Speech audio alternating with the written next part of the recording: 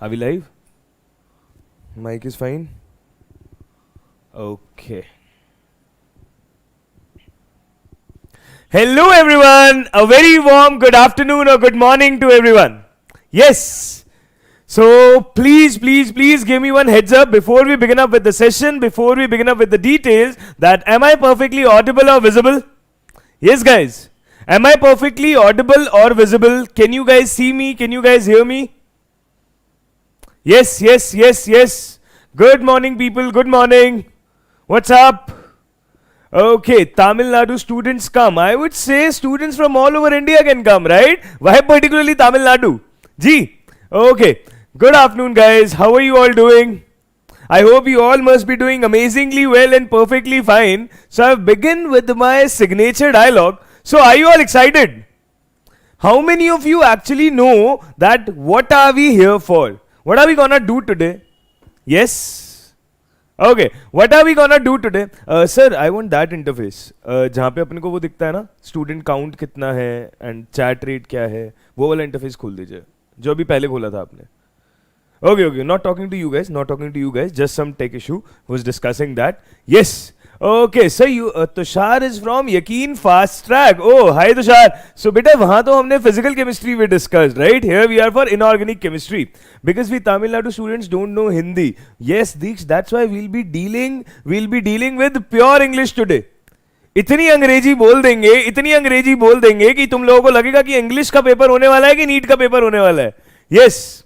Okay. AIR 1 in today's test. That's great, Piyush. Will you cover everything, sir? Yes, beta, we are here for that only. Okay. So I guess enough students are there. Shall we begin today's journey? So beta, I'll start with a good motivational quote.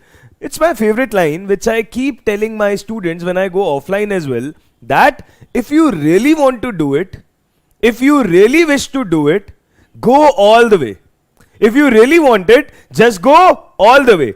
What does that mean? That simply means that if you are really aspiring for something, you should go all the way to achieve it. Okay, and to make you guys reach that way, either your way or my way or highway, I am here to take your complete revision session for your inorganic chemistry. You guys must know me a little bit. I have taken the classes under your batch NEET Selection Express, where we discuss all the important PYQs of previous year examinations of NEET. But what are we here for today? What today we'll be doing is, we'll be revising the entire inorganic chemistry.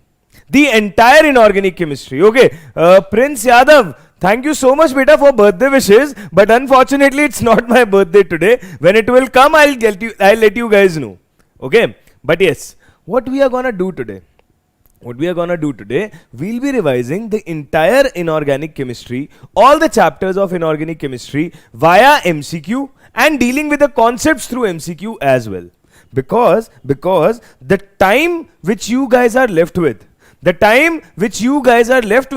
is very much important, that you guys should revise all the important concepts.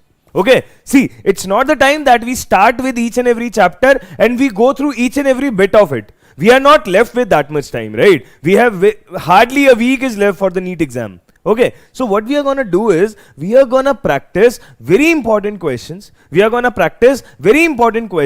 and we'll be dealing all the important concepts which are coming that way in detail. Okay, because I feel that there is a very famous saying as well, that practice makes a man perfect. So as much we'll practice, that much we'll gain. Okay, so what we will be doing today? Okay, first of all, there is no time foundation. We have started it now. We may end it till night 12. Okay, so we don't have any time foundation. What matters is, we should get the feel of concepts. Whatever I'll be discussing today, no matter it takes how much time, which chapter takes how much time, but what I'll be doing is, I'll be ensuring that you guys will be having each and every concept HDCC in your mind. Now sir, what is this term HDCC? Is it some new concept that we are missing out on our preparation? So no. HDCC simply means high definition crystal clear. So whatever I'll be taking here, whatever I'll be teaching here, you guys need to ensure, you guys need to tell me, you guys are gonna tell me that, okay, will that concept become HDCC in your mind or not? Okay, Amarnath Academy. Okay, but I already told there is no time limit for this session. Even I don't know how much time it's gonna take. We can even take 12 hours. We can even take 24 hours. We can even finish it in 8 or 9 hours. That depends how much time it takes, how much concept detailing we go to. Okay, and that actually depends on you guys' interest. If you guys will be an excellent audience, you guys will interact nicely. Obviously, we'll deal with more and more good concepts.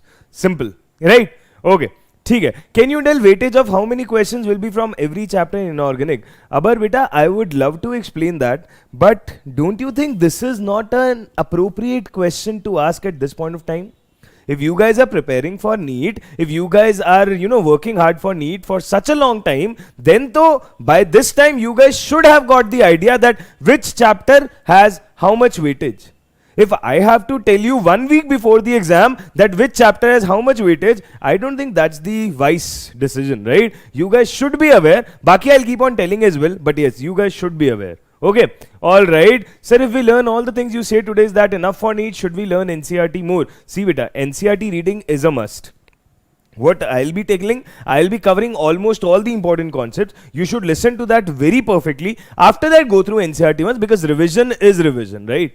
Anyways, that NTA guys are not at all my relatives. They are not my mama and chacha, that they have given me all the, inside information that we are going to put the question from this concept, and as it is, that will come. Although what I'll be telling here is from my experience of my teaching of last 5 years. Whatever has come in the exam, we'll discuss that.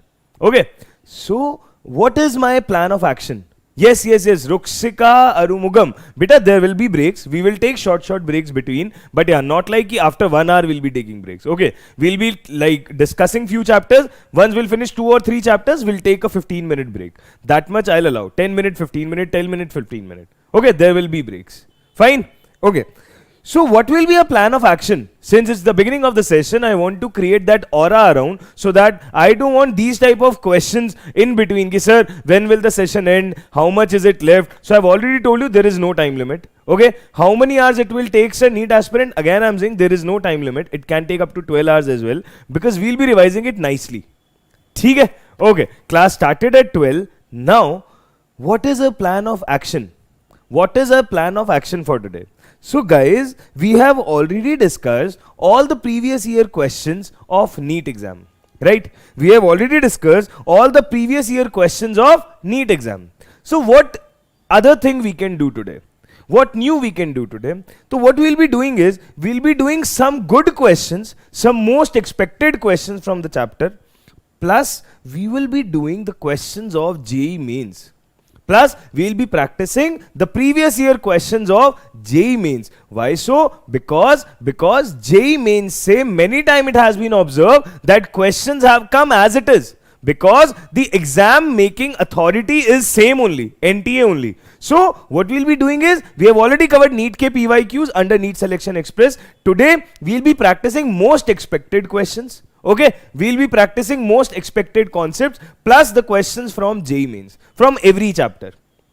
Okay. Now, if we want to discuss complete inorganic chemistry, if our plan is complete inorganic chemistry, can you guys tell me which is the first chapter should we begin with? Which chapter is the base of inorganic chemistry to begin with? Okay. Yes, beta, you'll get your notes under the PW app. When you'll go to this PW English wala batch, NEET Selection Marathon, you'll get the notes from there. No issues. Amarnath Academy, we'll be dealing with the questions, and side by side, we'll be handling the concepts as well. Whatever will be used there in detail. Okay, so what did I ask you? I asked you guys one thing. Can you guys tell me that what is the chapter we'll be beginning with? First chapter we'll be beginning with periodic properties. Yes, because periodic properties and chemical bonding, these two chapters constitute the base for your study of inorganic chemistry. Whenever you guys are planning to revise, whenever you guys plan to discuss anything, you guys should always begin with these two chapters. So what we will be doing is, GOC Neha is for organic chemistry, right? For inorganic chemistry, we'll be starting with the periodic classification. We'll be dealing with all the important periodic properties. Then we'll be jumping to chemical bonding. Once we have gone through chemical bonding, then we will jump to an easy chapter, hydrogen. So once we are done with periodic bonding, then hydrogen, then we will go to block chemistry. So please listen to me very carefully what I'm trying to say. Today's targets mein, obviously our target is to finish complete IUC. Our target is to finish complete IUC. Complete inorganic chemistry. So we'll be beginning with periodic properties first. We'll be beginning with periodic properties first. Once we are done with periodic properties, we'll be moving to chemical bonding. Once we are done with periodic properties, we'll be moving to chemical bonding. Once we are well versed with the chemical bonding, all the important concepts and topics of chemical bonding, we'll be moving to hydrogen. We'll be moving to hydrogen. This is the cute, simple, easy chapter. Okay, you can expect one question from here as well. So we'll be moving to hydrogen. Once we are done with the hydrogen, then we will move to block chemistry. What is block chemistry? We'll start with S block. Then we will move to P block. Then we will move to D and F block. So we'll start with S block. Then we will move to P block. Then we'll move to D and F block. Alright, cool. ठीक है, SPDF. Prince beta, I'm really sorry, cannot speak in Hindi. This is pure English batch. Here the class will be in pure English. Although in between, in few tricks, I'll use Hindi. There also you'll get to know. Cool. ठीक है. So SPDF, we'll be covering these topics. Once we are done with these topics, then we will move to coordination compounds. Then we will move to coordination compounds. And once you are well versed with coordination compounds as well, then it's time to end the session on a lighter note, and we'll be practicing the questions and concepts from metallurgy. That will be a quick round. That will be the quick round. But yeah, this is the sequence which I have designed for you people. Okay. Here I'll be paying attention to each chapter based on the number of questions you can expect in the exam and based on the amount of complexity. Cool. So this is our plan of action today. We'll be practicing the most expected questions with most expected concepts plus your JEE mains PYQs. Is it fine? Alright. So guys, please tell me, how's the Josh? Shall we begin with full energy? How's the Josh? Shall we begin with full energy? Are you guys ready? Yes. शुरू करें क्या? Jaldi. I want quick heads up in the chat section. Please tell me immediately. If I'm not getting that much energy, if I won't feel that much energy, then that will make me also sad. And if I'll also get bored, then you will be like, okay sir, what is this Maha Marathon is for? Is it a relay race or a marathon race? So I want this to become a marathon from your side as well. So you guys need to be properly energetic. Keep asking questions, ask doubts, listen to me carefully, and in between, keep telling me that, okay, are you getting it or not? Cool. If anything is not clear, if anything, something worthwhile is not clear, we'll discuss that. Alright? Okay. So I can see lot of fire in the chat section. तो अब पुष्पा चलेगा नहीं, पुष्पा दौड़ेगा, तो शुरू करेंगे? चलो भाई, ठीक है. Keshav sir OP, yes. Tushar is also OP. चलो भाई, let's begin. Cool. Chalo. So we'll be beginning our journey with the chapter periodic properties. Guys, we can start with the periodic properties, but before that, it's very much important to have a look at periodic table. And this is how your periodic table looks like. I have kept the periodic table in the beginning of the session because we will need it at most of the places. We will need periodic table at most of the places. So for that reference, it's better to keep it here because obviously it will be useful for us. Right? Alright, cool. Let's move ahead. So here is your periodic table. As you guys know, your periodic table have how many groups and how many periods? Come on, tell me. Your periodic table has how many groups and how many periods? Your periodic table has 18 groups.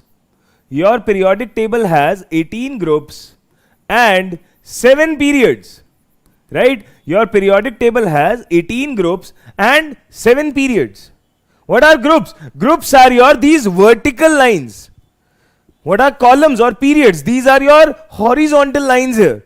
Right? Make sense? Okay. Now, out of these 18 groups, we'll say that group number 1 and group number 2, they belong to your S block.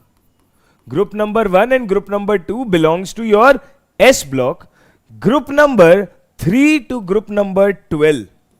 Group number 3 to group number 12. This belongs to your D block.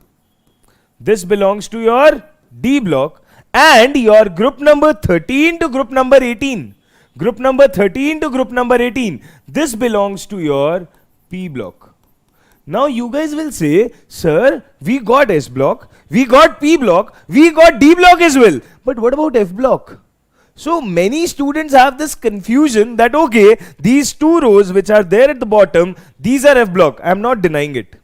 This is F block. Agreed. But if somebody asks you, what is the group number for F block element, what will you say? I have two questions. First is, what is the group number for F block element? Second, are lanthanum and actinium also considered as F block elements?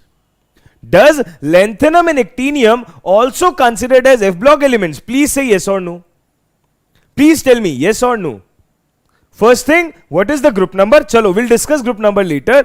First answer my second question, that does lanthanum and actinium can also be considered as F block elements? Yes or no, guys? Come on. So lanthanum and actinium are not considered as F block elements. The elements ahead of lanthanum, the elements ahead of actinium are considered as F block elements. Always keep this thing in mind. Lanthanum and actinium are proper D block elements.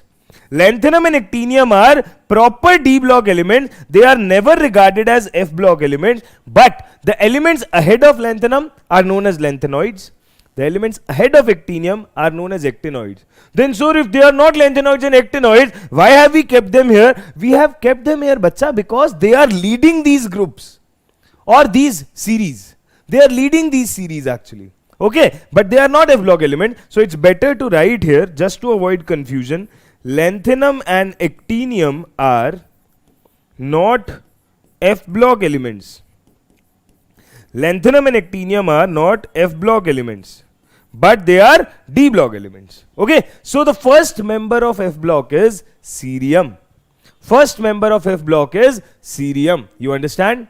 You understand? Okay, okay. Now if somebody asks you what is the group number for F block elements, like 1 and 2 is for S block, 3 to 12 is for D block, 13 to 18 is for P block. So what is the group number for F block?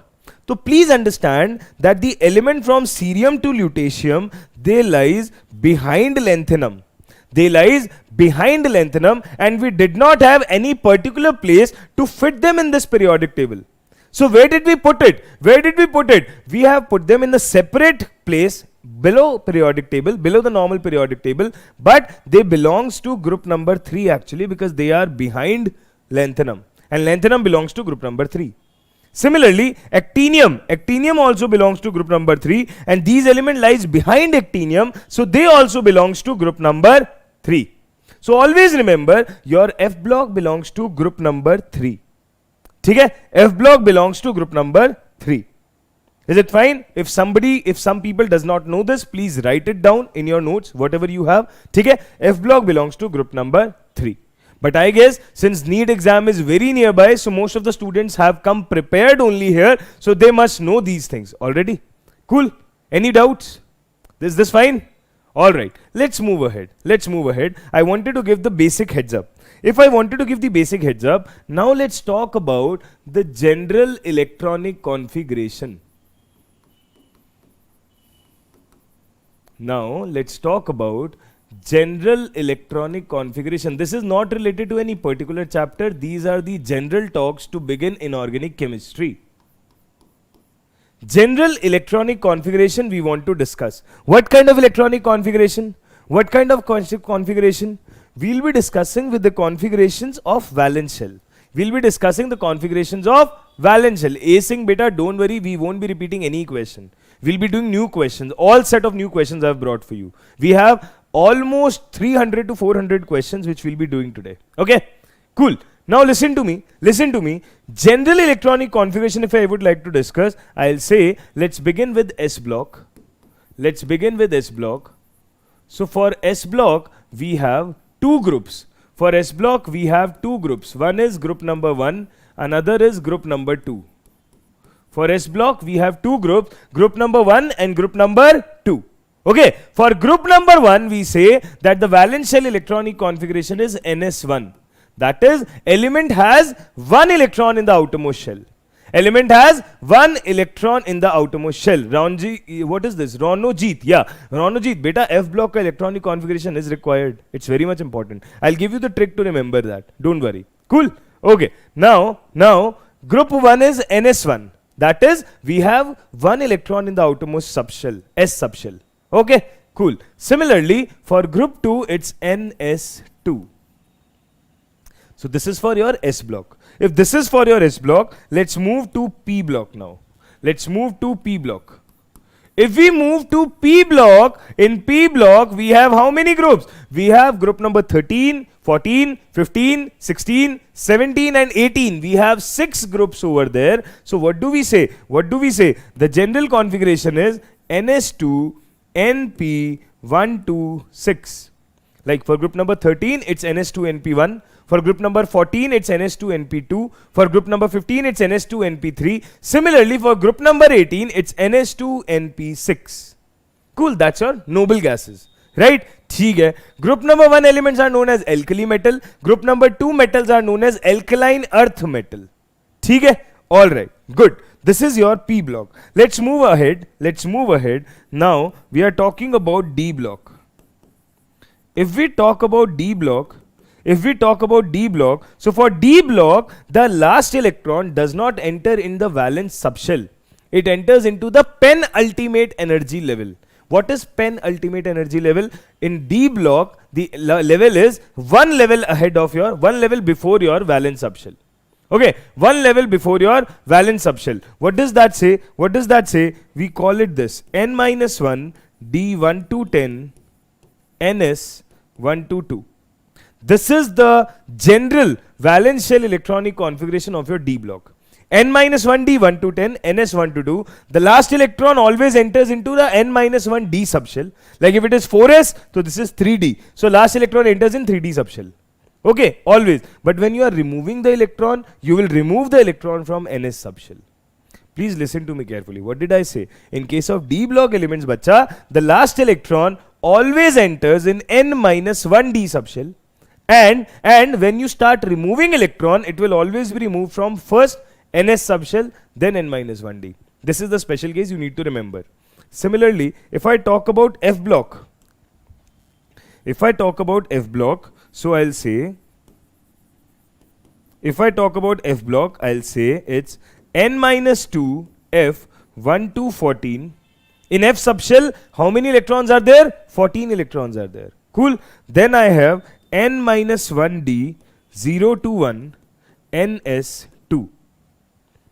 n-2 F 1 to 14, n-1 D 0 to 1 ns2. Okay, so this is your ultimate subshell, this is your penultimate, this is your anti-penultimate. Okay, so here we have F block. Now, this is the general electronic configuration. We'll keep on discussing this as the need comes. I'll tell you one more last thing, then we'll begin with the question level. Then we'll begin with the questionnaire. Okay, I'll tell you one last thing. So listen to me very carefully. If somebody asks you how electrons are filled, so sequence of filling of electrons. What is the sequence of filling of electrons? Yes. What is the ideal sequence of filling of electrons? So please listen to this. जो मैं अभी sequence which I am gonna tell, that is way too important. Always remember, I'll give you a question also based on that. I'll show you question also based on that, and very high chances are there that type of question can come in your NEET exam as well. So listen to me very carefully. If I talk about sequence of filling of electron, so we will prefer this sequence: ns2, n-2, ns. Okay, we have electrons in ns. then we have electron in n minus 2f, then we have electron in n minus 1d, and at last we have electron in np. Always prefer this sequence. Always prefer this sequence. ns, n minus 2f, n minus 1d, and last electron in np. Now in few places d and f does not exist, so we'll keep on ignoring that. After s we'll directly jump to p. I'll tell you how. I'll tell you what I tried saying. I said this is the general sequence which you guys need to follow, that ns, then n minus 2f, then n minus 1d, and then np again. But in few places when d on f does not exist, so there we'll skip that and we'll jump from ns to np directly. For example, you guys know that d begins from 3d and f begins from 4f. Okay, d begins from 3d and f begins from 4f. So how to judge that? How to judge that? Listen to me carefully. If I'm talking about n is equal to 2, if I'm talking about n is equal to 2, so from quantum numbers, you guys know it very perfectly that 2s exists, 2p exists. Neither 2d exists, neither 2f exists. Neither 2d exists nor 2f exists. So in that case, we'll say n minus 2f ignored. N minus 1d ignored. After 2s, next number will be of 2p. Okay. If I talk about n equal to 3, so you guys know from quantum numbers that 3s exists, 3p exists, 3d exists, 3f does not exist. 3f does not exist. If 3f does not exist, so in that case we will have 3s, then 3d, 3s, then 2d. 2d does not exist, so 3s ke baad 3p aa jayega. Okay, if n is equal to 4, if n is equal to 4 is there, so in case of 4 we'll say 4s, 2f does not exist, 3d it exists, and then 4p. So then we have 4s, 3d, 4p. Okay, so this you need to take a call. This you need to take a call that okay, where f comes, where d comes, but how, in what sequence it comes, that is shown to you. In what sequence does it come, that is shown to you. Okay. Any doubts? Any problem? This sequence is clear? So I guess we have discussed enough. We are in a good shape to begin with the questions. We are in a good shape to begin with the question. So I'll take the first question based on this concept only which I have told you. I'll take the first question based on this concept only which I have told you, so that this gets imprinted in your mind. This gets imprinted in your mind. So let's begin the session with the very first question from the chapter Periodic Table.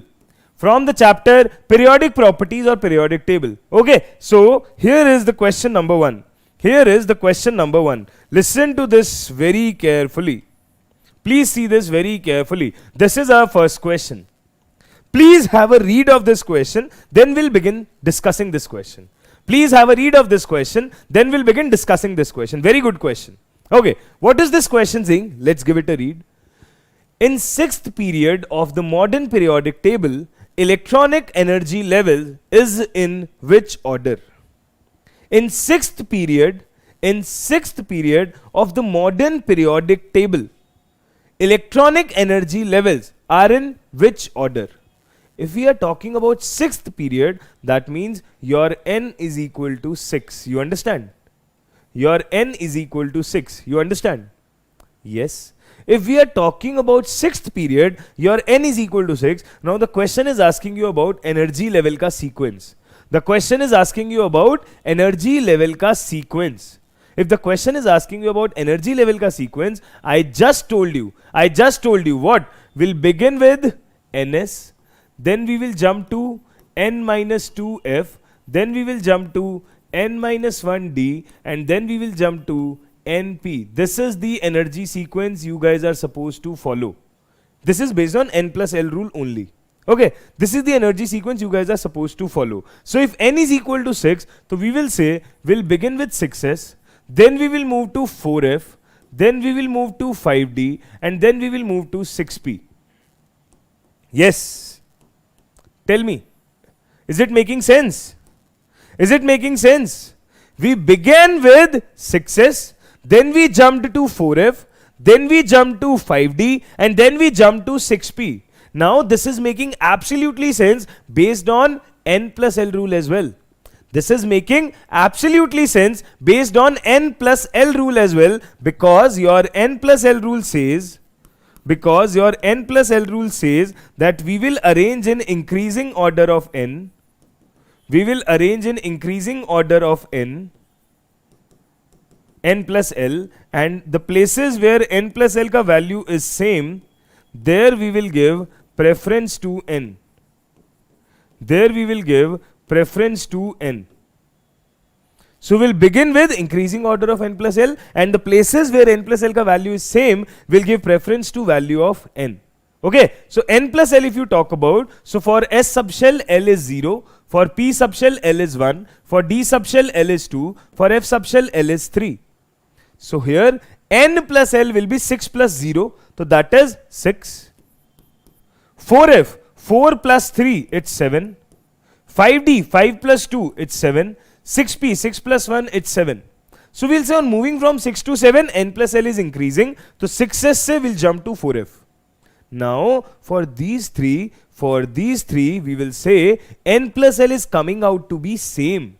For these three, n plus L is coming out to be same. So if n plus L is coming out to be same, we'll give the priority to n. We'll arrange in increasing order of n. So 4, 5 and 6. We have arranged it in increasing order of n. Is it fine? Is it fine? Is it making sense? Any issues? This question is fine. So with that, we have reached to our correct answer, that is 6S, 4F, 5D, 6P, and we got the correct answer as A option. Is it fine?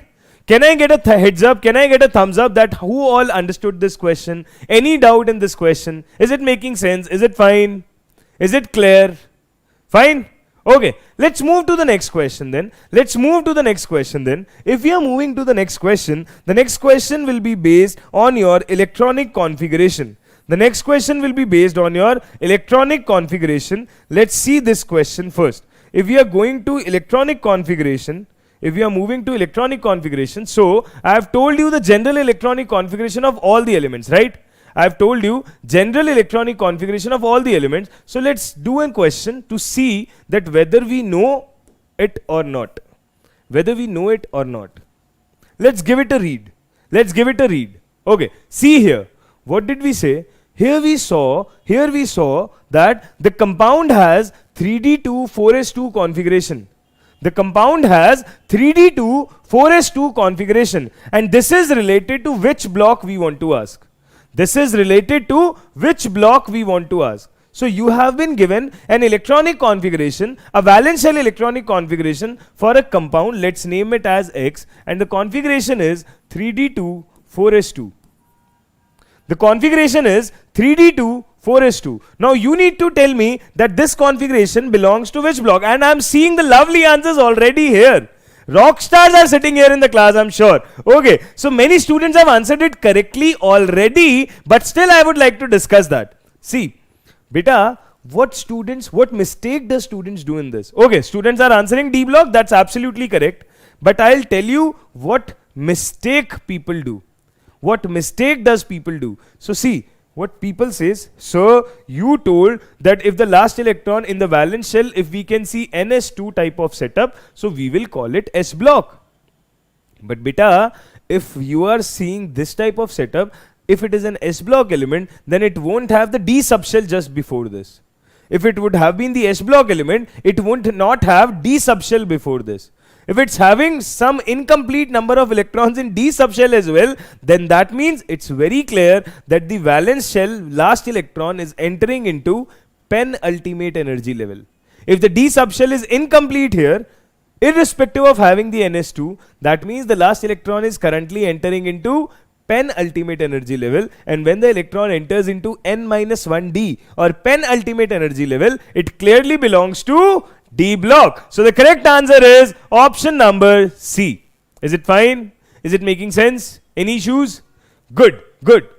ठीक है. All right. Let's move ahead. Megha Suresh, beta, when start Yaqeen English for NEET 2024? Beta, as of now, I don't have correct latest information. You will be informed. Don't worry. You guys will be informed whenever something like that will be happening. Okay? No worries. Cool.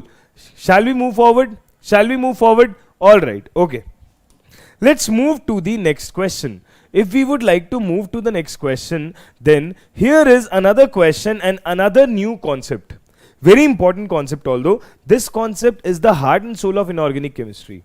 This concept is the heart and soul of inorganic chemistry, because many times lot of questions keep on coming from this topic and we keep on repeating the funda.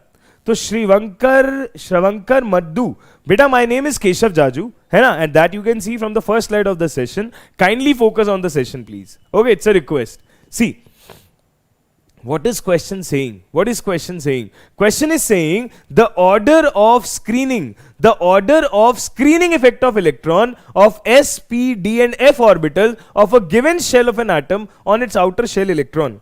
So you need to tell the correct order of screening effect here. Okay, many students have already started answering this, and that is right, that is good if people have been answering it. But yes, we need to discuss, what do we need to discuss? We need to discuss that what does screening actually means? What does screening actually means? So can anyone tell me what is the significance of screening effect here? Can anyone tell me what is the significance of screening effect here? What is screening effect basically? How will you answer that? What is screening effect? I am checking the chat. Please keep answering. Please keep answering. I am checking the chat. What is the screening effect?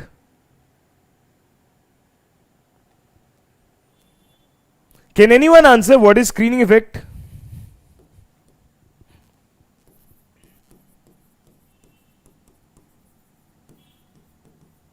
Or many people call it shielding effect as well.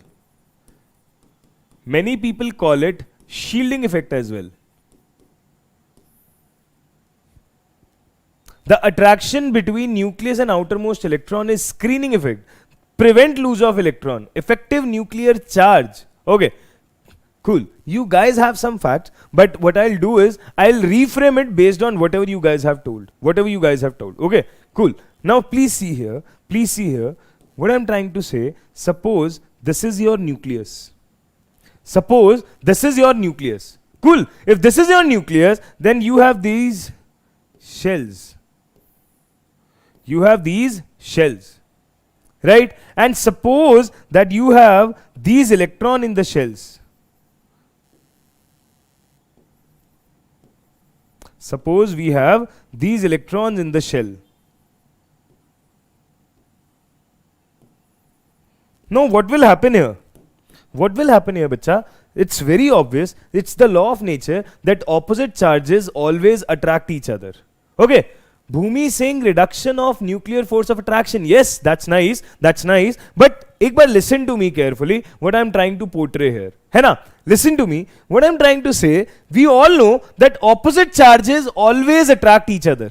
Right? We all know opposite charges always attract each other. If opposite charges always attract each other, Anju has copied the very nice definition from Google or some source and she has pasted here. Heads up for that. But please, listen to me here carefully in the very easy language. We know opposite charges attract. So it's very obvious that this electron will feel attraction towards the nucleus. This electron will feel attraction towards the nucleus. Right? Good. Okay.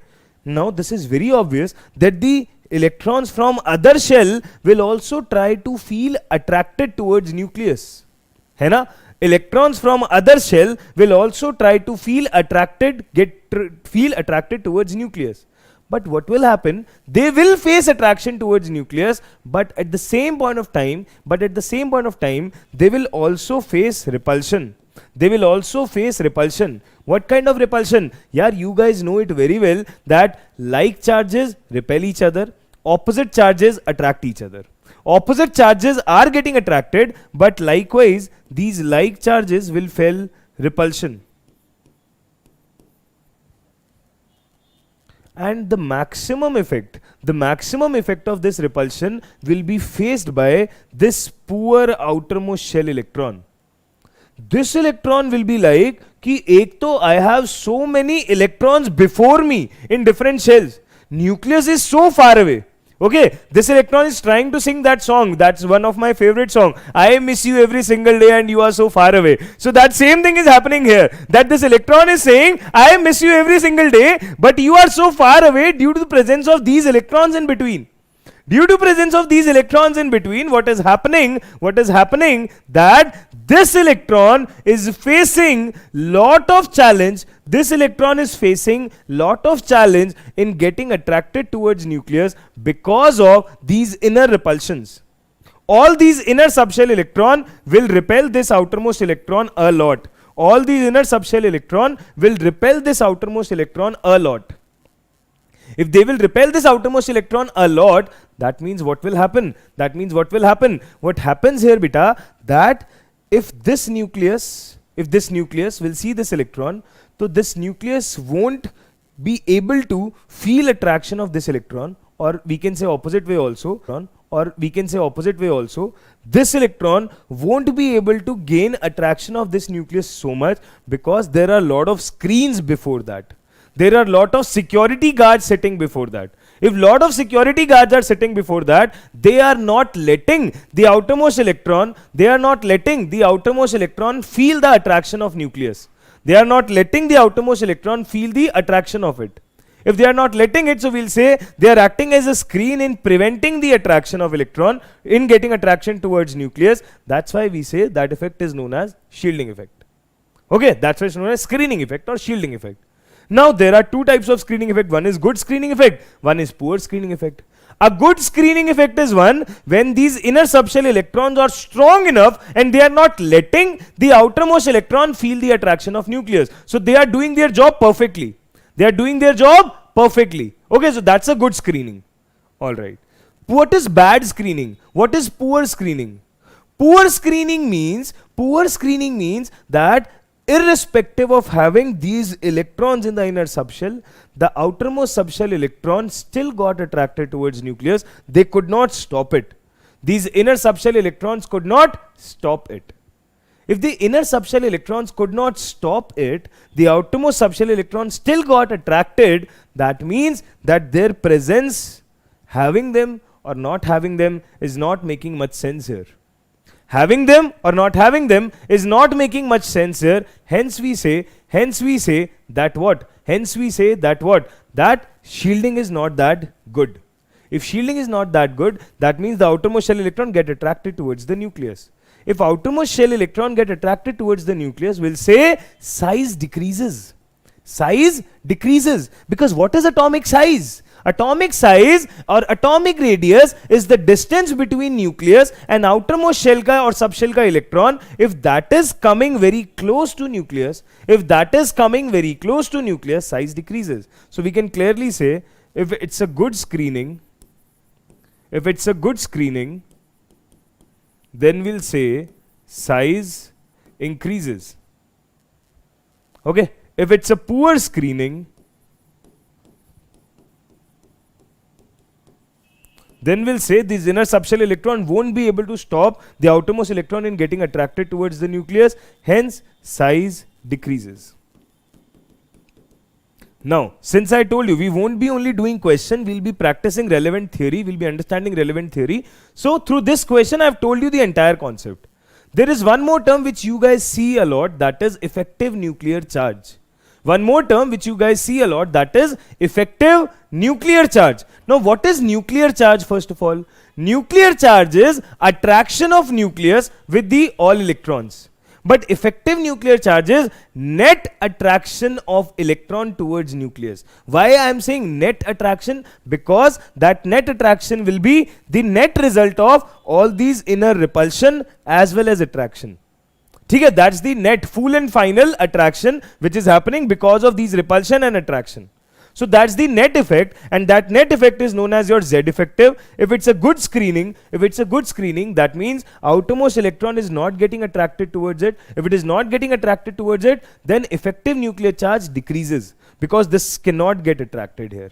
If effective nuclear charge decreases, your size increases. And if it's a poor screening, the outermost electron also got attracted towards nucleus. That means nuclear charge increased, effective nuclear charge increased. So if size decreases, your Z effective increases. I hope you understand.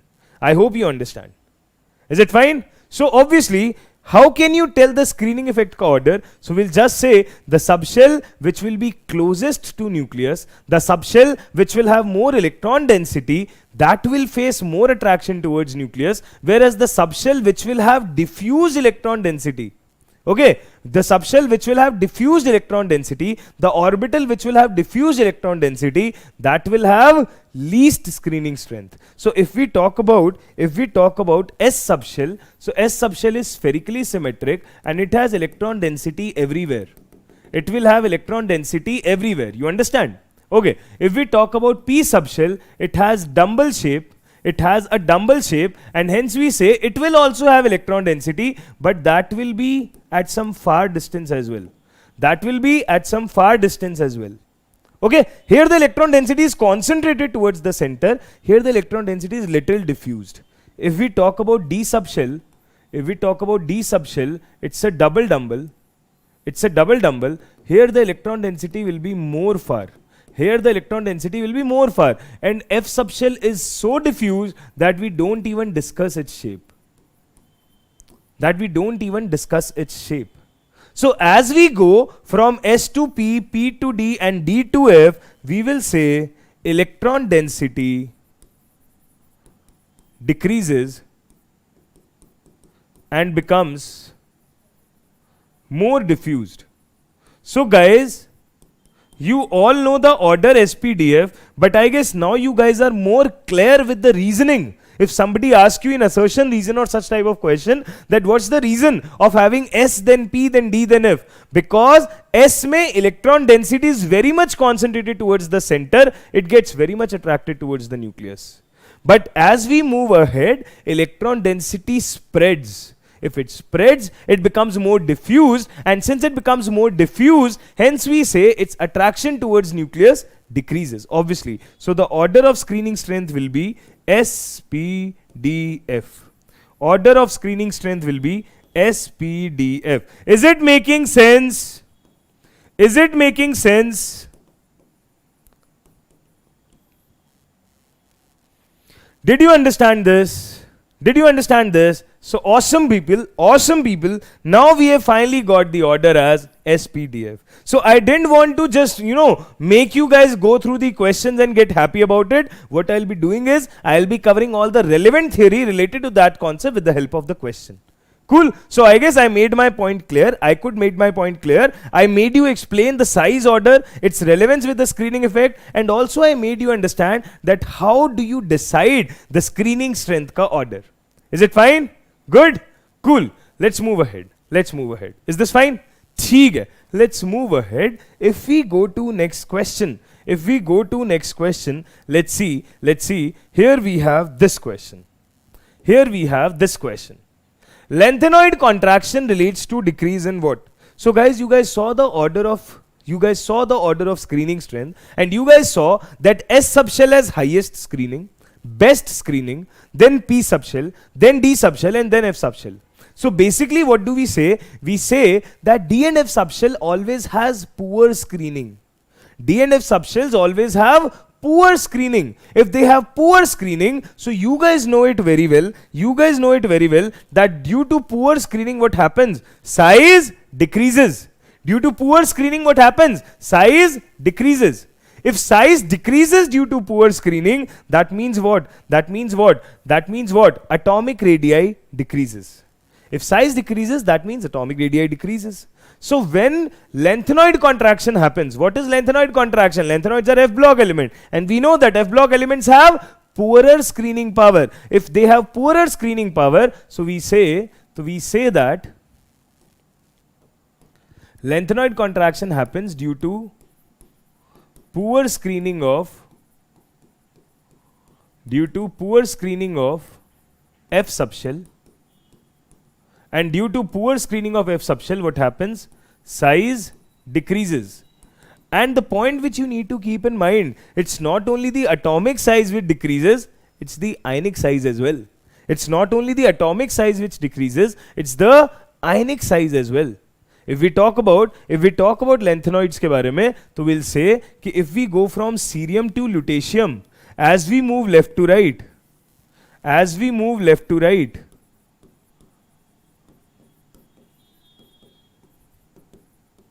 your atomic radii decreases. Your atomic radii decreases. And why does it decreases? Due to poor screening of F electron. As number of electron keeps on increasing in the F subshell, poor screening effect dominates, and more poor the screening, lesser will be the size. There is one exception although. Exception is europium. Europium has the largest size. But otherwise it follows the same trend that as we move from left to right, size decreases.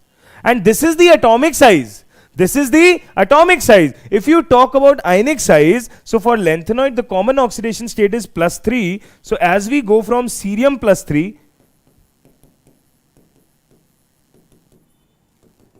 to lutetium +3, your ionic size also decreases.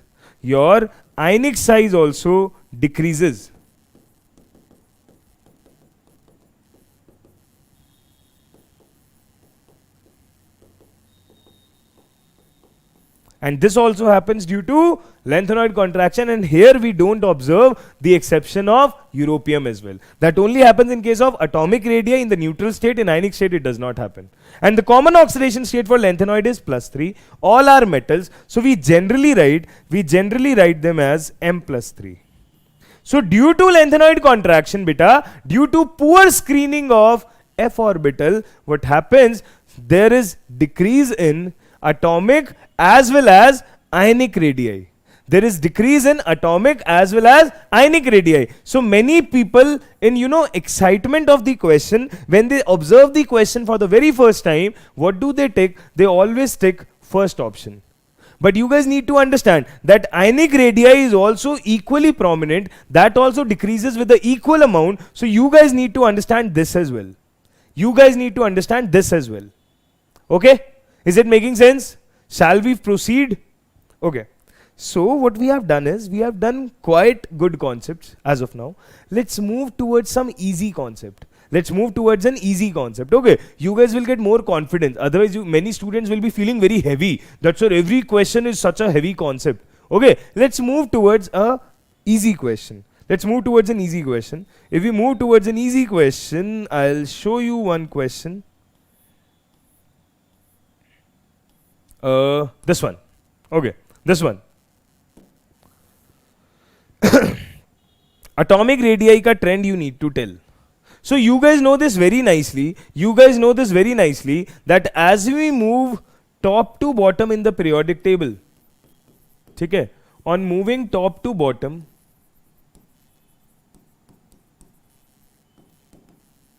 on moving from top to bottom in periodic table,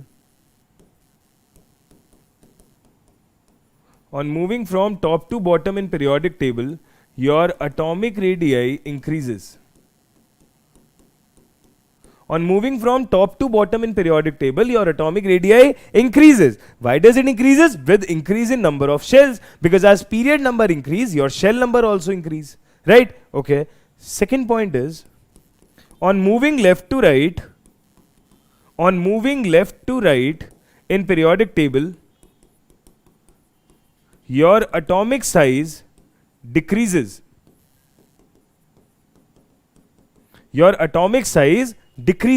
Why does it decrease? Because effective nuclear charge increase. So we say this is happening. Now if this is happening in left to right, this is happening in top to bottom, also understand, although it decreases on moving left to right, but noble gases have highest atomic radii in their respective periods.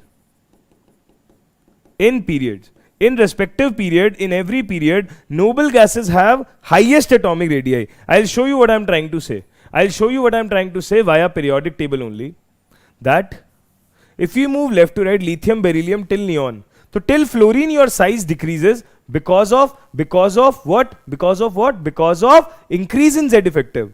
But if you talk about neon will have exceptionally high size because noble gases follow van der Waals radius and they are very high than covalent radius. Right? Very good, Anju. Cool. That way, in every period, noble gas will have the highest size. Okay, remaining will left to right जाने पे it will decrease only. ठीक है, if we know this funda, if we know this concept, let's move to the question and let's see how to attempt it. Let's see how can we attempt it. Okay. So what's the question is all about? Question is saying atomic radii of fluorine and neon in angstrom units. So many students get scared that, sir, we did not revise the experimental data. We did not even read the experimental data. Are you asking us to cram the experimental data as well? So no, I'm not asking. I don't even need you guys to remember the experimental data ever. All you need to do is apply some common sense, which is obviously not very common, but you guys can do it. How to do it? Please see here. Please see here. Fluorine and neon. So always, whenever the question is asked about elements, no, imagine in your mind and try arranging it in periodic table setup. Imagine it in your mind and try arranging it in the periodic table setup. So you have fluorine and then you have neon. They come back to back. They come back to back, one after other. And neon is a noble gas as well. Neon is a noble gas as well, right? Neon is a noble gas as well. Now, if you compare these two, they are from the same period, but since noble gases have highest atomic radii, so it's obvious that out of fluorine and neon, which guy will have more high atomic radii?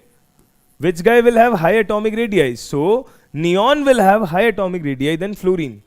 If neon has high atomic radii than fluorine, so we will take that option where the value for neon is higher than that of fluorine. Okay. If you will check A option, both have same value. It's not, because noble gases have very high value. So it cannot be the answer. If you check B option, for fluorine, the value is 0.72, it's saying. And for neon, it's saying 1.6. And that's true, that's correct, because neon should have higher value than fluorine. Okay, neon should have high value than fluorine. So that way, we will say option B stands out to be the correct answer here. And if option B stands out to be the correct answer here, I guess you guys are here. Okay, Kavya beta, Rahman beta, please don't get sad. We are here for the entire day. Whatever is not clear, we'll try to make it more clearer. Okay, just listen and attend the session nicely, properly, sincerely. Cool. So you are done with the answer. Chalo. If you are done with this question, let me walk you through another easy question. Easy pleasy lemon squeezy question. That there is another category. You say, sir, you have a lot of slang word in your dictionary. So beta, I have one more category, that's EPLS. Easy pleasy lemon squeezy. Those are the question in which you don't have to pick your pen. These are free के +4 marks वाले question, the bonus question which comes in your exam. Free के +4 marks वाले question. Okay, that's EPLS. So I'm moving you towards, I'm walking through another EPLS question. Please see this question. Very easy, very easy. Please see this question. Please answer it. I'll have a glass of water. Okay, then we'll continue. Please answer this question. I'm here only. I want only correct answer from you people. Please give the correct answer to this question. Yes, guys.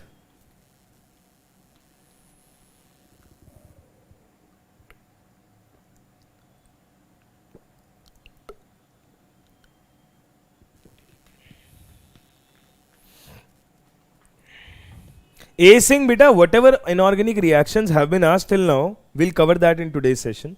Okay, don't worry. But yes, they are asked. I'll give you a few good tricks to remember those, what all are important. Don't worry. Okay, so I guess you guys have read the question and I can see lot of correct answers in the chat section, and that is really nice. That is really nice. Okay, so let's see, let's read the question and let's begin. So correct answer will be first option. No doubt in that. Correct answer will be first option. But yeah, those who did not understand it, I am here to explain that. Okay, are you guys enjoying the session by the time? Please let me know in the chat section. Are you guys enjoying the session? Maza aa raha hai? It's been an hour only. We have to spend the entire day. So it's very good. It's very important that our energy should be in sync, right? Our energy should be in sync. I am acting as a catalyst for you people to sharpen or polish your inorganic chemistry, but I want to become the positive catalyst, okay? Not the negative catalyst which decreases the rate of reaction and you guys feel bored. Oh sir, such a bad joke, too much chemistry. Don't worry. We are here for chemistry, no? What else can be a start of a good Sunday? Right? What else can be a start of a good Sunday? Although I'm saying that with a very heavy heart, but it's okay. Okay, enough of that. Let's read the question. The radius of potassium atom is 0.203 nanometer. The radius of a potassium atom is 0.203 nanometer. Now, the radius of the potassium ion in nanometer will be. The radius of potassium ion in nanometer will be. That's what we are asking. Okay, so potassium ion. Now many students don't understand. Sir, question did not mention whether it is cation or an ion. Question did not mention whether it is cation or an ion. So how did we take a call? Beta, it's a metal and metal will always have positive charge on it. Metal will always have positive charge stable on it. Right? If metal will always have positive charge stable on it, so potassium ion means cation. Potassium ion simply means cation. If potassium ion simply means cation, bacha, that means what? That means that you need to understand this order. Always understand this order. That if we have a neutral atom, if we have cation, and if we have anion, so anion will always have larger size than the neutral atom, and cation will always have the lesser size than the neutral atom. Okay, anion will always have the larger size than the neutral atom, and cation will always have the lesser size than the neutral atom. Why so? It will have more electron. More electron, that means more shells will get added. It will have less electron, shell will get subtracted. Okay, okay. So cation will have lesser size than the neutral atom, anion will have more size than the neutral atom. Okay, anion will have more size than the neutral atom. So if this is the order, we have, so you guys tell me that if potassium atom ke liye we have the radius as 0.203 nanometer, then what could be the radius for potassium ion? Obviously, we cannot tell the exact value, but at least we can say this much. That whatever it is, potassium ion will always have lesser radius than potassium atom. Potassium ion will always have lesser radius than potassium atom because cationic radius is always smaller. If cationic radius is always smaller, potassium ion will always have lesser radius. That means what? That clearly means that answer will be less than 0.203. The answer will be less than 0.203. Now if we go through the option, the remaining B, C and D, all three options have higher values than 0.203, greater values than 0.203. So A option is going to be the correct answer, that yes, 0.133 nanometer could be the right answer. So you need not learn the experimental data. Nobody is asking you to learn the experimental data. Just apply common sense and you'll reach to the answer. Okay, you'll reach to the answer. Cool. Let's move to another question. Chaliye. If we move to another question, I'll walk you through this question. This is based on electronic configuration. How to do this? Yes. Please read the question. Correct here the spelling mistake. This will be A. Okay. In the general electronic configuration, you guys have been given the general electronic configuration N-2 F1214, N-1D 0 to 1, NS2. Okay, N-2 F1214, N-1D 0 to 1, NS2. This is the general electronic configuration which you guys have. Now, the question is saying if the value of N is equal to 7, the configuration will be of what? Lanthanoids, actinides, transition elements or none. Okay, so let's put the value of N equal to 7 and then we will see. If we put the value of N equal to 7 in the general configuration, we will see. If N is equal to 7, I'm putting here, I'll get 5F, 1 to 14, 6D, 0 to 1, 7S2. This is the general configuration I have. 5F, 1 to 14, 6D, 0 to 1, 7S2. Could you guys understand that F subshell is having electrons getting filled? F subshell is getting electrons filled. If it would have been 4F, then it would have been lanthanoid. If it is 5F, it is actinoids. If it would have been 4F, then it would have been lanthanoid. It's 5F, that means it is actinoids. And if this is 5F, that means this belongs to actinides.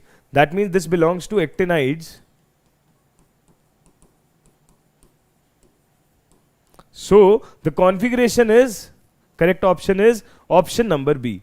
The correct option is option number B, that actinoids ka configuration is given to you.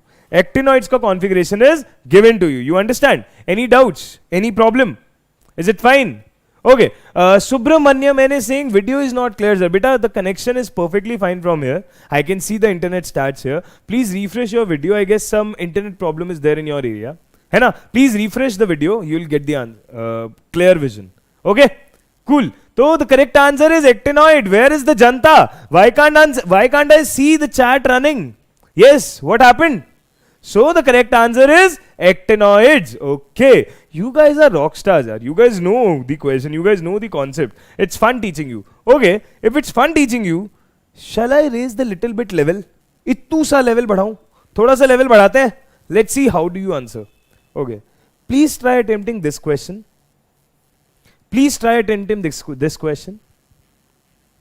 We have done so many easy questions. Let's try attempting this question now. See, how will you solve this? What do you think about this question? Please see. Hanji. So the question is saying, let's give it a read. Let's give it a read. If the difference in atomic size of sodium and lithium is X, rubidium and potassium is Y, and francium and cesium is Z. Okay, if the difference in atomic sizes are given as X, Y and Z, then you need to tell which difference is higher and which difference is lower. Which difference is higher and which difference is lower. How will you answer that? What logic will you guys use to answer this question? I want the answer in the comment section with a one-liner. That what logic did you use for giving the answer? You guys are quoting an answer, not an issue, but what's the logic behind that? I want to know. What's the logic behind that? I want to know. Okay, please let me know what logic will you use to answer this question. This is wonderful question, I'm telling you. Wonderful question. Okay, now just think about it. Just think about it that you have certain S block elements here. You have certain S block elements here and all the elements belong to same group. Bhavna ji, thank you so much. Please focus on the session. Dr. Ji saying magic numbers. Golu Mishra, Keshav Roy, Tushar, Roger Amom, everybody is saying 1. Okay. So if they are from the same group, the difference will be same. Who said that? Is it some arithmetic progression going on here? No. No. How will you answer that? Okay. I'll give you the logic. I'll tell you the logic. See here. You have lithium, you have sodium, you have potassium, you have rubidium, and you have cesium. Let's create some gap, reduce some gap, I mean.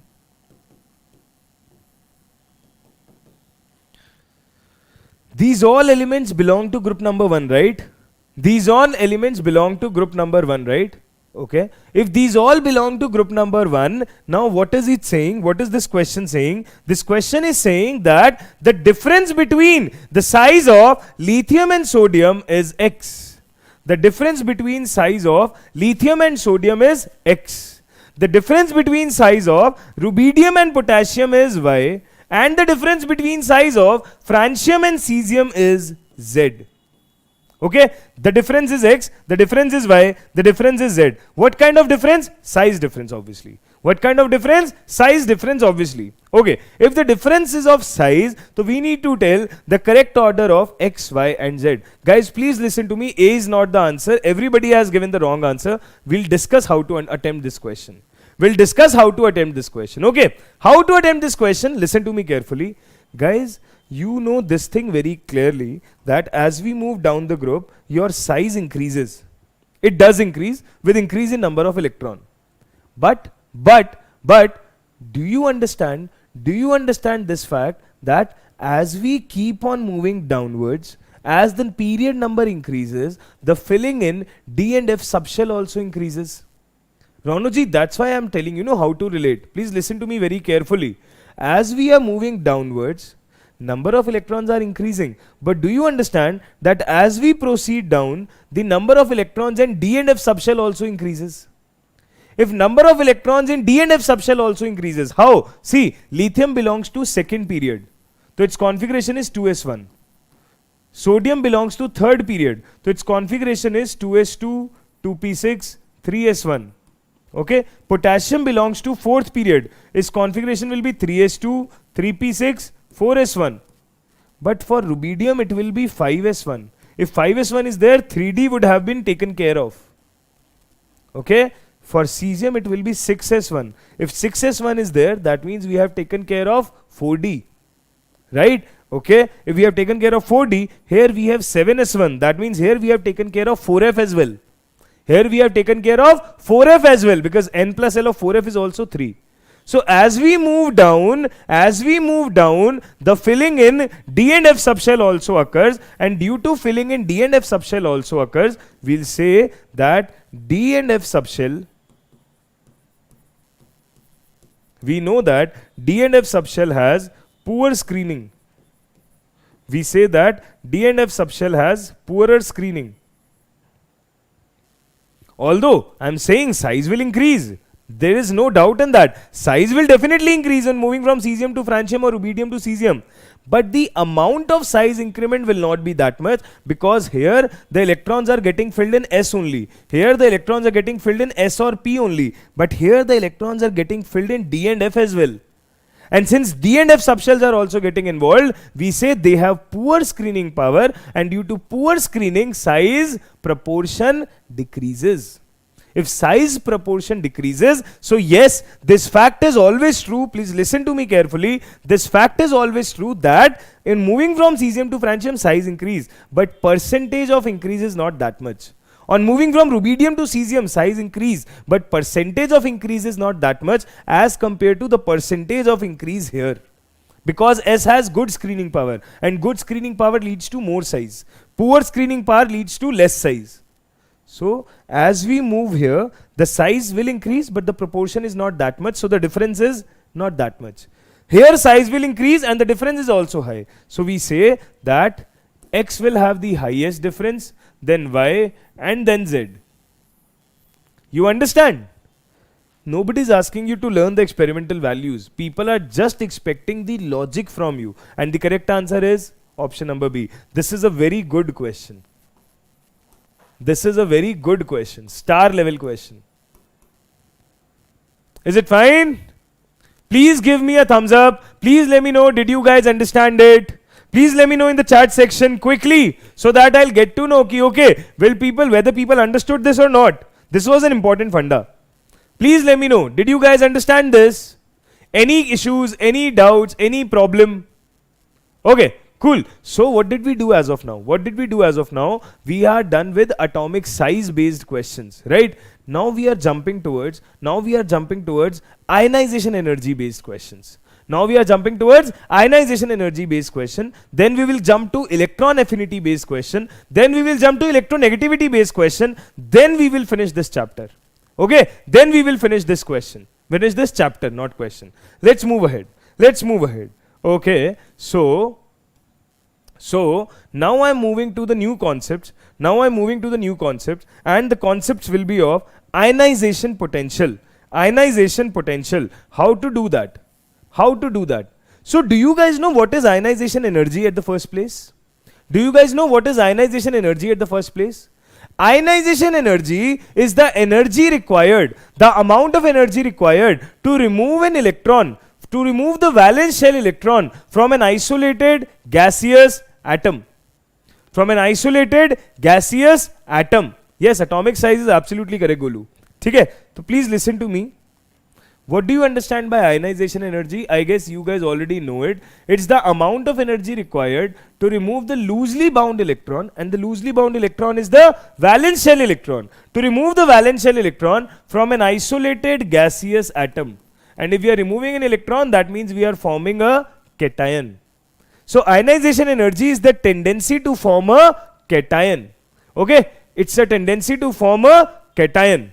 Okay, chalo. Okay, now M gas is turning to M plus electron. This is the tendency to form a cation. This is ionization energy. And the energy required to remove the first electron, since we have removed the first electron from a neutral atom, this is IE1. Okay, now what did I do? Now what did I do was, I removed another electron from here. I removed another electron from here, and then this is your IE2. And if I'll remove another electron from here, if I will remove another electron from here, this will be IE3. So if I have removed the first electron from the isolated gaseous atom, that will be IE1. Then when I remove another electron, that will be IE2. If I remove another electron, that will be IE3. Okay. So isolated atom के लिए ionization energy is defined at the first place. You can define it for any case, but it is generally defined starting from the isolated atom. That for the neutral atom, the energy required to remove the electron will be ionization energy, and that will be first ionization energy. Okay, cool. Now, if I ask you, out of IE1, IE2 and IE3, which is highest? If I ask you, out of IE1, IE2, IE3, which is highest? What will you say? What will you say? So we will say that, see, understand the simple logic. Firstly, what did you do? This guy was your friend. You said ki, okay, I need some money. What did he do? He took some money from his locker and he gave it to you. Now, that guy is also short of money now. That guy gave you money and he also became short of money. Now, he is expecting you to return that money. But what did you do? You became so bad, you went again to him and you said, dude, I need more money. Now that guy is already lacking money, that guy is already short of money, and you guys are asking him that give me more money. So tell me one thing, will he give more money easily? Or what will he say? No, I don't have, even I need money. Even I need money, how can you ask me for more money? Now the friend who came to ask this guy for more money, he was like, okay, he's not giving me money easily. So what will he do? He'll bring some people and he'll beat him. He'll say, I need money somehow. I don't know how do you arrange it, just give me. So guys, tell me, was taking money easy in the first case or was taking money easy in the second case? Obviously in the first case, because in the second case, you are applying more energy to get rid of electron, to get electron actually. If you are applying more energy to get electron easily, to get electron, that means it's very much important to understand that removing an electron from neutral atom is easy than removing an electron from already electron deficient species. Removing an electron from a neutral atom is easy as compared to removing an electron from already an electron deficient species. So you understand that yes, IE2 will be higher than IE1. Now you crossed all levels of sanity. Now you crossed all levels of sanity. What did you do? You went again to him that I need more money. Now this guy is like, ki now to I am not even in a state of discussing anything. You can kill me and take everything from me. So if you are killing him, that means obviously you are applying now more energy. If you are applying more energy there, so removing electron from this stage is more difficult.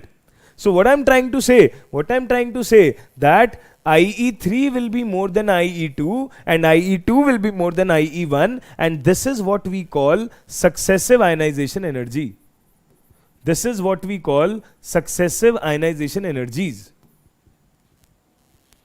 Now if you ask me, ki, sir, theek hai, this what you explained we understood, but please tell us how will we do the questions?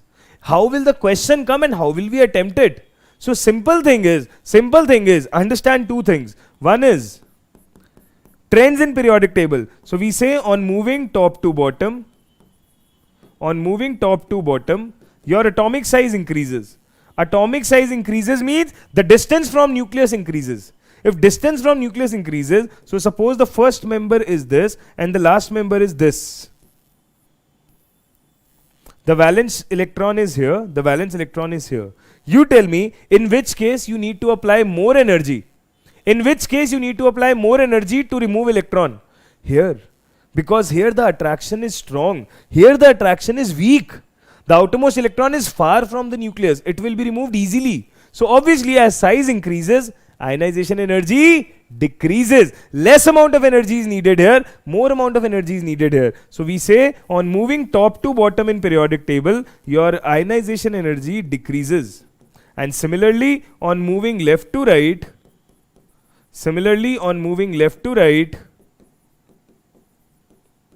your ionization energy increases because size decreases, your Z effective. Okay, this is one point. Basically, what do we say? We say that ionization energy is proportional to Z effective. That's it. Okay, one is this. Another point which you need to keep in mind, half filled and fully filled configurations. Half filled and fully filled configurations are very much stable. Half filled and fully filled configurations are very much stable. Hence they have high IE. Hence they have high ionization energy. Now guys, obviously if we talk about P subshell, so half filled and fully filled, P3 and P6 are more stable configuration, so removal of electron will be difficult from them because they won't like to get rid of electron. They are already stable, they want to keep the electron.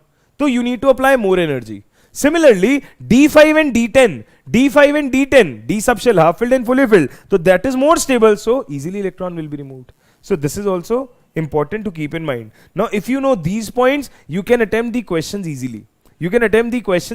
Okay, so let's begin with the question which I showed you. In the following, which has maximum ionization potential or which has maximum ionization energy? So you guys know it very well that on moving left to right, ionization energy increases, and always remember noble gases have highest ionization energy as well as highest size. Noble gases work in different way only. So in the entire periodic table, we'll say lithium will have highest ionization energy and cesium will have lowest ionization energy. Why? You can understand that by looking at periodic table. I am not explaining that. I have explained everything. But yeah, you need to keep this fact straight in your mind. Helium has highest ionization energy and cesium has lowest ionization energy. Because cesium is able to lose electron easily, that's the reason it is used in photoelectric cells. That's the reason it is used more in photoelectric cells, because photoelectric effect is this only, that a photon arises and electron gets removed. So the metal which will remove electron easily will be the better choice. So cesium will be the better choice there. So here we say the highest ionization potential will be of helium. The highest ionization potential will be of helium. Okay? Cool? Understood? Good. Because noble gases don't form bonds, no. And if they don't form bonds, they don't need to accept electron. They don't believe in giving electrons. Right? Cool. Let's move to another question. If we move to another question, then see this question. Can you guys attempt it? Please attempt this question.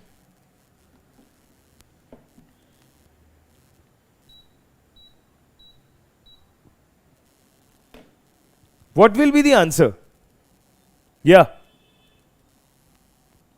Among the noble gases, if we talk about ionization energy, so helium has the highest one. Okay. Experimental data wise, actually neon has highest ionization energy. That's purely experimental based. Okay. Cool. Beta, AG. Yeah. Beta, I cannot speak Hindi here because this is pure English batch. We cannot speak Hindi here. Okay.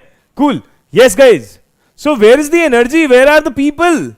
Abhi though we are just on the one chapter. We have entire course to be covered. Come on, guys. Show some energy. What's the correct answer here? Ionization energy of nitrogen is more than that of oxygen. Ionization energy of nitrogen is more than that of oxygen. This is due to what? So we say कि nitrogen has more ionization energy than oxygen. We can just check the electronic configuration. So here we have nitrogen, here we have oxygen. For nitrogen, the electronic configuration is 2s2 2p3. For oxygen, the electronic configuration is 2s2 2p4. For nitrogen, the electronic configuration is 2s2 2p3 and oxygen, the electronic configuration is 2s2 2p4. Now, ionization energy means that removing an electron from here, forming N+, removing an electron from here, forming O+. if you are removing an electron from here, that means you are trying to go from 2p3 to 2p2. You are trying to go from 2p3 to 2p2. But here you are trying to go from 2p4 to 2p3. Now guys, understand this thing. Half filled configuration. P subshell is half filled. And half filled is very much stable. If half filled is very much stable, so will this guy will allow this p subshell electron to get out? No. Whereas this guy will easily let the one electron go out, because after losing one electron it will become half filled. After losing one electron it will become half filled. This is already half filled. If this is already half filled, it will be difficult to remove electron from here. And if it will be difficult to remove electron from here, the reason of having more ionization energy in case of nitrogen than oxygen is extra stability of half filled p orbital. Extra stability of half filled p orbital. You understand? Any doubts? Extra stability of half filled p orbital. We have B option as the correct answer. Cool? Good. ठीक है. If this is also fine, let's move to another question. Here is one question. This is the last question from ionization enthalpy. We'll move to electron affinity after this. This is the last question from ionization enthalpy. We'll move to electron affinity after this. Or we'll do one more question from ionization enthalpy after this. One more, yeah. I have one different type of question for you. That also we have to do. Okay. So see here. Yeah, just see here. This will wrap up this quickly. The correct order of first ionization enthalpy of boron, carbon, oxygen and nitrogen. Boron, carbon, oxygen and nitrogen. How to do this? How to mark the order? So they have asked for few elements. What I am telling you is, let's discuss the entire order for second period. Let's discuss the entire order for second period and we'll sail through. We'll get the answer. Let's check. See, you have lithium, you have beryllium, you have boron, you have carbon, you have nitrogen, you have oxygen, you have fluorine, you have neon. Okay, you have lithium, beryllium, boron, carbon, nitrogen, oxygen, fluorine and neon. What will we do? We'll write their configurations as well. We'll write their electronic configurations as well, because that will be easy to understand then. For lithium, the configuration will be 2s1. For beryllium, the configuration will be 2s2. For boron, it will be 2s2, 2p1. For carbon, it will be 2s2, 2p2. For nitrogen, it will be 2s2, 2p3. For oxygen, it will be 2s2, 2p4. For fluorine, it will be 2s2, 2p5. For neon, it will be 2s2, 2p6. Okay, this is what we have. Now, if we want to write the order of ionization energy here, so we know the general trend that on moving left to right, your ionization energy increases. On moving left to right, your ionization energy increases. That should happen, but that inorganic chemistry session is nothing if we don't deal with any exceptions. There is an exception here. That's why I have took the entire second period over here, so that you get the better idea. Bhumi, very good. Correct answer. Many students have answered, I guess, the correct answer. But let's discuss the reasoning here. Okay. What's the reason here for every student? See here. If you talk from lithium to beryllium, you will say that, okay, on moving left to right, ionization energy increases, it should increase. But if you focus from beryllium to boron, so please check, beryllium has fully filled S subshell, whereas boron does not have that. Many people call this penetration effect as well. What is penetration effect? I am not going to explain. Just understand this thing, that penetration effect ye kehta hai, penetration effect says that NS2 is always more stable than NS2 NP1. NS2 is always more stable than NS2 NP1. Okay, that's what is penetration effect. So obviously, out of beryllium and boron, which will have more ionization energy? Beryllium. And if beryllium has more ionization energy, understand the first exception. Okay, we thought that on moving left to right it should increase, but in case of beryllium and boron, beryllium is winning the competition because of penetration effect or fully filled S subshell. That's what penetration effect is all about. Okay, cool. Now, on moving from boron to carbon, the normal order, ionization energy increases. On moving from carbon to nitrogen, ionization energy increases. But now, nitrogen, oxygen, we have discussed in one question abhi. We have discussed one question abhi, okay? If one question we have discussed, that means in case of nitrogen and oxygen, the ionization energy of nitrogen will be high because of half-filled p subshell. The ionization energy of nitrogen will be high because of half-filled p subshell. ठीक है, then we'll move from oxygen to fluorine, so obviously ionization energy increases, and on moving from fluorine to neon, ionization energy will definitely increase because noble gases have highest ionization energy, guys. And if noble gases have highest ionization energy, that means this is the trend we have. That means nitrogen will have high ionization energy than carbon as well as oxygen. Carbon as well as oxygen. So what will we say? What will we say? We will say the elements which have been provided to you, the correct order will be this. The elements which are provided to you, the correct order will be this. That boron will have the least, then carbon, then oxygen, then nitrogen, because it's very clear from here that nitrogen has higher ionization energy than both of them.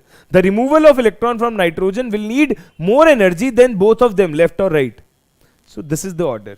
And if this is the order for ionization energy, what do we say? Your correct answer will be option number B, which many students already answered, BCON, beacon. Cool? Is it fine? Is it understandable? Any doubts, any issues, any problem, guys? Where is the Josh? Where is the Josh missing, bhai? We need energy, come on. Is it getting HDCC? Is it getting HDCC? Okay, we'll talk about HDCC at the end of the chapter. Okay, when we'll finish this chapter, that time I'll ask about HDCC. Abhi, let's not waste time. Let's quickly jump to a very good question. Many questions come from that. And you should know how to attempt this sort of question. See here, इस तरीके के question करना हमको आना चाहिए. This profile is also important. Okay, please see here. Please read this question. Okay, lovely audience. We have the ionization potential data for a particular element.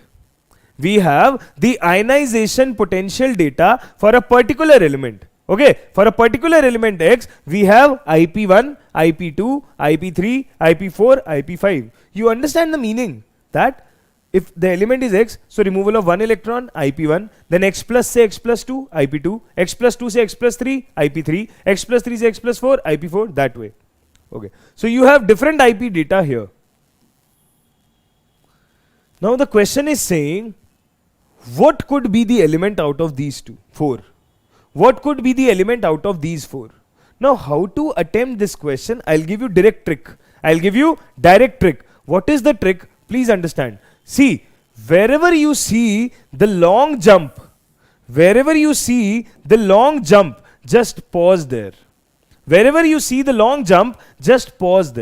Okay, see, 7 to 14, okay, it's a decent jump. 14 to 34, decent jump.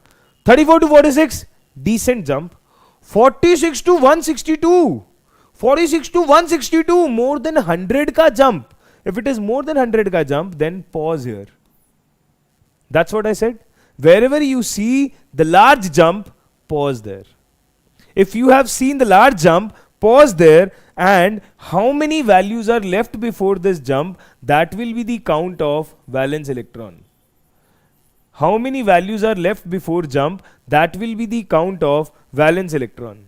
So you have put a pause here. So 1, 2, 3, 4. You have 4 IP values before that jump. That means the whatever will be the particular element, we have assumed it to be X, that element will have 4 valence electron in its outermost shell. That element should have 4 valence electron in the outermost shell. Okay, anything clear? Any doubt till here? Everything is clear, right? Okay, so out of these 4 options, we need to look for that element which has 4 valence electrons. ठीक है भाई. If we talk about sodium, the valence shell configuration is 3s1. If we talk about silicon, the valence shell configuration is 3s2, 3p2. If we talk about fluorine, the valence shell configuration is 2s2, 2p5. If we talk about calcium, the valence shell configuration is 3s2. Okay, 3s2. Chalo, if this is fine, if this is good, so let's see, we will say in the first case, the valence shell is electrons are 1. Here we have 4 valence electron, here we have 7 valence electron, and here we have 2 valence electrons. Okay, in the first part I have 1 valence electron, here I have 4 valence electron, here I have 7 valence electron, here I have 2 valence electron. So how many valence electrons are there? We need 4 valence electron. The correct option is option number B. So the answer is silicon. Okay, the correct answer is silicon here. You understand? This was one variety which I want you guys to understand. You understood? Good. ठीक है जी. चलो. Okay, let's move ahead. Let's try this question. Now this question will tell you 2 concepts. I'll give you the answer directly. I'll explain it directly. Please understand. Out of Na plus, Mg plus 2, O minus 2 and N minus 3, you need to pick the pair of species which shows minimum and maximum IP. You need to pick the pair of species which will show minimum and maximum IP. Okay, how to judge? So see, I'll give you one trick. You all know that size is inversely proportional to ionization energy except noble gas. Noble gas have high size as well as high ionization energy. But except them, we follow this order. Size is inversely proportional to ionization energy, right? ठीक है. If size is inversely proportional to ionization energy, now please check the species provided to you. Na plus, Mg plus 2, O minus 2 and N minus 3.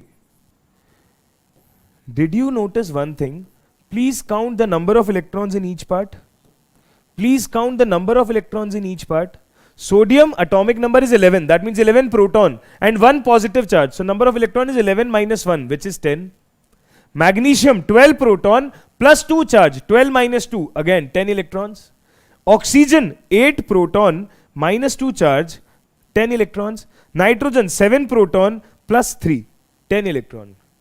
So we have what?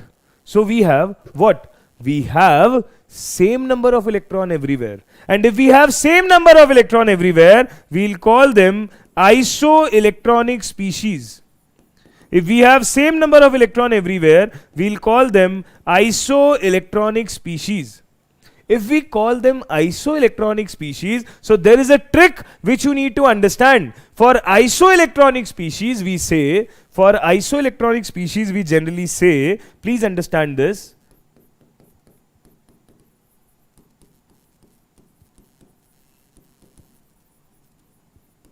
For isoelectronic species, ionic radii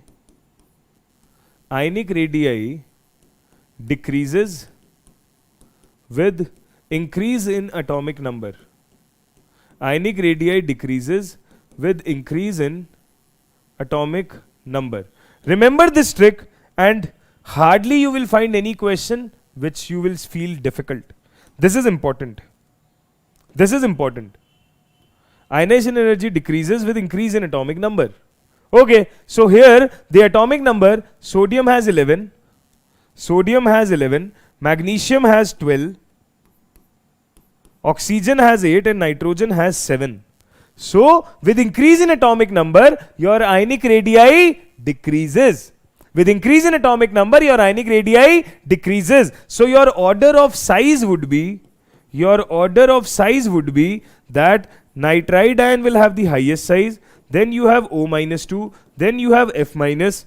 F minus we don't have, we have Mg plus 2, no, Na plus and then Mg plus 2.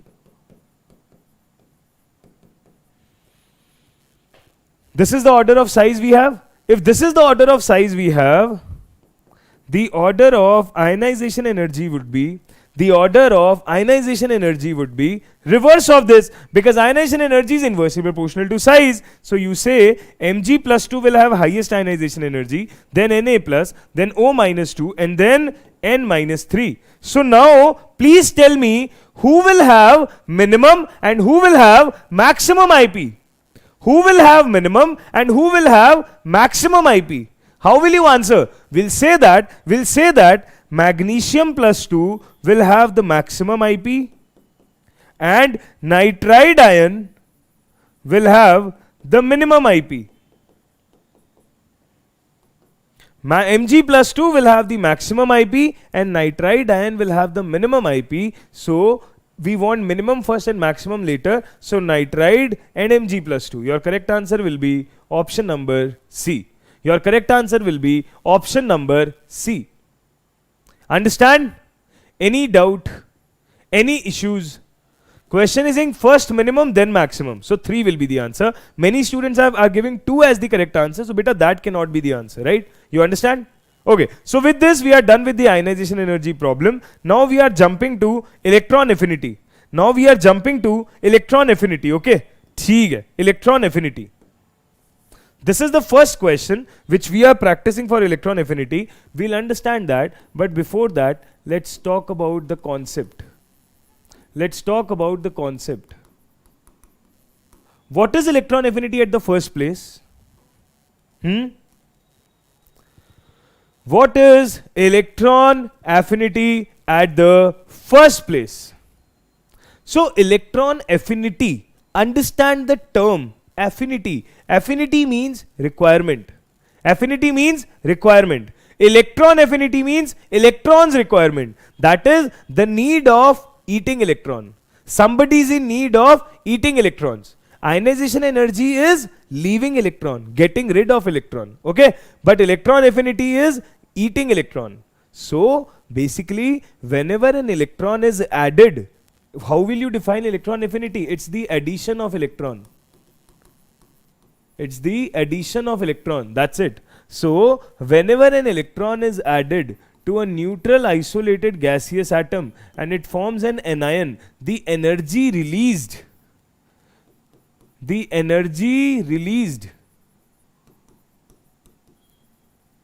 is known as electron affinity. The energy released is known as electron affinity. Whenever an electron gets added, energy will be released. Whenever electron gets loose, energy gets absorbed, because you need some energy to lose an electron. You will release an energy when accepting an electron. Okay, so energy is released. Cool. Okay, so first electron got added, you form the anion. So basically, some people call it that the tendency to form an anion is electron affinity. Cool, that is fine. Many people say that, we understand. But there is one more term, electron gain enthalpy. Electron gain enthalpy. Now what does this term says? This term says that the amount of energy released or absorbed while getting an electron added is electron gain enthalpy. Okay, the amount of energy released or absorbed while getting an electron added is electron gain enthalpy. What did I try saying? I tried saying this, that beta, if you are getting an electron added to an isolated gaseous atom, so obviously energy will be released, so EgE1 will be negative. But now if I ask this guy to get one more electron added, everybody wants to be neutral in this world. है ना? Nobody wants to get charged. Everybody wants neutrality. Everybody loves neutrality.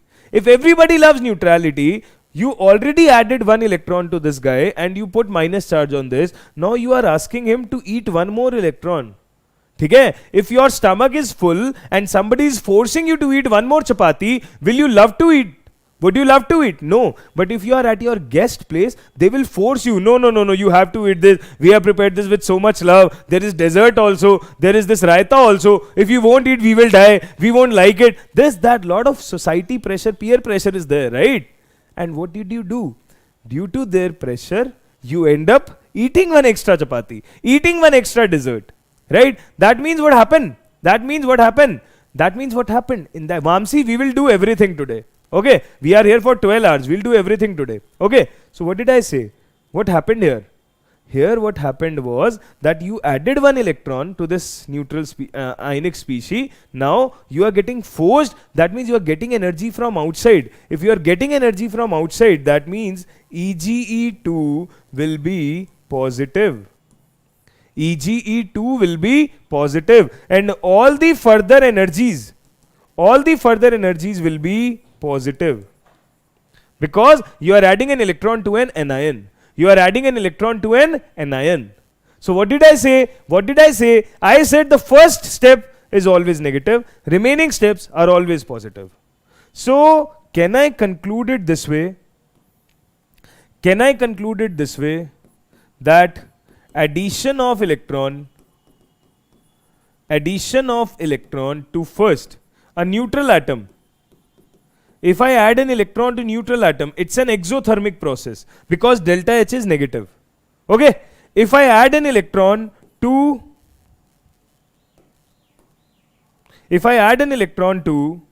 an anion.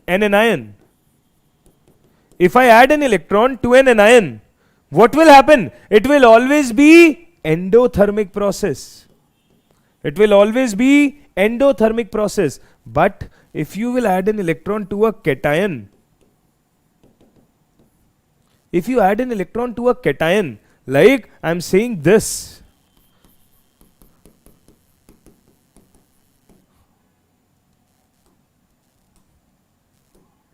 so this will also be an exothermic process. Why so? Because the cation is already electron deficient. That guy is in need of electron. So that guy will easily accept an electron. So that will be an exothermic process.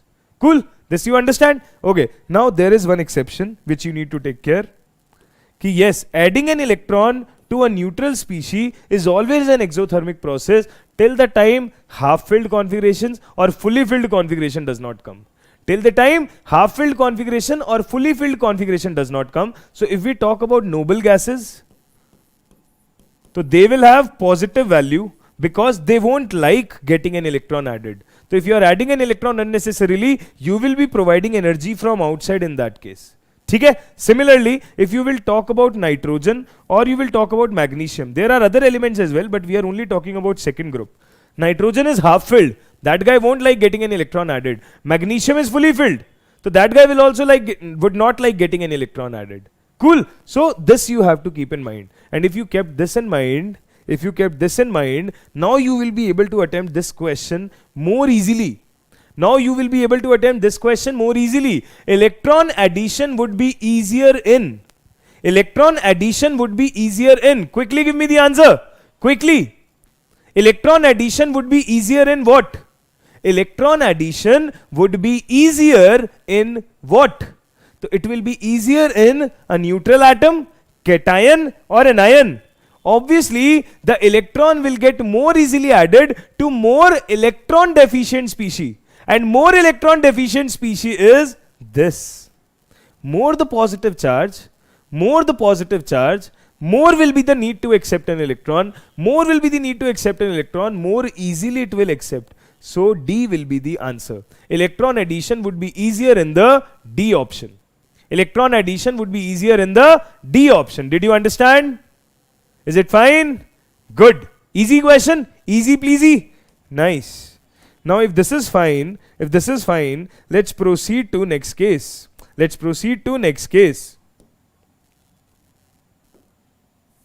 See here. Another question. The question is saying, in which process maximum energy is released? Electron affinity he is asking. Okay. So O say O minus 2 you are going. If you are going to O say O minus 2, had it been O say O minus, I would have said that okay, del H is negative, energy is getting released. But if you have gone from O minus to O minus 2 as well, so in this case, so del H will become positive, no? Because if you have formed polyatomic ion, then in that case, you will say that it has become positive. So energy ka release yahan to nahi hoga. Because ultimately energy is getting absorbed. Cool. So this is rejected. Now Now, what next? We will say Mg plus say Mg plus 2. This is not even electron affinity, this is ionization energy. You are removing one more electron, and if you are removing one more electron, in that case energy is always absorbed, and if in that case energy is always absorbed, so this also cannot be the answer. Now you understand, the answers will be out of these two. The answer will be out of these two, either Cl to Cl minus or F to F minus. How will we decide? How will we decide? So beta, these are the important orders of electron affinity which you need to remember. For halogen family, we'll say chlorine has the highest electron affinity, and in fact chlorine has highest electron affinity in the entire periodic table. And for oxygen family, we will say sulfur has highest electron affinity and oxygen has the lowest one. Okay, we'll remove the polonium because it's a radioactive element. We'll keep oxygen here. These two orders you should know. And if you know these two orders, so out of fluorine and chlorine, both can accept an electron, both can become F minus and Cl minus, but the highest energy released will be in case of chlorine because it has highest electron affinity. Okay, so your answer will be C. Your answer will be C. You need to remember this order.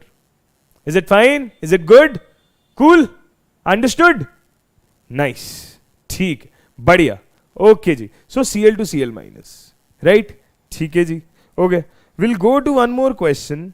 We'll go to one more question. Very easy one.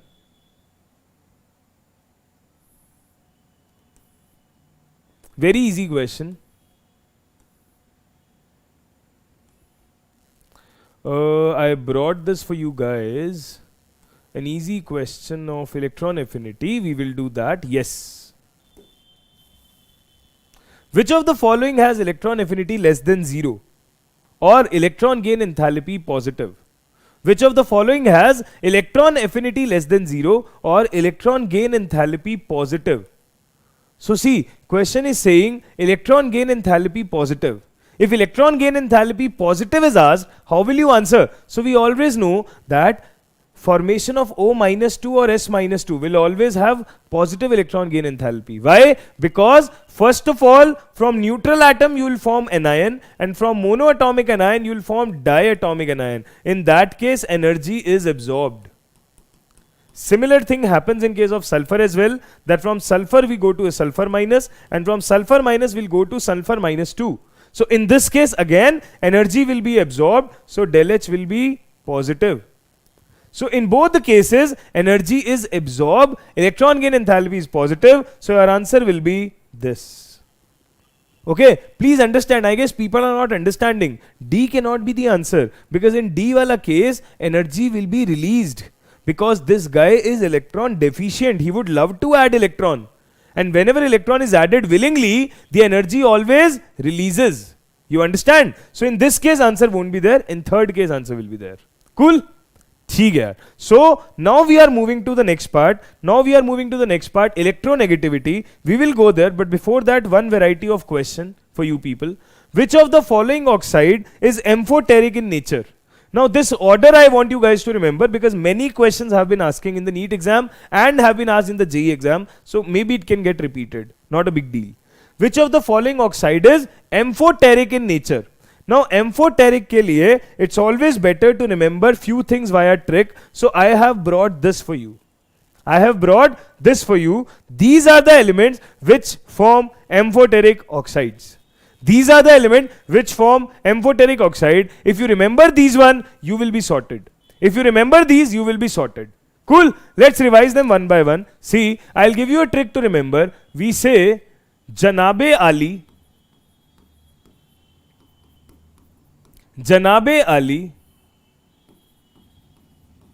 सबसे अच्छे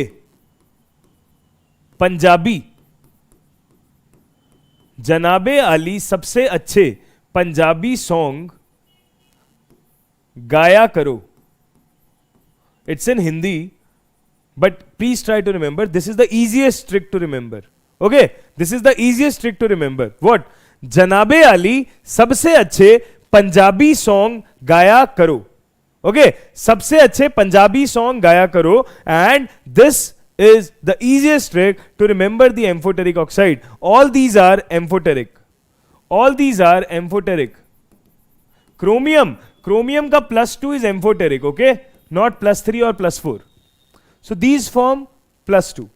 And if these form +2, so see, do we have any sort of oxide from here? Calcium is there in the trick kya? No. So it won't form amphoteric oxide. Cool? Thik. CO2, carbon is there in the trick kya? No, carbon is not there. So carbon will also not form amphoteric oxide. Cool? Thik. Okay. We have SiO2. Is silicon is there in the trick? No, it's not there. But tin is there in the trick. If tin is there in the trick, we will say the oxide of tin will be amphoteric in nature. Oxide of tin will be amphoteric in nature. You understand? Is it nice? Good? ठीक है. All right. So we are done with this. Let's move to the last aspect of this chapter, which is electronegativity. Let's move to the last aspect of this chapter, which is electronegativity. And for electronegativity, we are beginning with this question. Polarity of a bond can be explained by. So do you guys know what is electronegativity at the first place? I'll tackle it with the help of theory only. So electronegativity is nothing which is related to a particular atom, like atomic size was, ionization energy was, electron affinity was. Electronegativity is always observed in a molecule. That too in a bonded state, always observed in a bonded state. What do we say? We say that generally a wrong misconception is there in the people mind that in a covalent bond, electrons will be shared equally. In a covalent bond, electrons are shared equally. But it never happens if the bonded atoms are different. If the bonded atoms are different, then what always happen is the electron pair will always get shifted towards one atom more. Out of the two atoms which are involved in a bond, the bonded electron pair will always shift more towards one atom. If they will always shift more towards one atom, so we will say, suppose that the electron pair is getting shifted more towards B as compared to A. If it is getting shifted more towards B, so B will have del minus on it and A will have del plus on it. B will develop del minus on it and A will develop del plus on it. So we say that shifting of electron towards the atom, and that atom will be considered more electronegative. And here A will be considered less electronegative. Here we will say B is more electronegative than A.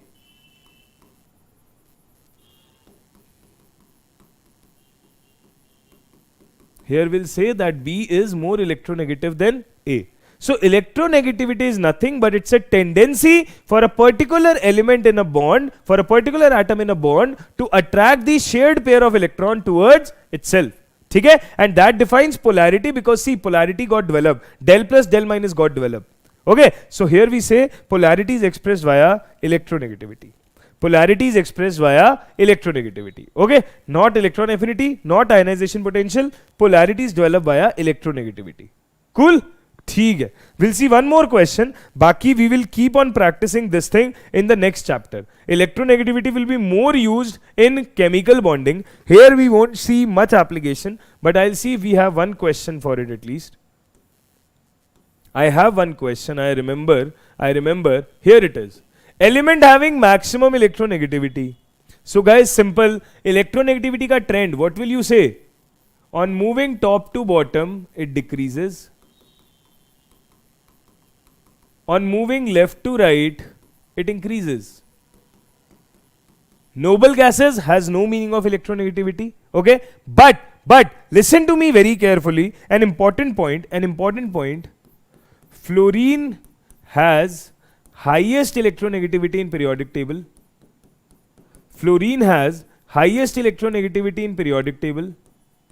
And oxygen has second highest electronegativity in periodic table. In entire periodic table. Fluorine has highest electronegativity, oxygen has second highest electronegativity. You understand? Fluorine has highest electronegativity. Oxygen has second highest electronegativity. ठीक है? If this is the case, so element having maximum electronegativity is, beta, lithium is a metal, beryllium is a metal, carbon and oxygen, all these are same period elements. So if all these are same period element, you know on moving left to right, electronegativity increases. And also oxygen has second highest electronegativity, fluorine has the highest one, that is not there in the option. So your answer will be oxygen. Your answer will be oxygen. Cool? Alright. So with this, we are done with the periodic properties and we are done with the one chapter. I guess you guys will be needing a break, right? Because we have spent good 2 hours over here. So it's okay. Not an issue. Take a break. Go for a break. You can go for a break for 10 minutes. Get freshen up so that we will begin with the new chapter. A very important chapter. We call this as Heart and Soul of Inorganic Chemistry. We call this chapter as Heart and Soul of Inorganic Chemistry. I'll be spending more amount of time in these first 2 chapters because if your base will get stronger, no, so in the remaining chapters things will be easy for you. If the base becomes stronger, in the remaining chapters things will be easy for you. So it's 2 p.m. Okay, we'll take a break till 2:10. We'll take a break till 2:10. Then we will proceed. Okay, so take a break. We'll be back quickly. Till that time, have fun. Let's meet first. Okay, let's meet soon. Thank you. Take a break.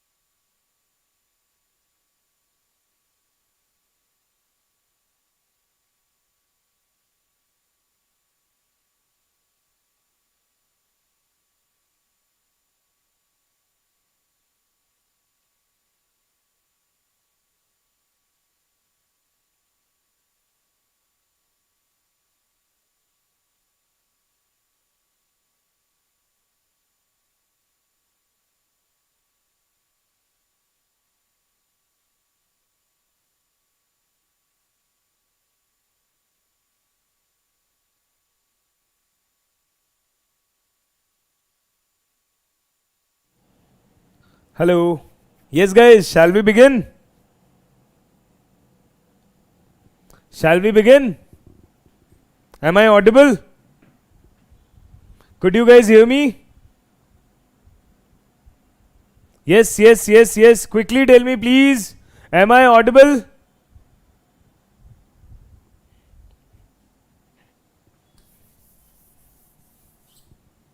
Yes, guys. So, am I audible? Am I visible? Please let me know so that we can begin the session quickly. Okay, alright, that's nice. ठीक है. Okay, Janta, please come soon. We are beginning with our Power Pack session, round 2, with a very new chapter, chemical bonding. Guys, chemical bonding is the most important chapter of our entire inorganic chemistry. Whenever students do practice of inorganic chemistry, most of the students do practice of this chapter only. Most of the students do practice of this chapter only. This chapter is hell important. We'll be doing good number of questions from here. In fact, what I have done is, I have brought all the good JEE Mains questions for you people, whichever have been asked. Because many time it has been observed that from this chapter, as it is question which was asked in JEE Mains has been asked in NEET. As it is. Most of the time, even the language was not different. Okay, cool. So what we'll be doing is, we'll be doing each and every good question of chemical bonding here. Plus to that, as we did in periodic properties, whatever theory is required, that I'll let you know. Okay, so how's the Josh? Quickly respond in the chat. I'm waiting. How's the Josh? Shall we begin? How many students find this chapter easy? How many students find this chapter difficult? Please let me know in the chat section. I'm waiting. Yes. How many students find this chapter easy? How many students find this chapter difficult? Deek Sharvin, we won't be covering all the topics. Let me make this very clear to you, bacha. We'll only be covering all the important topics. Okay, we won't be covering all topics. We won't be covering hydrogen bonding. We won't be covering all the topics. We'll be covering all those topics from which the chances of appearing questions are high. Okay, from which the chances of getting questions are high. Okay, you'll see some sort of pattern here, that there are few questions which keeps on repeating. There are few questions which keeps on repeating. Okay, cool. Nidhi Jaju. Oh, hi Nidhi. My surname is also Jaju. Nice. Good. So many Jajus are there in the session. Feels good. Okay, let's begin. Chalo. Let's start. So I have this first question for you people. Very simple question. Let's see. Okay. What is this saying? This is saying the total number of lone pair of electron on oxygen atoms of ozone is. Okay, so question has asked about total number of lone pair of electron on oxygen atom of ozone is. So beta, here you need to understand, many students make a mistake that what? Only central atom ka lone pairs are asked. But that is not the case. Question is saying on oxygen atoms. If it is saying on oxygen atoms, that means what? That means he is asking about all oxygen atom. He has not mentioned a particular oxygen. So let's see. We'll have to draw the structure and we will count the number of lone pair. If you will check the structure of ozone, its formula is O3. If you will check the structure of ozone, its formula is O3 and its structure looks like this. This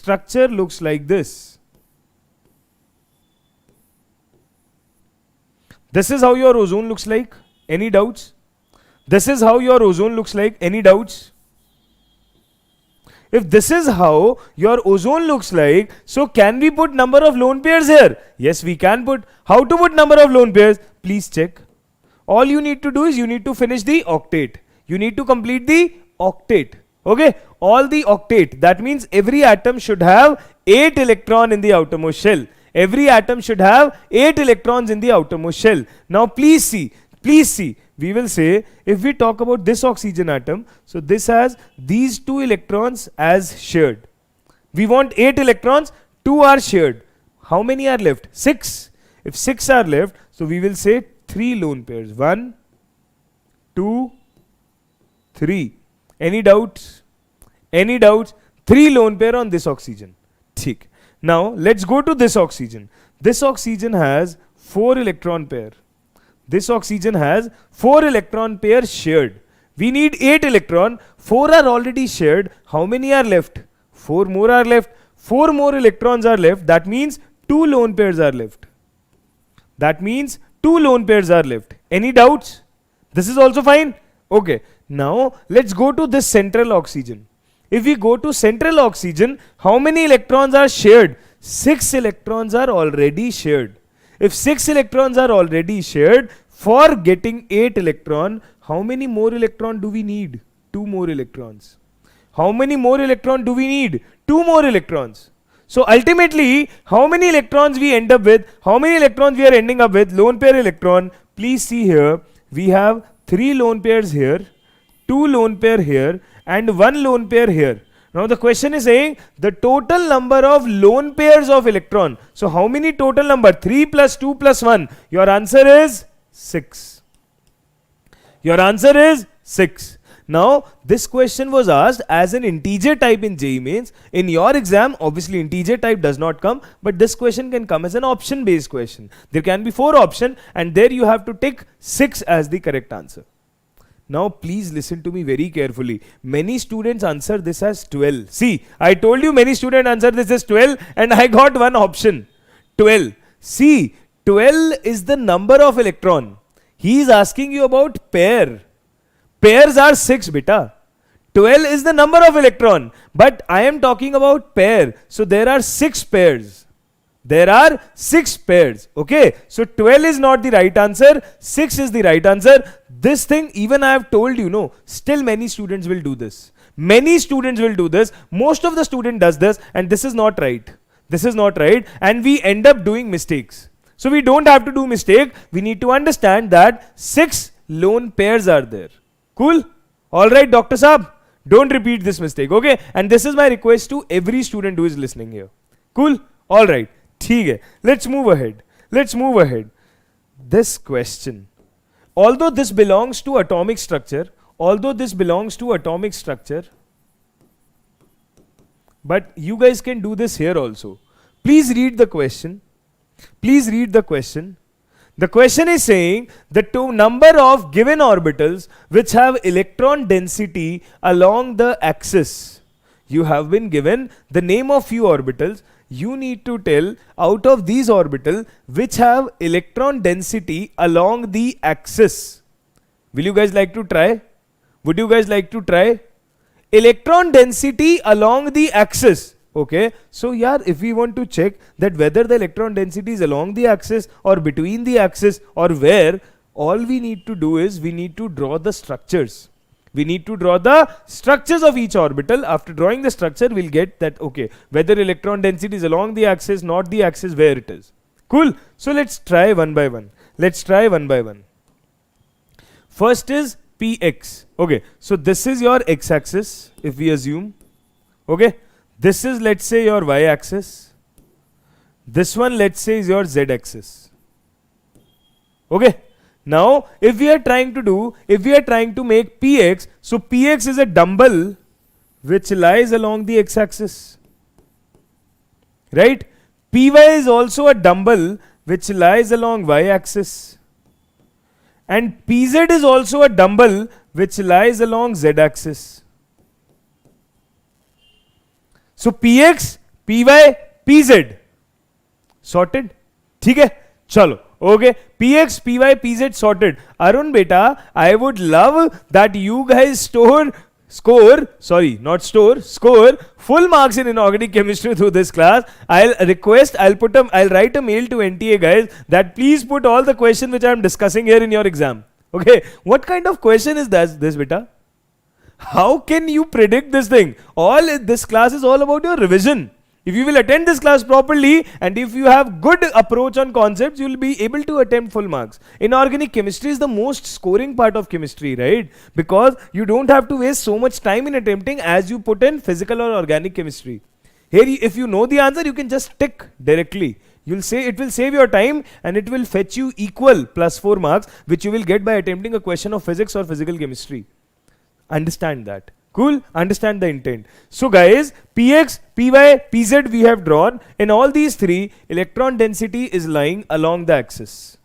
Right? Okay, now let's check these d orbital xy yz zx z square x square y square. ठीक है? So we say d orbitals are generally double dumbbell. So let's draw dxy. If I try to draw dxy, we will say dxy looks like this. Dxy looks like this. It's a double dumbbell where the electron density is not lying from axis. It's lying between the axis. It's lying between the axis, right? So dxy is like this. Similarly, your dyz is like this. If you consider this as y-axis and this as z-axis, your double dumbbell looks like this. Okay? And similarly, if you take this as x-axis and this as z-axis, your double dumbbell looks like this.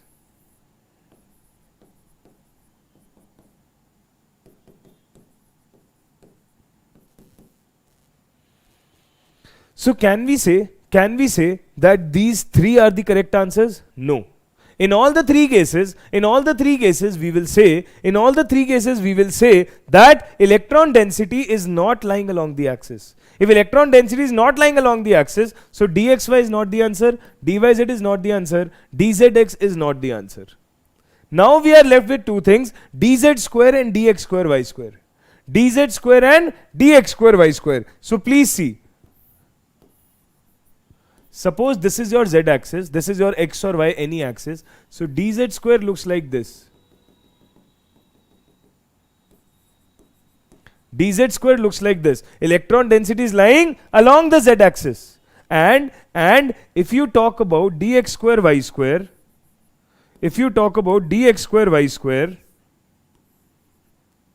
so this is your x-axis, this is your y-axis, dx square y square looks like this. So here also electron density lies along the axis. Here also electron density lies along the axis. Okay? So this is dx square y square, electron density is along the axis, dz square, electron density along the axis, and px, py, pz, electron density along the axis. So what is the correct answer here? 1, 2, 3, 4, 5. The correct answer here is 5. The correct answer here is 5. How many students understood this question correctly? Please tell me via thumbs up. Please tell me via thumbs up how many of you are getting the concept correctly. You understand? This was an easy question, but this was asked in JEE Mains. This could be asked in NEET exam, no doubt. Cool. So I guess you guys understood it nicely. Shall we proceed? Okay, I can see few thumbs up here. Good. Let's proceed to the next question. Okay, let's proceed to the next question quickly. Okay, so here is my next question, and this question is from a very famous theory. This question is from a very famous theory, which is molecular orbital theory. Okay, Rahman is asking me to repeat. Rahman beta, what do you want me to repeat? What did you not understand? That part I'll repeat. Please type. Please type in the chat. What did you not understand? That part I'll repeat for sure. All I have done is I have drawn the orbital diagram that you have discussed in atomic structure already, and we have just checked that where electron density lies. Electron density lies in the lobes. Now if the lobes are lying along the axis, so electron density is along the axis. If the lobes are lying between the axis, electron density is between the axis. Simple. Cool? Thik. I have this question. This question is very important. This question is really important. Molecular orbital theory, and you will see lot of these type of question where bond orders, bond energy, and bond lengths are asked. So please remember this order. Please remember this theory and this order. Okay, we can proceed from here only. Guys, always remember, bond order is always proportional to your bond energy and is always inversely proportional to your bond length. This is not relevant to MOT. This is a general case. Bond order is always proportional to your bond energy and is inversely proportional to bond length. Okay, Ronojit beta, in case of dz square, that dotted line is the cone. If you will check the diagram of dz square, you will see here double dumbbell is not formed. In case of d orbital, double dumbbells generally form, but it's the case of dz square where only single dumbbell and this electron cone is formed around it. Okay, so that dotted line is representing that electron density along the cone. Okay, good. So You guys understood this thing. Now, if you want to find out the bond orders for these respective species, if you wish to find the bond order for these respective species, there are two ways. One way is write down the electronic configuration. One way is write down the electronic configuration, molecular orbital electronic configuration, and then calculate the bond order using this formula, that Nb minus Na by 2. That is number of electrons in bonding orbital minus number of electrons in anti-bonding orbital divided by 2. If you use this formula, you can find out the bond order. But beta, in NEET exam, we don't have that much time that we can waste. We don't have that much time that we can afford to waste. We need a quick solution. And for the quick solution, nothing to fear when Keshav sir is here. And if Keshav sir is here, I am giving you the trick. Through that, you can solve all the questions of MOT in one go. Through that, you can solve all the questions of MOT in one go. Just listen to me very carefully. Just listen to me very carefully. Okay, MOT is all about number of electrons. So I will give you one trick. Here I am writing number of electrons. And here I am writing their respective bond orders. ठीक है? ठीक है. Just check. If you have 14 electron, then your bond order will be 3. If you have 14 electrons, then your bond order will be 3. Cool. Now, if you increase the number of electron from 14, like if you go to 15, 16, 17, 18, 19 or 20, and if you reduce the number of electron here, 13, 12, 11, 10, 9 or 8, you can find the bond orders easily. How to find the bond orders easily? Just remember that 14 electron we have bond order 3, and all the elements preceding and all the elements before, we will reduce the bond order by 0.5 each. We will reduce the bond order by 0.5 each. How to reduce? Just remember 14 and 3, and remaining things will be cakewalk. Okay, see here. 15 will be 2.5. Then again minus 2, 0.5, it's 2.0, then 1.5, then 1.0, then 0.5 and then 0. You understood? What is this? We just reduced it by 0.5, 0.5, 0.5. Same thing we will be doing here as well. Same thing we will be doing here as well. I am not saying that you should not use the electronic configuration. You should use. You can use. But I am just saving your some time. Okay? I am just saving your some time. And if I am saving your some time, then crazy love BGM. Sir, before teaching each chapter question, just teach the topic in 20 minutes so that we can understand. Beta, if this would have been that easy to teach the concept in 20 minutes, I would have done this earlier as well. Right? It's not that easy to finish the chemical bonding chapter in 20 minutes. For every question, if I'll take 20 minutes, that will also be less. So you don't worry. We have done the periodic properties nicely. No, we will do each chapter that nicely only. You need not worry. Just be with me. Have faith in me. I told you in the beginning of session, if you are willing to do it, go all the way. So I'm here to take you all the way. Don't worry. We'll finish it on time. Cool? Okay. Now, for 13 again, if it is 3, we will reduce it by 0.5, 0.5, 0.5. If we will reduce it by 0.5, 0.5, so this is again 2.5, this is again 2.0, this is 1.5, this is 1.0, this is 0.5, and this is 0. Now you will say, sir, what about the molecules having less than 8 electron? Like if some molecule has 4 electron, if some molecule has 6 electron, if some molecule has 4 electron, what to do? So beta, in that case, do not use that trick. You can directly use this formula, because in that case, it's very easy to write the electronic configuration. It's very easy to write the electronic configuration. You can use this formula directly over there. Not an issue. And MOT is only and only valid till 20 electron. So after that, you won't need it much. You won't need it much.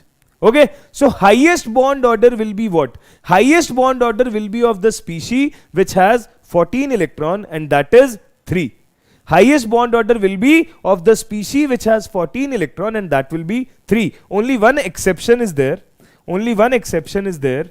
If you talk about bond order of CO plus, it's not in your syllabus, but still I'm telling you. If you talk about bond order of CO plus, so if you will count the number of electron, it's 13 electron. 6 from carbon, 8 from oxygen, total is 14, plus 1, that's 13. 13 electron. According to trick, the answer should be 2.5, but in case of CO plus, the answer comes out to be 3.5. This is important, exceptional case, not in your syllabus detailing, just remember the data. Okay, cool. So I said the highest bond order in the normal trend is when the number of electrons are 14 and bond order is 3. Wait, do you guys understand the significance of bond order? Do you guys understand the significance of bond order? The significance is number of bonds between two atoms is its bond order. If bond order is 1, that means it's a single bond. If bond order is 2, that means it's a double bond. If bond order is 3, that means it's a triple bond. Then sir, what does this mean? 1.5, 0.5, 1.5, 2.5? Beta, that is some sigma, some pi bonds. That depends on configuration. Cool? Okay. ठीक है. Let's move ahead. Let's do the question. Let's see this question. We want to say, according to the molecular orbital theory, the bond orders for O2, 2 minus, CO and NO plus. Could you guys try this quickly? Can you guys try this quickly now? Yes? Just count the number of electron and give the answer. Count the number of electron and give the answer. What are the number of electron? O2, 2 minus, 18 electron. CO, 14 electron. NO plus, 14 electron. Okay? NO plus 8 or 7, 15. 15 minus 1, 14 electron. Here we have 14 electron and O2 2 minus we have 8 electron. Now see, if we have 14 electron, it's very much understood that bond order is 3. If we have 14 electron, it's very much understood that the bond order is 3. But what about O2 2 minus? It's 18 electron. Okay, 14 पे 3, 15 पे 2.5, 16 पे 2.0, 17 पे 1.5, 18 पे 1, and if it is coming out to be 1 on 18 electron bond orders, so your correct option will be option number A, 1, 3 and 3. Your correct answer will be option number A, 1, 3 and 3. Understood? Any doubts? Any problem? Easy. More questions will come. So I guess this one made sense to you guys and you guys understood it nicely. Good? Okay, let's proceed. Let's move to next question. If we move to next question, see this question. This was asked in JEE Main 2022. The correct order of bond order for these species. Can you guys do it quickly? Huh? Try this question quickly. I'll have a glass of water quickly. By then.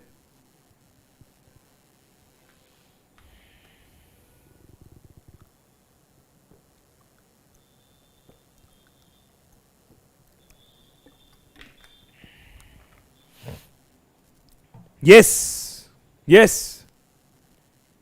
I can't see answers.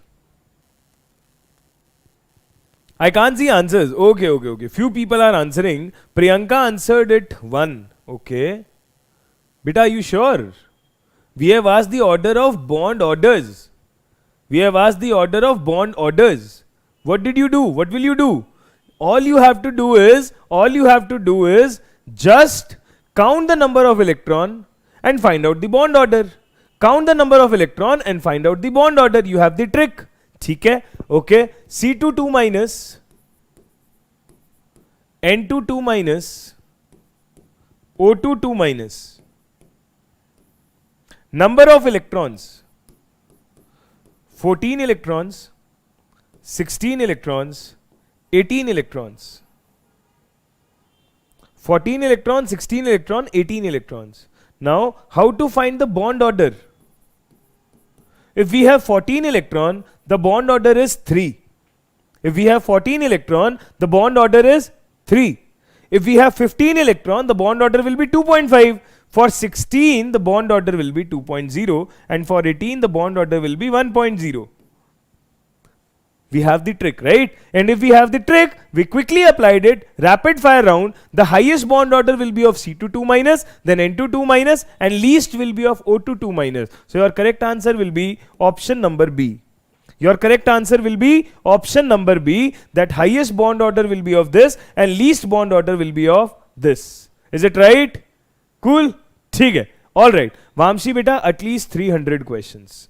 We'll try to do 200 to 300. 200 nahi, 250 to 300 questions. ठीक है? Cool? Let's proceed. We'll be covering entire chapter, no? Entire course. Not chapter, entire course. ठीक है? चलिए. Let's move forward. let's move forward. Let's go to next question, and if we wish to go to next question, so let us see. From MOT, do I have something else? From MOT, do I have something else? Yes, I have this. I have this sort of question as well. This was asked in 2021. MOT is an important concept, so I'm making you do all the question this. Okay? Okay. Now see. Okay. Beta, even if it takes 24 hours, I'm here only for you people. Don't worry. Even if it takes 24 hours, I'm here for you people. Don't worry. Cool. We'll finish everything nicely. We won't do it in hurry. Okay? I want, so जितने भी students यहाँ पे हैं, as many students are here, you guys should take the output from here. ठीक है? You guys should take the output from here. Cool. Shiva beta, that's the challenge which we have. We cannot talk in Hindi here because this is an English batch. We are supposed to take class in English only. Cool. All right. See, according to molecular orbital theory, the species among the following that does not exist.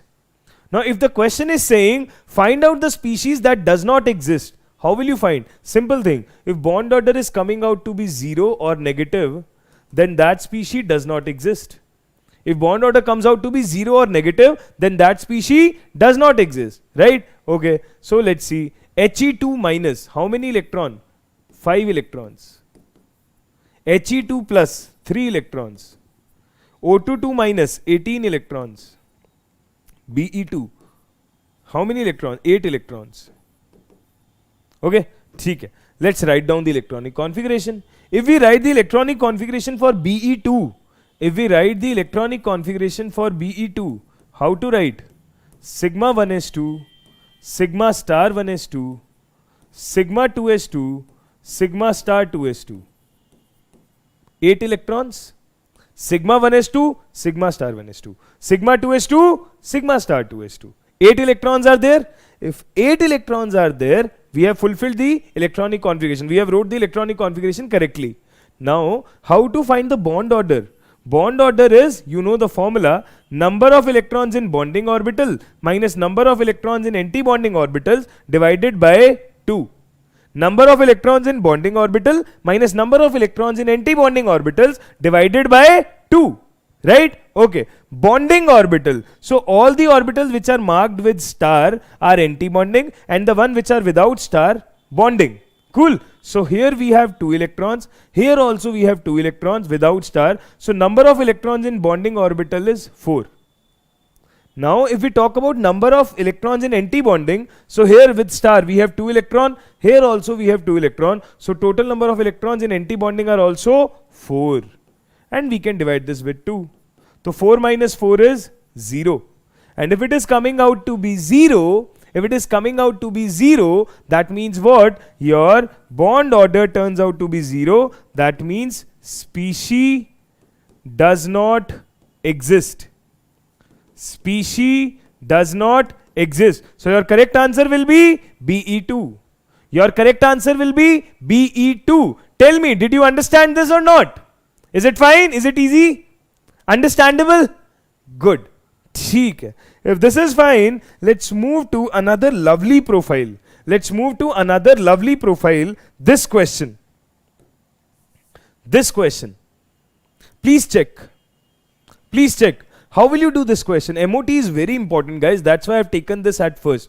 I could have taken hybridization, VBT, VSEPR, anything first, but MOT is very important. And you know, आजकल क्या होता है? Retention power of student is very weak. What do? You guys listen to session with full energy in the beginning, and then slowly the count drops. They are like, okay, we are getting bored, this, that. So I've taken this at first so that at least if people are planning to drop as well, they will get something important at least. Cool. So that's why I've taken. How will you attempt this question? So you have few molecules and you have certain bond orders. You need to match correct options. Okay? Okay. All you have to do is count the number of electron and do it. So O2 will have 16 electron. F2 will have 18 electron. N2 will have 14 electron. And Ne2 will have 20 electron. Okay? O2 will have 16 electron. F2 will have 18 electron, N2 will have 14 electron, and Ne2 will have 20 electron. So I'll tell you the smart way to do the question. I've always talked about this smart thing in the NEET Selection Express lectures as well, if you guys have attended, that always try to work smarter rather than harder all the time. Cool. So you guys know only one thing for sure, that the species having 14 electron will have the bond order 3. This is something which is there in your heart, right? The species having 14 electron will have the bond order 3. Okay, so N2 will have the bond order 3. So one thing is very clear, that 2 will match with the fourth one. Just check this, many options will get rejected. If 2 has to match with the fourth one, here 2 is matching with the fourth one, here 2 is matching with the second one, this is wrong. Here 2 is matching with the first one, this is also wrong. Here 2 is matching with the third one, this is also wrong. See, you got the answer. You didn't have to find the bond order for everyone as well. You just find out the answer with the knowledge which you had in the beginning. See, this is the smarter way. Every student know how to attempt the question, but time is money in the NEET exam. The more you will save your time, the more you will score. You understand? So that way we got the answer, that's it. Second is matching with the fourth one, remaining pair obviously will match. You understand? Is it fine? Is it lovely? Nice. ठीक है. Let's proceed. Let's proceed. So here I am in one more question. Here I have one more question. We'll do 3-4 more questions of MOT. Then we will jump to another topic. Not an issue. Cool. Understand this. The bond order and the magnetic characteristics of Cn minus are. Now see, bond order is something you guys know very easily. ठीक है now? You have the trick. Now it's time that I should give you one more trick to predict the magnetic nature. It's time that I should give you one more trick to predict the magnetic nature. ठीक है? So what I will do is, I will go there only where I showed the earlier trick, so that whenever you revise the topic, you have entire theory at one place. Cool. So we'll go here only. Let's talk about the magnetic characteristic. Let's talk about the magnetic characteristics. Yeah, magnetic nature.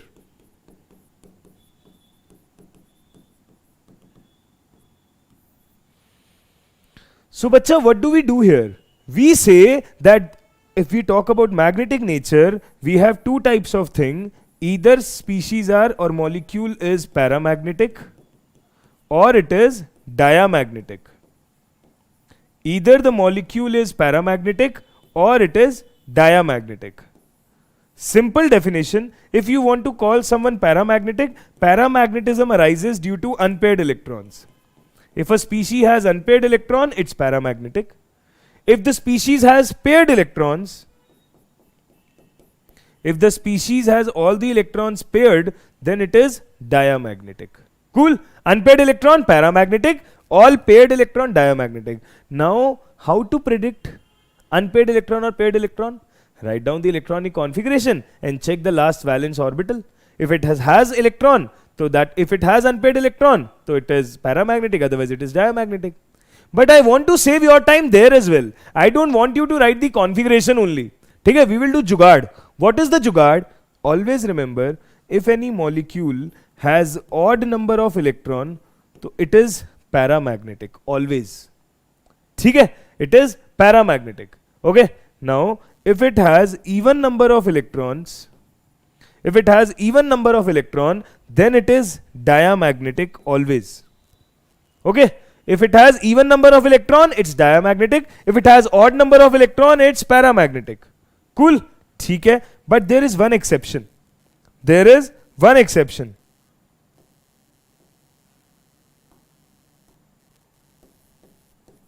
One exception. If a species has 10 electron or 16 electron, then also it is considered paramagnetic. If a species has 10 electron or 16 electron, then also it is considered as paramagnetic. Otherwise, all even cases diamagnetic, all odd cases paramagnetic. But if a molecule has 10 electron or 16 electron, that time also it is considered paramagnetic. Okay, for example, O2. O2 has 16 electron, it will be paramagnetic. B2 has 10 electron, it will be paramagnetic. Cool? Understood? If this is fine, then let's proceed to that question which we wanted to do. Let's proceed to that question which we were planning to do. Okay. We'll jump quickly to that question. This was the question we were talking about, right? The bond order and the magnetic characteristics for Cn minus are. So if we talk about Cn minus, now isn't the things easy? Cn minus has 7 electrons in nitrogen and 6 electrons in carbon, 13, and 1 minus charge, so overall 14 electron. Now if we have 14 electron in case of Cn minus, we will just say here the bond order is 3. Bond order is 3 because having 14 electron gives you the bond order 3, and having even number of electron makes it diamagnetic. Having even number of electron makes it diamagnetic. So see, you didn't even have to write the configuration and you got the answer in your hand that your correct answer will be 3 and diamagnetic. Your correct answer is 3 and diamagnetic. Understood? Is it fine? Any issues, any doubts, any problem? Is it fine? Good. Good, that is. Many students have answered correctly, and that is lovely that students are already giving the right answer. So yes guys, Dr. Shravan Kumar, your correct answer will be option number B. Right? Understood? Good. Let's move ahead. Let's move ahead. Let's try this question. This is another interesting profile. This is another interesting profile. Okay, listen to me. Read the question. Question is saying if the magnetic moment of a dioxygen species, he is not saying O2, he is saying some sort of dioxygen species, it can be O2 plus, it can be O2 minus, it can be O2 2 minus, any sort of that species has magnetic moment of 1.73 Bohr magneton. So you need to predict that which could be that species, which option could be the right option, which option could have the magnetic moment 1.73 Bohr magneton. So you need to understand something. You need to understand something. If mu is 1.73 Bohr magneton, if mu is 1.73 Bohr magneton, what will you do? If mu is 1.73 Bohr magneton, what will you do? You will understand that whatever will be the value of magnetic moment provided to you, I have explained this in class as well. Whatever the value of magnetic moment provided to you, just look before decimal, that will be the count of unpaired electron. That will be the count of unpaired electron. Whatever the value of magnetic moment is provided to you, we need not pay attention. Just look before decimal, that will be the count of unpaired electron. So basically we want to select that option which has one unpaired electron. We want to select that option which has one unpaired electron, right? Now how to check one unpaired electron? So guys, for this you need a good practice. I'm sure you guys have done good practice in chemical bonding, but still, listen to me very carefully. If we talk about O2, O2 has 16 electron. O2 has 16 electron. If you remember, in MOT, we follow two types of configuration. In MOT, we follow two types of configuration. One is less than 14 electron or equal to 14 electron wala.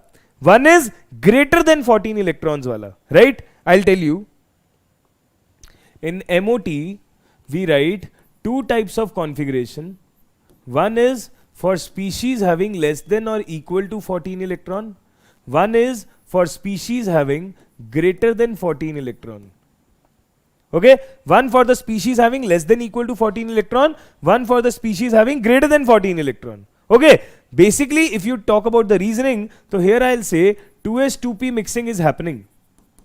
Now what is 2s2p mixing happening? We don't have that much time that we get into that much detail, but yeah, you need to understand here 2s2p mixing not happening. What difference does that make? What difference does that make? Please understand. If we are talking about less than or equal to 14 electron, we will write the configuration like this. Sigma 1s, sigma star 1s, sigma 2s, sigma star 2s, pi 2px equal to pi 2py. Matlab this is the increasing order of energy. Pi 2px equal to pi 2py, sigma 2pz, pi star 2px equal to pi star 2py sigma star 2pz.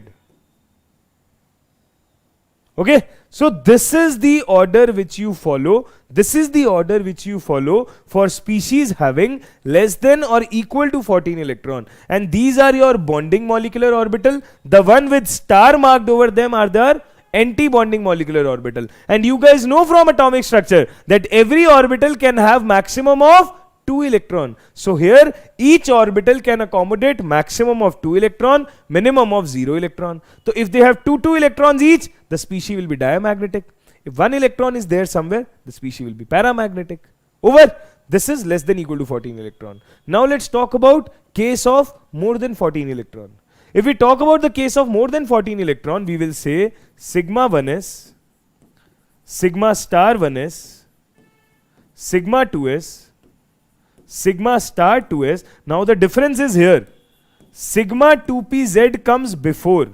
Then you have pi 2px equal to pi 2py. Then you have pi star 2px equal to pi star 2py. And then at last sigma star 2pz. Okay? Sigma 1s, sigma star 1s, sigma 2s, sigma star 2s, sigma 2pz and pi 2px, pi 2py. You need to understand this, guys. This is the difference between the two cases.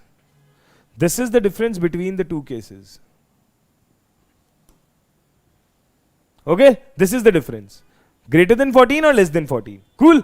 Now, if we try to write the electronic configuration for oxygen, so oxygen will have 16 electron, bacha. If you will write the configuration, it will be sigma 1s2, sigma star 1s2, sigma 2s2, sigma star 2s2. मुझे लिखना ही नहीं चाहिए, but I am doing it for the sake of your understanding, that you guys will understand it more nicely after this. Okay, sigma 1s2, sigma star 1s2, sigma 2s2, sigma star 2s2, then what? Sigma 2pz2, then pi 2px equal to pi 2py. Now understand, 2 to 4 to 6 to 8 to 10. 10 electrons are already filled.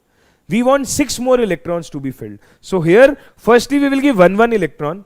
We still have position 1 more electron. 2 electrons everywhere. If 2 electrons everywhere, so 2 here and 2 here. We got 14 electron.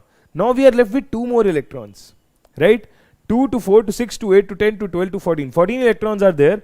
2 more electrons are needed. If 2 more electrons are needed, now you will go ahead and here you will say pi star 2px equal to pi star 2py. Now only 2 electrons are remaining. What students do? What students do? Student put both the electron in one subshell only. No. One orbital only. No. You will always divide equally. So 1 electron will come here and 1 electron will come here. Can you see unpaired electrons? Yes. How many unpaired electrons? 2 unpaired electrons. You have 2 unpaired electrons and this creates paramagnetism here. This creates paramagnetism here.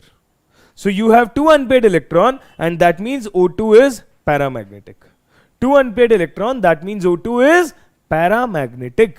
If O2 is paramagnetic here, so see, having 16 electron gives you 2 unpaired electron. Now think about it very carefully. Think about it very logically what I am trying to say. Please sunna meri baat ko dhyan se. If I remove 1 electron from here, if I remove 1 electron from here, how many electrons will become? 15? How many electrons we are left with? 15. For 15 electron, the configuration will be, this electron will go, it will be till pi star 2px1, 1 unpaired electron, right? This will give you 1 unpaired electron. And similarly, if you add 1 electron, where? To this. If you add 1 electron, you get 17 electrons, right? If you add 1 electron, you get 17 electron. If you add 1 more electron, so that will also go here. This will become pi star 2px2. But this guy, pi star 2py1, will be left as it is. That means in this case also, we have one unpaired electron only. So basically I am trying to say that the question is asking about look for the species which has one unpaired electron, right? The question is saying look out for the species which has one unpaired electron. Now one unpaired electron will only be when either you remove one electron or you add one electron. Either you remove one electron or you add one electron. Now if you remove one electron, that means you are talking about O2 plus. And if you add one electron, that means you are talking about O2 minus. If you remove one electron, O2 plus. If you are adding one electron, O2 minus. So these two could be the species which have one unpaired electron. You understand? These two could be the species which have one unpaired electron. So your correct option will be O2 plus or O2 minus. Now I have taken so much time in explaining this. The reason being I want you to understand the core of it. Okay? Next time when you will attempt the question, this will flow in your mind that okay, bro, O2 already have two unpaired electron and the two unpaired electrons are like this. If you remember this much, the question is sorted. You need not write everything. And why did I write the entire configuration? Because I read one doubt that one student asked particularly that sir, please write the general electronic configuration once. So I have given that as well. Cool. So please let me know, is this question making sense? Did you guys understand this? Any issues, any doubts, any problem? Anything which is not clear? Please tell me so that we can discuss. Good, Shravan Kumar, Guruji, nice. Suppose 1.414, again one unpaired electron, bacha. We will just look at the number before decimal, that's it. We will just look at the number before decimal, that's it. Nothing else to be done. Cool? Clear? ठीक है. Alright, shall we proceed? Shall we proceed? Are we together? Are you guys getting the concepts? Are you guys getting the feel? मजा आ रहा है? Are you guys enjoying the session? Alright, so I'll keep checking the chat. Let's proceed to the next question by then. If we want to proceed to the next question by then let's see these two questions. Two more questions are left. Two more questions are left for MOT and we'll be sorted. Okay? Two more profiles. Actually in MOT so many profiles have been asked. So I don't want to miss any single profile from here. Okay? Because if any different type of question will come, then you guys will be like, no sir, we are not getting. Okay? Okay? Acing beta, whatever is happening today is very much enough for revising your inorganic chemistry. Trust me. Very much enough if you are sitting here with the perspective of revision. If you are sitting here with the perspective of studying everything, obviously it's never enough.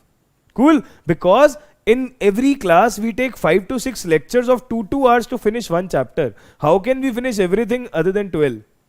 Okay? Yes, beta, I know other language than Hindi also. I am a Marwadi. So I speak very good Marwadi. But obviously you guys are not getting Hindi only. If I speak Marwadi, then it will be a chaos. Okay? So it's better we focus on English here. Cool? See, among the following, now see, read this question. This is another good profile. I'll explain how to do. Among the following, the molecule expected to be stabilized by anion formation is.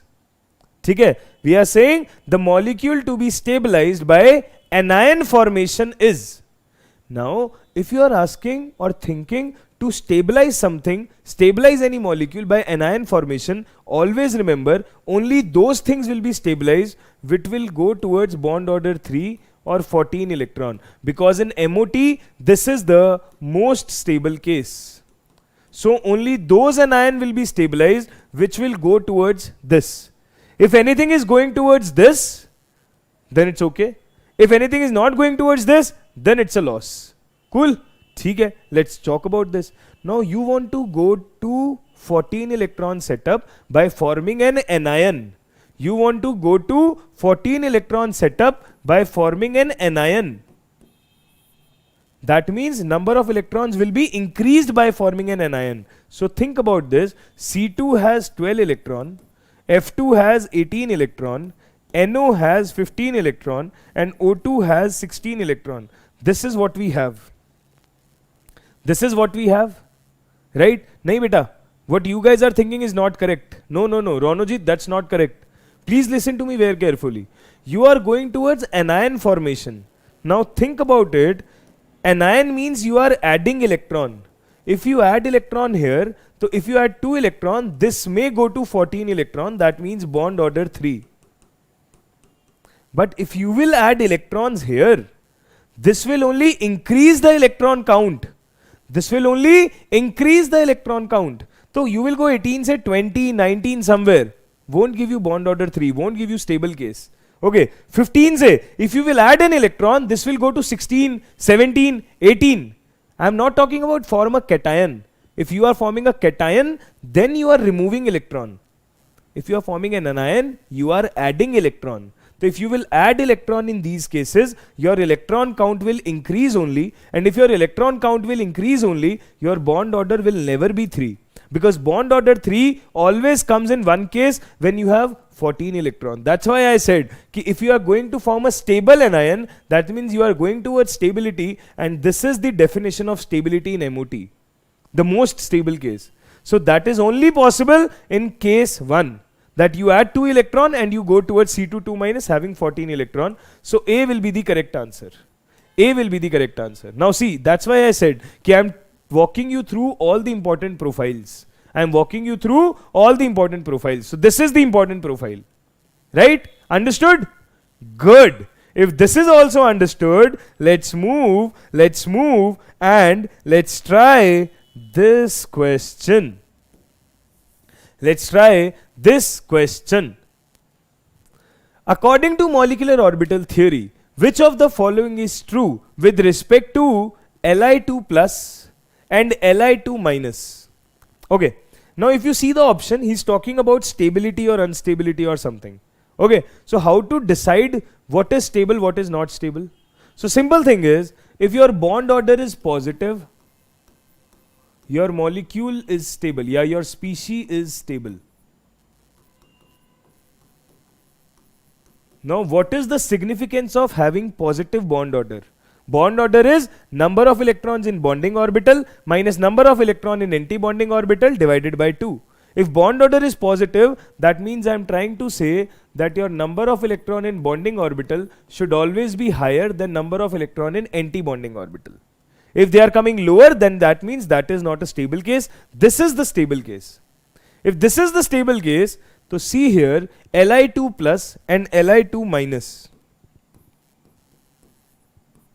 Li2 plus and Li2 minus. Here you have 5 electrons.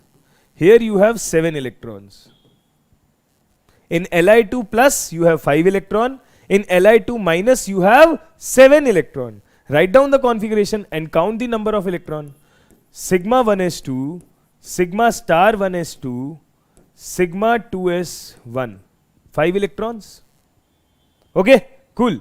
Okay, 7 electrons. How will you write? Sigma 1s2, sigma star 1s2, sigma 2s2, sigma star 2s1. 7 electrons. Right? Here we have 7 electron. Here we have 5 electron. Bond order is coming positive in both the cases. Bond order is coming positive in both the cases. How? If you will find out bond order here, you will say, okay, number of bonding electrons are 3, anti-bonding are 2, and this is 2. So this is coming out to be 1 by 2. Here also bond order is coming out to be, here is 2 and 2, 4, 4 minus 3 by 2. Here also it's coming out to be 1 by 2. Both are stable. But, beta, if you get bond order half, that's the point of thinking. That's the point of thinking. This is the special case. Please see. Bond order is half in both the cases. But, this is the important case. That's why I took it in the class. Otherwise, to main karata hi nahi. In Li2 plus, number of bonding electrons are 3 and number of anti-bonding electron is 2. So we will say number of anti-bonding electrons are only 2. But if you talk about Li2 minus, number of anti-bonding electrons are 3. In both the cases, number of bonding electrons, whatever we have, number of anti-bonding electrons are more in Li2 minus. One sec. Sorry. In Li2 minus, number of anti-bonding electrons are 3. Now, since number of anti-bonding electrons are more in Li2 minus, that means this is more unstable. Whereas Li2 plus has less number of anti-bonding electron, that means this is more stable. If it is more stable, this is less stable, we will say the correct answer is option number B. This is a good question. The species which has more number of anti-bonding electron will be less stable or unstable as compared to the one which has less number of anti-bonding electron. So through that we decided. Because we got the same bond order, then we check the anti-bonding electrons ka count. Okay, this is very important. You should understand this. Then we attempted the question. Okay, so that's why I took this question. This is important. You should understand this. Cool? Understood? Very good. Very good. If this is fine, let's go to the last question of MOT. Not the last question of chemical bonding. Not the last question of chemical bonding. Chemical bonding is too much left. Abhi we are moving to the last question of MOT. ठीक है? ठीक है. Let's read this question. This is very easy. You guys know the trick. You guys will do it in a jiffy. You guys will do it in a jiffy, I'm sure. Among the following species, the diamagnetic species will be. The diamagnetic molecule will be. Okay, you guys know the trick very well. The species having even number of electrons are diamagnetic, except 10 or 16 electron. And the species having odd number of electrons are paramagnetic. Now, if they are asking about diamagnetic, so obviously in case of NO 7 plus 8, 15 electron. In case of CO 6 plus 8, 14 electron. In case of B2 10 electron. In case of O2 16 electron. Okay, if we have these much cases, so what we will say that the diamagnetic molecule will be CO, because having 10 and 16 is para and having odd electron is obviously para. So this is the case which is dia. So this is the right answer. This is the right answer. Right? Okay. Shravan Kumar is saying if both have 4 anti-bonding electron, then we would have said ki okay, both are equally stable or both are equally unstable. That way we would have proceed. But that's not the case here, right? Right? So this question is understood. This question is nice. Any doubts? Is it fine? Good. So option B is the correct answer. And with this, we have done all sorts of questions for MOT. Now it's time to move to the next topic of chemical bonding. Now it's time to move to the next important topic of chemical bonding. Let's proceed. Let's proceed. है ना? Let's jump. ठीक है. Now what we are doing is we will be moving to the next question. What is the next question all about? See here. This is based on hybridization and geometry prediction and shape prediction. Now we are moving towards hybridization, geometry prediction and shape prediction. How to do that? Please read the question first, then I will explain the relevant theory. Please see here. For OF2 molecule, consider the following. Some options are given, some statements are given for OF2 molecule. You need to decide which statement is correct or which statement is wrong. You need to decide which statement is correct or which statement is wrong. Okay? ठीक है. The species OF2. Now the statements are like this. The number of lone pairs, the bond angle, the oxidation state, the molecular shape, the molecular geometry. So how to identify shape, geometry, number of lone pairs, how to identify these things? So I'll give you a simple trick. Through that everything will be sorted in this one board. Just listen to me very carefully. It's always better to first find hybridization of a species.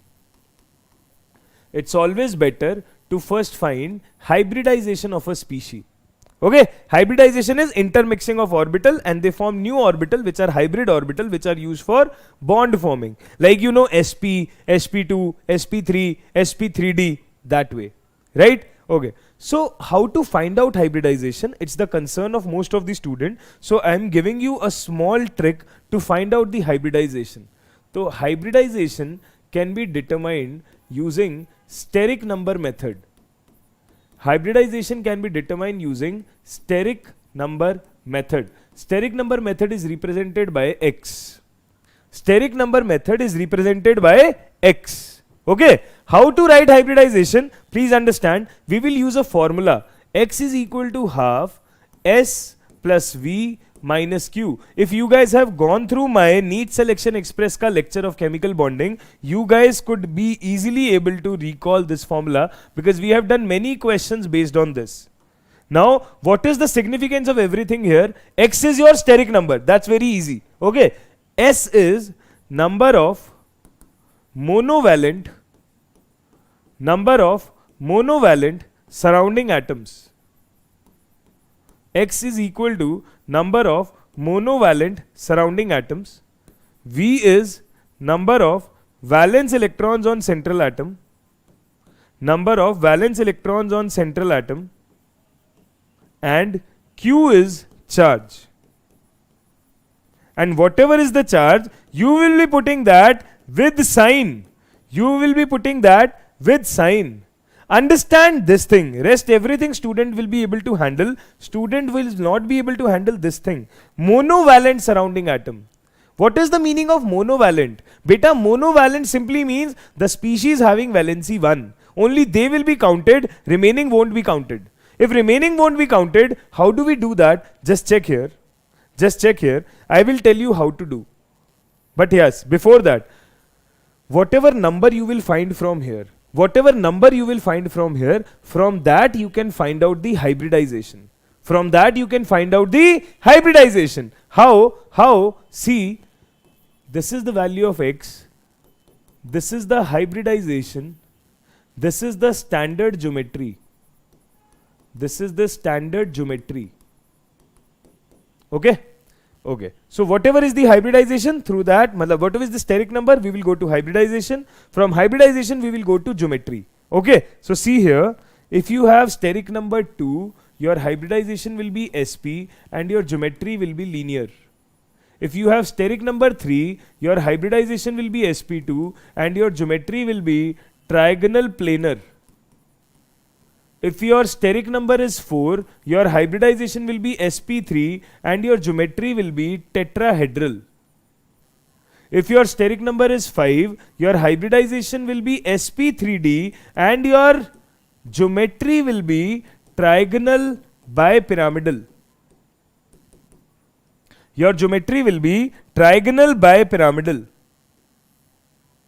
Okay. If your hybridization is 6, if steric number is 6, your hybridization will be sp3d2. If hybridization is sp3d2, your geometry will be octahedral.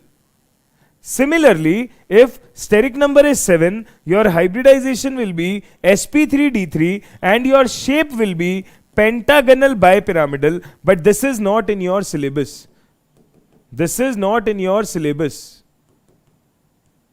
Trigonal bipyramidal को short में we say TBP. Okay, so you have reached till geometry.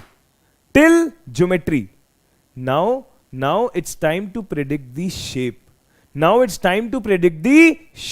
If we wish to predict the shape, then listen to the last point. I told you I will cover everything on this single board, every theory. So see, shape is predicted how? So you will arrange the compound in the standard geometry. You will arrange the compound according to the standard geometry and then you will hide all the lone pairs. And once you will hide all lone pairs, whatever will be left will be your shape. Okay? Arrange the element according to standard geometry, hide all the lone pairs, whatever is left will be your shape. Okay? I'll try this in some examples. Okay? Let's try this some example. First example, CH4, BF3.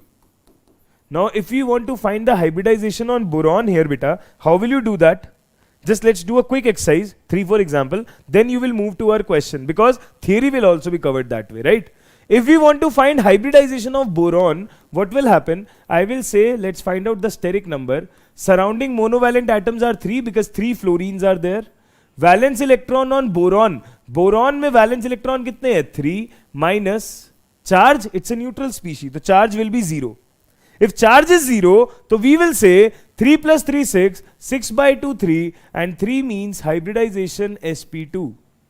If hybridization is sp2, if hybridization is sp2, that means what? Geometry will be trigonal planar. That means what? Geometry will be trigonal planar. Now trigonal planar is formed with 3 steric number. That means with central atom you should have 3 elements to form bonds. With central atom you should have 3 other elements to form bonds. So see here, you have boron, and you have, this is the trigonal planar geometry.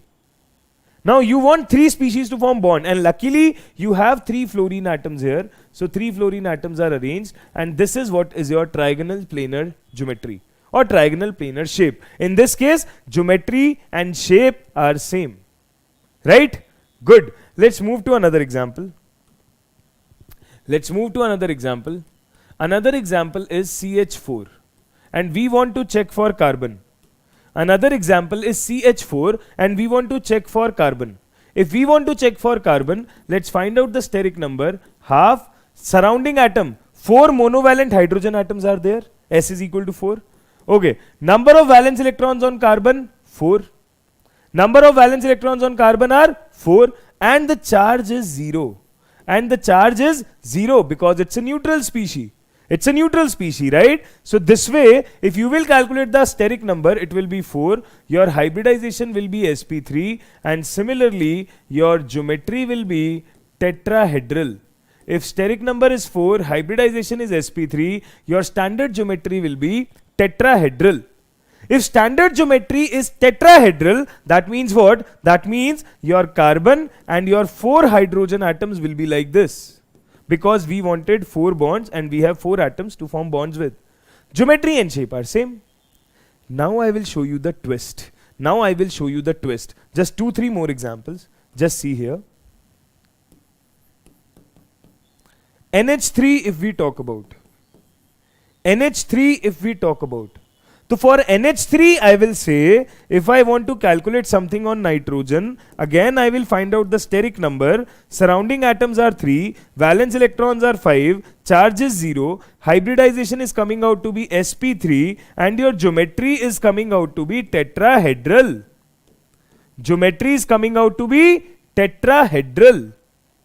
Okay.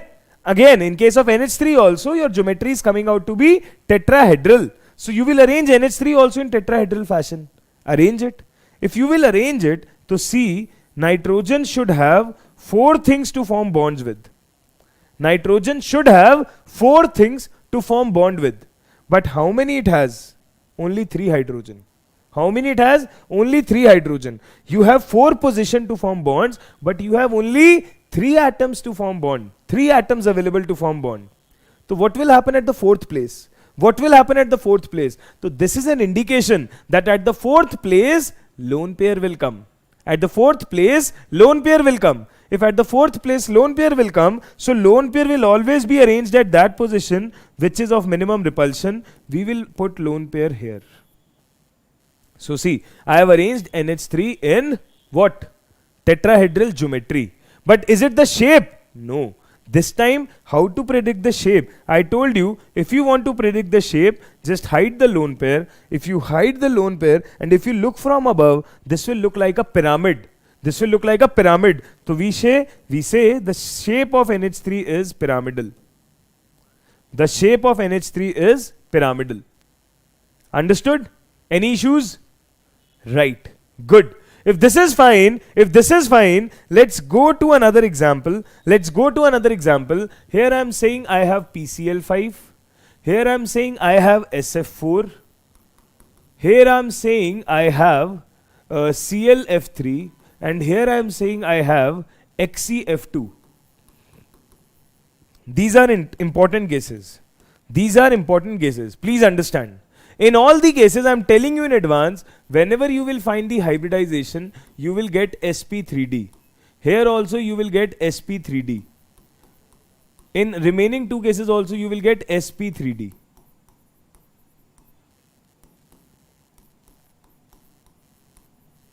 Okay, in all the 4 cases you will get the hybridization as sp3d. But why have I taken this case? I have taken this case because I want to explain you the shapes here. I want to explain you the shapes here. This is the important case of chemical bonding. ठीक है? If you talk about PCl5, sp3d, the standard geometry is trigonal bipyramidal. So just have a look at this standard geometry. These are the 5 positions to form bonds with. Beta, I will draw the 3 positions with different color.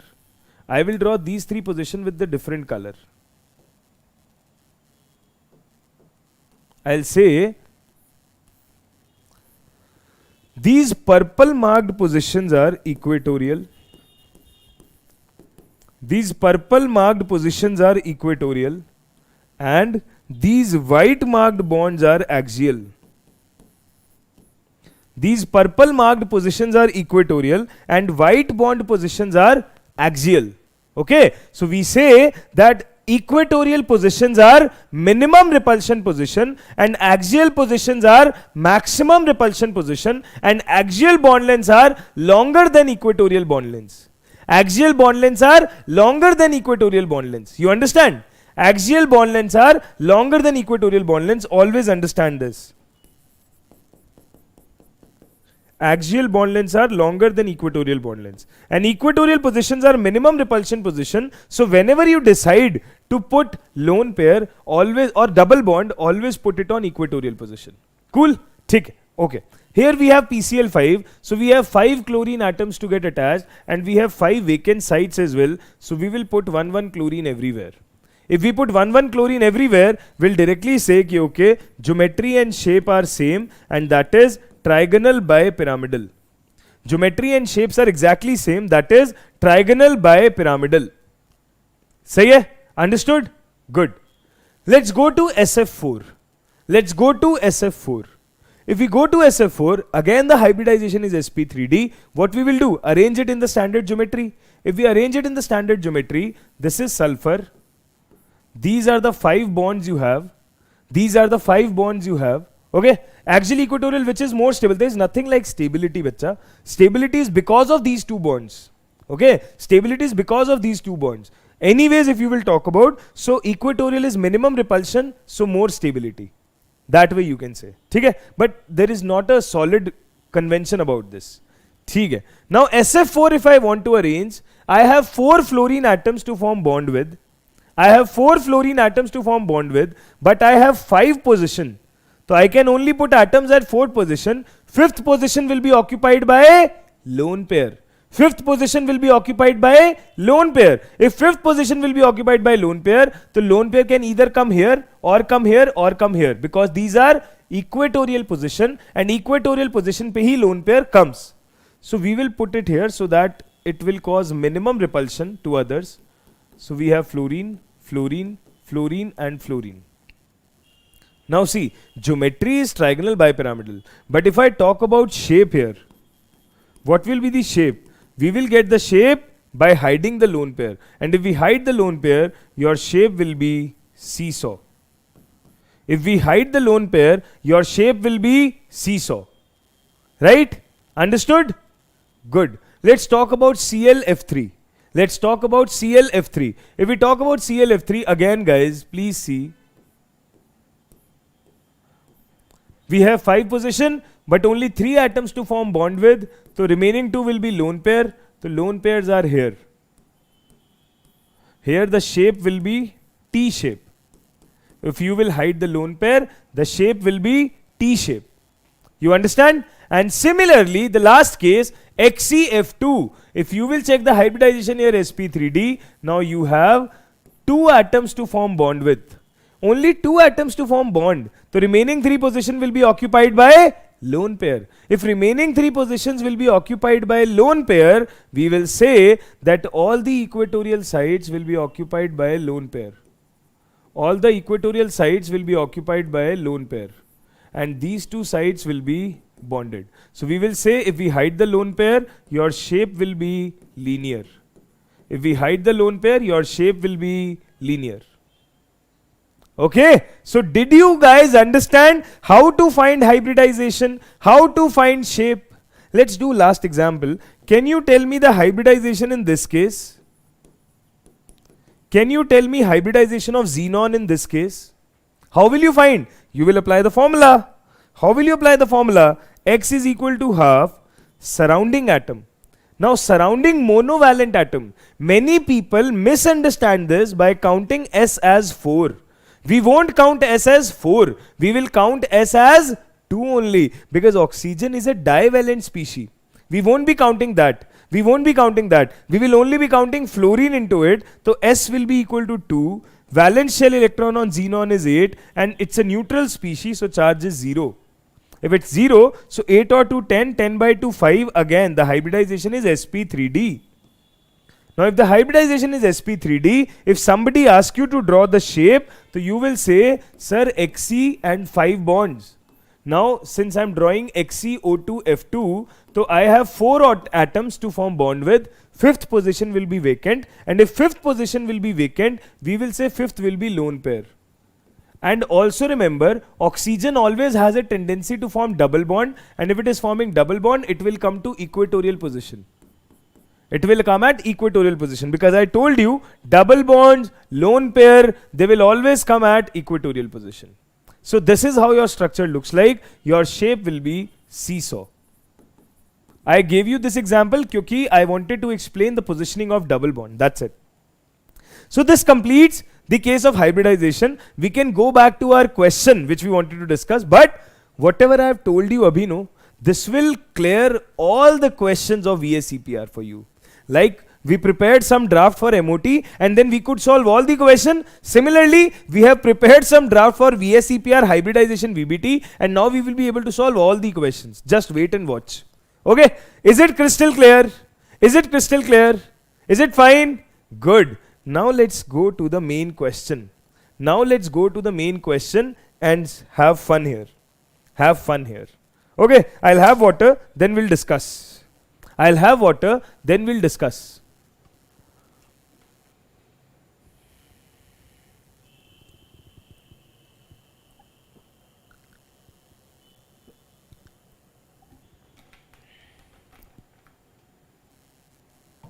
Okay, shall we begin? Shall we begin?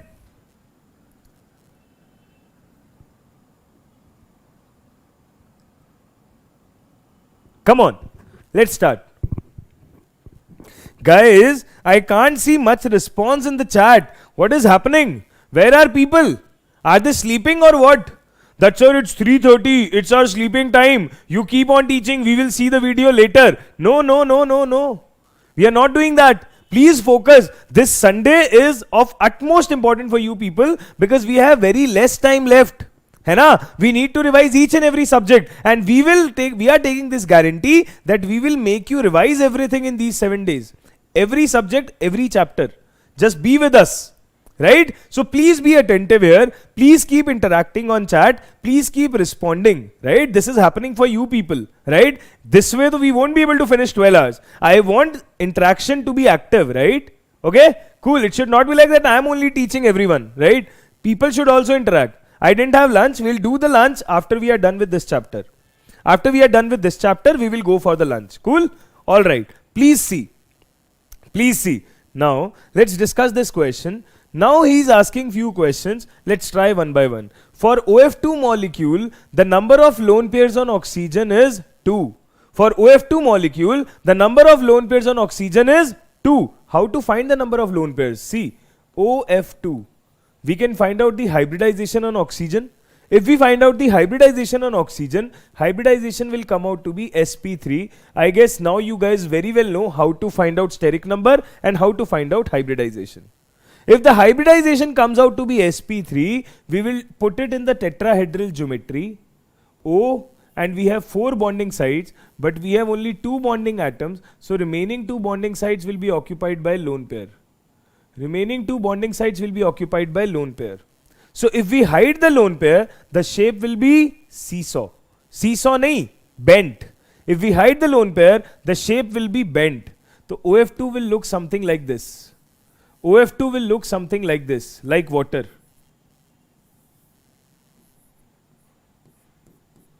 OF2 will look something like this. Okay? You have 2 lone pairs on oxygen. Cool. So, first statement is correct. First statement is correct. You have 2 lone pairs. Okay. The molecule is bent V-shaped. This is also correct because this is bent shape. This is bent shape. Okay, so you have two lone pairs, you have a bent shape. Alright, next. He's saying molecular geometry is linear. This is wrong because geometry is tetrahedral and the shape is bent. It cannot be linear. It's not linear. If it's not linear, so this statement is correct. Oxidation state of oxygen is -2. Oxidation state of oxygen is -2. So we can find out the oxidation state. If we have OF2, we want to find out oxidation state of oxygen. That is very easy. Assume this to be X. You have two fluorine atom. Each fluorine has -1 and the species neutral.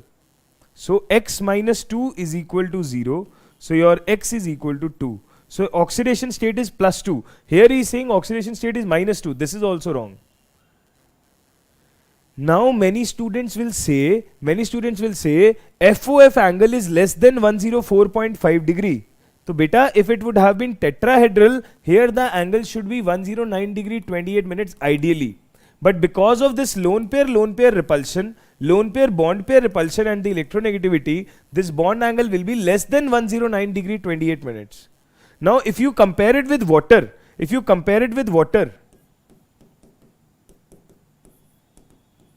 in case of water, the bond angle is 104.5 degree. The bond angle is 104.5 degree. This is also bent shape. But in case of F2O, the bond angle will be less than 104.5 degree. Why so? Because both surrounding atoms are more electronegative than hydrogen.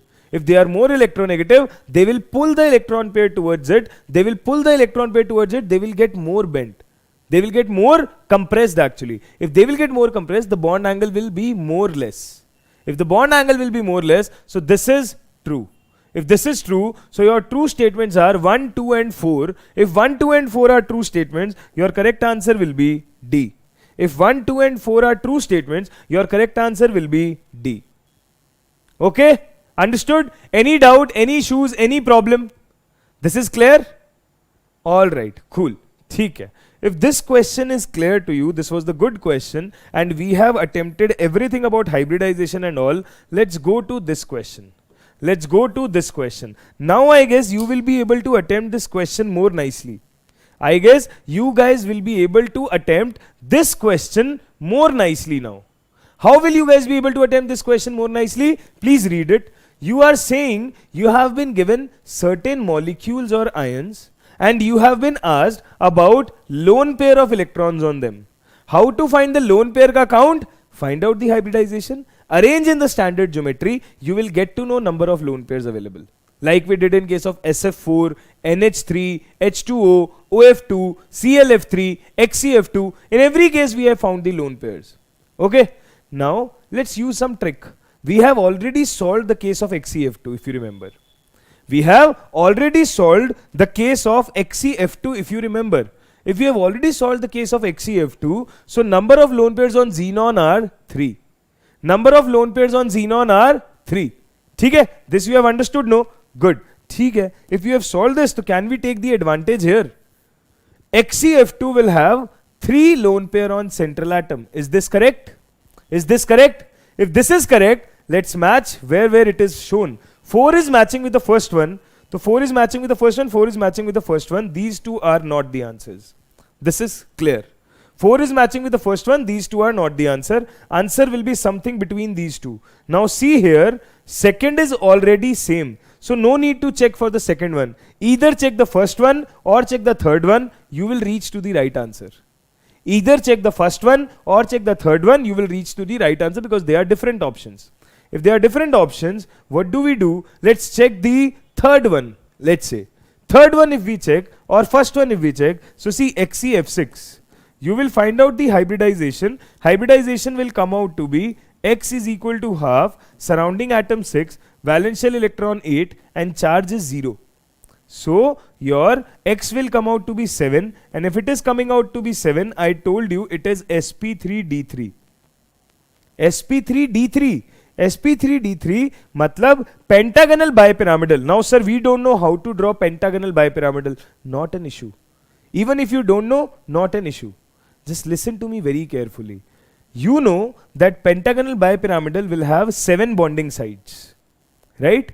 You know that pentagonal bipyramidal will have 7 bonding sites because steric number is 7. But you have only 6 atoms to form bonds with. 7 bonding sites, but you have only 6 atoms to form bond with. That means one position will be vacant. If one position will be vacant, so we will say in case of XeF6, you will have one lone pair. In case of XeF6, you will have one lone pair. You understand? In case of XeF6, you will have one lone pair. ठीक है जी. In case of XeF6, you will have one lone pair. So XeF6 will be matching with the second one. So third is matching with the second one. That means second option is the correct. And I could see already most of the students answered this correctly. And I'm so proud. I guess whatever I'm telling you, you guys are able to relate it, right? है ना? You guys are able to relate it. Okay. Where is that guy? Crazy boy BGM. Where is he? He was putting lot of comments. Where is Rahman? Hanji, where are people? So guys, you understood this, right? Correctly? That's nice. That's nice. Cool. ठीक है. Let's proceed to next question. Next question. You'll enjoy it. You'll enjoy it. See, if you will have good command on chemical bonding, no, this will be good for you. ठीक है. Let's see this question.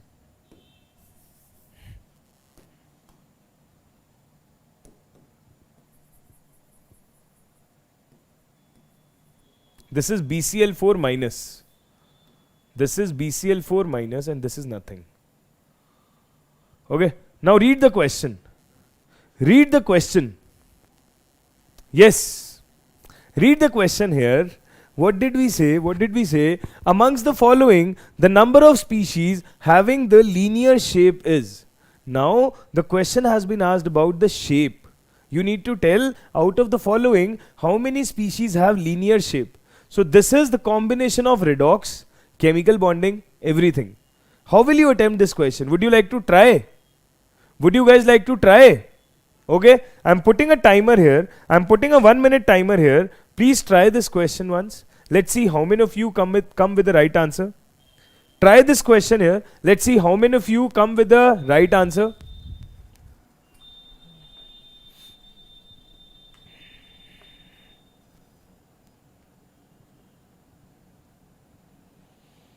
Quickly attempt this question. Let's see how many of you come with the right answer for this question.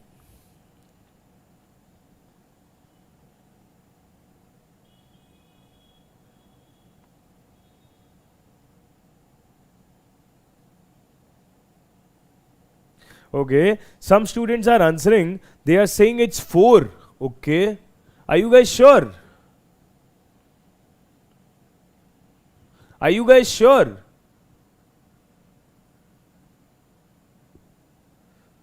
Some are saying 3. Okay. Some are saying 2. No one is saying 5. And if somebody is saying 5, then I want to know who 5 are there. Chalo, let's discuss. Let's discuss this. This is a good question. Okay, this is a good question. Let's discuss this. And we will draw each and every structure and we will get it. है ना? We will get it. No issues. See here. All you have to do is find the hybridization, arrange in the geometry, hide the lone pair, get the shape. Find the hybridization, arrange the geometry, ठीक है, hide the lone pair, get the shape. ठीक है, let's begin. आइए. XeF2 we already know it's linear. We already know it's linear. We have discussed this. So no need to discuss this again. I3 plus. Now this could sound difficult for you people, but this is an easy thing. Basically, you have one iodine atom attached with two another iodine atom. Now you don't know whether they are linear or bent or how. But hai, so you have two surrounding atom. One is central atom, right? That's what I wanted to tell. If that's what I wanted to tell, so here, if you want to find the hybridization, it will be half. Surrounding atom are 2. Valence electron pe number of valence electrons are 7. And charge is +1. Q is +1. Right? So 7 and 2, 9. 9 minus 1, 8. 8 by 2, 4. So your hybridization is sp3. Hybridization is sp3. If hybridization is sp3, guys, Hybridization is sp3. So you have 2 more iodine atoms to arrange here. Remaining 2 position will be occupied by lone pair. Overall species will have +1 charge. So if you arrange it in shape, we will see I3 plus looks like this. I3 plus looks like this. It's a bend shape. If it's a bend shape, this is not the answer. Acha. If we talk about C3O2, this is the combination you have achieved from redox. इसे कहते हैं carbon suboxide. This is known as carbon suboxide. This is very important. Carbon suboxide. How to do this? So C3O2 is a linear structure. You need to remember this. This is this structure. So this is a linear structure. This is the answer. You need to remember this as it is. Can't do anything. Okay. I3 minus. If you will find out the case hybridization in I3 minus, it will be sp3d. If it will be sp3d, you will arrange remaining 2 iodine in the trigonal bipyramidal geometry. So you have only 2 bonded atoms. 3 will be lone pair with a minus charge. If you will hide the lone pair, your shape will be linear. If you will hide the lone pair, your shape will be linear. If the shape will be linear, so I3 minus will also be the answer. XCFT is also the answer. So 3 are already there. 3 are already there. We have much more. We have much more. See, CO2. CO2 is very simple. We know it from the childhood. CO2 is also linear. CO2 is also linear. Right? ठीक है. SO2, BeCl2, BeCl4 minus, BCl4 minus. Okay. If you talk about SO2, you find the hybridization on sulfur here. You will find it to be sp2. If it is sp2, you will try to arrange this in trigonal planar geometry. You have only 2 atoms to form bond with. Oxygen generally form multiple bond. One will be lone pair. The shape will be bent. If shape is bent, this is not the answer. You hide the lone pair, you get the shape. This is bent. This is not the answer. BeCl2. If you talk about BeCl2, beryllium will have sp hybridization. Beryllium will have sp hybridization. If it has sp hybridization, it has to be linear. If it has to be linear, so BeCl2 is also another candidate for the correct answer. And if we talk about BCl4 minus, you find the hybridization, you will get it sp3, and easily tetrahedral shape is understandable. Linear is not possible with 4 atoms, 4 surrounding atoms, right? So this is tetrahedral, so this is not the answer. So how many are linear? 1, 2, 3, 4, 5. So number of species having linear shape will be 5. So this is how you play around with the VSEPR or hybridization case. This is how you play around. That's how you roll to play with VSEPR and hybridization cases. I guess this is making sense. I guess this is understandable. I guess you guys are getting what I'm trying to say. Is it fine? Is it right? Good. Let's move ahead. Let's move ahead. Let's go to another question. If we go to another question, see this question. See this question. This is another good question asked in JEE Main 2022. Another good question asked in JEE Mains 2022. Please try this question. Doctor, this is already happening with the trick. What more trick you need? This is already happening with the trick only, no? If you guys would not have known the trick, then it would have been difficult for you people. Let's see this question. What is this question saying? Consider the species CH4, NH4 plus and BH4 minus. Consider the species CH4, NH4 plus and BH4 minus. Choose the correct option with respect to these species. Okay, you have 3 species CH4, NH4 plus, BH4 minus. Now the options are saying they are isoelectronic. Isoelectronic means what? Same number of electron. So that we need to count. If they are isoelectronic or not, that we need to count. If we need to count that, so carbon has 6 electron, hydrogen has 1, but 4 hydrogens are there, so 1 into 4. So overall you have 10 electron. Similarly, NH4 plus, nitrogen has 7 electron, hydrogen has 1 electron, and we have 4 hydrogen. and overall we have +1 charge, so -1 will be there. 7 plus 4 11, 11 minus 1 10. BH4 minus, boron has 5 electron, okay, hydrogen has 1 but 4 hydrogens are there, and minus of -1 charge. Cool. So 5 or 4 9, 9 or 1 10. 10 electrons are there. So 10 electron, 10 electron, 10 electron. In all the cases we have same number of electron, so the species is isoelectronic. So yes, they are isoelectronic, so they are isoelectronic. Only 2, no, all 3 are isoelectronic. So last 2 options are rejected. Last 2 options are rejected. Okay, they are isoelectronic. Now we need to check their structures, that is their shapes. If you would like to check their shapes, you can try with the hybridization and everything, you guys know. You will find out that all 3 are tetrahedral. You will find out all 3 have sp3 hybridization and all 3 have tetrahedral structures. If all 3 have tetrahedral structures, so we say they are isoelectronic and all have tetrahedral structure. B is the correct option.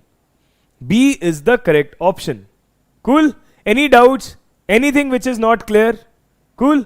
Good. Okay. Chalo, let's move ahead. Let's move ahead. Guys, we'll finish this chapter, then we'll take a break for lunch. Okay? We'll take a 15-minute break for lunch. Okay? But first we will finish this chapter. Cool? Alright. Let's move ahead. Let's move ahead. We have this question now.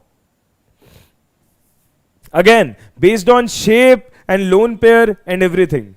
Would you guys like to try this question? Thank you, Dr. Strange. Thank you so much. Means a lot.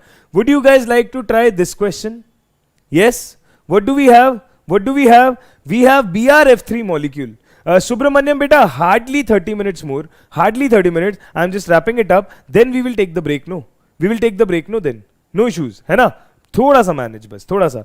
This is the last big chapter we have. After this we have small chapters. Then the last big chapter will be coordination compound. Before that we have small chapters, okay? So after the break, we will quickly finish hydrogen, S block and maybe P block. Okay? Then we will take another break. Cool? Then D and F block, coordination compounds, then we will take one break, then quickly 15 minutes for metallurgy and then we will end the session. Okay? That way we will finish. But yeah, just listen to this. Number of lone pairs on central atom and the shape of BrF3 is. So how to find the shape of BrF3? How to find the shape of BrF3? So see here, if you will try to find out hybridization, first, so you will see that steric number is coming out to be 5 and hybridization is coming out to be sp3d.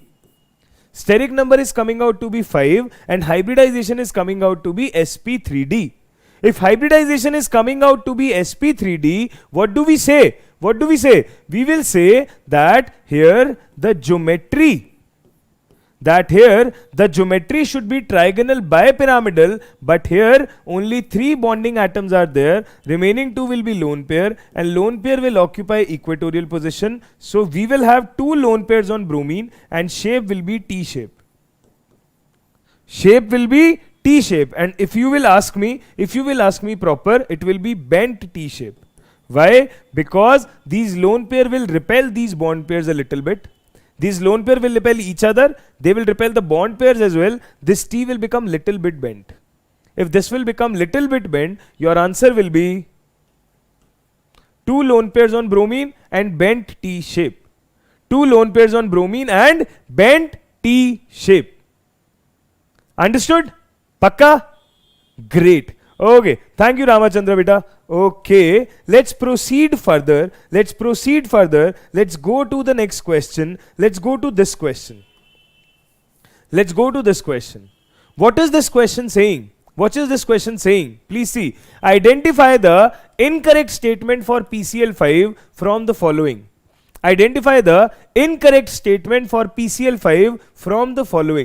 Okay. How to identify the incorrect statement? Now, let's do this quickly. साथ करते हैं. आओ. In case of PCl5, we will say, in this molecule, orbitals of phosphorus are assumed to undergo sp3d hybridization. Yes. sp3d hybridization? Yes. True. Okay. The geometry of PCl5 is trigonal bipyramidal. Yes. We have already determined the shape.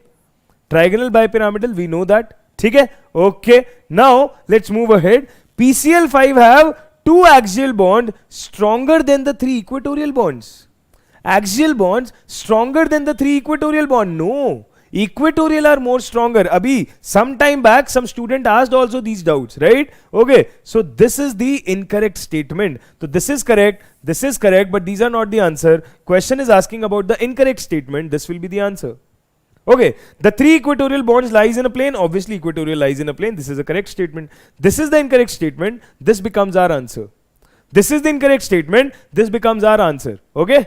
Guys, you guys are ultimate. I am the best. You guys are more best. Now, please, I don't need good words about me in the chat section. I want doubts in the chat section. Right? Please ask if you have anything which is not clear and be attentive and interactive in the class. Okay? I don't want my tarif. Not needed. Okay? Cool. C option is fine? Good. Let's proceed. If we want to proceed, if we wish to proceed further, let's try this question. Another profile. Another new profile. What is the new profile for you people? Read the question. We are done with VSEPR and hybridization based questions. We are not doing more questions. We'll be taking the new profile. Else we won't be able to finish the chapter. We'll jump to the new profile. The new profile is saying the oxide which contains an odd electron at the nitrogen atom. So beta, for nitrogen atom, it's very famous. You guys also should remember there are 2 species which have odd electron, NO and NO2.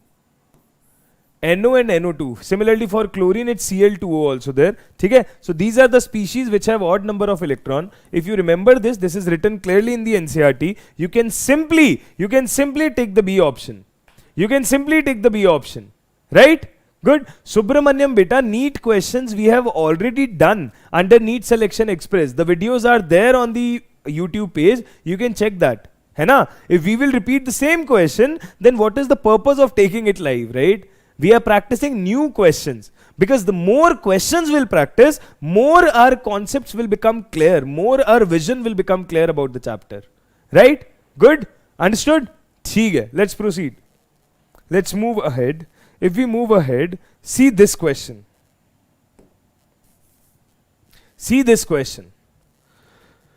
Question is asking you, find out number of electron deficient molecules. Now, what are electron deficient molecules?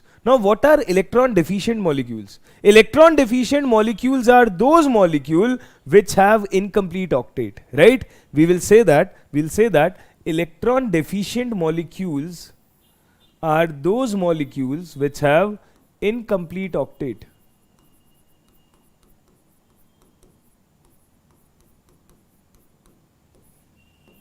Electron deficient molecules are those molecules which have incomplete octet. Now if we have incomplete octet, so we will check one by one. pH3 is pyramidal, okay, it does not have incomplete octet. Boron has incomplete octet in diborane, banana bonding if you remember. CCl4 has complete octet, NH3 has complete octet, BCl3 incomplete octet, BF3, BCl3 they have incomplete octet, right? Electron deficient species. Now many students answered 2 as the correct answer, but check LiH as well. Now LiH exists in 2 forms.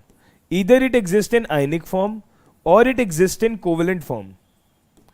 If it exists in ionic form, then there is no meaning of calling it electron deficient, because at that time this is Li plus and H minus. This is stable. Okay, this has achieved the helium configuration. Both of them have achieved the helium noble gas configuration. But if it is acting as a covalent species, then we will say lithium has 1 electron, hydrogen has 1 electron, and that way this is electron deficient. Okay, so LiH will be electron deficient when it is covalent. So this will also be counted. If this will also be counted, so we will say there are the 3 species which are electron deficient. When this question came in the examination, students answered 2. Students attempted this question and attempted C as the correct answer. But you need to understand, D is the correct answer, because LiH can exist in both ways, covalent as well as ionic. So if in case it exists as a covalent species, here the octet of lithium is not complete. Right? Understood? Good. Let's move ahead. Let's see this question. Let's see this question. Let's give it a read. First assertion reasoning question of the day. ठीक है? Assertion is the HOH bond angle in water molecule is 104.5 degree. Acha. Assertion is saying the HOH bond angle in water molecule is 104.5 degree. So this is the bond, this is the structure of water we have, and the bond angle is 104.5 degree. Yes. Okay, hybridization sp through sp3, shape is bent. Now the reason is the lone pair repulsion of electron is higher than the bond pair repulsion. So beta, in VSEPR theory we know this order of repulsion: lone pair, then you have lone pair, then you have bond pair. Lone pair repulsion, then you have lone pair repulsion, then you have bond pair repulsion. Okay, so lone pair repulsion will be higher than lone pair, then bond pair, and the same thing is happening here. अगर यहाँ पे lone pair होता ही नहीं, so the bond angle would have been 109 degree 28 minutes. But there are these two lone pair, these are repelling with each other and they are repelling with the bond pairs as well. These are repelling with each other and they are repelling with the bond pairs as well. And due to these repulsion, the bond angle is decreasing. And if the bond angle is decreasing, it is coming out to be equal to 104.5 degree. It is coming out to be equal to 104.5 degree. So what will be the answer? We will say assertion is true and reason is also true, and reason is the correct explanation of the assertion. Reason is the correct explanation of the assertion. ठीक है? If reason is the correct explanation of the assertion, we will say both assertion and reason are true and R is the correct explanation of A. This is the correct answer. This is the correct answer. Any doubts? Is it clear? Any problem? Cool. This is fine? Understood. Nice. ठीक है. चलो. If this question is fine, let's move ahead and let's check few more questions. If we would like to check few more questions, I'll say this. This is a fact-based thing which you should remember. See, if we talk about PCl5 no, so in gaseous state,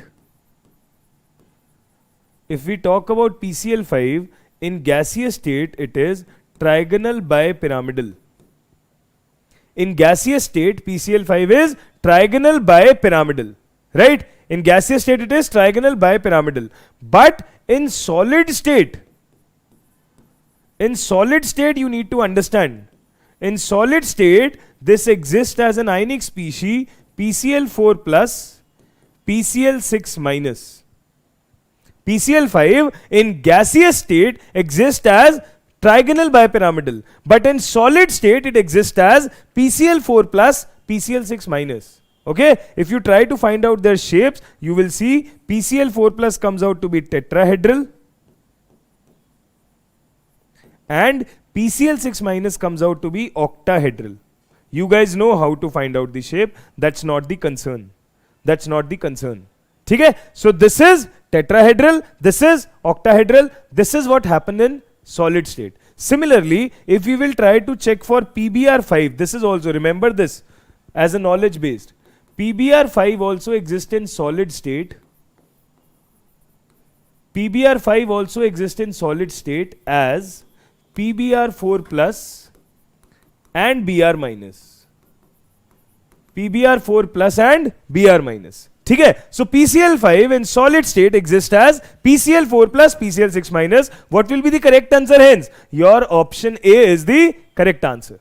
Any doubts? Is it clear? Please check it out. Please check this once.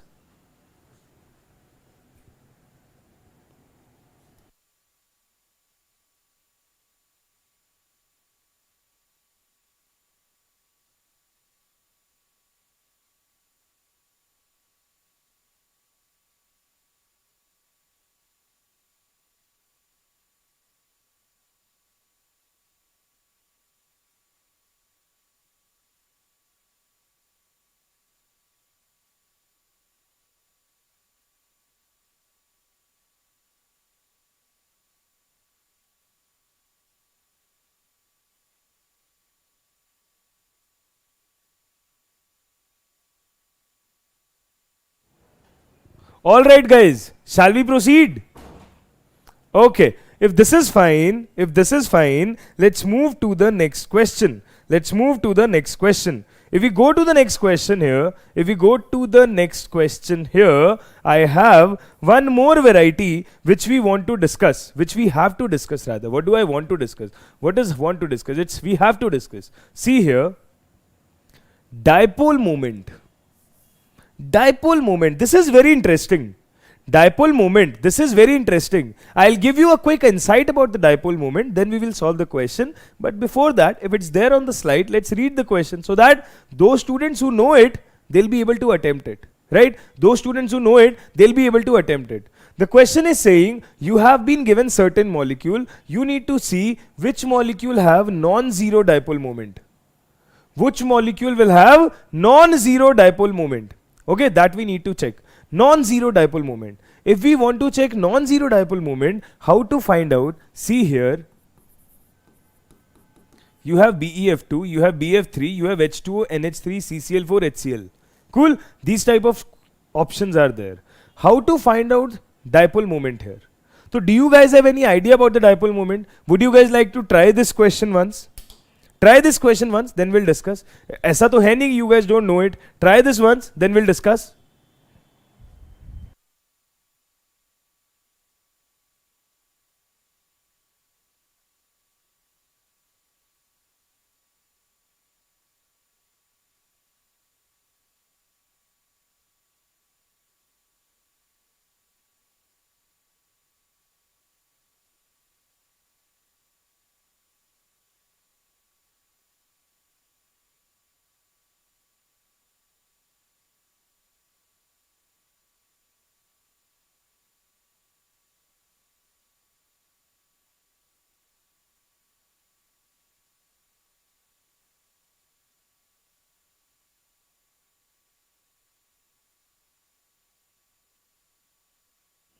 Yes, guys. Did we reach the correct answer? Okay. We have BeF2, BF3, H2O, NH3 and CCl4. And the question is asking you about dipole moment. If you guys are saying कि अभी थोड़ा थोड़ा याद है, तो that's not acceptable beta, because NEET का exam is not a year away. It's a week away. Okay. So we should know that. Alright. Let's revise. Still, कोई बात नहीं. So dipole moment is nothing but a game of electronegativity. Dipole moment is nothing but it's a game of electronegativity.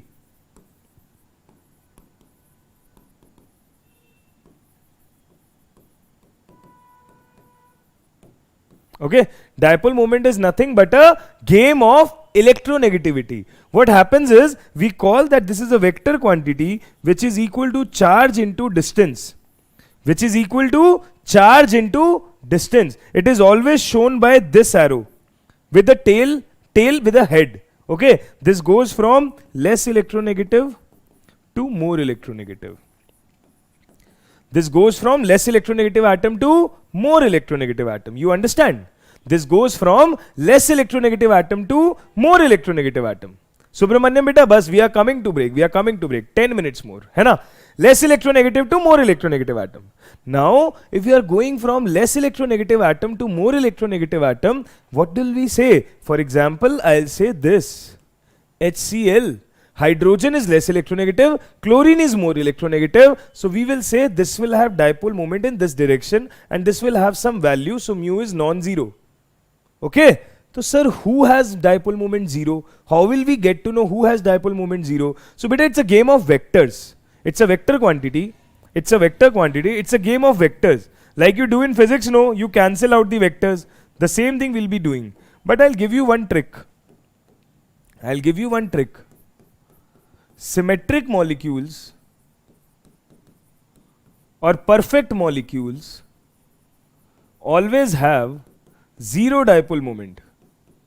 Symmetric molecules or perfect molecule always have zero dipole moment. Okay, symmetric molecule or perfect molecule always have zero dipole moment. If that is the case, that they have zero dipole moment, so we will say, for example, BeF2 if we talk about, if we talk about BeF2, so if you draw the structure of BeF2, you will see here that it's a linear structure. You will see here that it's a linear structure. Now, if it's a linear structure, so what will happen? Here the direction of dipole will be towards this, because less electronegative to more electronegative. Here the direction of dipole will be this, less electronegative to more electronegative, and they will cancel each other and your net dipole moment will become 0. So see, this was the symmetric molecule, your dipole moment came out to be 0. Alright, let's move ahead. Let's move ahead. I am saying for the second part, what we can say, we have BF3. We have BF3. What will we do in BF3? We will say, here I have boron and I have 3 fluorine atoms. I have boron and 3 fluorine atoms. What will we do here? We will say that this will go towards this side. This will go towards this side, because obviously fluorine is more electronegative than boron. Right? Fluorine is more electronegative than boron. Here also this will happen. Now, out of these two, you can find out that the resultant will be in this direction. For these two, the resultant will be in this direction, and this will cancel with this. This will cancel with this, and hence, since everything got cancelled, your net dipole moment will be 0. Since everything got cancelled, your net dipole moment will be 0. Right? Alright. ठीक है. Let's move to next case, H2O. H2O. Now here you will see something new. Here you will see something new. In case of H2O, you guys already know the structures. This is H, this is H. Here we have 2 lone pair, here we have 2 lone pair.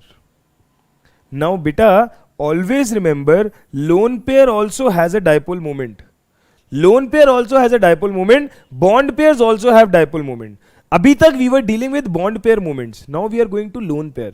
If we go to lone pair, we will see that out of hydrogen and oxygen, oxygen is more electronegative. So both the bond pair have dipole moment in the direction of oxygen. But if you will check for the lone pair, it will also be here, it will also be here. So resultant of these two and these two will be in upward direction. It won't cancel anything. If it won't cancel anything, we will say the net dipole moment will be non-zero in this case. What we are looking for? We are looking for non-zero cases, right? We have already figured out that HCl will be non-zero. We have figured out H2O will be non-zero as of now. As of now, we have figured out these two. Okay, this is 0, this is 0. NH3 and CCl4, let's talk about. NH3 and CCl4, if we wish to talk about. So fourth is NH3. I guess you guys must have understood this. NH3 is like this. NH3 is like this. We have a lone pair on nitrogen and we have 3 NH bonds. We have a lone pair on nitrogen and we have 3 NH bonds. So in that case, what do we say? We'll say that electronegativity of nitrogen is more. If electronegativity of nitrogen is more, in all the 3 cases, it will be more towards nitrogen. In all the 3 cases, it will be more towards nitrogen. Similarly, for lone pair as well, it will be above. So due to bond pair, it will be above. For the lone pair, it will be above. So overall dipole moment will be in the upward direction. And if the overall dipole moment is in the upward direction, we will say again this is a non-zero dipole moment value. Again this is a non-zero dipole moment value. ठीक है? Cool. So this is also non-zero. NH3 we got it. NH3 we got it. Now CCl4. If we talk about CCl4, we will say that we have 4 chlorine atoms. We have 4 chlorine atoms. Now, if we have 4 chlorine atoms, we'll say that this will be in this direction, this will be in this direction, this will be in this direction, this will be in this direction. Guys, are you getting it or not? Are we getting it or not? That the direction of dipole will be towards chlorine in all the 4 cases. The direction of dipole will be towards chlorine in all the 4 cases. So because of these 3, the dipole will be in this direction. Because of this one, the dipole will be in upward direction, and they two will cancel each other. And if they will cancel each other, the net dipole moment will be 0. As I told, the perfect symmetric molecule always have 0 dipole moment.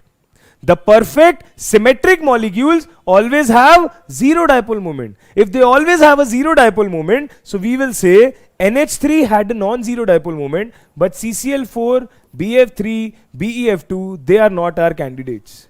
So the correct answer that the molecule with non-zero dipole moments are who?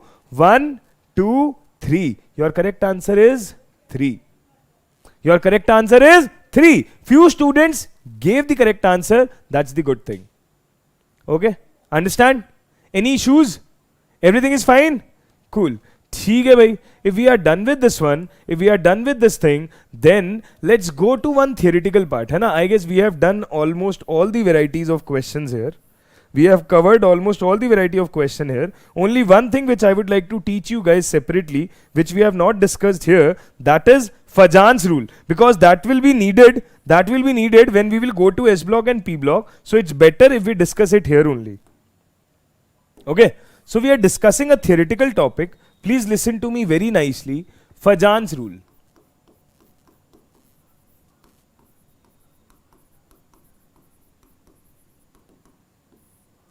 Do you guys know how to discuss Fajan's rule? What is Fajan's rule? Okay, this Gokul Krishnan is saying fast, sir. Why fast, beta? What is missing for you? What train do you have to catch? What flight is waiting for you at the airport? And which girlfriend you are dating today? Yes? Is there any of these points which are missing over here? Then we can discuss that why do we have to go fast? Yes? Okay. Fajan's rule is never discussed in states of matter. First of all, let me tell you. Okay? Fajan's rule is never gonna take place in states of matter. This is an inorganic topic and we will discuss this in chemical bonding. This is the last topic of chemical bonding. This will be over in next 7 minutes and then we will take a 15 to 20 minute break. Good 20-minute break. Have the lunch properly. Cool? Okay? Chalo. Alright. Let's go. For Fajan's rule, what do we say? Fajan's rule basically talks about covalent character.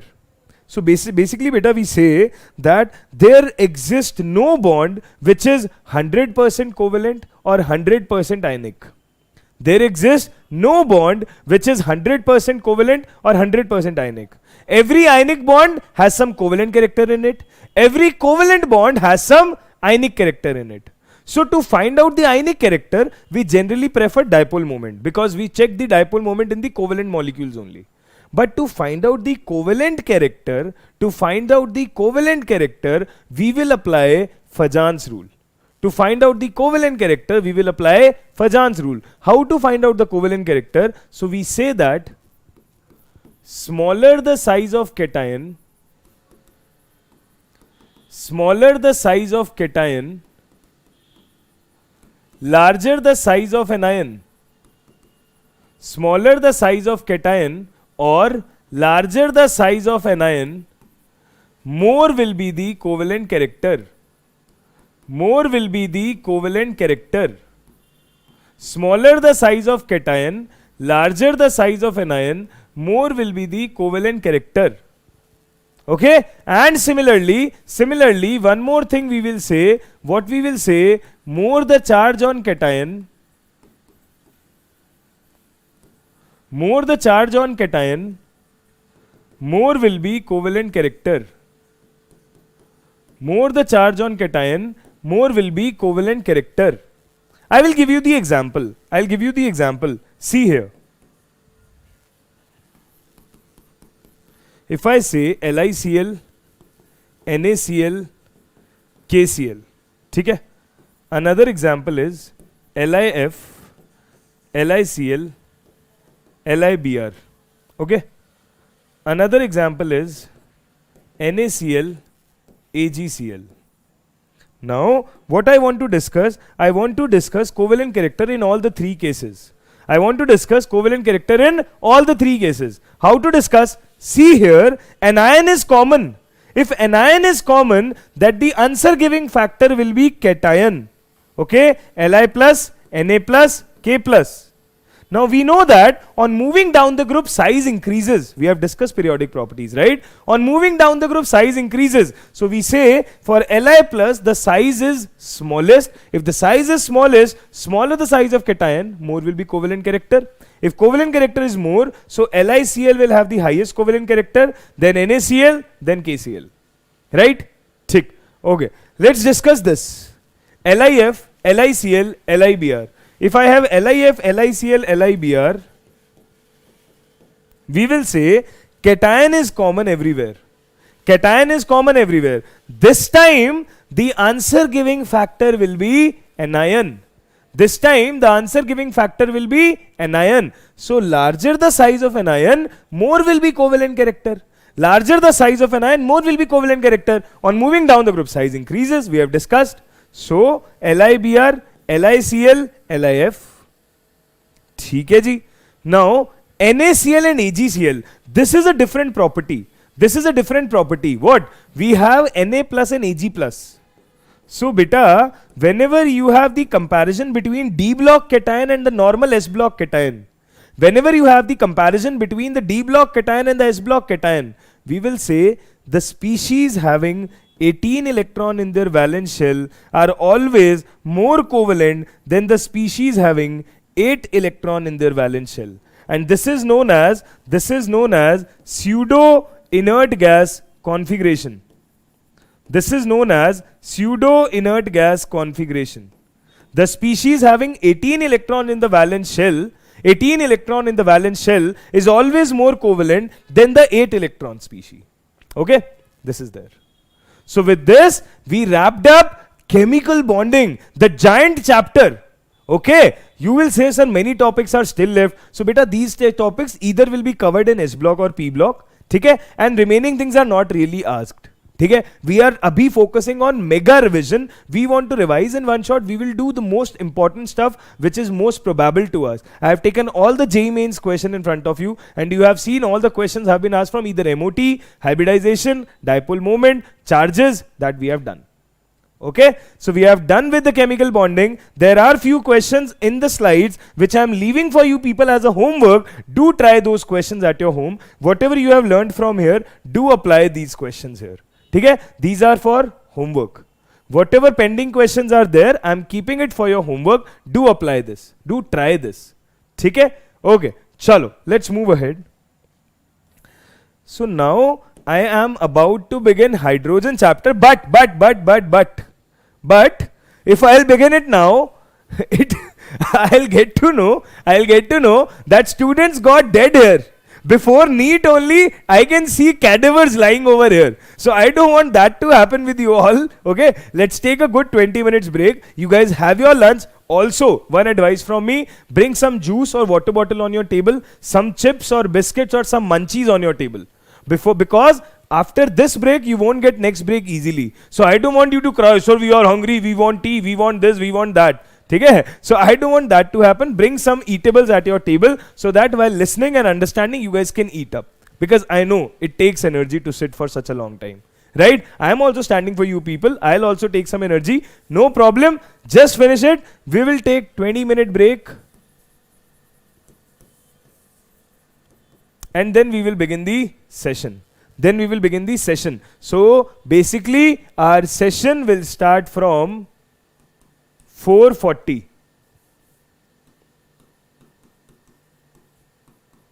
Our session will start from 4:40 PM. ठीक है? चलो.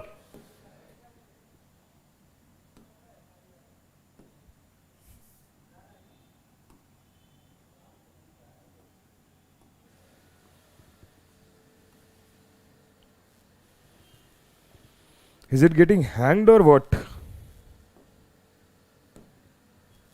Cool. Okay, we'll meet soon with the chapter hydrogen, S block and P block very soon. Till then, stay connected. Bye bye.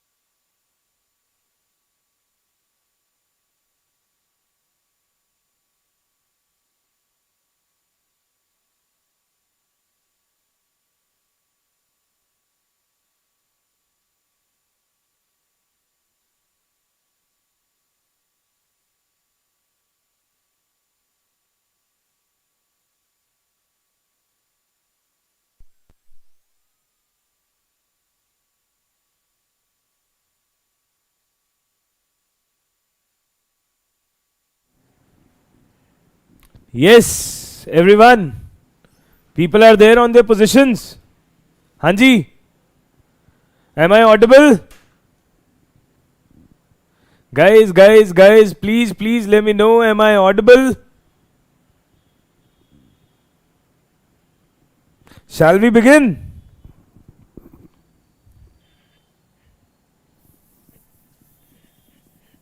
Yes, guys. So, welcome back to our session, to another irritating round of inorganic chemistry. By the way, not irritating, obviously, not irritating, yes. Okay, shall we begin? So, I guess you guys had your lunch. Whatever you guys wanted to have, whosoever wanted to eat something, whosoever wanted to drink something, whosoever wanted to go somewhere, I guess you had it all. Good break, 20 minutes. Okay, you are not gonna get another 20-minute break in this session today. Okay, this was the last time when I have given, first and last time when I have given this long break. I'm not fond of giving breaks actually, but okay. Cool, I understand that. Okay, sitting for such a long time actually creates tiredness, actually removes focus, lot, blah, blah, blah, blah, whatever you guys say. Alright, so I guess now we are all set to begin the new chapter. Okay, now we are all set to begin the new chapter, right? Our new chapter is the very easy one, hydrogen. Our new chapter is quite an easy chapter, जिसका नाम है hydrogen. Okay, we'll be doing some questions from this chapter. Not many questions are asked, and trust me, whatever is asked is there on NCERT. Whatever is asked is directly coming from NCERT. Still, if you guys feel like we are not very much comfortable in the chapter, we want to read this chapter particularly, so we want to prepare this chapter. So if you guys are comfortable with Hindi language, so my one-shot lecture is available on the page Competition Wallah. Okay, my one-shot lecture is available on this. Like, I wrapped this chapter up in like 1.5 hours. Okay, if you guys are comfortable with Hindi, on the Competition Wallah YouTube channel, right? On the Competition Wallah YouTube channel, there it's available. There you can have a look of this chapter. Okay, so you guys go through there. You can have a look. Abhi we are discussing important concepts of this. Abhi we are discussing important concepts of this chapter. Okay, hydrogen is a very simple chapter, very easy chapter. All you need to know is few reactions, few compounds, and you are sorted. Okay, but Shravan Kumar had a doubt, pseudo inert pair effect. Beta, inert pair effect is a different thing that I'll take in P block element. Pseudo inert gas configuration is different thing. That I have explained in the previous part when I was leaving. So yes, that I'll explain again. Preeti beta, yes, we are doing inorganic completely. We started the session at 12 PM. It's been 4 hours, 40 minutes to be precise that we have been doing it. And we'll be doing it for another 6-7 hours. Okay. Chalo. So before we begin with the chapter, let's clear the doubt of Shravan Kumar. So beta, there are D block elements, they have 18 electrons in their valence shell rather than 8 electron. And having 18 electron is also good because there are certain noble gases which have 18 electron in their valence shell, like xenon, krypton, they have 18 electrons, right? Okay. So we say that there are certain cations which have 18 electron in their valence shell. There are certain cation which have 8 electron in their valence shell. So if you will talk about the electronic configuration of sodium, so it's 1s2, 2s2, 2p6, 3s1. Na plus, so 1 electron of 3s is removed. Now you are left with 2s2, 2p6. That means 8 electrons. You are left with 8 electrons. Cool. If you are left with 8 electrons, so we'll say Na plus have 8 electron in the valence shell. But if you talk about Ag plus has 18 electron in the valence shell. If Ag plus has 18 electron in the valence shell, so we generally say, this is the standard statement, that the species which have the cations which have 18 electrons in their valence shell are said to be more covalent than the cations having 8 electrons in the valence shell. Okay? The cations having 18 electrons in the valence shell are more stable than, or are more covalent actually, than the one which has 8 electrons in the valence shell. So Ag plus will win the match, and that way out of Na plus and Ag plus will be given the priority. You will say, sir, why didn't you use that rule here, smaller the size of cation? Because beta, D block cations are not of large size. They have sizes almost similar to S block elements data wise. So since the size ka data is almost similar, so we could not use that smaller the size of cation wala technique. So here we moved to pseudo inert gas technique. So always keep this thing in mind. Whenever you are comparing any S block metallic cation with the D block metallic cation, you need to consider in your mind the pseudo inert gas configuration thing. Just check that whether it is having 18 electrons or not. If it has, then it is always more covalent. Cool, Shravan Kumar? Shall we proceed? Are you fine? ठीक है, चलो जी. So with this, let's proceed towards the very next chapter with the full energy, because I can see the crowd is very down here. ठीक है, very down here. Yes beta, we are not solving much questions in hydrogen. We'll solve maximum 10 to 12 questions. That's it. Okay, maximum 10 to 12 questions we'll solve and we'll proceed. ठीक है, so I want full energy here. I want everyone attention to be here. We are beginning with the next chapter, hydrogen. Okay, let's begin with the question series and we will finish the things accordingly. Okay, so first question. First question, please see. The one that is not suitable for the removal of permanent hardness of water. The one that is not suitable for permanent hardness of water. So beta, first of all, let's talk about hardness of water. So there is water which is hard. Hard means generally when you put a soap under water, it will dissolve in it. But hard water ke andar if you dissolve the soap, it won't dissolve, it will form the PPT. It will form PPT, it won't dissolve, it will form a scum. Okay? So if the detergent or soap is not getting mixed properly, that means that water is hard. If that water is hard, so hardness occurs in the water due to certain reasons. Hardness occurs in the water due to certain reasons. That is, one of the reason is bicarbonates, one of the reason is chlorides, one of the reason is sulfates. So we say that there occurs hardness in the water, and hardness is of two types. Hardness is of two types. One is temporary hardness. One is permanent hardness. One is temporary hardness. One is permanent hardness. Now beta, temporary hardness is due to bicarbonates of calcium and magnesium. Temporary hardness is due to bicarbonates of calcium and magnesium. Okay, and permanent hardness is due to chlorides of calcium and magnesium and sulfates of calcium and magnesium.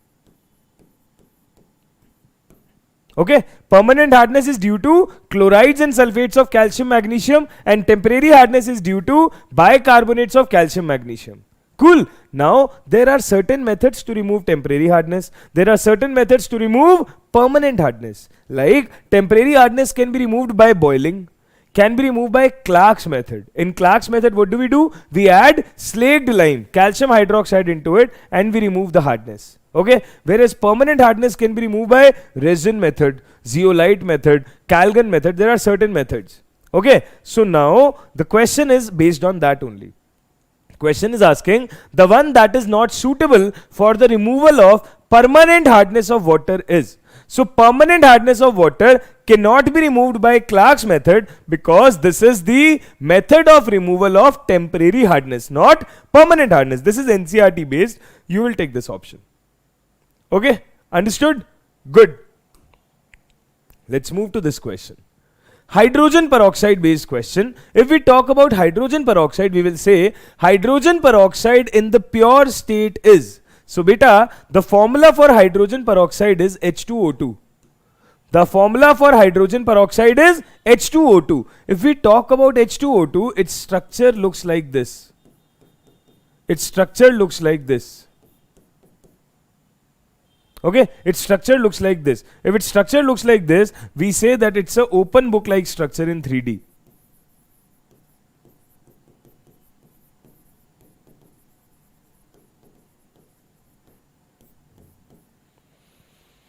Open book like structure in 3D. If it's an open book like structure in 3D, we can see definitely it's non-planar.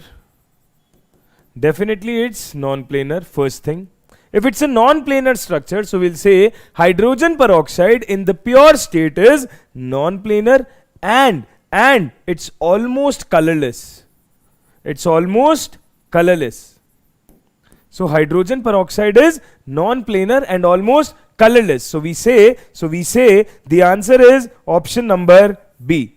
Hydrogen peroxide ka structure, it's very important to remember. Also, please check out my NEET Selection Express wala session of hydrogen chapter. There I have taken 2-3 more good questions on H2O2 based on their angles and everything. So please check over there. ठीक है? Clear है? Chalo ji. Good. If this is fine, let's proceed to the next question. If we go to the next question, now see here. The equation that represents the water-gas shift reaction. Water gas shift reaction. Now what is water gas? First of all, you need to remember that. So water gas, or we call it syn gas. Some people call it water gas. Some people call it syn gas. Some people call it synthesis gas.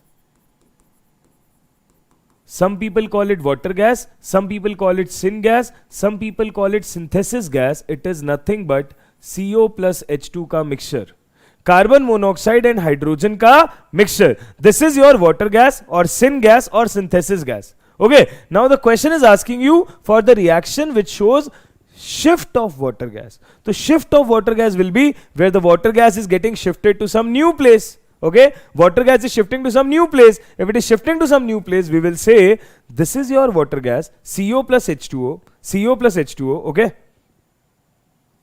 CO plus H2 is your water gas. This is in the presence of catalyst on heating turns to CO2 and hydrogen. Turns to CO2 and hydrogen. Okay, so CO2 and hydrogen. So this is water gas shift reaction. You understand? Any doubts? Is it clear? Good? ठीक है, चलो. This is fine.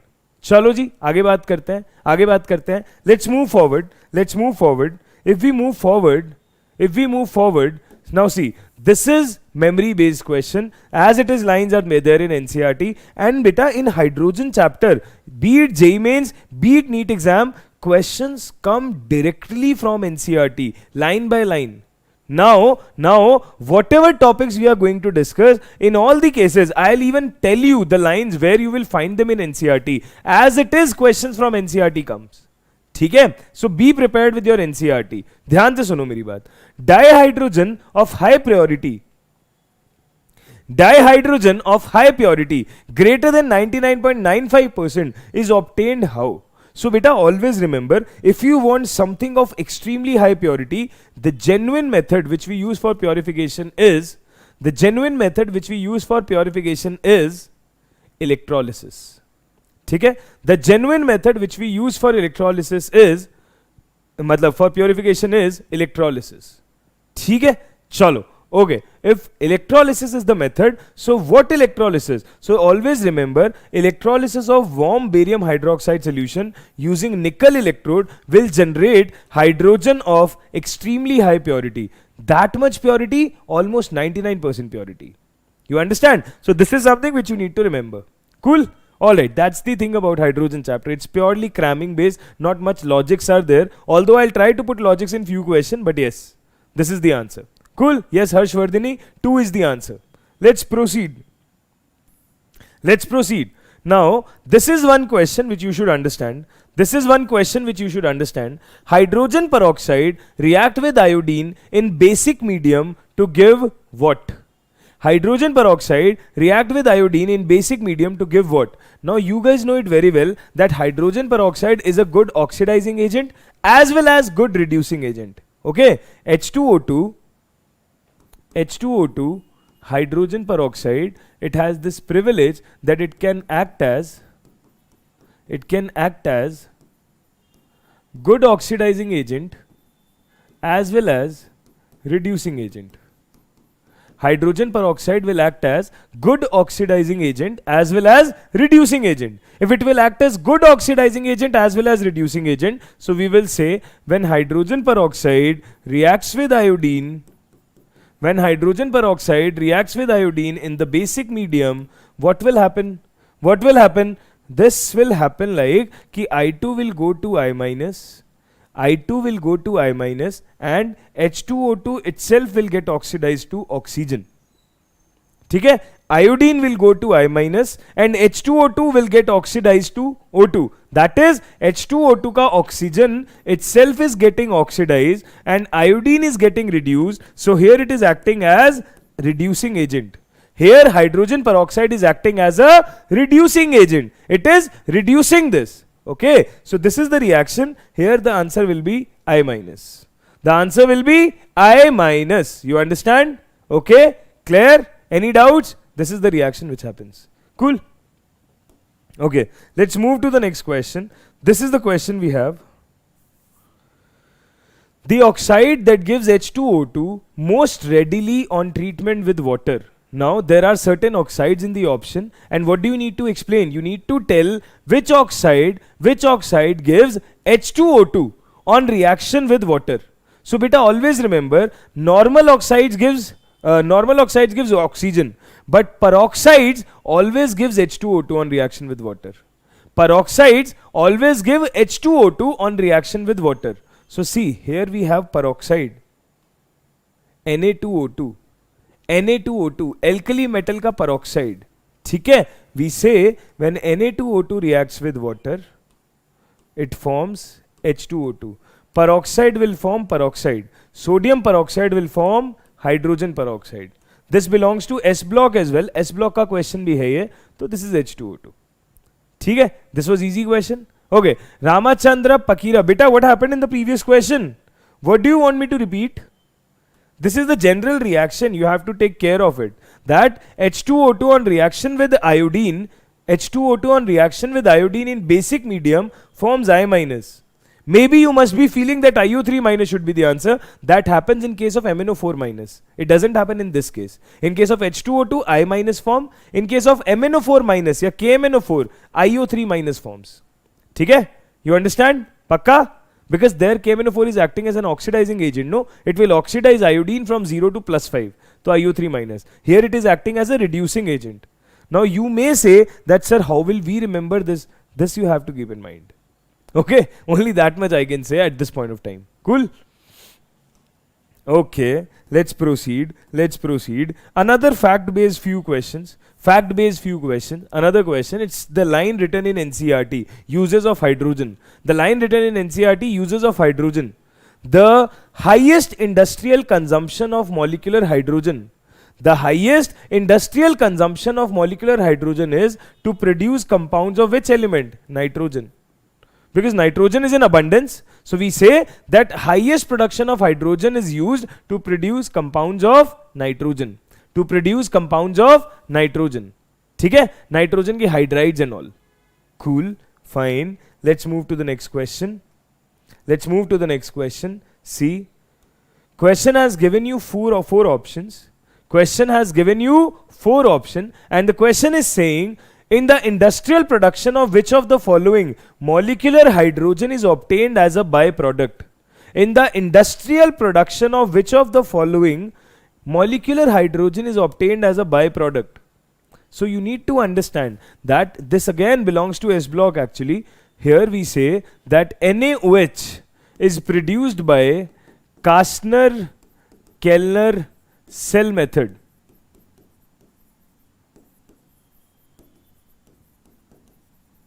Okay, where we take mercury ka cathode and graphite anode. So on cathode what happens is Na plus get reduced to sodium metal, and sodium metal reacts with mercury cathode and it forms sodium amalgam.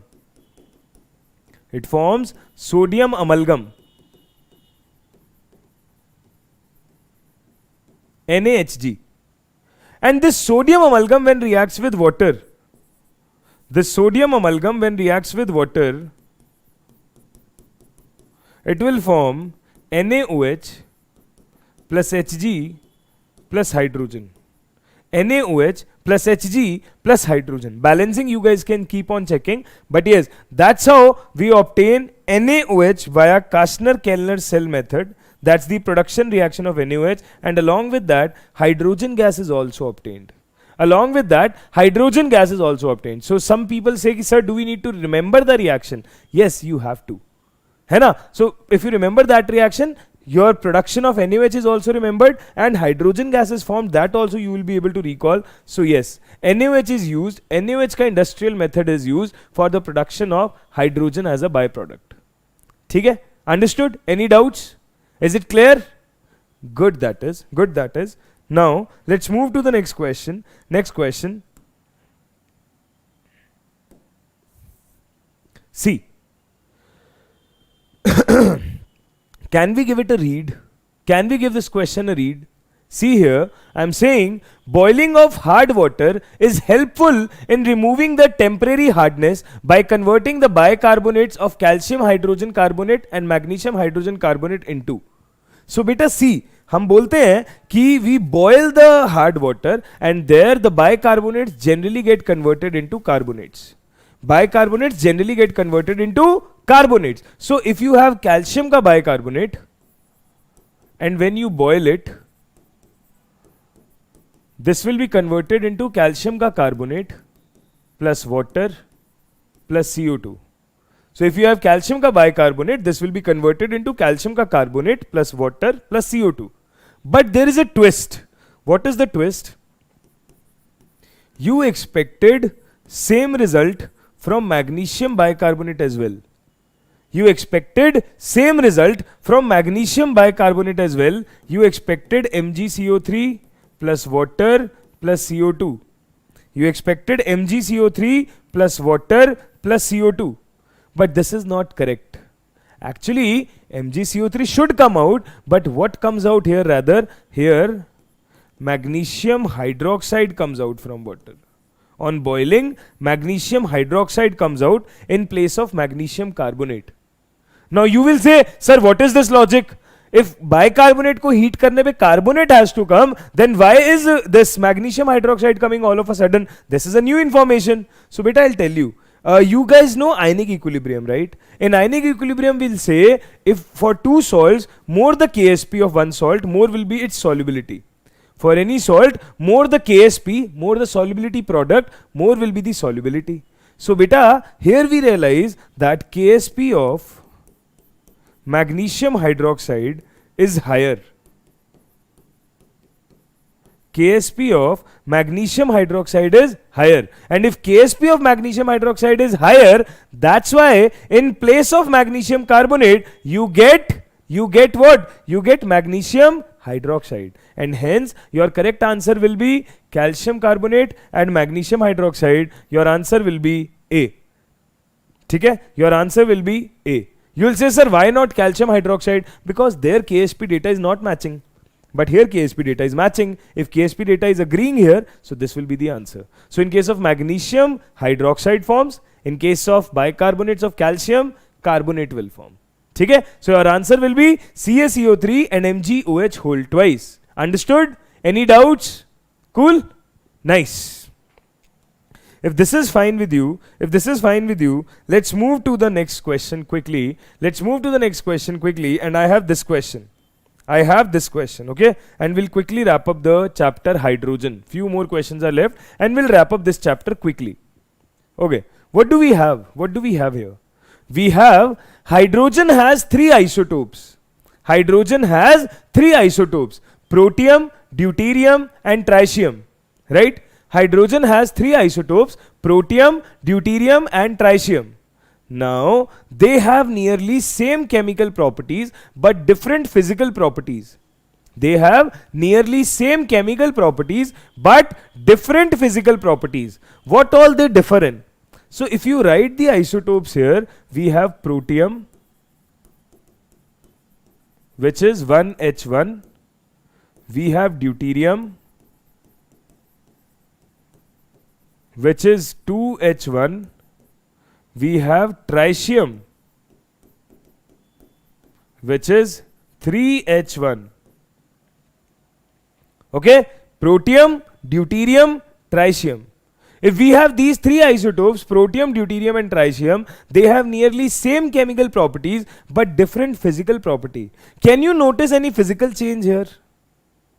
Yes, obviously you need to have eyes. Let's check this. We'll get to know. Number of protons. Beta, number of protons means atomic number only. Everywhere we have same atomic number. So A cannot be the answer. Acha. Atomic number, number of protons and atomic number is one or the same thing. So obviously B also cannot be answer. Electronic configuration. Electronic configuration, bacha, is always written based on atomic number. And if atomic number is same here, so everywhere electronic configuration will also be same. Electronic configuration will also be same. And lastly, atomic mass. Atomic mass. If we are talking about atomic mass, so we say here atomic mass is 1, here atomic mass is 2, and here atomic mass is 3.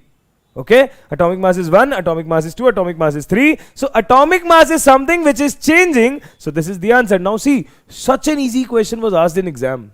Such an easy question was asked in exam. Can you believe it? Can you believe it? Such an easy question was asked in exam. Thus, so simple. Cool. Fine. Let's proceed. Let's proceed. If we will like to proceed, just have a look at this question. I want you guys to attempt this question. I want you guys to attempt this question. Can you guys attempt it, kya? Yes? Can you guys attempt it? How will you solve this question? Please read this carefully and then try attempting it. Please read this carefully and then try attempting it. Can you do that? Okay, cool. Let's see. What is this question saying? This question is saying, let's give it a read. Which one of the following reaction indicate the reducing ability of hydrogen peroxide in basic medium? The reducing ability of hydrogen peroxide in basic medium. If we are talking about reducing ability, that means we want to look at that place where hydrogen peroxide is acting as a reducing agent. We are looking for that place where hydrogen peroxide is acting as a reducing agent. If hydrogen peroxide is acting as a reducing agent, that means it itself get oxidized and samne wala will get reduced. Itself will get oxidized, samne wala will get reduced. Okay, so if H2O2 itself has to oxidize, so it will go where? From -1 it will go to O2. It will go to O2 because itself it will get oxidized, samne wala has to reduce. So we are looking for that reaction where H2O2 is converting into O2 and samne wala is getting what? Samne wala is getting what? Reduced. ठीक है, यहाँ पे sulfur is in -2, here sulfur is in +6, so oxidation हो गया. No. Okay, here if you will check for chlorine, तो 1 plus -2 plus x, so -1 plus x is equal to 0, so x is equal to 1. If x is equal to 1, so here I have x is equal to 1, so this is +1 and this is -1. Here +1 से -1, +1 से -1, some reduction is happening, but again H3O plus is also getting formed. That does not make sense, right? So this is not agreeable. But here if we go +7 to +7 we are going +4. +7 to +4 we are going. Okay, you'll say, sir, why not this option? Here reduction is happening. You wanted H2O2 to act as a reducing agent. But beta, we wanted reducing agent in basic medium. This is acidic medium. H plus is getting released. This can't be taken, right? Okay, if you see this option, here H2O2 itself is getting oxidized to O2 and reducing Mn. So it is acting as a reducing agent, and that too this is happening in basic medium. That too it is happening in basic medium. ठीक है? If it is happening in basic medium, that means what? That means what? That means ये कि हमारे पास the answer stands out to be option number 3. The answer comes out to be option number 3. Cool. The correct answer is option number C. That MnO4 minus is going to MnO2 and H2O2 is going to O2. Is it fine? Any issues? Any doubt? Clear? ठीक है. Okay. चलो. Let's learn next question.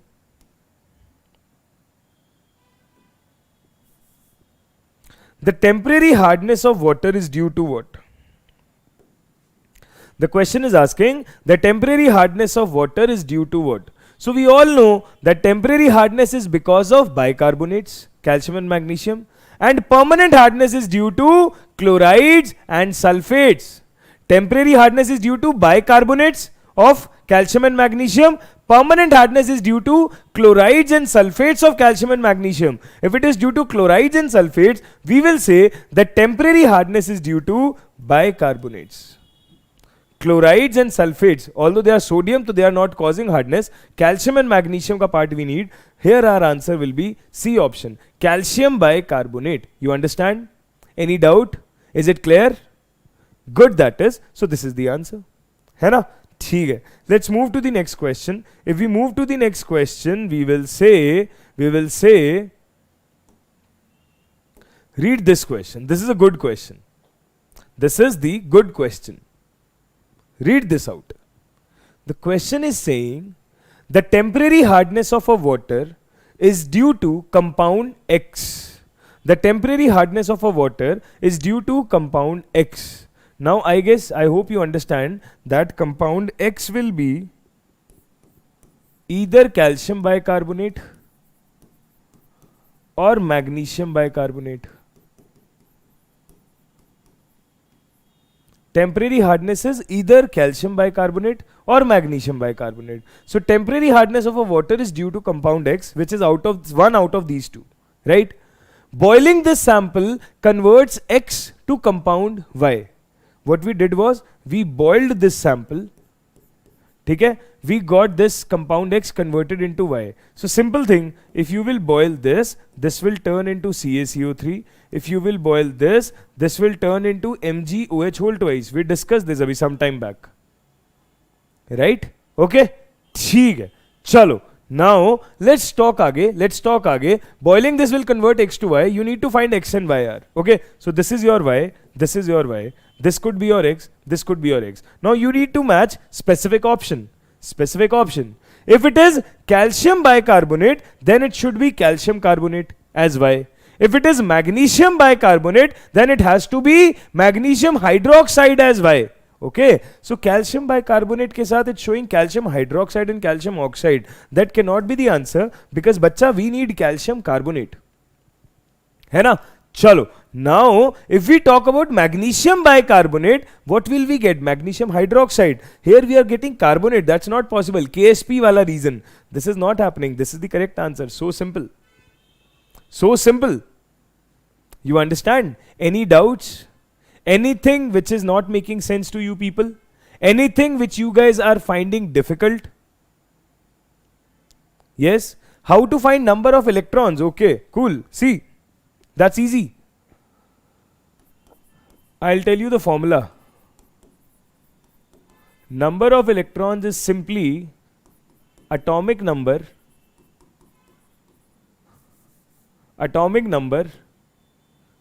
minus charge with sign. This is the formula for finding number of electron always.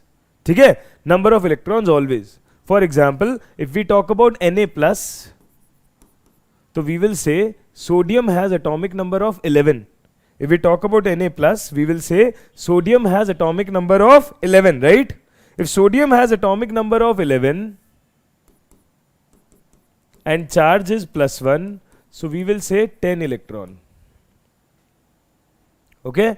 If we say Cl minus, so chlorine has atomic number of 17 and charge is minus 1, so 18 electrons. Okay? If we talk about NH4 plus, so nitrogen has atomic number 7, hydrogen has atomic number 1, but there are 4 hydrogen atoms. So this is the net atomic number. Minus charge is plus 1. So 7 plus 4, 13, 13 minus 1 is 12. Okay, similarly we talk about Cn minus. If we talk about Cn minus, so carbon is 6 plus 1 nitrogen it's 7 and overall charge is minus 1. I said put the charge again together. If we are putting it together, we will get it 14 electrons. So that's how you find the number of electrons. That's such an easy task, bacha. Mel, is it fine now? Are you getting it? Cool? Nice. Let's move forward. If we move forward, let me remove this extra slide. And, okay.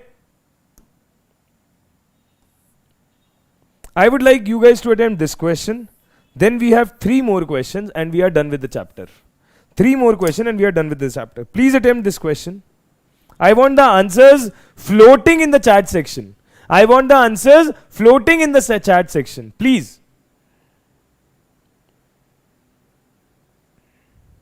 Yes, I want the answer floating in the chat section. Did I do it wrong for NH4 plus? Did I do some mistake? 7 and 4, 11. Acha, 11 minus 1, it's 10. Yes. Really sorry. In the flow it happened. This is 10 electron.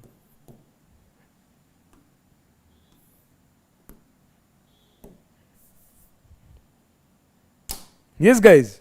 The answer for this question.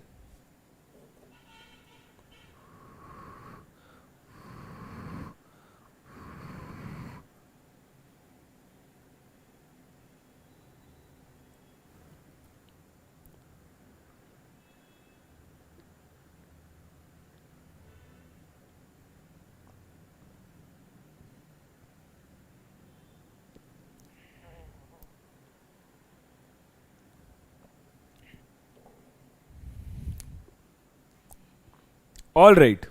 So I have got few answers here. Shall we discuss? All right, let's start. The total number of isotopes of hydrogen and number of radioactive isotopes among them. So guys, you know it very clearly. You know this very clearly that hydrogen has 3 isotopes. You know this very clearly that hydrogen has 3 isotopes: protium, deuterium and tritium. You know this very clearly that hydrogen has 3 isotopes: protium, deuterium and tritium. Okay, cool. Now for protium what will we say? 1H1. For deuterium what will we say? 2H1. For tritium what will we say? 3H1. Right? This is what we have: protium, deuterium and tritium. If we have protium, deuterium and tritium, so what will we say? We have 3 isotopes, but beta, out of which this is represented as D also, this is represented as T also. So we say that tritium is radioactive in nature. We say that tritium is radioactive in nature. Okay, tritium is radioactive in nature, protium and deuterium are normal, right? So we say tritium is radioactive in nature. So you have 3 isotopes and out of which 1 is radioactive. You have 3 isotopes out of which 1 is radioactive. You understand? Any doubts? Is it fine? Good, that is. Cool. ठीक है भाई. Nice. If this is fine, let's move to this example. The hydride that is not electron deficient. So beta, this is another topic of hydrogen chapter from which questions sometimes asked. I have given the question of NEET also, similar type of question was asked in NEET as well, that I have discussed under the batch NEET Selection Express. You guys can go through the session if you haven't as of now. Okay, so hydrides are compound of hydrogen, like oxides are compound of oxygen, fluorides are compound of fluorine. Similarly, hydrides are compounds of hydrogen. So if it's compounds of hydrogen, we have 3 type of compounds, 3 type of hydrides actually: ionic hydrides, or we call them saline hydrides.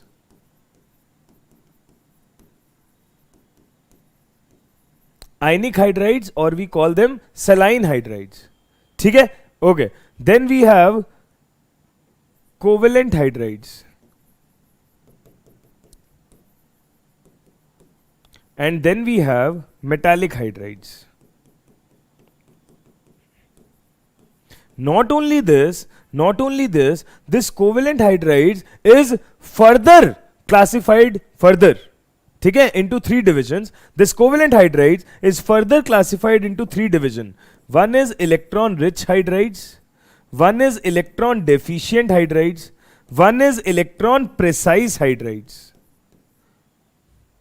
Okay, these covalent hydrides Covalent hydrides are what? Covalent hydrides are further divided into three categories. We have electron rich, electron deficient, electron precise. Let's talk about example for each case and we will sail through.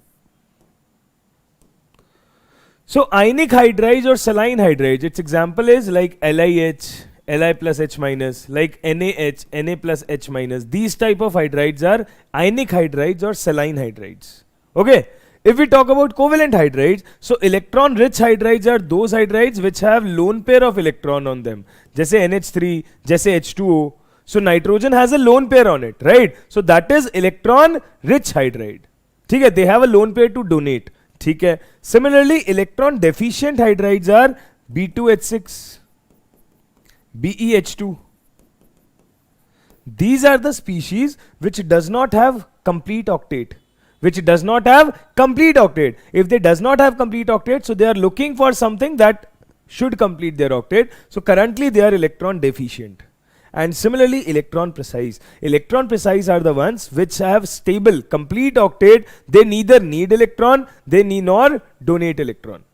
Okay? They neither donate nor they need. So example is CH4, SiH4, etc. So we have three types of covalent hydrides: electron rich, electron deficient, electron precise. And then if we talk about metallic hydrides, so these are D block metal hydrides. These are D block metal hydrides, like interstitial hydrides of titanium, vanadium or different types we have discussed. ठीक है, interstitial hydrides of titanium, vanadium or different types which we have discussed. Cool. Okay, so this is the broader classification, the proper classification of hydrides which you have. Now I guess you are able to do the question. Let's read. What is there? Beta BH3 is electron deficient, but I have written B2H6 out of that only, no? BH3 is not stable. Then it converts into diborane, but diborane is also electron deficient. That's what I have written, right, Harinakshi? Okay, cool. The hydride that is not electron deficient, he's asking.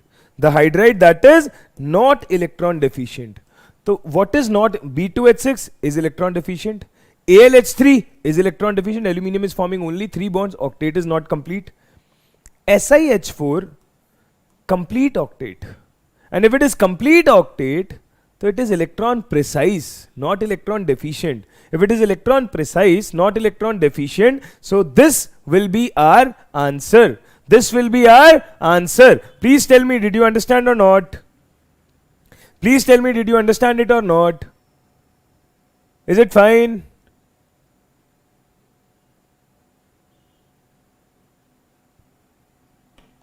Okay? ठीक है. Cool. So we got the answer as C, correct answer. Okay? ठीक है. चलो. This question. This is the last question of chapter hydrogen. Can you guys attempt it? If you guys have read the chapter, can you guys attempt it? I'm waiting for your answer. Try this question out. Try this question out. I want you guys to flood the chat section with the correct answer. Please attempt this question.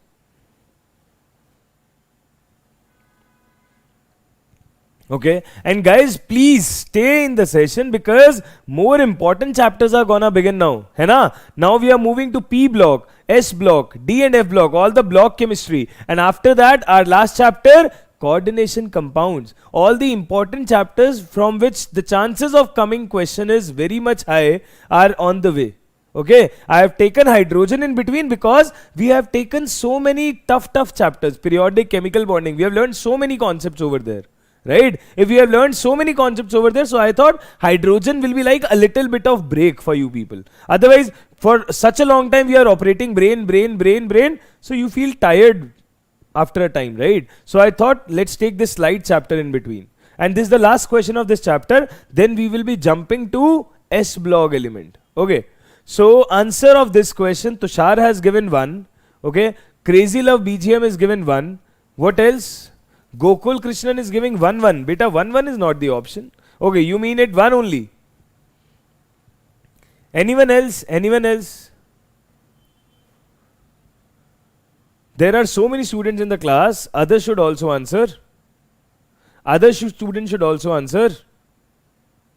Yes.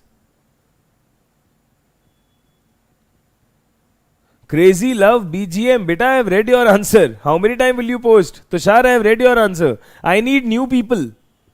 Any new answer other than one? In what aspect are we giving the answer one? Anything else? Anyone else? Akshay is saying one. Rajappa. Okay, he's also saying one. Harinakshi Prabhu is also saying one. Okay. Anyone else? Anyone else? Try. Most of the students are like, sir, what is the point of trying here? Anyways, we will copy it from internet or we'll check it from NCERT if you will force us so much. What is the point of trying here? We don't remember, sir. We don't want to study. We are tired. Is it the case? Are you guys feeling tired already? This is just the third chapter. Haji.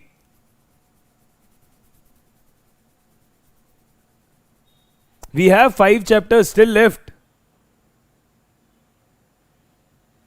Pranav is saying zinc. Okay, I got one new boy. Shehzad Ahmed, one more new student. Okay. ठीक है. Shall we discuss this question?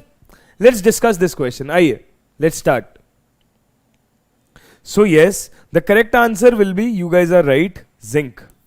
The correct answer will be zinc. No problem in that. Okay, you guys are right. But listen to me. Those who could not answer, let's begin. ठीक है? If Josh is high, so let's begin. Zinc is the metal which, when reacts with acid, also generates hydrogen, and when reacts with a base, also generates hydrogen. If zinc reacts with acid, so it will be ZnCl2 plus hydrogen. If zinc reacts with a base, then it is Na2ZnO2 plus hydrogen. This is sodium zincate. This is zinc chloride. So zinc is the metal which, even on reacting with acid or on reacting with a base, always forms hydrogen. Zinc on reacting with acid as well as base always forms hydrogen. So I got first as the correct answer. Cool? Pakka? Good. So this is the answer. Theek. Alright. So with that, this is also one question. Let's just quickly take it. NaH is an example of, we have discussed this as an ionic hydride, or we can call it saline hydride. So this is what we have. Theek hai? Cool. Some people call covalent hydrides as molecular hydrides as well. Do not get confused, because students do get confused most of the time. They won't look for good things. They will look for, okay, what sir has written different? Let's put questions on that. So I'm putting an end to the questions. So this chapter is over. Now we are moving to the block chemistry. Okay. Now we are jumping towards the block chemistry. ठीक है. If you are jumping, okay guys, congratulations, you guys got your exam center, but I request you that, okay, that is just a center, not the question paper. Okay. I know there is so much excitement that which center you guys have got, but the excitement will be 5 times better when you will have good exam at that center, right? And for better exam at that center, we are struggling here. So please pay attention in the class rather than paying attention to what center you have got. Because anyways, that is not gonna change tomorrow as well. But if you will miss the session today, lot of things will change for you. Right? Because you won't find this rigorous revision of inorganic chemistry anywhere else. Okay? Baki, it's up to you. You guys are smart enough. Right? Cool. Let's begin. S block elements. We are jumping towards the block chemistry, guys. I'm telling you, you guys are gonna learn beautiful concepts in this chapter. So many concepts in this chapter. Okay? Okay, like there are students who are very much confused about trends. Students are very much confused about solubility orders. Students are very much confused about thermal stability orders. So we will clear all that. No issues. Okay, we will be doing all that. So if we talk about a brief idea of S block elements, we say that S block belongs to 2 groups, group number 1 and group number 2. Okay, your group number 1 is alkali metals. We say group number 1 as alkali metals and valence shell configuration is NS1. Similarly, we say group number 2 as, similarly we say group number 2 as alkaline earth metals, alkaline earth metal, and the configuration is NS2. Okay, alkali metal is NS1. Okay, alkaline earth metal is NS2. ठीक है, पक्का? ठीक है, चलो. If this is fine, then let's move ahead. Alkali metal are lithium, sodium, potassium, rubidium, cesium and francium. But we don't study francium much because francium is radioactive in nature. Cool. But if we talk about NS2 alkaline earth metal, we say we have beryllium, we have magnesium, we have calcium, strontium, barium and radium. But radium we don't discuss much because again that's radioactive. Okay, all are metals that we know. Okay, let's begin the question and let's understand the theory one by one. Cool. Let's change the color of a pen. This is very boring now, very monotonous. We have been using this since a long time. Let's change the color a bit. Can we change the color a bit? Could you guys suggest some better color? Okay, you guys are not in the mood to suggest. No problem. I'll select this because I'm bored with the white color, man. It's been 5 hours we are writing with this color. It's better to change. है ना? If we can't change the teacher, at least we can change the color here, right? Okay, chalo. I know you guys are frustrated from me now, but we can't help it, bro. We have to finish the course. We have no option. Okay, so some fact-based easy questions. Where I'll show you the characteristics of NCERT. Cool. Let's discuss one by one. Okay. The number of water molecules in gypsum, dead burnt plaster, please correct the spelling, and plaster of Paris respectively are. Okay. The number of water molecules in gypsum, dead burnt plaster and plaster of Paris respectively are. We want to check number of water molecule present there. ठीक है. So simple thing, just write down the formula and you will get it. What you will get? If we want to check for gypsum, it is CaSO4.2H2O. If we want to check for gypsum, it's CaSO4.2H2O, right? Acha. If we want dead burnt plaster,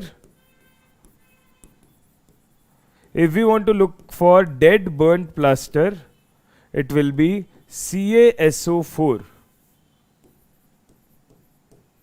And if we want to look for POP, plaster of Paris, it will be CaSO4.half-H2O.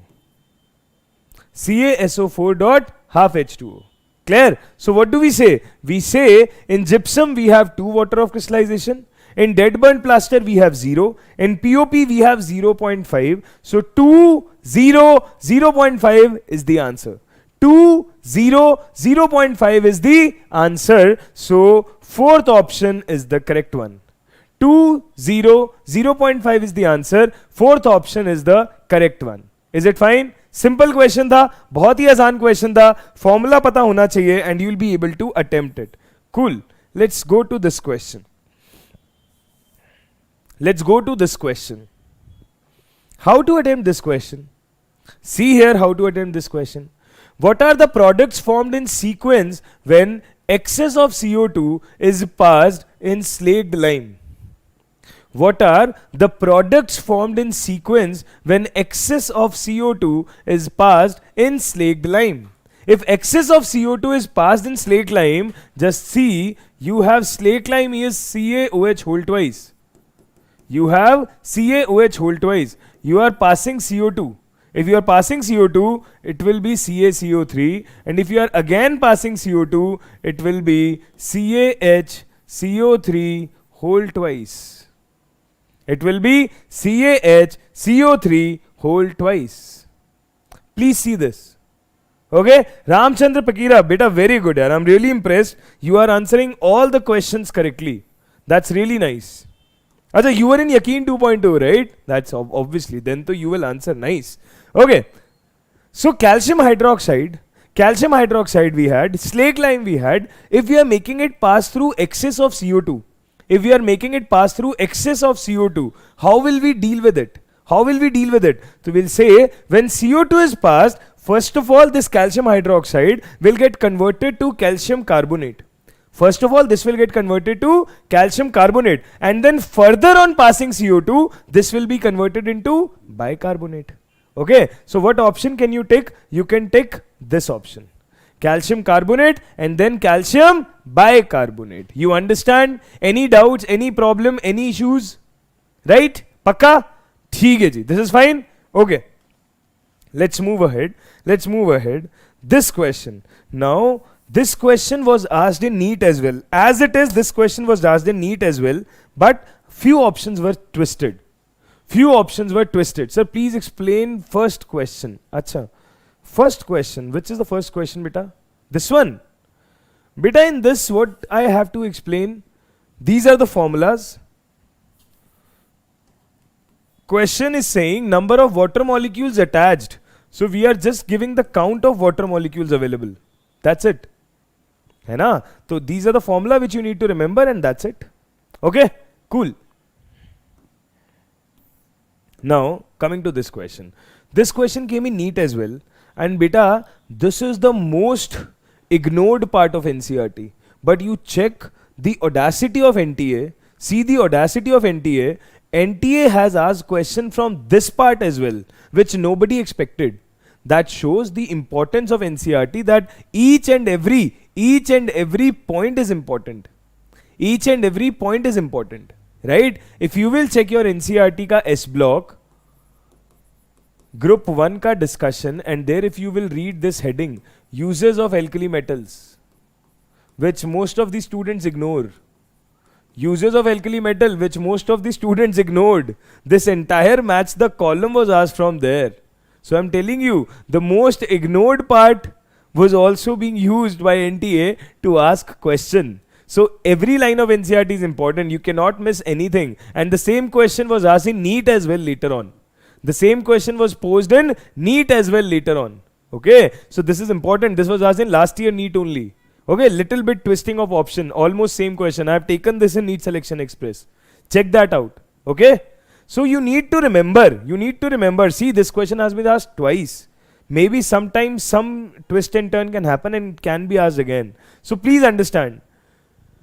Lithium, sodium, potassium and cesium. At the minimum level, if you don't know anything, you should remember one thing which I told you in the beginning of today's session when we were discussing periodic properties, ionization energy. There I told you cesium metal has least ionization energy, and that's the advantage it has, that it is used as photochemical cell, yeah, photoelectrical cell. It is used as photoelectric cell, right? If photoelectric cell ki tarah this is used, so cesium is used as a photoelectric cell. So D option is matched with the P. D option is matched with the P. So let's check first where D option is getting matched with the P. This is not the answer. This is obviously not the answer. Answer will be something out of these two, because D is matching with the P. Now A is matching with the T, so no need to check. Let's check for the B option or C option and we will get the answer.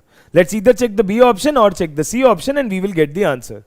If we are checking the B and C option, so B is sodium and C is potassium. So beta, these lines are as it is written in your NCERT, that sodium is used as a coolant, liquid sodium is used as a coolant in fast breeder nuclear reactor, and potassium is used as an absorbent of CO2. These lines are written as it is in your NCERT. You don't need to do research for this. In this section, it is written as it is, that liquid sodium is used as a coolant in fast breeder nuclear reactor and potassium is used as absorbent of CO2. So your A is matching with the T, which is already given. B is matching with the R. C is matching with the Q, and D is matching with the P. This is the answer. This is the answer. Right? Is it clear? Any doubts? Alright. So beta, this is important. You need to take a note of this. Read your NCERT thoroughly. Hai na? Anything can be asked. Anything and everything can be asked. Cool. See this part. See this part again. Now, if you will check your NCERT, you will find a table where element is written, its flame color is written, and its wavelengths are mentioned. Now we remember flame test के color. It's not like we don't remember. It's not like we don't remember, है ना? We remember flame test का color. That is a good thing. But the question is not asking you about the flame test color. The question is asking you about the wavelengths data. The question is asking you about the wavelength data. So that can only be taken care of, that can only be handled if you have gone through that data in NCERT once. Okay, so the trick is, just remember, lithium has crimson red, sodium has golden yellow, rubidium has reddish violet, cesium has blue, potassium has violet. Rubidium has the highest wavelength, reddish violet, then potassium, violet. Okay, so rubidium has the highest wavelength, something in 780, 750 range. So rubidium will match with the R. Rubidium will match with the R. If rubidium will match with the R, C will match with the R. Let's see, C is matching with the R, C is matching with the Q, C is matching with the P, C is matching with the P. You got your answer that C is matching with the R in option number A, and hence that is your correct answer for the question. Any doubts? Any doubts? Yes. So you need to remember only this thing. That's it. Okay? Pakka? So rubidium has reddish violet color.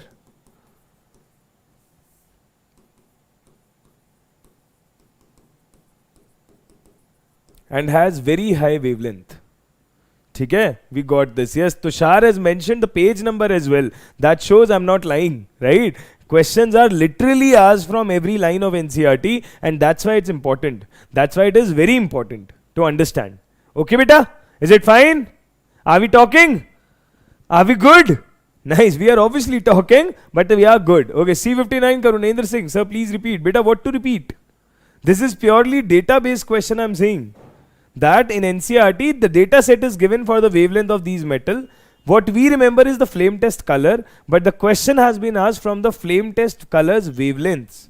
So what will you do? What will you do? You will just remember the data set and you will mark the answer. Like here, we'll say rubidium has the highest wavelength, this one. ठीक है? Pakka? Okay. Let's move ahead. This question. Now, if we talk about density, density generally increases on moving down the group. Density generally increases on moving down the group because obviously atomic mass increases, atomic size increases, mass upon volume both increases, so density increases. But there is an exception, that density of potassium is less than density of sodium. Yeah, you can say density of sodium is more than density of potassium. This is the exception. Experimental data. So ऐसे तो you expected on moving down the group density will increase, but here the data will interchange. We will say this will happen. Francium I am not involving because that's radioactive. So it is increasing on moving down the group, but only slight change is coming here in potassium and sodium. That's it. Slight change is coming here, potassium and sodium. That's it. Okay? Gokul beta, after this session gets over, take this PDF, go through all the questions once, plus go through my NEET Selection Express questions. You will be sorted for inorganic. ठीक है? पक्का? ठीक. Okay. Karunendra beta, this question was there in AITS Test as well. I hope you did it correct. है ना? And if not correct, then now you understood it. Good? Nice. Let's proceed. Good question is coming your way. A good question is coming your way. Please check this question. I'm putting it on you. I want the answer from you guys. Please do that. Vishesh beta, it's an exception because of their metallic lattice structure. It's an exception because of their metallic lattice structure. Okay? So, it's okay. That you have to remember. But yeah, this question I'm putting it on you. Please try attempting this. Let's see how many students attempt this correctly. Let's see how many students attempt this question correctly.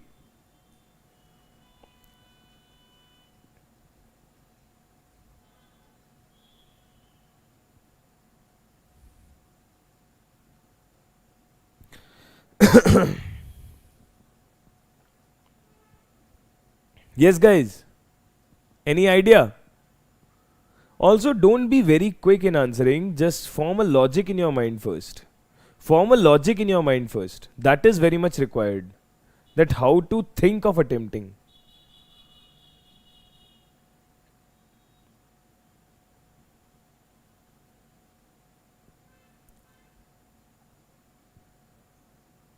Yes.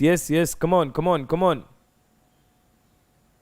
Okay. Lot of students are saying magnesium. Can anyone tell me the relationship? Matlab, reason. What's the relationship? Sorry. Can anyone tell me the reason why magnesium?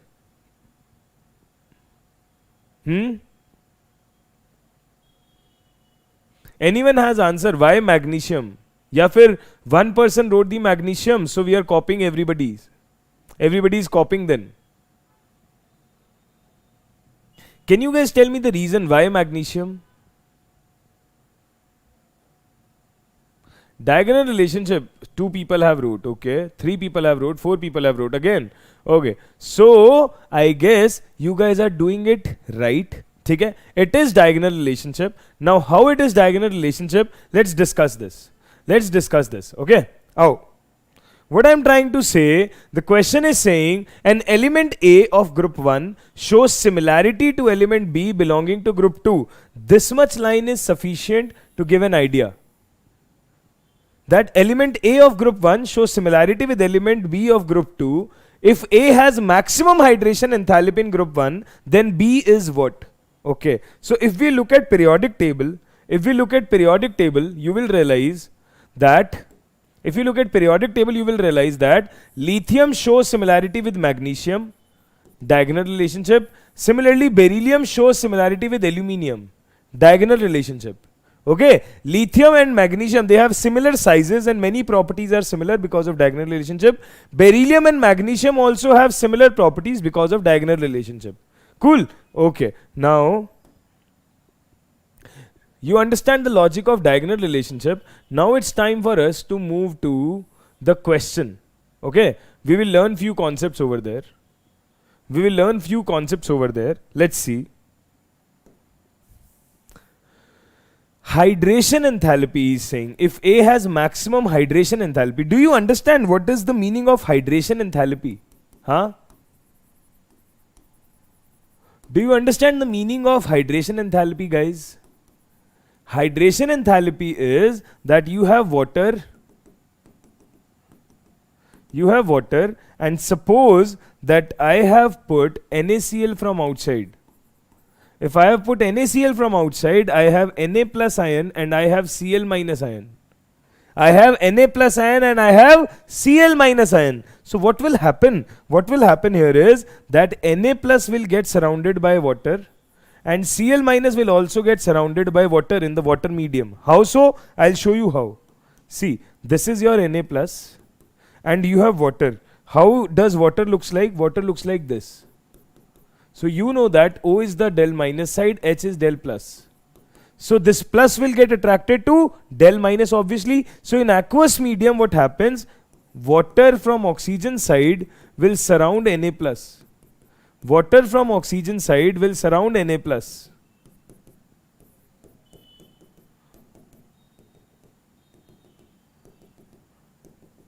Water from oxygen side will surround Na plus.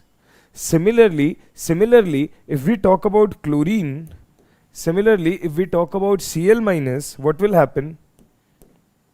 Water from hydrogen side will surround Cl minus. Water from hydrogen side will surround Cl minus. Okay, here you have del plus, here you have del plus, here you have del plus, here you have del plus. So this minus will be attracted to this del plus. So beta, what do we say? That these ions get surrounded by water molecule from inside, water forms a stable layer around them and lot of energy is released. And how does that happen? That release of energy is known as hydration energy and it is actually dependent upon charge upon size. Higher the charge, more will be hydration energy. Smaller the size, more will be hydration energy. So if we talk about higher the charge and smaller the size wala factor, let's talk about alkali metals. If we talk about alkali metals, they have Li plus, Na plus, K plus, Rb plus and cesium plus. So we will say all the alkali metal ions have same charge, +1 on them, but size of Li plus will be the smallest and size of cesium plus will be the highest. So smaller the size, more number of water molecule will be able to surround it, but higher the size, less number of water molecule will be able to surround it. So we say Li plus has maximum degree of hydration. Li plus has maximum degree of hydration. And due to maximum degree of hydration, we say that its salts are hydrated. Due to maximum degree of hydration, we say its salts are hydrated. Okay, LiCl dot 2H2O. LiCl dot 2H2O, its salts remains as hydrated with water samples attached to it. Okay, you have never seen NaCl dot 2H2O, but lithium ka salt remains in hydrated form because Li plus has maximum degree of hydration. It has smallest size. Okay, similarly cesium plus has minimum degree of hydration. Okay, same thing happens in group 2 as well. Cool. ठीक है. Now let's look at the question. So an element of A of group 1 shows similarity to element B belonging to group 2. So group 1 and group 2 जैसे ही मैंने बोला, I got the idea that A is my lithium and B is my magnesium probably. Now let's read the question further. He's saying A has maximum hydration enthalpy. That is true. Li plus has maximum hydration enthalpy. Then B is. So this A is in relation with B. If A is lithium, then it has to be magnesium.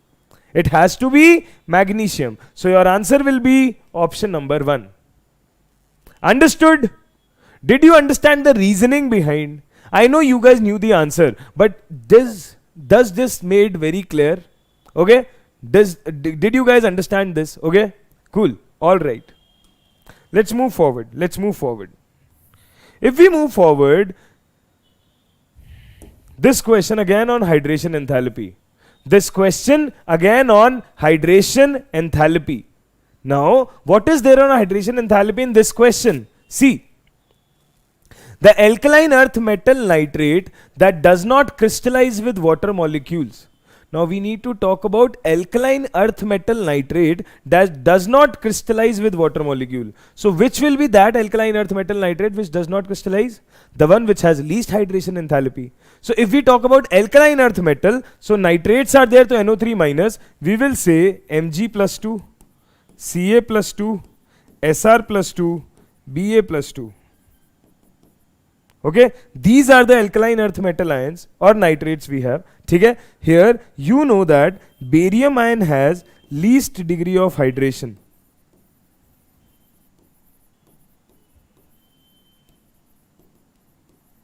If this guy has least degree of hydration, what do we say? That it will not associate with water molecules at all. If it will not associate with water molecule, that means this will be the answer, because nitrate ion is common everywhere. So we had to take a call based on cation. So I took a call based on cation that it does not crystallize with water molecule because it has least hydration. You understand? Any doubts? Anything which is not clear? Is it fine? Good? Nice. If this is fine with you people, let's go to this question. Let's give it a read. I'm sure that you guys have revised S-block elements before coming to session. You guys know S-block elements well. So we are practicing some good questions. So here is another question. What is this question trying to say? The metal that forms nitride by reacting directly with nitrogen of air. The metal that forms nitride by reacting directly with nitrogen of air is. Okay, by reacting directly with nitrogen of air is. So which metal form nitride by reacting directly with nitrogen of air? So check the options. Lithium, cesium, potassium, rubidium, all are alkali metal, right? In alkali metal, when you react with air, they do not react with nitrogen. They react with oxygen and form oxides. Only lithium is the one which reacts with nitrogen to form nitride because it shows diagonal relationship with magnesium. Alkaline earth metal reacts with nitrogen to form nitride, but lithium ke alawa none of the other alkali metal react with nitrogen. So we say out of all alkali metals,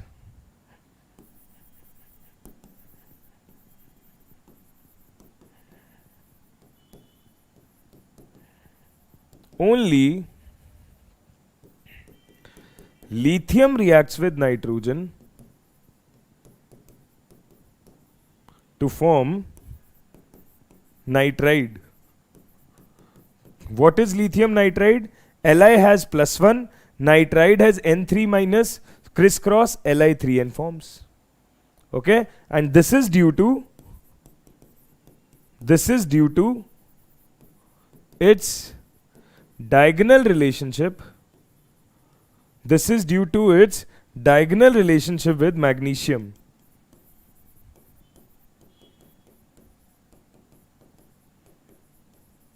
This is due to its diagonal relationship with magnesium. So the answer is lithium.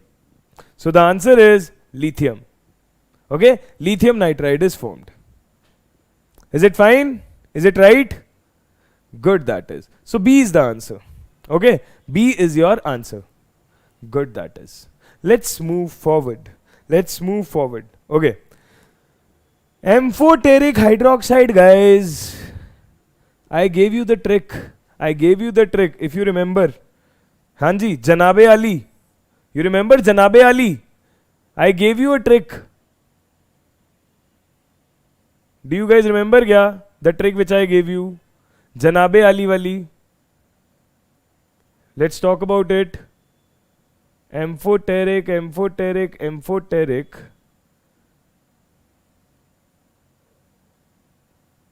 I am not finding it up. Where did we discuss that? Periodic or bonding? Yes, here it is.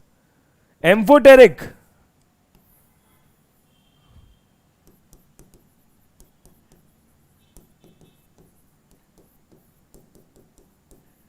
Okay, these are your amphoteric oxides. If I copy it up and I take it to that S block wala discussion, just a sec, I am arranging it, just a sec.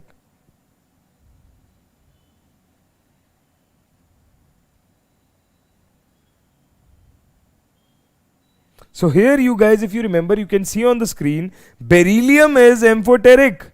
Beryllium ka oxide and hydroxides will be amphoteric. So the question which has been asked to you about the amphoteric nature, there you can clearly say that beryllium ka oxide or hydroxide will be amphoteric in nature, right?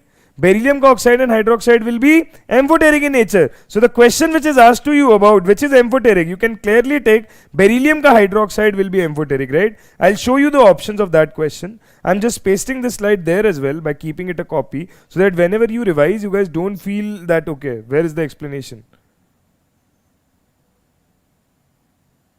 But we have reached, almost reached.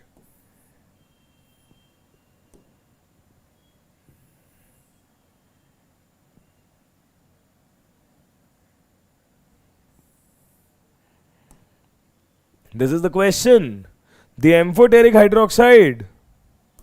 This is the question. The amphoteric hydroxide. You will take beryllium because calcium, strontium, magnesium, none of them is there in the option, right? Calcium, strontium, magnesium, none of them is there in the option. Calcium, strontium, magnesium, none of them is there in the option. So simply beryllium wala case will be amphoteric. Beryllium wala case will be amphoteric. So your correct answer is beryllium hydroxide. I hope this is fine. Right? Good? Are we good? ठीक है. बहुत बढ़िया. Let's move forward.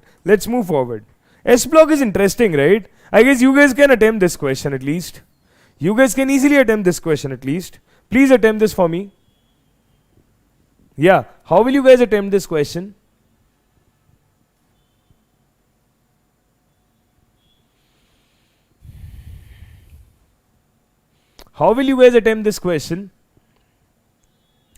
Correct answers only in the chat section. Please flood the chat section. With the correct answer. I want the correct answer from each and every one of you.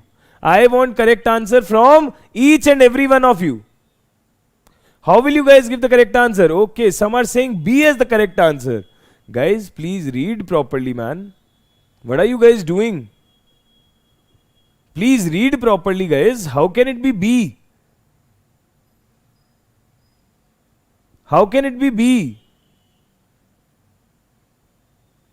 Clashing arena, dude. You are putting it again and again, again and again. I am saying something. Are you listening? How can it be B?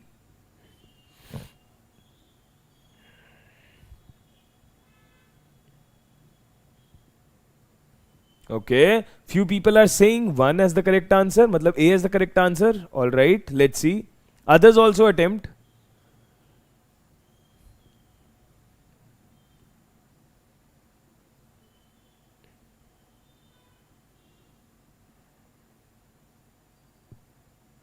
Others also attempt, please. Faster, faster. What will be the answer here? What will be the answer here?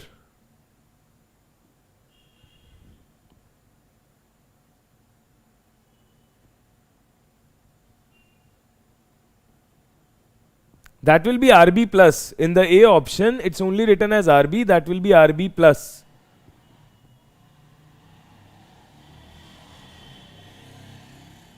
Apna motivation. Beta, I cannot speak Hindi. This is English batch.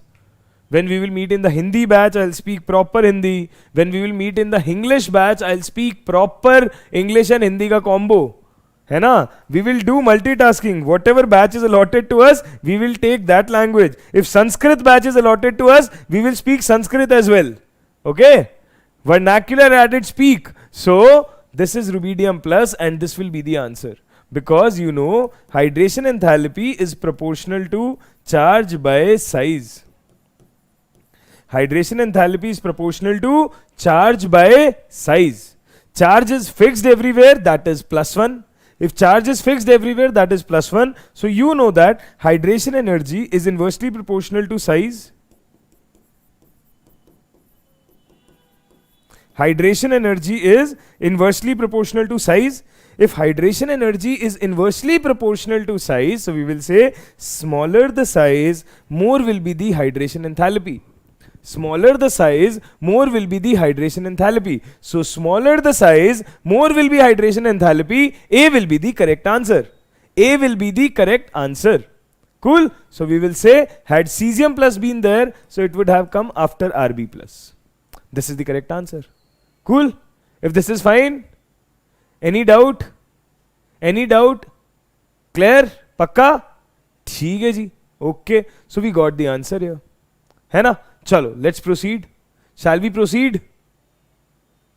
Cool. What about mobility? What about mobility? What about mobility? Okay, clashing arena, it's okay, bro. If you will write it even once, I'll tell that time also. ठीक है. See, good question asked. So, if ionic mobility is asked in aqueous phase, I have already explained this question under NEET Selection Express. You can check that video as well. But still, since it's a live and it's a doubt asked by someone, let's discuss this. See, beta. Li plus aqueous, Na plus aqueous, K plus aqueous, Rb plus aqueous, Cns plus aqueous. Now, please think about it. What is the meaning of mobility? What is the meaning of mobility? We will say mobility is relevant with the size. Mobility is relevant with the size, nahi, speed. Mobility is relevant with the speed. Now, the ion which is extensively hydrated. The ion which is extensively hydrated. What does that mean? That ion will have the slowest speed in aqueous medium because lot of water molecules have surrounded it. Whereas the ion which is weakly hydrated, that ion will walk faster. That ion will move faster. Okay, so we will say Li plus has lowest degree of speed of mobility because it has highest degree of hydration. Since highest hydration, we will say Li plus is extensively hydrated. We will say Li plus is extensively hydrated. Thus, we will say this is lowest ionic mobility. Thus, we will say it has lowest ionic mobility. Similarly, your cesium plus is least hydrated. Cesium plus is least hydrated, thus it will have highest ionic mobility. Highest ionic mobility. Cool. So if we are talking about ionic mobility is just the order of speed. So in the aqueous medium, cesium plus will run with the highest speed and lithium plus will run with the lowest speed, right? Cesium plus will run with the highest speed and lithium plus will run with the lowest speed. All right? Cool? Understood? Good. If this is fine, let's move ahead. I guess the one who asked doubt, is it clear? The one student who asked this doubt, is it clear for him? Can we proceed? Okay ji, if we can proceed, let's go to few small questions. Let's go to few small questions. We'll wrap them up quickly. Okay. Magnesium powder burns in air to give. So when alkaline earth metal are asked to burn in air, we'll say, when alkaline earth metal are asked to burn in air, we say they are reacting with oxygen as well as nitrogen. When alkaline earth metals are asked to burn in air, they have oxygen as well as nitrogen. So they form oxides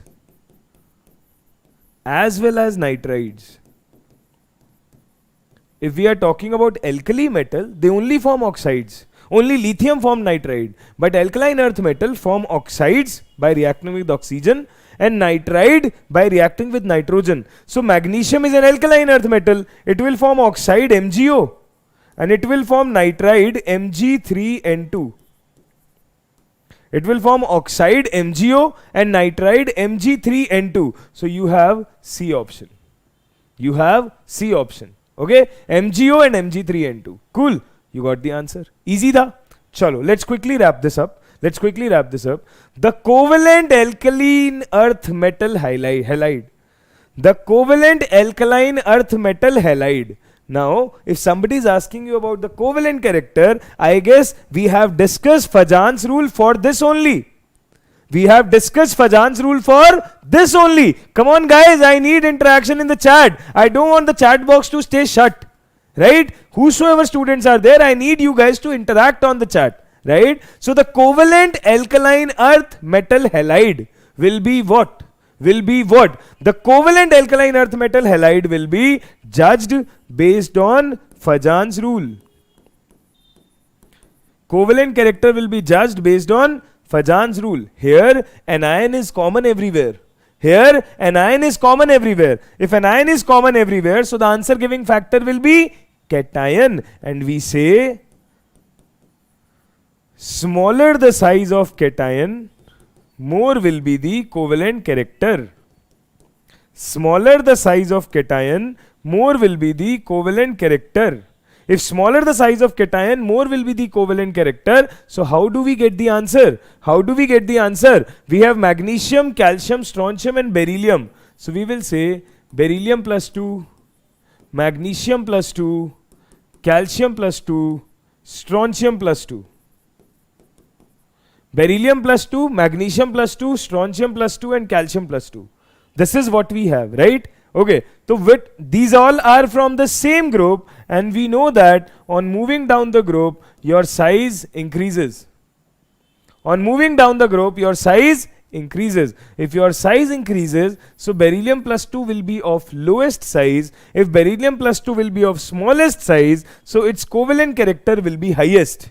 If its covalent character will be highest, so BeX2 will have the highest covalent alkaline character. Covalent character. Is it fine? Right? So I told you that we are not doing Fajan's rule ka question in chemical bonding. We will do it here, and we did this. Cool? Pakka? Theek. Okay. Let's move to next question. This question. The incorrect statement is, now this type of profile is getting very famous these days, that incorrect statement are asked. ठीक है, single correct में it will give you 4 statements, 3 will be correct, 1 will be incorrect. This type of profile is very commonly being asked these days, so we need to practice these sort of questions as well. Okay, so let's read this question out. The incorrect statement is, we have few statements, let's read them out and we'll figure out which one is incorrect. Okay, lithium is least reactive with water among the alkali metals. Lithium is least reactive with water among the alkali metal. Yes, lithium reacts slowly with water, very slowly with water. ठीक है. LiCl crystallizes from aqueous solution as LiCl.2H2. Yes, I told you. Lithium has maximum degree of hydration, so LiCl.2H2O is formed.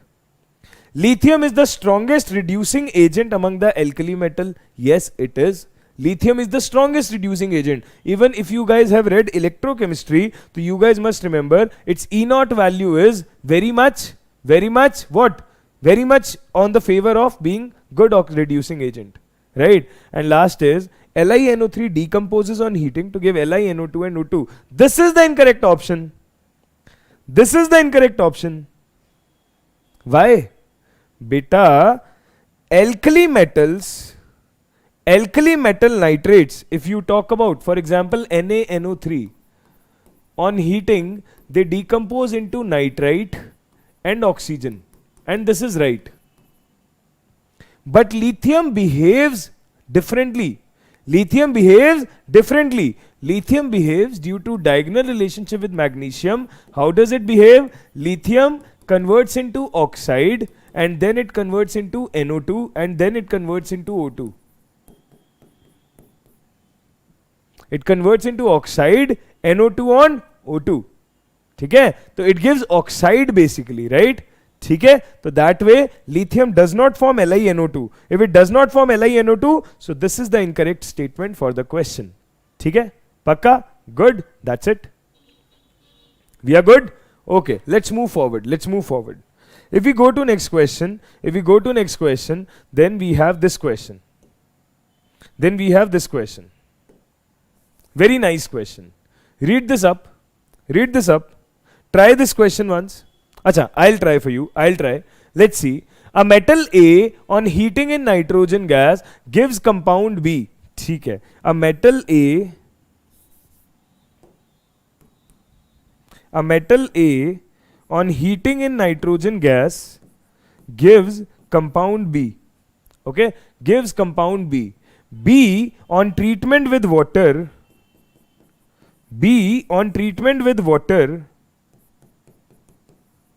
forms a colorless gas C. Forms a colorless gas which, when passed through CuSO4 solution, when passed through CuSO4 solution, gives a dark blue violet colored.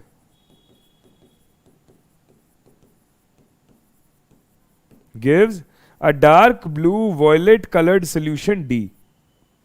Okay, you need to tell A and B are what? ठीक है, तो हमने बोला A reacting with nitrogen it gives B, B on reacting with water gives C, C on reacting with CuSO4 gives D. You need to identify who are A and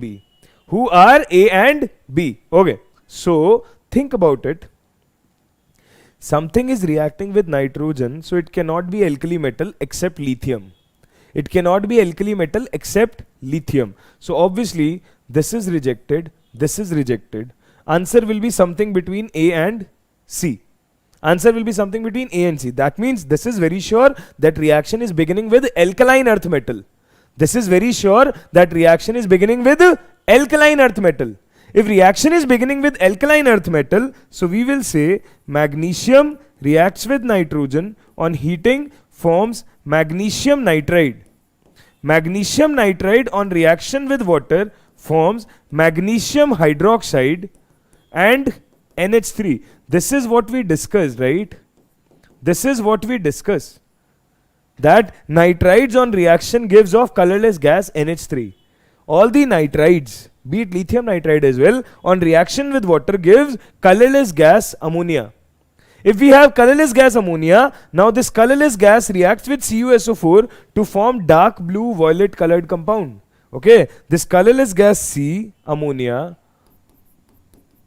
reacts with colorless gas C, ammonia, reacts with CuSO4 to form a dark blue violet colored compound. So abhi, when we will discuss coordination compound, that time also we will discuss. This is what we have, D. So this is the entire reaction. This is the entire reaction. This will be actually CuNH3 whole 4 SO4. If I won't write the ionic structure, if I write the complete structure, this is the structure we have. Okay, if this is the structure we have, so now let's see, you have A as magnesium, you have A as magnesium, it reacts with nitrogen, it gives magnesium nitride as B, it reacts with water, it gives ammonia gas as C, and then it forms dark blue violet compound as CuNH3 whole 4 SO4 as D. Now question has asked about A and B only. Question has asked about A and B only. So you have magnesium and magnesium nitride. So A is the correct answer. Magnesium and magnesium nitride, A is the correct answer. Mg and Mg3N2. Mg and Mg3N2. ठीक है, A is the correct answer. Okay? पक्का? Good. ठीक है. Fine. If that is the case, this is very basic question. It's coming between again and again. So let's just finish this up. When gypsum is heated to 393 Kelvin, what happens? This is the preparation of plaster of Paris. That when gypsum is heated at 393 Kelvin, it forms CaSO4 dot half H2O. And if it is further heated, this half water of crystallization also get removed and dead burnt plaster remains. But right now we have POP, CaSO4 dot half H2O. CaSO4 dot half H2O is this one. CaSO4 dot 0.5 H2O. Plaster of Paris we call it. CaSO4 dot 0.5 H2O, we call it plaster of Paris. Right? Is it understood? Is it fine? Cool? ठीक है. This is fine. All right. Let's move ahead. And let's go to another question. This question and then another question. We have 3-4 more questions, right? 4-5 more questions, and then we'll quickly wrap up this chapter. Then we'll take a small break of 10 minutes and then we will proceed. Hai na? Because it's been 2 hours. So we'll take a break and then we'll proceed. Okay? Chalo. So few students will be really happy. Oh, we are again getting the break. Yeah. You are getting the break. P block and DNF block will do together. Then we'll take a break. Coordination, metallurgy will do together, and we'll be done with the course. Okay? ठीक है. So hardly 4 or 5 hours more I need of you. So 4-5 hours you are saying? Are you kidding us? No. See, I'm doing a little bit of fun in between, no, so that you guys won't get bored. Okay? ठीक है. Let's read this question quickly. Yeah, do you guys want to attempt this question? Do you guys want to attempt this question? Please attempt this. Do you guys wish to attempt this question? Do this. Try this question out. Kashyap Akash, beta, please write in Hindi, no? Or English at least. I don't understand this language. Yeah. Can you guys solve this question? Okay, I got one answer as A. All right. Among the statements A to D, the correct statements are, okay, lithium has the highest hydration enthalpy among the alkali metal. Seems correct to me. So A is definitely the correct one. So second option is rejected. Acha. Now, lithium chloride is insoluble in pyridine. So beta, think about it. How to think this option? LiCl is covalent in nature because Li plus is a very small size. If it is covalent in nature, so chemical bonding mein one line is very famous, like dissolves like. So covalent things will be soluble in organic solvents. So LiCl will be soluble in pyridine, and this line is also written in NCERT that LiCl is soluble in pyridine, but the statement is saying it is insoluble in pyridine. This is wrong. If this is wrong, so first option rejected because there B is mentioned as the correct one. So now C and D mein se we have to decide. Now if we have to decide between C and D, that you have to take a call. How will you think? Are C and D correct or incorrect? Or sir, we don't know anything about it. We haven't heard about it. Is it like this? So see, lithium and magnesium react slowly with water. This also we have discussed in one of the case. That okay, lithium is not that much reactive with water because of its very small size. It does not react well. है ना? It has good degree of hydration, but it does not react well. So D option is also correct. The last statement is also correct. Now the whole answer is dependent upon lithium cannot form ethanide upon its reaction with ethine. Lithium cannot form ethanide upon its reaction with ethine. How will you solve this?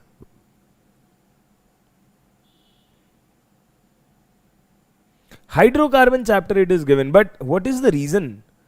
We don't need to cram things, no? What could be the reason behind? Why lithium is not reacting and why others are reacting? Why sodium is reacting? Yeah, clashing arena. Can we take a minute to think about this? Reason is around you guys only. We have already discussed this so many times. We have been taking the reason so many times in our consideration. Sir, is reacting and attraction are different? Yes, Arya. Reacting is different thing. Attraction is different thing. Attraction is related to bond. When it comes to chemical reaction, attraction is not the term. Reacting is the term. Okay. Somebody is saying 3 option is wrong. Clashing arena, beta, why are you so confused? Sometime you are saying it's right, sometime you say it's wrong. You have your exam within a week, right? I hope you know that. You have got your center as well today. If we go with this confusion, then to how will it work?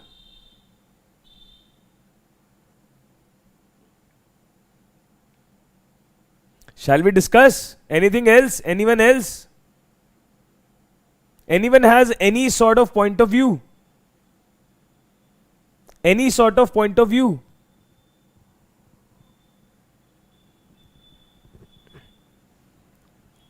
Chalo. Let's talk about it. Let's talk about it. See, lithium has highest hydration enthalpy. This we already know. That Li plus has the maximum degree of hydration. So, no need to discuss it again. LiCl is covalent, I told you. So like dissolves like. It is soluble in pyridine. This is a false statement. Okay, this is soluble in pyridine. But we are looking for the correct statements. Lithium cannot form ethanide upon its reaction with ethine. Yes, it cannot. Why it cannot? See. Generally what happens when sodium reacts with ethine, it forms this compound and this is known as ethanide due to acidic hydrogen. Okay? This forms ethanide. But when we expect the same reaction to happen with lithium,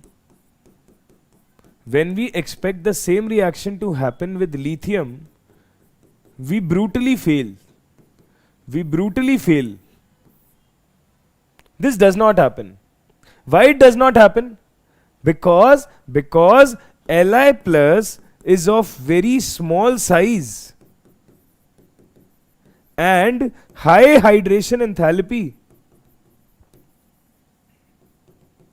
Very small size and high hydration enthalpy. Thus it does not react well with ethine.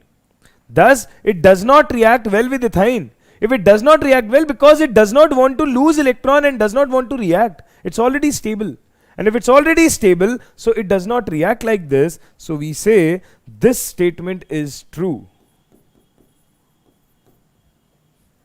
First statement is true. Third statement is true. And last statement is obviously true. We have discussed it reacts slowly with water. Fact based. So A, C and D are the correct option. B is not the correct option here. A, C and D are the correct option. B is not the correct option here. Right? You understand? Nice. Cool. ठीक है. Let's move ahead. If we move ahead, let's see this question. Okay. What do we have here? We have two elements A and B have similar chemical properties. Two elements A and B have similar chemical properties. That is mentioned in the question. They don't form solid hydrogen carbonates. Acha. They don't form solid hydrogen carbonates, but react with nitrogen to form nitrides. A and B are. Okay. Now, the one thing which should come to my mind if I have read NCERT properly, that Li plus has high degree of hydration. That's why its hydrogen carbonate is in liquid state.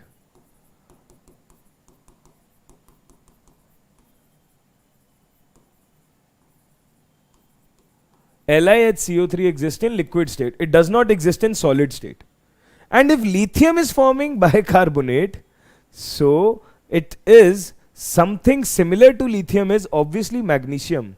Something similar to lithium is obviously magnesium because of diagonal relationship. Something similar to lithium is magnesium because of diagonal relationship. So if you could make out this much part, no, that means your part is sorted. That means your concept is sorted. Read it again.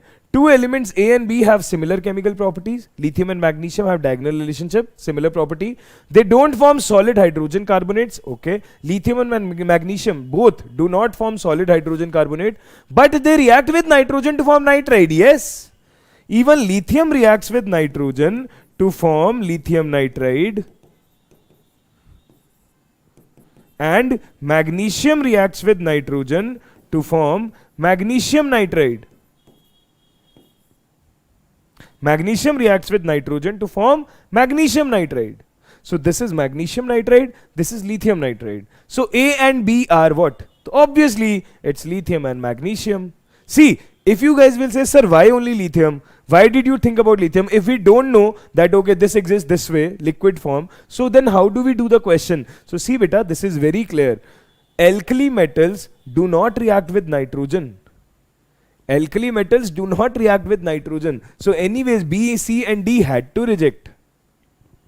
Right? That's what Clashing Arena also wrote. है ना? कि alkali metal do not react with nitrogen. So alkali metal do not react. So anyways, it had to reject. So if it is lithium, so obviously it has to be magnesium because diagonal relationship holds, guys.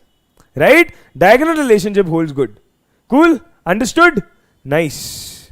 If this is fine, let's go to this question. Two questions are left, this and one more question, and we will be done with the S block elements. Okay? See, an alkaline earth metal M readily forms water soluble sulfate. Okay? And water insoluble hydroxide. You will be able to attempt this question. First attempt this question, then that question will be very easy to attempt. Okay, ठीक है. Among the sulfates of alkaline earth metal, the solubilities of BeSO4 and MgSO4 are. Let's attempt this question first, then that question will be easy to attempt. BeSO4 and MgSO4 की solubility पे comment करना है. So beta, this question comes very often that predict the order of solubility. So generally we say solubility depends on difference of lattice and hydration energy.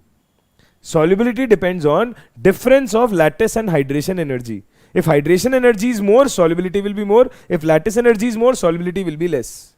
But let me tell you, इसको हम hydration minus lattice लिख देते हैं. चलो. Let me give you a simple trick.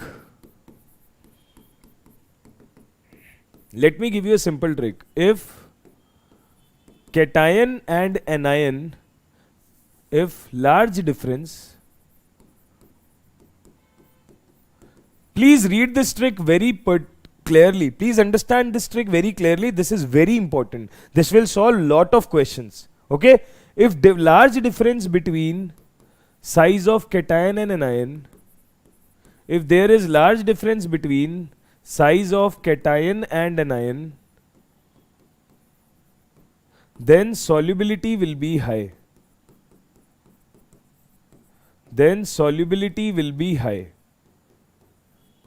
If the difference on size of cation and anion is large, then solubility will be high. Okay, beta, I'll give break in next 10 minutes. ठीक है? If difference in size if difference in size of cation and anion is less, if difference in size of cation and anion is less, so solubility will also be less. Solubility will also be less. Okay? So if difference is high, solubility will be high. If difference is less, solubility will be less. That's it. If you understand this, you will be sorted. For example, if we talk about sulfates, how will we do it? Sulfate is a giant anion, right? Sulfate is a giant anion. Okay. Let's talk about alkaline earth metal. I have beryllium plus 2. I have magnesium plus 2. I have calcium plus 2. Okay.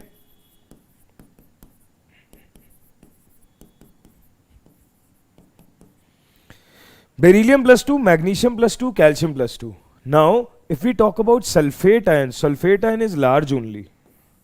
Sulfate ion is large only, always.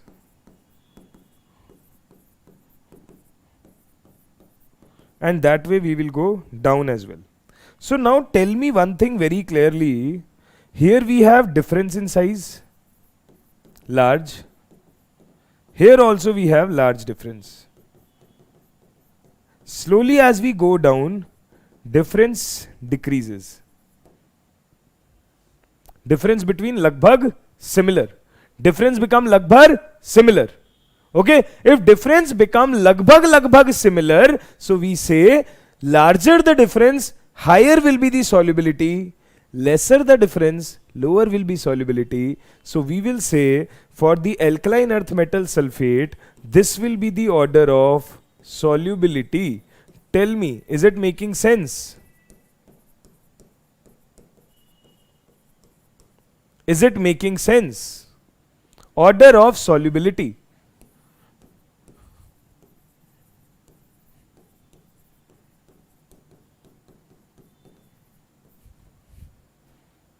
Cool? ठीक है. But if we talk about hydroxide, if we talk about hydroxides,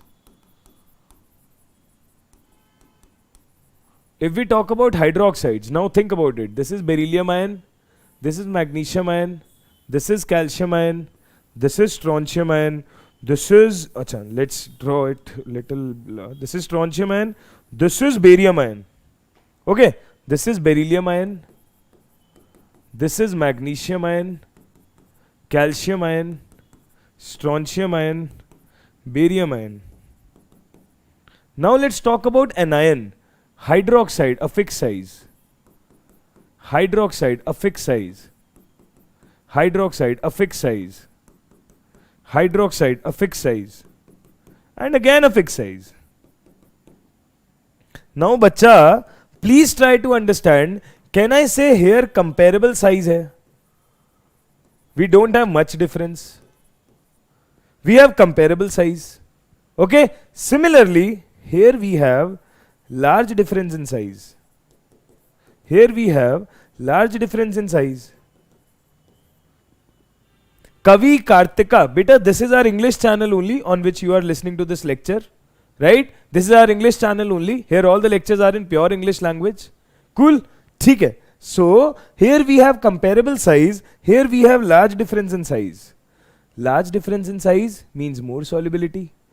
Less difference in size means less solubility. So if you will talk about solubility here, we will say beryllium hydroxide will have the less solubility.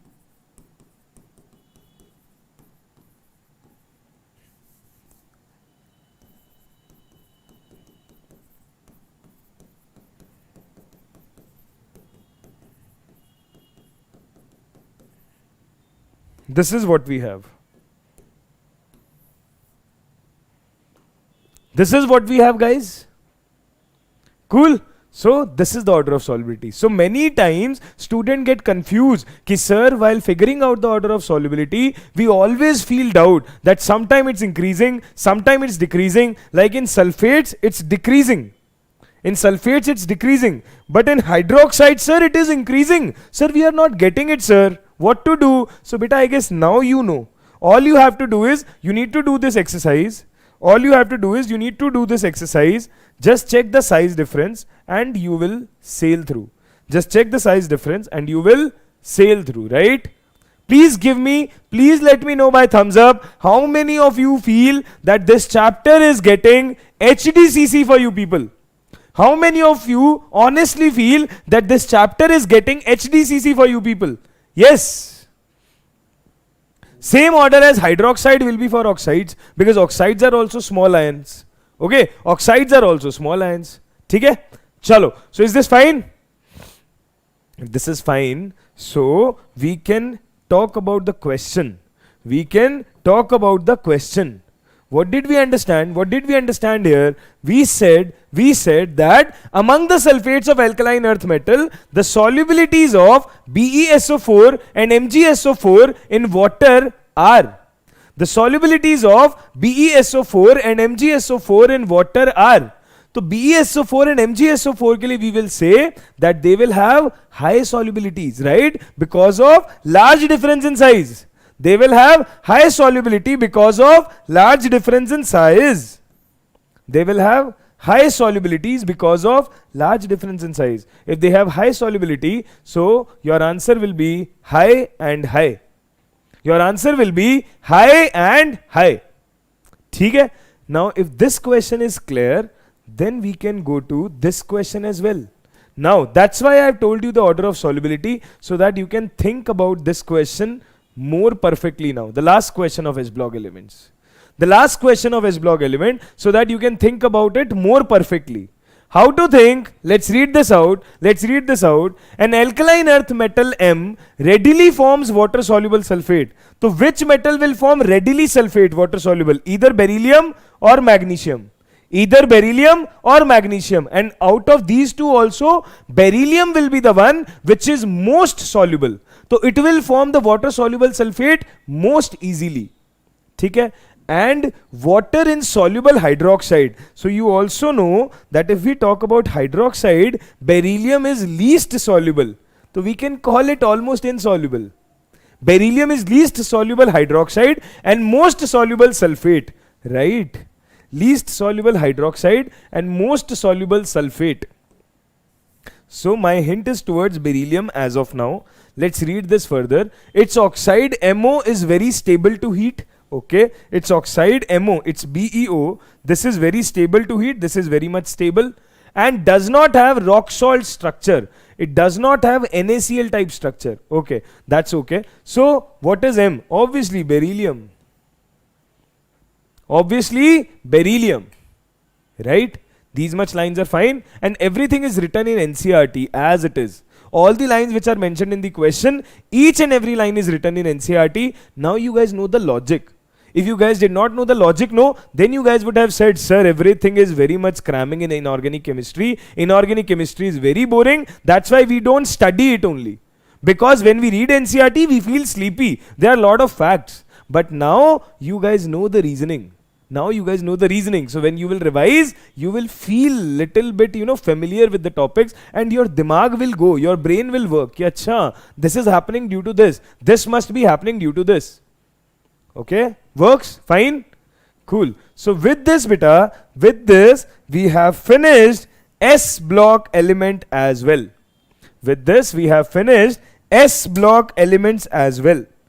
Now we are left with P block and D and F block. We'll be doing D and F block first because it's a small part. Okay? We'll quickly finish it. Then we will jump to P block, and after that we'll take a break again. Then we will go to coordination compounds and metallurgy, and we will be sorted. So almost 1.5 to 2 hours for this D and F block and P block. 1.5 hour to 2 hour, and then almost 1.5 hour for coordination and metallurgy. So I'll need 3 to 4 hours of you people, and we will be done with the syllabus. But yes, for now, let's take a 10-minute break. It's been 2 hours since we are doing. It's better to take 10 minutes break. Then it's fine. We'll be sorted. So let's take a break for next 10 minutes, and then we will begin. Let's take a break for 10 minutes, and then we will begin. Cool. Here I'll switch on the timer for you people. So don't go anywhere. We'll be back soon, and we will start up with the topic. We will start up with the topic. Till then, stay connected. 。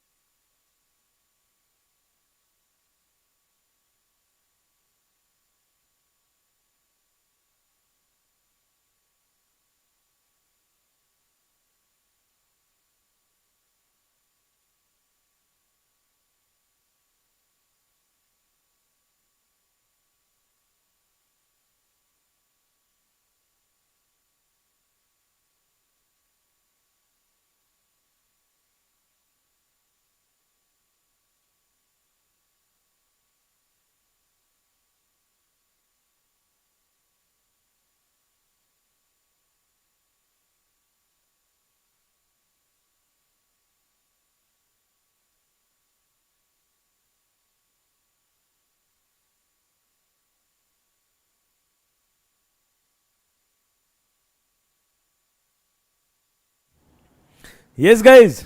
Shall we begin? Hanji. Okay. Please quickly tell me, am I audible? Am I visible? Yes? Everyone? Please, please, please. Can someone tell me quickly, am I perfectly audible or perfectly visible? Anything, any audio issue in the class? Yes? If there is anything which is not clear, if I am not properly visible, if my voice is not coming properly, please tell me. Yes? Good evening, everyone. Good evening. So, am I audible? Guys? Arey yaar, someone respond, man. Okay, cool. Perfectly fine. ठीक है. So, we have finished till S block. We are starting with the 12th class portion of inorganic chemistry. And we are beginning with periodic table, chemical bonding, S block, hydrogen. We are finished. P block, we'll do it together. So, what we are doing is, we are starting with the D and F block elements. We are starting with D and F block elements. Abhi. Cool. Now, if you talk about D and F block elements, it's a very simple, very informative based chapter, I would say. Very simple and very informative based chapter, I would say. Informative in the sense that there are small info which you have to go through and you will understand. Okay. One definition which I would like to tell. One definition, yes, crazy love. As of now, we have completed all question. Now we are beginning D and F block elements. Okay. Here, I will tell you one definition which you need to understand. That is transition elements. This definition is important for you guys to understand. Now, who are transition elements? So generally, when initially the concept of transition element came, no? When initially the concept of transition element came, no? At that time people used to say that transition elements, D and F, D block elements are known as transition element because they are placed between S and P block. Because they are placed between S and P block. But guys, let me tell you honestly, that is not the correct explanation. That is not the correct explanation. That's the bakwas explanation. Then IUPAC came and they gave the proper explanation or definition of transition element. What did they say? That any element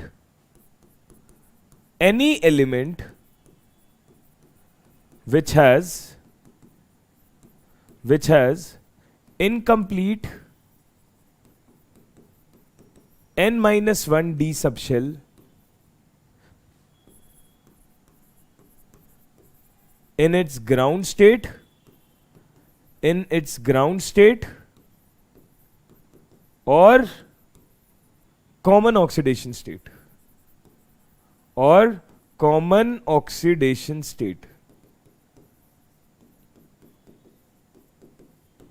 Okay, any element which has incomplete n-1 d subshell in its ground state or common oxidation state. Okay, for example, if I talk about manganese, please see here, if I talk about manganese, so manganese ka ground state configuration is 3d5 4s2. Manganese ka ground state configuration is beta 3d5 4s2. Now, if we have 3d5 4s2 configuration of manganese, so here already we have incomplete d subshell, right? Incomplete d subshell se better word is partially filled d subshell. Better word is partially filled d subshell.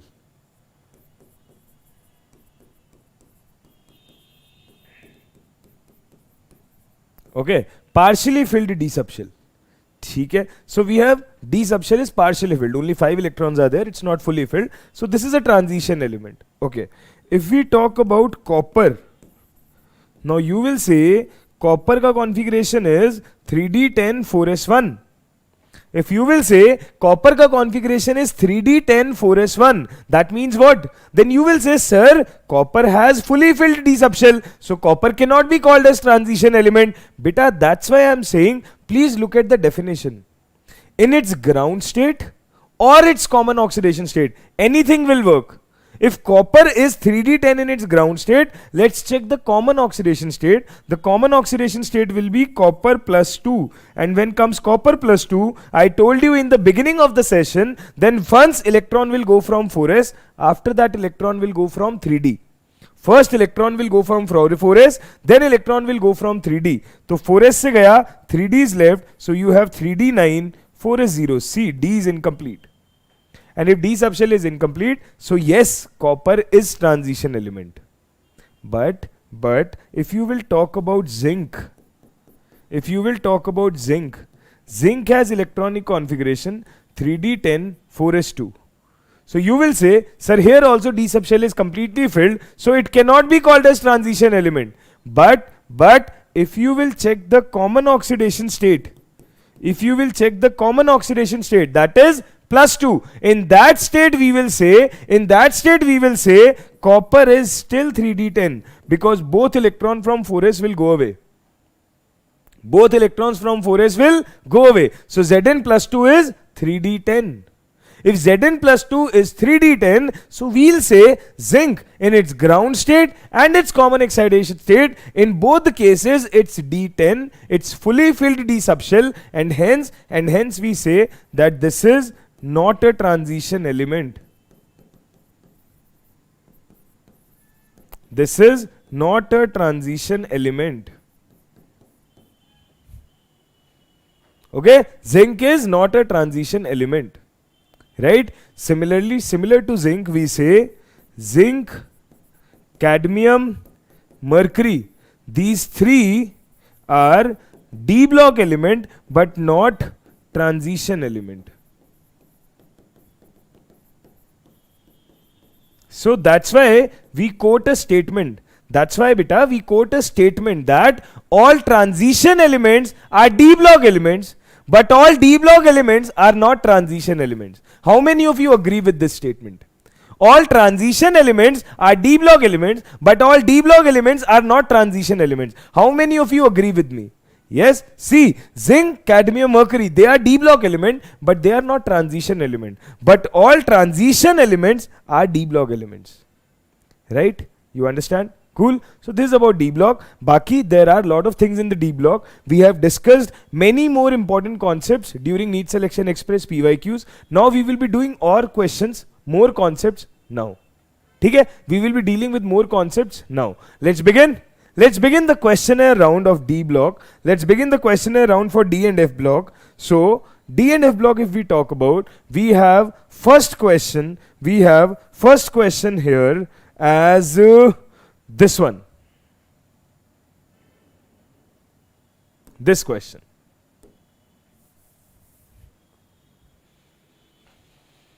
The difference in oxidation states of chromium ion in chromium in chromate and dichromate salt.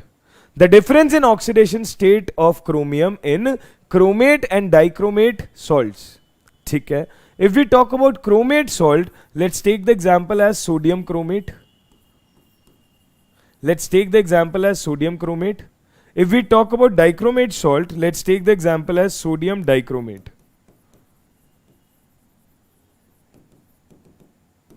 Sodium chromate is Na2CrO4. Sodium dichromate is Na2Cr2O7.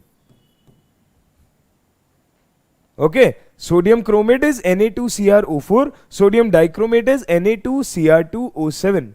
है ना? You guys should understand this fact. You guys need to get this fact straight into your mind that chromate ion is CrO4 2 minus. Okay, and this looks like this.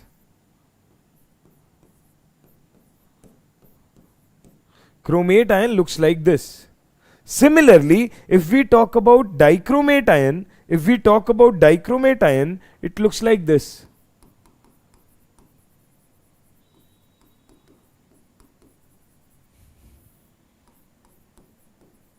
Cr2O7 2 minus. Cr2O7 2 minus. How does this dichromate ion look like? Dichromate ion looks like this. We have CrO-Cr linkage, and then we have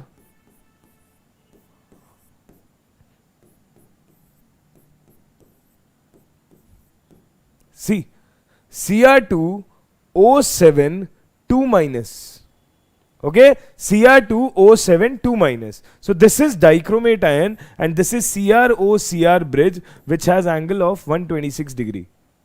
Okay, Now, the question is not about the structures, that I told you anyways, but yes, the question is about the oxidation state. So if we want to find out the oxidation state of chromium here and here, let's find out. If we want to find out here, 2 sodium each has +1, chromium has X, and 4 oxygen each has -2, overall 0.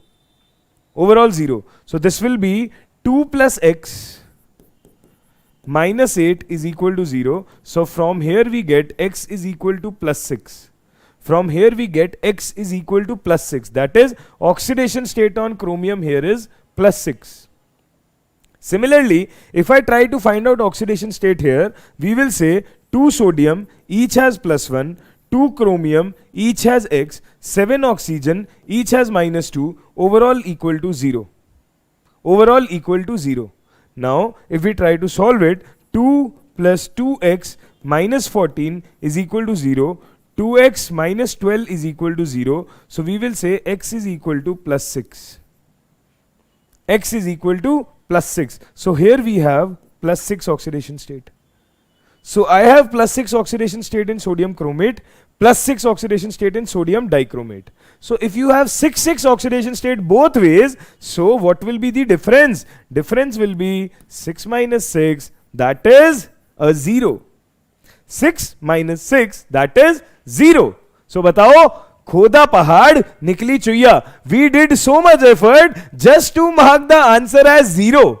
We put so much effort just to mark the answer as 0.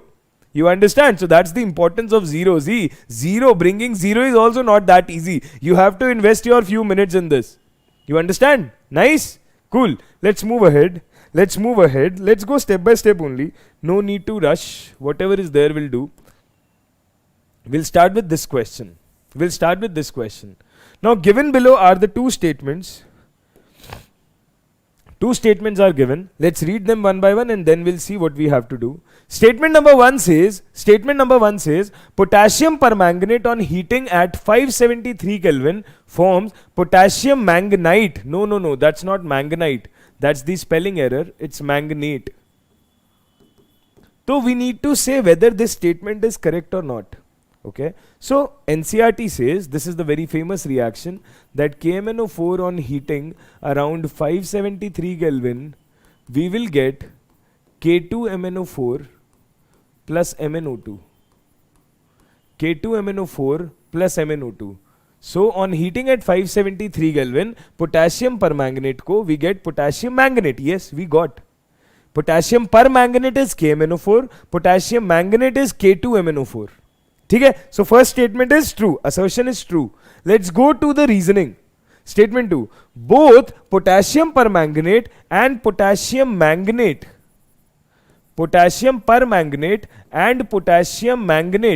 are tetrahedral and paramagnetic in nature. Both potassium permanganate and potassium manganate are tetrahedral and paramagnetic in nature. Now, if it comes about paramagnetic or tetrahedral, so see, this is your manganate ion, this is your permanganate ion, this is your manganate ion, this is your permanganate ion. So if we talk about manganate ion, we have this case. If we talk about permanganate ion, we have this case. Okay? This is permanganate, this is manganate. Both are tetrahedral. But you need to understand, that's the experimental fact. It's written in NCERT, MnO4 2-, this is diamagnetic. This is diamagnetic. Okay? But MnO4- is weakly temperature dependent paramagnetic.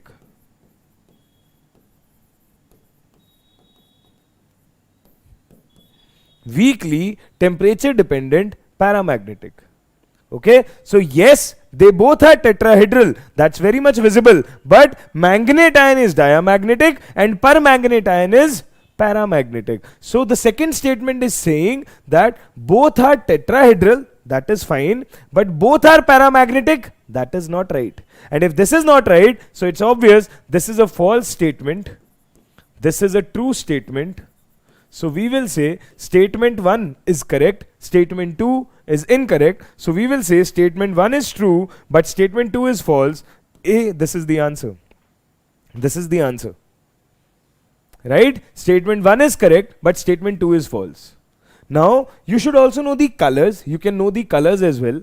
MnO4 2- is of green color and MnO4- is of purple color.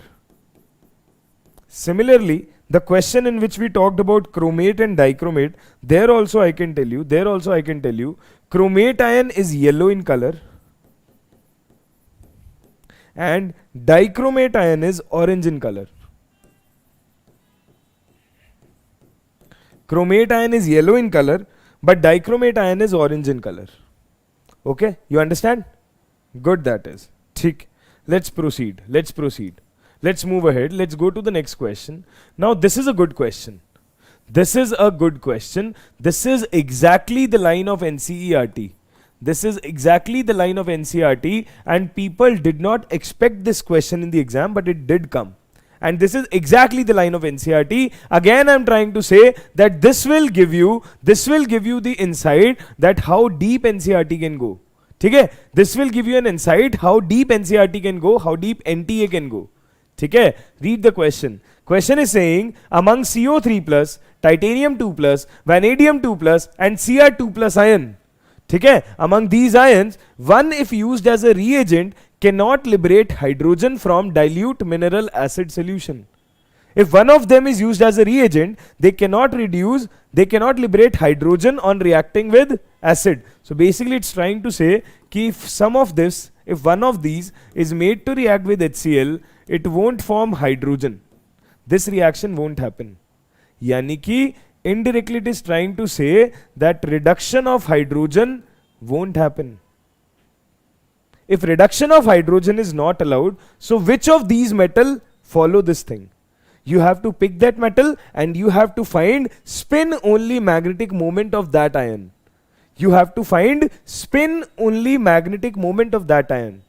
So beta, this is based on your NCERT. If you will check, there is a topic of electrode potential. If you will check this topic, E0 M3 plus say M2 plus. Here you will see that E0 of cobalt going from CO3 plus to CO2 plus is very much positive. E0 of cobalt going from CO3 plus to CO2 plus is very much positive. It is seen experimentally. That is, having a positive value means what? That cobalt would like to get reduced itself. This is same as what happens in the case of copper in this case.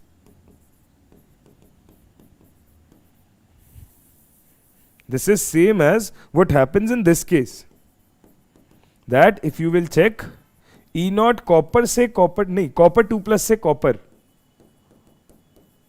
This thing is very positive.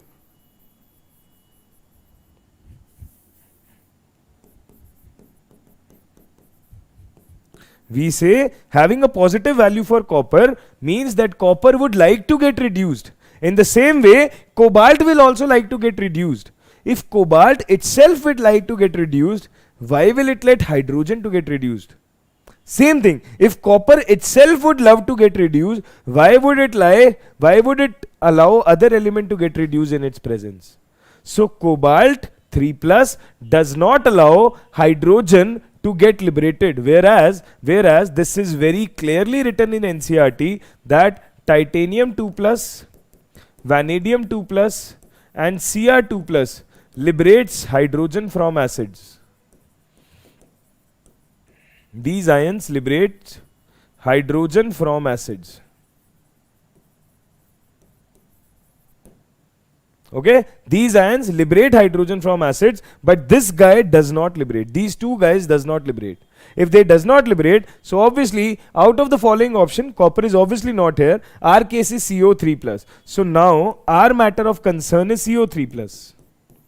We need to find its spin only magnetic moment.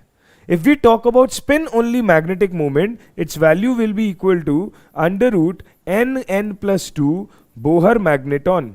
its value will be equal to under root n plus 2 Bohr magneton, where n is number of unpaired electrons. Where n is number of unpaired electron. Okay, if n is number of unpaired electron, so if you talk about cobalt 3 plus, so beta cobalt is 3d7 4s2. Cobalt is 3d7 4s2. So cobalt 3 plus is 3d6 4s0. Cobalt 3 plus is 3d6 4s0. Now if cobalt 3 plus is 3d6 4s0, how will you write it? You will say 3d 1 2 3 4 5 6. How many unpaired electrons are there? 4. How many unpaired electrons are there? 4. If we have 4 unpaired electrons, we will find out the value of magnetic moment. We will find out the value of magnetic moment. If we will find out the value of magnetic moment, so mu will be equal to under root 4 into 4 plus 2 Bohr magneton. So mu will be equal to under root 24 Bohr magneton. If mu is equal to under root 24 Bohr magneton, this will be 4 point something Bohr magneton, because root 25 is 5. Root 24 is 4 point something. If it is 4 point something, so you got this. 4.7 something your answer will be. If you have to write to nearest integer, you will give your answer as 5. Since you have to round it off to the nearest integer you have to give, so your answer will be 5. Your answer will be 5 because your answer will be 4.73. Nearest integer is 5, right? So this is the answer. So yeah, finding out spin only magnetic moment was not a difficult task. Anyone can find that. But yes, understanding that out of the given ions, which ion do we have to pick was the difficult task. And this you can only understand if you have gone through NCERT nicely. Okay? This line is clearly written in NCERT. Okay? Clear? Are you sure? Any doubts? Any problem? Is it fine? Pakka? Theek hai ji, this is cool. If we are cool with this, so this was the good question. Something of this sort you can expect in NEET as well. Something of this sort you can expect in NEET as well, because NEET has already asked about this one. But NEET has not touched this thing. NEET has asked about this one, but they have not touched this one. If they have not touched this one, so they can ask this one. Okay? Come on guys, where is the energy, man? Where is the energy? Why there is no response? What happened? Got tired? Too soon? Yes.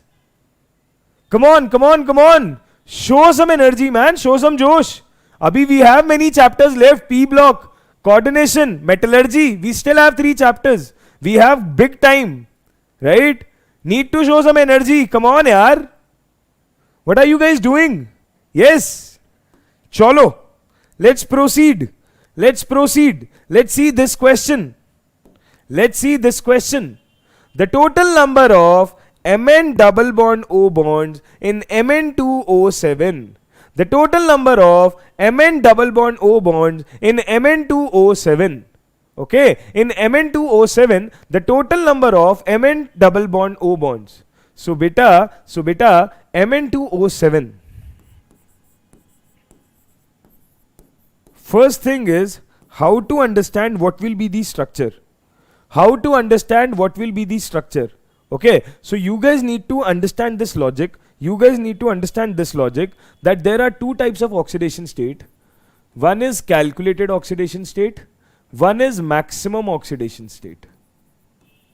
There are 2 types of oxidation state. One is calculated. One is maximum. What is calculated? The one you find out through the formula. Maximum, the one you know through the electronic configuration. Okay, for example, if I talk about this thing, Mn2O7, okay, so for Mn, you know the electronic configuration is 3d5, 4s2. So how many electrons can be removed at max? How many electrons can be removed at max? 2 from 4s, 5 from 3d. So maximum oxidation state will be +7. Maximum oxidation state will be +7.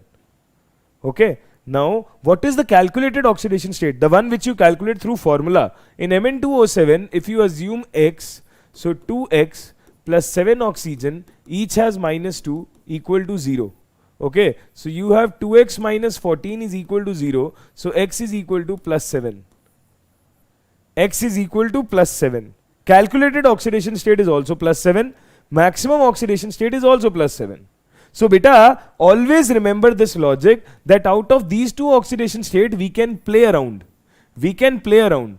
If your calculated oxidation state is greater than maximum oxidation state, so in that case, what do you have? You have element, oxygen, oxygen element, that is peroxide bond. Peroxide bond.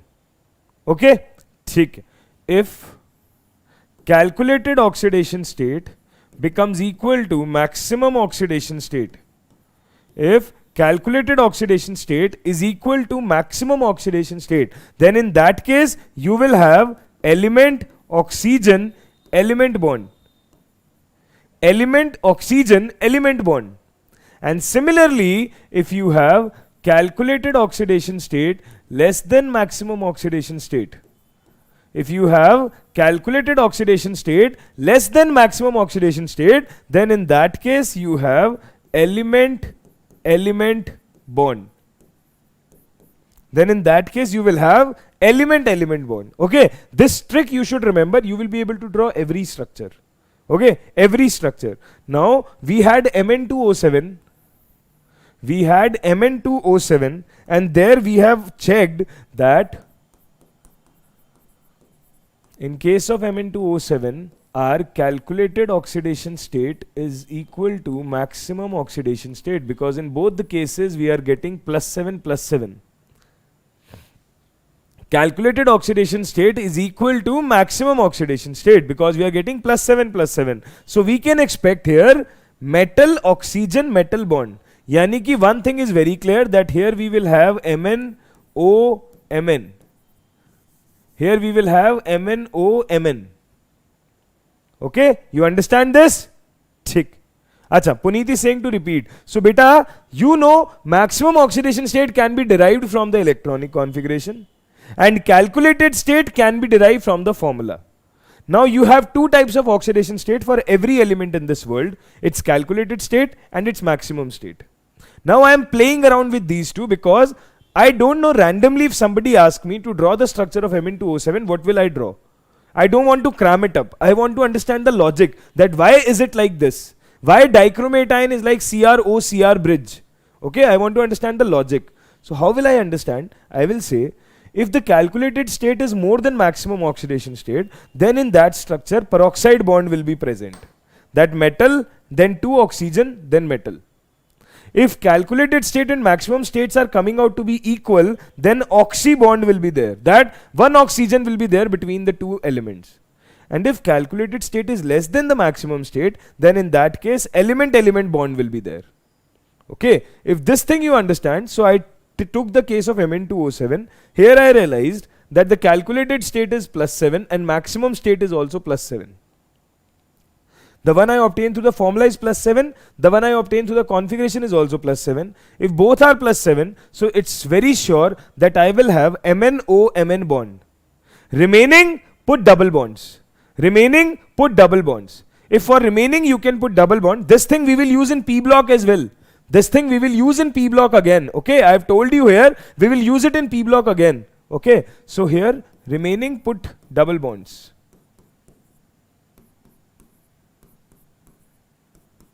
3 double bonds, 1 is single bond, and you are sorted.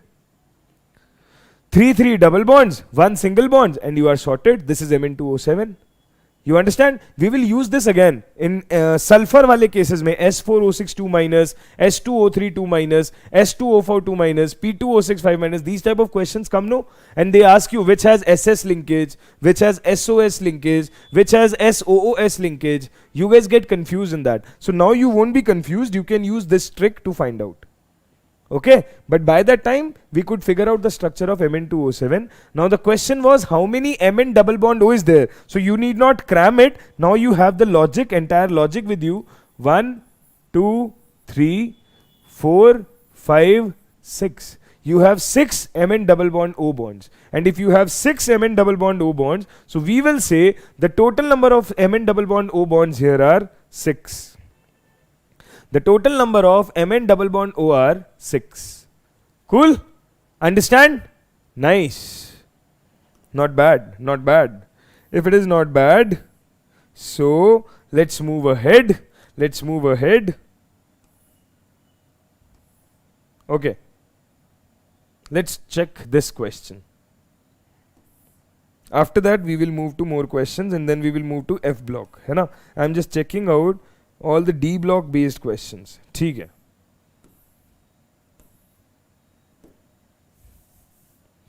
The atomic radius of silver is closest to.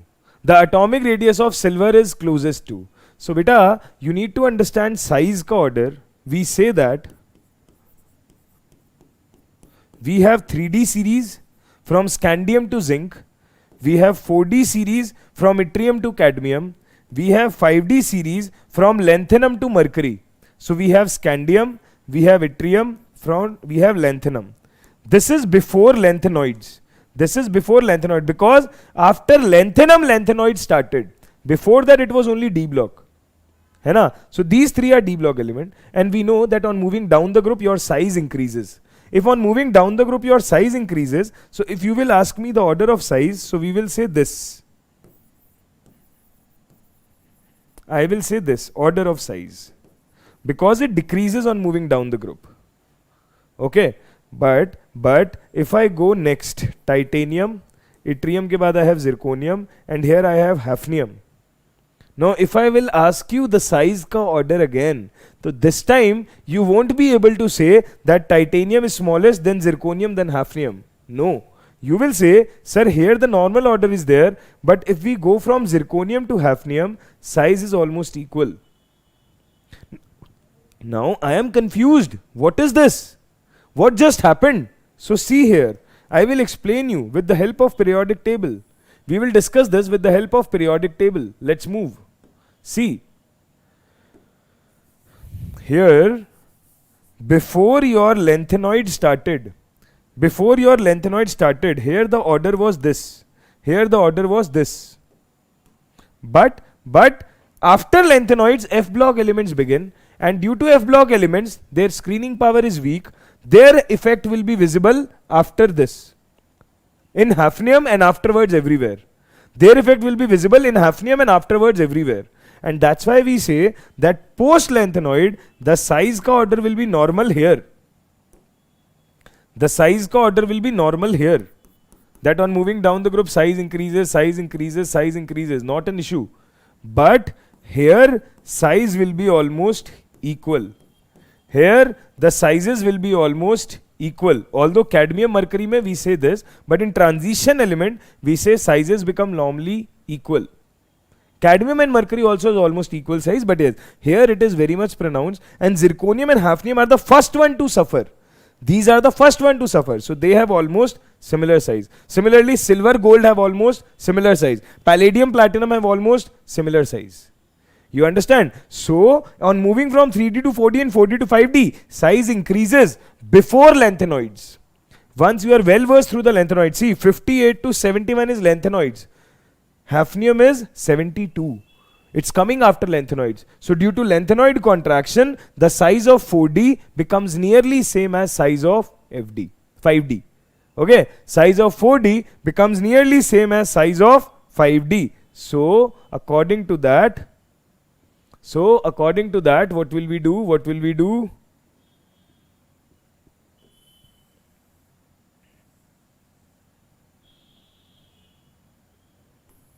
Here we will say that too many questions are there, है ना?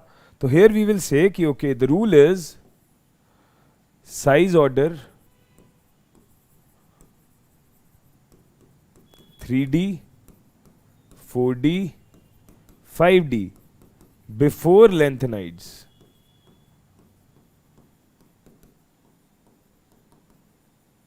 Okay, but then 3D, 4D, it's nearly equal to 5D. This is after lanthanoids.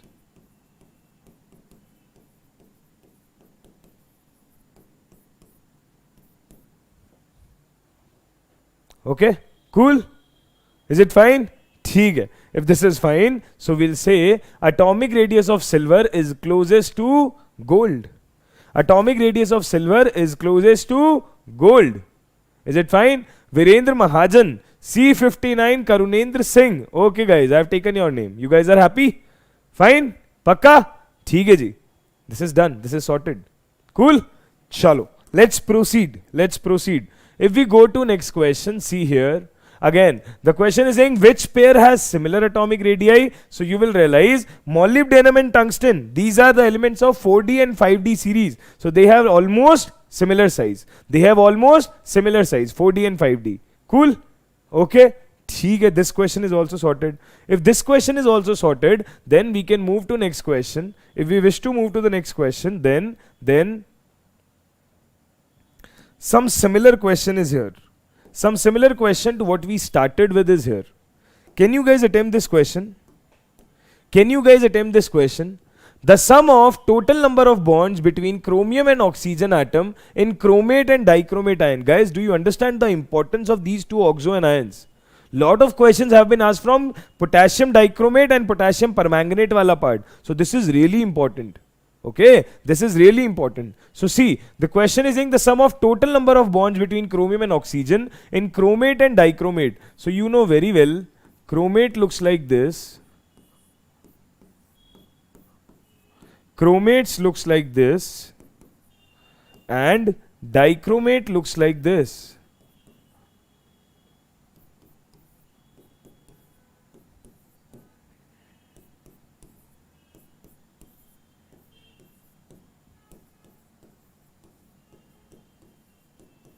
This is dichromate, this is chromate. Okay, this is dichromate, this is chromate. Now, the sum of total number of bonds between chromium and oxygen atom. The total number of bonds between chromium and oxygen atom. How to count? 1, 2, 3 and 4. 4 are here. 5, 6, 7, 8, 9, 10, 11 and 12. Your answer will be 12. Right? Your answer will be 12, not 9. Please keep this thing in mind. All chromium oxygen bonds we have to count. All chromium oxygen bonds. So we have 1, 2, 3, 4. 4 chromium oxygen bonds here. And 1, 2, 3, 4, 5, 6, 7, 8. 8 chromium oxygen bonds here. Your answer will be 12. Your answer will be 12. Okay? Gokul beta, that will come through practice only. That will come through practice only. No one can help in that, right? Alright, any issues? Is it fine? Cool. Okay. If this is fine with you guys, let's move ahead. Let's move ahead and let's solve this question. Wait. Let's solve this question. There was a good question which I wanted to discuss. We'll discuss all these as well. We'll discuss all these. But yeah, this one.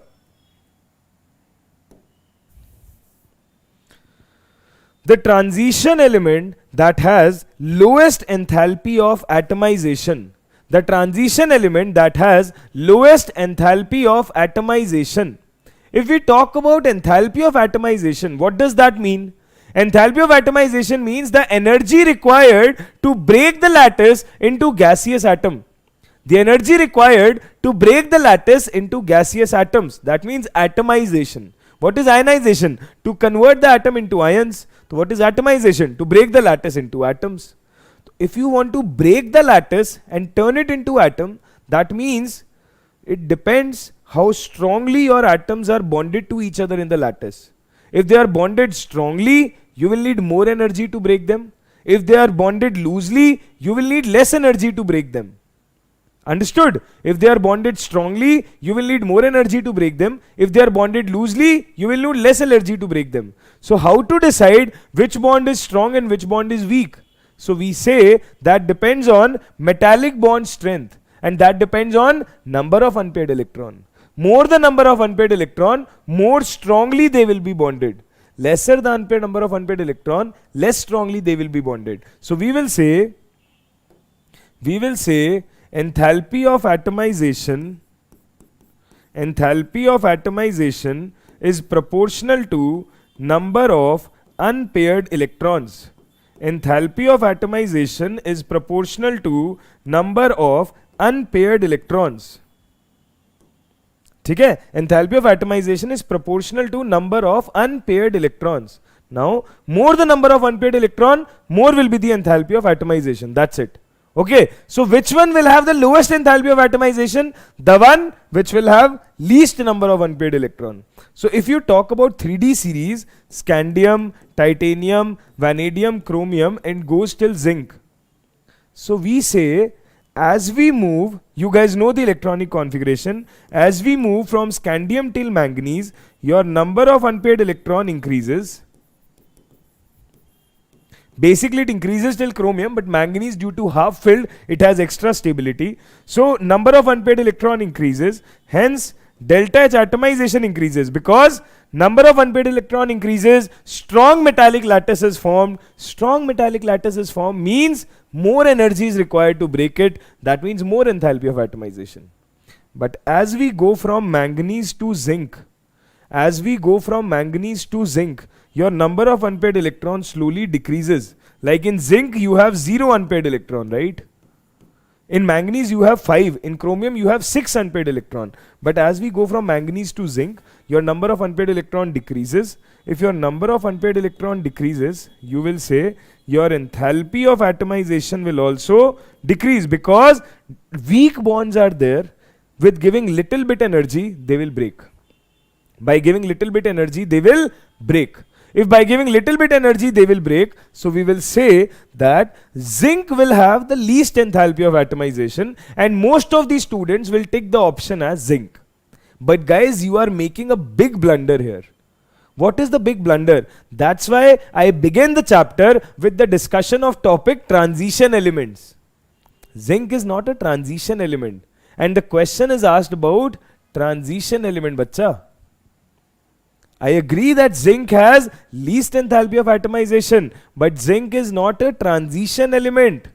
Who is your transition element? Transition element are up to copper only. So we will say, if we want to take in transition element, then copper will has least enthalpy of atomization. If it would have been asking about the D block element, then zinc would have been the right answer. But abhi he has asked about transition element. Zinc cannot be the answer. Copper will be the answer. Because copper lies just before zinc, right? Okay, that has only one unpaired electron. 3d10, 4s1, D subshell is fulfilled. S mein one unpaired electron. Is it clear? This was the question in which most of the student created blunder when it was asked. They got so excited by looking at zinc, they forgot that okay, they have asked about transition element. People didn't notice. Okay, more number of student, maximum number of student created blunder in this. You understand? Cool. Okay, if this is fine with you guys, let's go to this question.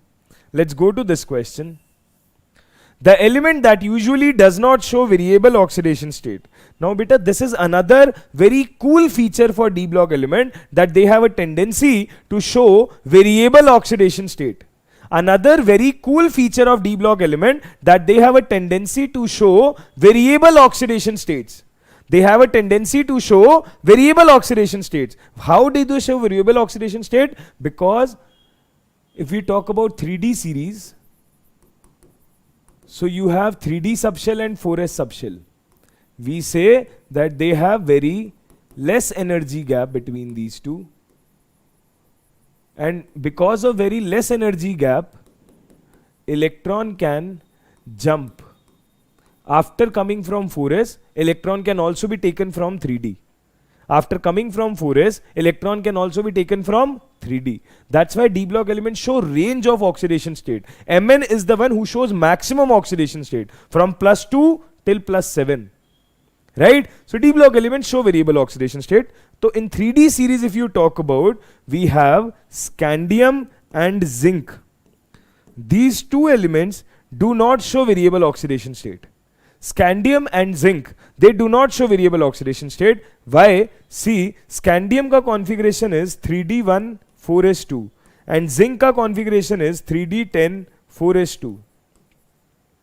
So zinc can only show +2 oxidation state, because after achieving +2 it will have fulfilled configuration. Zinc is saying I won't lose a single electron no matter whatever you do. I am very much stable, I am having fulfilled configuration. Why will I lose the electron? Obviously, why will that guy will prefer losing electron? So zinc won't lose any electron, it will have d10 only. Okay, but if we talk about scandium, the common oxidation state of D block element is +2. So we expected okay, this will show +2 also, this will show +3 also. But then scandium said, after you will remove 2 electrons from me, I'll only be left with 1 electron, and that is not causing much stability to me. Rather, if you will check my entire configuration, I have 1s2, 2s2, 2p6, 3s2, 3p6, 4s1, 4s2, 3d1. So scandium is saying कि rather than taking out 2 electrons from me, if you will take out all the 3 electron, I will have noble gas configuration. So that's why scandium says कि I don't want to show +2 oxidation state, I only want to show +3 oxidation state. So scandium, due to the achievement of noble gas configuration, will only and only exhibit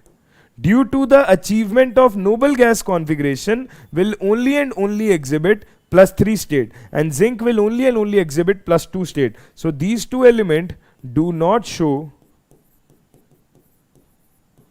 variable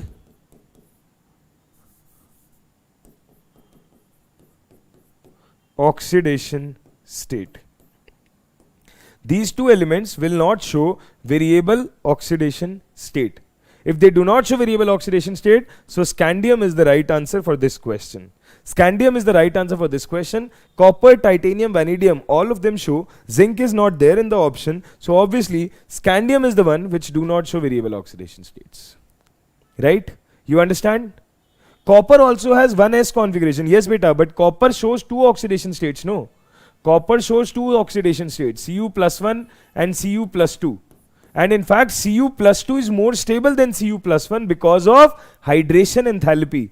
Hydration enthalpy says more the charge, more will be hydration enthalpy. So in aqueous medium, copper +2 is more stable.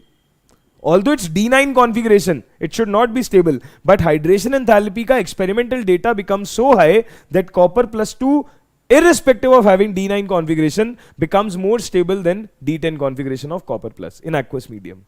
Okay? I hope you guys know it. ठीक है ना? So here the answer is scandium. Alright? Any issues? Cool? Nice. So I told you that manganese is the one element in 3D series which shows maximum number of oxidation states, right? Okay. ठीक है. Let's move forward.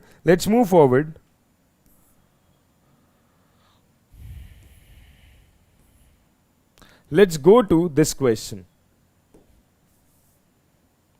The highest value of the calculated spin only magnetic moment among all the transition metal complexes is all the compounds which are formed of transition metal. What could be the highest value of spin only magnetic moment? What could be the highest value of spin only magnetic moment? So we say that of all the transition metal, manganese is the one which can have maximum number of unpaired electron in its +2 state. How many unpaired electron? 5. D subshell has 5 boxes. So Mn +2 is the one element in all the D block which can have 5 unpaired electron. And if it has 5 unpaired electrons, that means its magnetic moment will be 5 point something. I told you the trick, no? That whatever is before decimal is the number of unpaired electron. So obviously 5 point something is the answer. If 5 point something is the answer, you have 4 options. You can directly say 5.92 will be the answer. You can directly say 5.92 will be the answer. Please tell me, is it understandable or not? Are you guys getting it or not? Is it something which only I am getting or everybody is getting? Come on, guys. How's the Josh? Where is the Josh? Why I have to repeat more and more times? Where is the Janta? This is fine? You understood? All right, shall we proceed? Chalo, let's proceed. If we proceed, let's go to another question. Let's go to another question. Now this is what is based on coordination compounds. This is based on coordination compound, but now since it has been asked here, let's do this. Okay, since it's asked here, let's do this, because anyways, we are revising all the chapters. We are revising all the chapters, right? So see, CuSO4.5H2O. It looks like that copper sulfate has 5 molecules of water of crystallization. But actually, the question is, how many molecules of crystallization are there in reality? How many water molecules are hydrogen bonded to this? So we say that here only one molecule is there which is hydrogen bonded. 4 are coordinate bonded. 1 is hydrogen bonded, 4 are coordinate bonded. Okay, if you will see the structure, no, if you will see the structure, no, you will realize this is copper,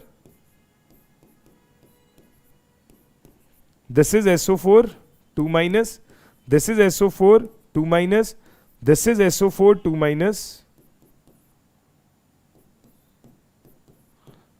Somehow I am trying to draw the structure, although this is not the correct form, but yes, I am trying to do. Okay, one O minus will come here and here.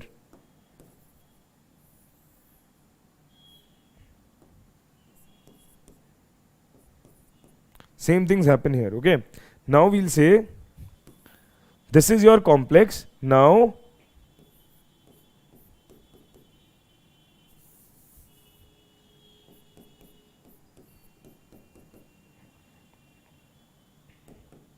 this will form hydrogen bonding here.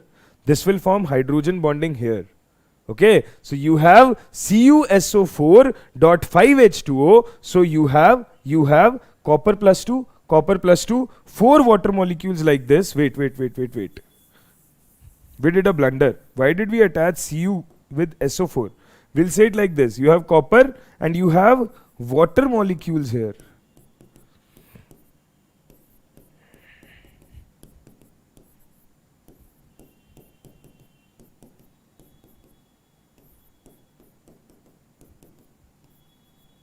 Okay, 4 water molecules are like this. 4 water molecules are bonded like this. ठीक है? पक्का? Now see, 1 water molecule is left that will be bonded like this, and it will be bonded to sulfate also.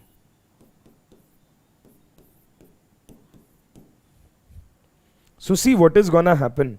What is gonna happen? Your this hydrogen will form hydrogen bond with this water molecule. Okay, so we say that 4 water molecules are coordinate bonded, 1 water molecule is hydrogen bonded, and this water molecule is further bonded with these sulfate ions. Okay, so we say that ki, okay, only 1 hydrogen bonding is there. Only 1 hydrogen bonding is there.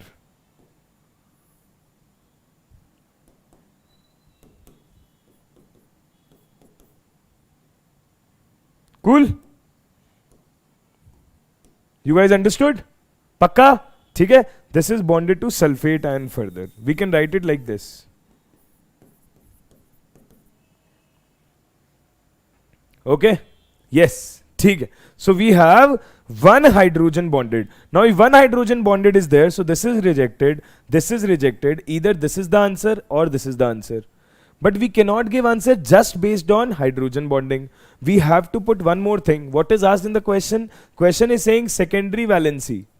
Question is saying secondary valency. So if you guys know Werner's theory, you guys must know that secondary valency stands for coordination number. And coordination number means number of ligands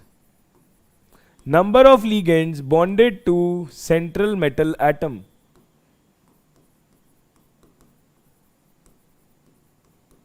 Number of ligands की जगह पे the better definition is number of coordinate bonds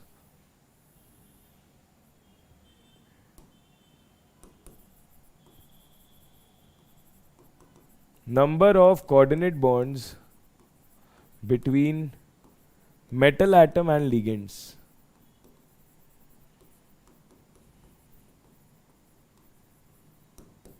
Number of coordinate bonds between metal atom and ligands. Okay, if we are talking about number of coordinate bond between metal atom and ligand, so we have 4 coordinate bonds here, and that's why the secondary valency stands out to be 4, and 1 is attached with hydrogen bonding, so 1 is the hydrogen bond. Clear? So that's how we proceed. That's how we proceed. Okay, cool, understood. I guess we had enough question of D block. Now let's move to F block. Now let's move to F block. Okay, if we want to move to F block, so let's begin the questions of F block elements one by one. Let's begin the question of F block elements one by one here. Okay, so here is the question number 1. Here is the question number 1. Very easy question to begin with. Which of the following pair is not isoelectronic species? Which of the following pair is not isoelectronic species? Okay, Shabri Balaji, it's okay beta if CSK lost today. We don't want to lose, right, our match. Currently we are fighting for our own match. So let's focus there. It will be better, I guess, right? Okay, cool. Let's discuss. Which of the following pair is not isoelectronic species? So isoelectronic species are what? The one which have same number of electron. Now this is the easiest type of question. You guys are even given the atomic numbers as well. All you have to do is just count the number of electron and over. All you have to do is just count the number of electron and it's over. Only that much you have to do. So what to do? Just calculate this. Just calculate this. Okay. Okay. Let's see here. Samarium 2 plus. Atomic number of samarium is 62. We have plus 2 charge. So we have 60 electrons here. Okay, europium, how much is europium? 63. Europium is 63 and plus 3 charge, so 63 minus 3. So beta, this is also 60, this is also 60. Chamaila, we got the correct answer in the first go. We got the correct answer in the first go. In the A option only, both are isoelectronic. Acha, we did not get. The question is saying which is not. Okay. I take my excitement back. We'll see other option and then we will talk about it. Okay. If we go to B option, ytterbium 2 plus. Ytterbium 2 plus is 70 minus 2. Lutetium 3 plus is 71 minus 3. 70 minus 2, 68. 71 minus 3, 68. These are isoelectronic. Right? Okay. So this is also not the answer. Europium 2 plus and terbium 4 plus. Europium 2 plus and terbium 4 plus. Europium 2 plus means 63 minus 2. Answer is 61. Terbium plus 4. 65 minus 4. Again 61. These are also isoelectronic. So A option is isoelectronic. B option is isoelectronic. C option is isoelectronic. So obviously we have not checked D, but D has to be the answer because these three are not. But let's check D then. Terbium 2 plus 65 minus 2. How much? 63. Tm plus 4. 69 minus 4. This is 65. Obviously number of electrons are not same. If number of electrons are not same, these are isoelectronic species. Option number D is your correct answer. This is the first question from F block. First question from F block, right? Let's move forward. If we move forward, next question is this. Cerium plus 4 has a noble gas configuration. Which of the following is correct statement about it? We will talk about the statements, but first let's talk about cerium. So beta, cerium is a member of lanthanoid. This is the first member of lanthanoid.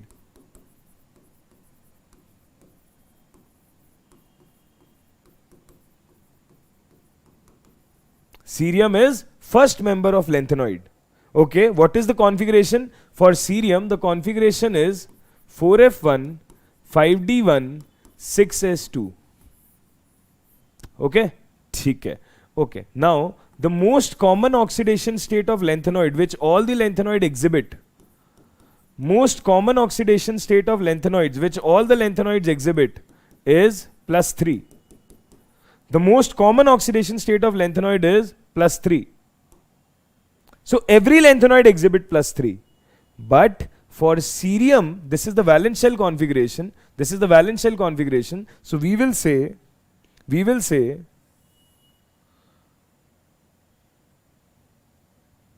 before cerium, the closest inert gas is what? Xenon. Xenon, right? Okay. So if we remove all the 4 electrons from cerium, if we remove all the four electrons from cerium,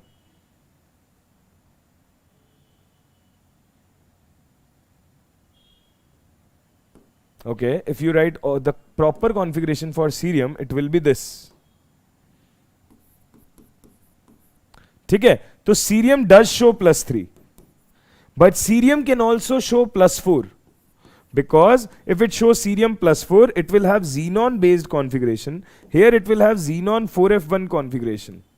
So if cerium shows +4, it will have noble gas configuration. It's a stable configuration. But still, cerium +4 can go towards cerium +3, because this is the common oxidation state of lanthanoid. Every lanthanoid can exhibit +3 state, irrespective of stability.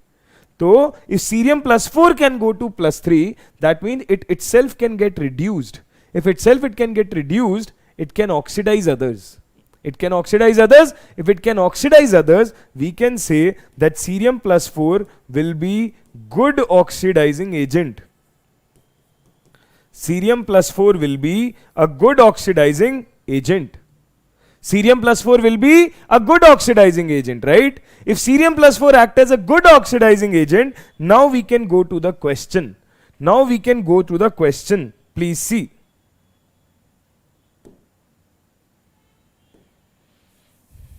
Cerium 4 has a noble gas configuration. We understood, xenon based configuration. Now, which of the following is correct statement about it? Which of the following is correct statement about it? It will not prefer to undergo redox reactions. Acha, it will not prefer to undergo. It will prefer to undergo. It is a good oxidizing agent. It will prefer to undergo. ठीक है? So this is the incorrect statement. We want correct statement this time. So this is not our answer. It will prefer to gain electron and act as oxidizing agent. This is a correct statement. This is a correct statement, because we just saw that cerium +4 would prefer to go to cerium +3 and hence act as a good oxidizing agent. So this is the correct option. We got the answer. Over. We got the answer. Over. Cool. So this was so simple. This was such easy question. Let's talk about this one. The spin only magnetic moment value of the most basic oxide of vanadium, V2O3, V2O4, V2O5. You have 3 oxides, V2O3, V2O4, V2O5. Now who is most basic? How to predict who is most basic? Simple thing. We say that acidic strength will be proportional to oxidation state. Acidic strength will be proportional to oxidation state. More the oxidation state on central atom, more will be the acidic strength, right? Okay, so here you have +3, here you have +4, and here you have +5 oxidation states. Here you have +3, here you have +4, and here you have +5 oxidation states. Now, if you have these oxidation states here, what will we do? What will we say? We will say that V2O3, least the oxidation state, more will be the basic strength. This will be comparatively less basic. And we expect V2O5 to be acidic, but this is amphoteric. This is amphoteric. Although mostly acidic, but this is amphoteric. Okay, ठीक है. So most basic is V2O3. If most basic is V2O3, here what is the oxidation state? +3. So we will say vanadium is 3D3 4s2. If we go to +3 oxidation state, this will be 2 from here and 1 from here. This will be 3D2 4s0. 3D2 4s0. If it is 3D2 4s0, the spin only magnetic moment 3D2 4s0, 3D2 means this. 1, 2. Okay, 3D2. How many unpaired electrons? 2. If we have 2 unpaired electron, mu will be under root n plus 2 Bohr magneton. Okay, but you need not calculate the formula through this. All you know is it will be 2 point something. Okay, you need to put closest integer to it. 2 to 4, 4 to 8, root 8. Root 8 means 2.7 something because root 9 is 3. Root 9 is 3. So this is 2 point something. If it is 2 point something, 2.7 something, the clear value, the near value is 3. Okay, any doubts? Any problem? Anything which is not clear? Is it fine? Is it fine? Cool. Let's proceed. Let's proceed. Another question here. The most common oxidation state of lanthanoid element is +3. The most common oxidation state of lanthanoid element is +3. Okay, if the most common oxidation state of lanthanoid element is +3, which of the following is likely to deviate easily from the +3 state? Which will deviate from +3 state? We have just solved one more question, cerium. Cerium can show +4 state as well. So it will deviate from +3, that's it. So simple. Who will deviate? Cerium. Cerium shows +4, no. So it deviates due to noble gas configuration. Simple. Okay, fine. Simple question. Let's proceed. So this is the beauty of inorganic chemistry. If you know the concept, you don't have to apply brains. You just have to tick. Okay. The electronic configuration of europium and trivalent cerium. The electronic configuration of bivalent europium and trivalent cerium. Now, I hope you guys know how to write electronic configuration, because now we don't have that much time that I can teach you how to write electronic configuration. Still, I would say, if you guys still want to learn and if you guys are little bit comfortable in Hindi, you guys can check my one-shot lecture on competition Wallah under mind map series or complete revision series.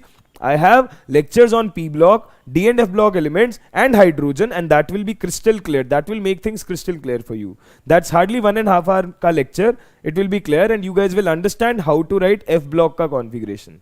Okay, but yeah, for now I am assuming that you guys should know this. Okay, we cannot go in detail. So here, the electronic configuration of bivalent europium. What is bivalent europium? Europium 2+. And trivalent cerium, cerium 3+ R. Okay, europium 2+ and cerium 3+ R. ठीक है भाई, we know the basic configuration, no? We know cerium is xenon 4f1 5d1 6s2 and europium is xenon 4f7 6s2. Okay, europium is 4f7 6s2, cerium is 4f1 5d1 6s2. Now, if it is 4f1 5d1 6s2, europium is 4f7 6s2, we want its ionic form. If we want its ionic form, so europium 2+. Europium 2+ will be when the 2 electrons from 6s gets removed. When the 2 electrons from 6s gets removed. If the 2 electron gets removed, it will be xenon 4f7. And cerium 3+ will be 2 electrons from 6s and 1 electron from 5d gets removed. So cerium 3+ will be xenon 4f1. Xenon 4f1. So xenon 4f1 is cerium 3+, xenon 4f7 is europium 2+. So we want first for europium, then for cerium. So xenon 4f7 and xenon 4f1. B will be the correct answer. B will be the correct answer. Okay, xenon 4f7 and xenon 4f1. Right? You understood? Are things easy or difficult? Are you guys getting it? Are we on the same energy level like we started with periodic 8 hours ago? है ना? Because I am not losing my energy, I don't want you guys also to lose your energy, right? I am not giving up, you guys also will not give up.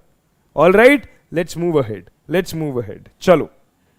If we move ahead, if we move to the next question, what to do? What to do? We have this question.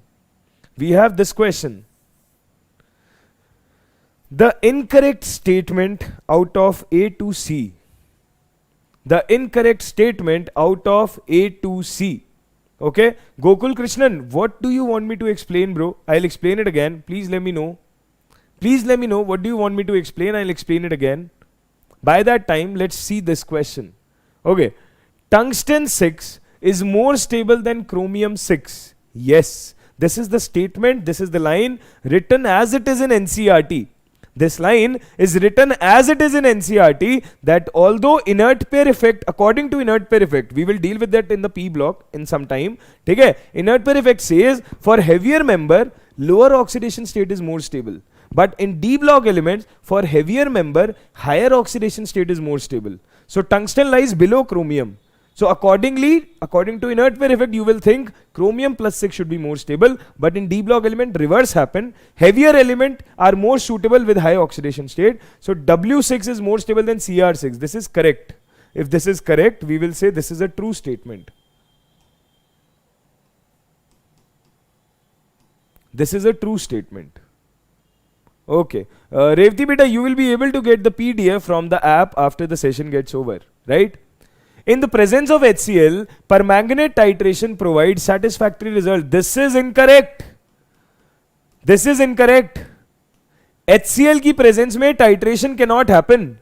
HCl की presence में titration cannot happen because if we use HCl, so here Cl minus will get oxidized to Cl2 in acidic medium. Cl minus will get oxidized to Cl2 in acidic medium. If we use HCl, it will oxidize it to chlorine gas. We cannot use that. We cannot afford that. That's why we don't use HCl for the titration purpose. Okay. So this is the false statement. Now, the last is some lanthanoid oxides can be used as phosphors. Phosphors means the lightning agent at night. Yes, they can be used. So the only incorrect statement is B. The only incorrect statement is B here. Okay. You understand? Cool. Tick. If this question is also fine with you guys, then this is one fact-based question. This is one simple fact-based question. Mish metal. So mish metal is the famous alloy of lanthanoid. It contains 94%, 95% around lanthanoids. So it is mainly consisting of lanthanoids only. Okay. So this is just a fact-based question. No logic to think about. No logic to think about. Okay. Now, the lanthanoid that can show color. This is a good question. The lanthanoid ion that would show color. See beta, I have talked about cases of color a lot during NEET Selection Express because we saw a lot of questions there based on color. Hai na? Let's get a quick revision of it. Color is responsible. How do we get color? We get color due to DD transition. We get color due to DD transition, splitting of d orbital occurs, and color is shown over there, right, for D block elements. And the only condition for D block compounds to exhibit color is they need to have partially filled D subshell. They need to have unpaired electron in D subshell, right? But yes, KMnO4 and K2Cr2O7 are the two exceptions which irrespective of having no unpaired electron exhibit color. And the funda responsible is charge transfer spectra. I have told a lot of lines. Please keep a note of it. If you guys didn't understand, reverse the video a little. Listen to whatever I am saying. If you want to make a note of it. Okay. So D block elements show color due to DD transition. But KMnO4, K2Cr2O7 do not have unpaired electron in the D subshell, which is the necessary condition. Still they show color due to a funda known as charge transfer spectra. What is that funda? It's not required. But yeah, they show color, that we have told. But if we talk about F block elements, they also show color. Okay, phosphors. Beta, phosphorus based elements have a tendency to glow in dark. Okay, so they show lightning. You remember calcium phosphide ka case is mentioned in NCERT about phosphine. So we use home signals. Home signal. When we throw those calcium phosphide containers in the water, they glow. So phosphorus compounds are those which can glow in dark. So lanthanoid oxides have that phosphorus tendency. They glow in dark. Okay. Acha. We got distracted from the discussion. I'm saying F block elements also exhibit color. And the reason for F block elements to exhibit color is FF transition. The reason for F block elements to exhibit color is FF transition, but yes, here also the necessary condition is that there needs to be unpaired electron in F subshell. The necessary and sufficient condition is there needs to be an unpaired electron in F subshell. There needs to be an unpaired electron in F subshell. Okay? Cool. We can write the electronic configuration of everyone. Lanthanum if we talk about, so lanthanum has ground state configuration 5d1 6s2. So lanthanum plus 3, या फिर we can write it like this. Xenon 5d1 6s2. So lanthanum plus 3 will be, this is removed from here, so this will be just xenon. And if it is just xenon, that means no unpaired electron in D subshell. No unpaired electron in D subshell. And if there exists no unpaired electron in D subshell, lanthanum 3 plus is colorless. Okay? Lanthanum 3 plus is colorless. Similarly, if we talk about lutetium 3 plus, so lutetium ground state configuration is 4f14, 5d1, 6s2. Now, if you go for lutetium 3 plus, this will be xenon 4f14. Now, since F subshell is fully filled, no unpaired electron is there. Hence, this guy will also be colorless. This guy will also be colorless. So, lanthanum 3 plus is colorless, lutetium 3 plus is colorless. Now, we need to take a call between samarium 3 plus and gadolinium 3 plus. Samarium 3 plus and gadolinium 3 plus. Now, if you talk about gadolinium, the ground state configuration is 4f7, 5d1, 6s2. 4f7, 5d1, 6s2. So, if we go gadolinium 3 plus, so it will be only 4f7, 5d1 and 6s2. All 3 electrons will be removed. So, you will say, ki sir, here we have 4f7, we have 7 unpaired electron. It will show color. But beta, this won't show color. Because gadolinium ka half-filled configuration is highly stable. Half-filled configuration is highly stable. Half-filled configuration is highly stable. Hence, it is colorless. Hence, it is colorless. Okay? Gadolinium 3 plus, irrespective of having unpaired electron, won't show any color. So now, this is colorless, this is colorless, this is colorless. Obviously, answer has to be samarium 3 plus. But how? For that, we need to write the configuration of samarium. So how will we write? We will say cerium, praseodymium, neodymium, promethium, then we have samarium, and then we have europium. Hai na? Okay, so this will be 4f, xenon 4f6, 6s2. Xenon 4f6, 6s2. Xenon 4f6, 6s2. If this is the case, so samarium 3 plus if I will write, samarium 3 plus if I will write, so we have 2 electrons in 6s and 1 electron in 4f, it is xenon 4f5. Xenon 4f5. We have unpaired electrons. If we have unpaired electron, we are ready for FF transition. If we are ready for FF transition, this will show color. This will show color. So A will be your correct answer. A will be your correct answer. Understand? Any doubts? Is it clear? Good. A will be the correct answer, right? Theek. If A will be the correct answer, so with this, we are done with this question as well. And we are done with D and F block elements also. With this, we are done with D and F block elements also. So guys, please let me know in the chat section first, did this chapter get HDCC in your mind? Or is it not that clear? Please let me know the honest opinion. I'll have water. Then we will begin with another chapter. Then we will begin with another chapter.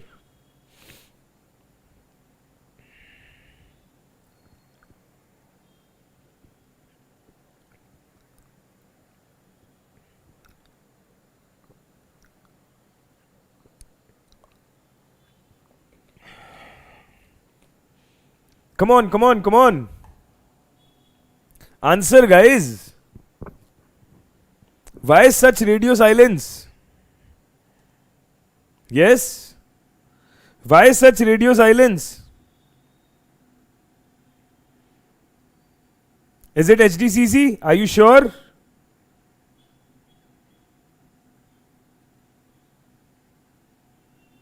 You guys understood it nicely? Okay. So if this is clear, if you guys are fine with it, we are beginning with another chapter, P block elements. We are beginning with another chapter, P block elements. Okay. Now, the chapter which I am beginning with is the most controversial chapter of the history of inorganic chemistry.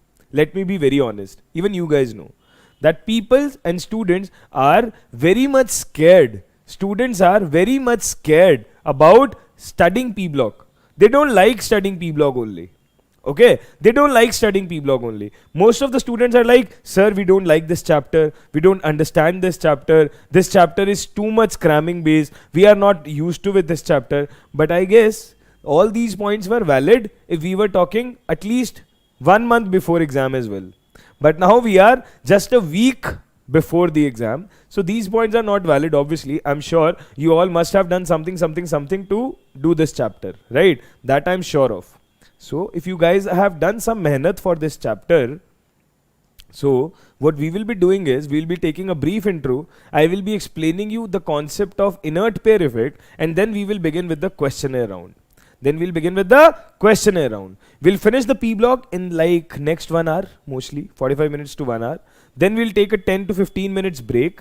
Then we will come back. Then we will begin with the coordination compounds and metallurgy, and then our discussion will be over. है ना? So hardly 2.5 hour more probably, and we'll be sorted.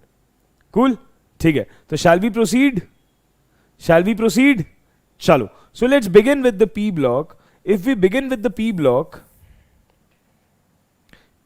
elements belong from group number 13 to group number 18 of periodic table. P block elements belong from group number 13 to group number 18 of periodic table. If we have group number 13, so group number 13 is boron family. It starts from boron, aluminium, gallium, indium and thallium. This is group number 13. Okay. If we talk about group number 14, it's carbon, silicon, germanium, tin, lead. Okay. Carbon, silicon, germanium, tin, lead. Cool. Okay. Let's move forward.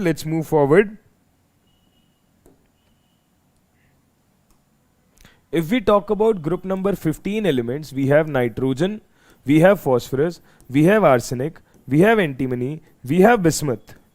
Okay. Nitrogen, phosphorus, arsenic, antimony, bismuth. Cool. Thick. If we talk about group number 16, we have oxygen, sulfur, selenium, tellurium, polonium. If we talk about group number 17, we have fluorine, chlorine, bromine, iodine, astatine. Fluorine, chlorine, bromine, iodine, astatine. Astatine is again a radioactive element. And if we talk about group number 18, then we have helium, then we have neon, argon, krypton, xenon, radon. Helium, neon, argon, krypton, xenon and radon. This is your P block. This is how your P block looks like. Okay. Now, if we try to write the electronic configuration here, if we try to write the valence shell electronic configuration here, what do we write? How do we write? So we will say for group number 13, the general configuration is NS2NP1. For group number 14, the general electronic configuration is NS2NP2. For group number 15, the general configuration is NS2NP3. For group number 16, the general configuration is NS2NP4. For group number 17, the general configuration is NS2NP5. And for group number 18, the general configuration is NS2NP6. Okay, these are the general electronic configuration of each group. The general electronic configuration of each group. Now, it's our duty to understand few things in order to solve the questions smoothly. You guys need to understand three things: maximum oxidation state, minimum oxidation state, and just lower oxidation state. ठीक है, या फिर we can revise these terms: highest oxidation state, just lower oxidation state, and minimum oxidation state. Okay, highest oxidation state, just lower oxidation state, and minimum oxidation state. Three things I want to discuss. Now, you will find out highest oxidation state from taking all the electrons of the valence shell. From taking all the electrons of the valence shell. Okay, so if I want the highest oxidation state here, so here I will write highest oxidation state, here I will write the just lower oxidation state, here I will write the lowest oxidation state. So, for boron family, the highest state is +3 because 2 electrons from here, 1 electron from here. Okay, thick. For carbon family, highest oxidation state is +4. 2 electrons from P, 2 electrons from S. Acha. Nitrogen family, highest oxidation state is +5. 3 from P and 2 from S. Okay. For oxygen family, highest oxidation state is +6. 4 from P and 2 from S. For group halogen, highest oxidation state is +7. 5 from P and 2 from S. 5 electrons from P subshell, 2 electrons from S subshell. Okay? And for group 16, we can say +8, but we don't discuss because these are non-reactive compounds, right? We know that. Okay. Thick. So we are done with the highest oxidation state. Are you all fine with the higher oxidation state? Thick. Now let's just go with the just lower oxidation state. What is just lower oxidation state? Nothing.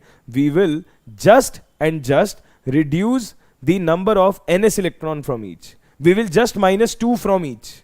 If we will just minus 2 from each, because we are removing the ns electron involvement, so minus 2 everywhere. So this is +1, this is +2, this is +3, this is +4, this is +5. This is the just lower oxidation state.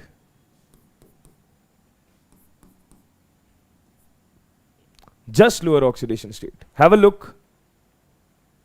Is it clear? Just lower oxidation state. Thick.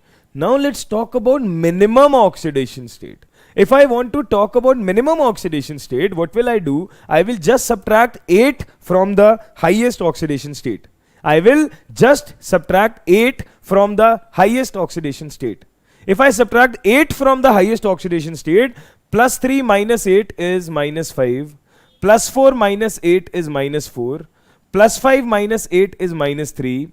+6 minus 8 is -2. +7 minus 8 is -1. Okay, now if I subtract 8 from the highest oxidation state, I will land to minimum oxidation state. Clear? Are you fine? Is it cool? Thick. Chalo. We have these things, we have these things, we have sorted. Okay, now why did I talk about these things? I am gonna focus on 2 oxidation states everywhere. Just see, I'm gonna focus on these two here. I'm gonna focus on these two here. I'm gonna focus on these two here. I'm gonna focus on these two here, and similarly these two here. These two are of utmost importance for me. Why? Because I'm moving towards a concept. Why? Because I'm heading towards a concept. What is that concept? Please see. The name of concept is inert pair effect. The name of concept is inert pair effect. What is inert pair effect? Inert pair effect says that as we move down the group in P block, starting from group 13, because obviously P block starts from group 13. So inert pair effect says that as we move down the group in P block, stability of lower oxidation state increases as compared to the higher oxidation state.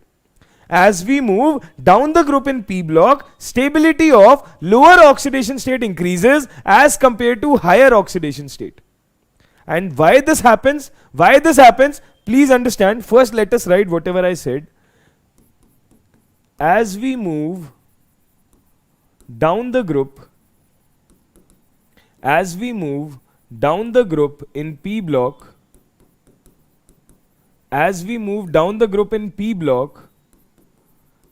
stability of lower oxidation state increases. I'm not saying minimum oxidation state, I'm saying lower oxidation state increases as compared to higher oxidation state. Stability of lower oxidation state increases as compared to highest oxidation state. Why? This is due to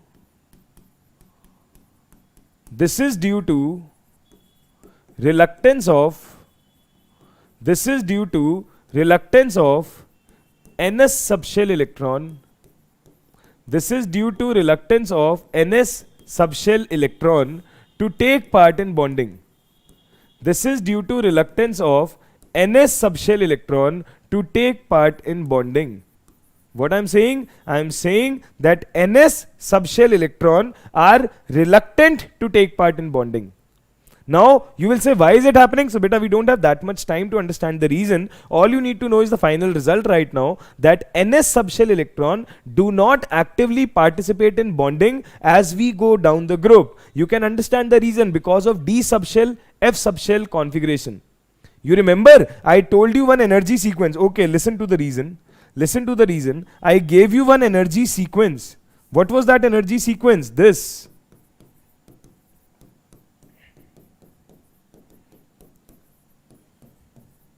I gave you this energy sequence in the very beginning of our morning lecture.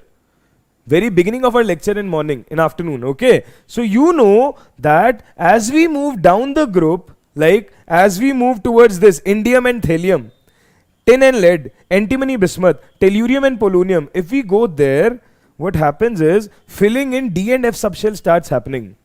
And if filling in D and F subshell starts happening, then this P subshell and these S subshells become very much far away from each other. So due to this much distance, due to this much fartherness, electron get easily out from P subshell, but electron cannot easily come out from S subshell. Electron can easily come out from P subshell, but due to presence of these two subshells in between, electron does not easily come out from NS subshell. That's why we say reluctance of NS subshell to take part in bonding. It cannot take part in bonding because it's very much far away. Okay, because it's very much far away, NS cannot take part in bonding. If it cannot take part in bonding, so in the heavier members, lower oxidation state becomes more stable as compared to higher oxidation state. For example, what I'm trying to say is, please understand, I will say, if we talk about aluminium, I'll say +3 is more stable than +1. It shows +3 and +1, right? So higher oxidation state is more stable. If you talk about indium also, I'll say +3 is more stable than +1. But if you talk to me about thallium, I will say +1 is more stable than +3. For the last members, this effect is applied and their lower oxidation state become more stable than the higher oxidation state. Please understand it clearly. Okay. Similarly, same thing applies here. How? I'll say for silicon, if you want to discuss, I'll say silicon +4 is more stable than silicon +2. For tin also, I'll say Sn +4 is more stable than Sn +2. But for lead, I will say Pb +2 is more stable than Pb +4. Pb +2 is more stable than Pb +4. Okay, so here thallium +1 is more stable than thallium +3. Here Pb +2 is more stable than Pb +4. Okay, acha. Let's go to nitrogen family. Here I'll say for phosphorus +5 is more stable than +3. Obviously, nitrogen can show +5 oxidation state, but nitrogen does not have d orbital. Every first member of p block does not have d orbital, so it cannot expand its octet, it cannot form more than 4 bonds. All those blah blah reasons are there that I know you know from NCERT. We are reading the important concepts. So here +5 is more stable than +3. Even for antimony you can say that +5 is more stable than +3. But for bismuth when it comes to bismuth, you can't say plus 5 is more stable than plus 3. For bismuth, you will say plus 3 is more stable than plus 5. For bismuth, you will say plus 3 is more stable than plus 5. If plus 3 is more stable than plus 5, so that's what I said in the last members of P block in group number 13, 14 and 15, the stability of lower oxidation state is more than the higher oxidation state.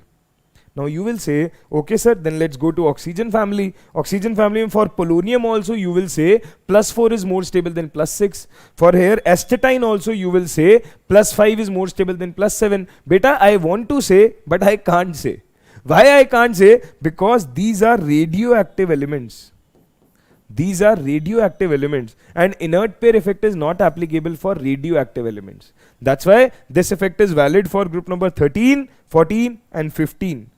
This effect is valid for group number 13, 14 and 15. This effect is valid. This effect is valid for group 13, 14 and 15 elements. This effect is valid for group 13, 14 and 15 elements. ठीक है? You understand? Pakka? Cool. ठीक है. So guys, if anyone has any doubt in this effect, please let me know. If anyone has any sort of doubt in this effect, please let me know. If anyone is facing any doubt in this, please let me know. Then we will proceed further with the questionnaire. What I wanted to tell in the theoretical part, I have told. Baki I'll tell you in the questions. Anyone has any doubt, please let me know.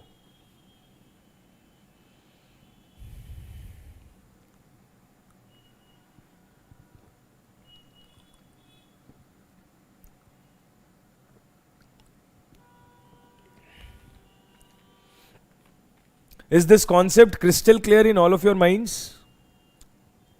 Is this concept crystal clear in all of your minds? Please tell me.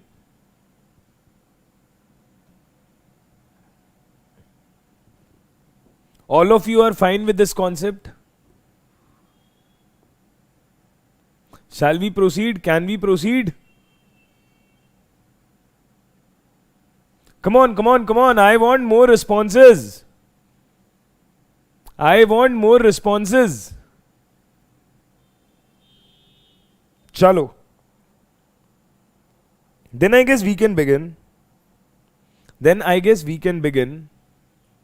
Let's begin further.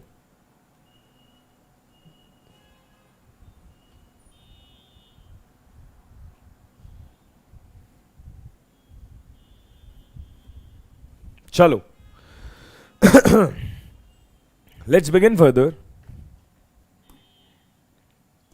Starting with the question round. So we have different sorts of question in this topic. बहुत सारे questions are reaction based, बहुत सारे questions are magnetic moment based, बहुत सारे questions are different concept based. Okay, we will begin. NEET के questions we have already solved in NEET Selection Express. Here I will be solving the questions which have come in JEE Mains or most expected question. Okay, chalo. Let's begin one by one. Let's read this question. In a molecule of pyrophosphoric acid, the number of POH, P double bond O and POP bonds are. Now, the first question is, sir, what is pyrophosphoric acid at the first place? How to identify pyrophosphoric acid? So, how is it formed? Beta, there is a trick. I hope you guys know that. All you have to do is, if you want to prepare any form of pyro for any sort of oxy acid, just take 2 moles of that oxy acid. Like here we want pyrophosphoric acid, so I will take 2 moles of phosphoric acid and I will remove water from that.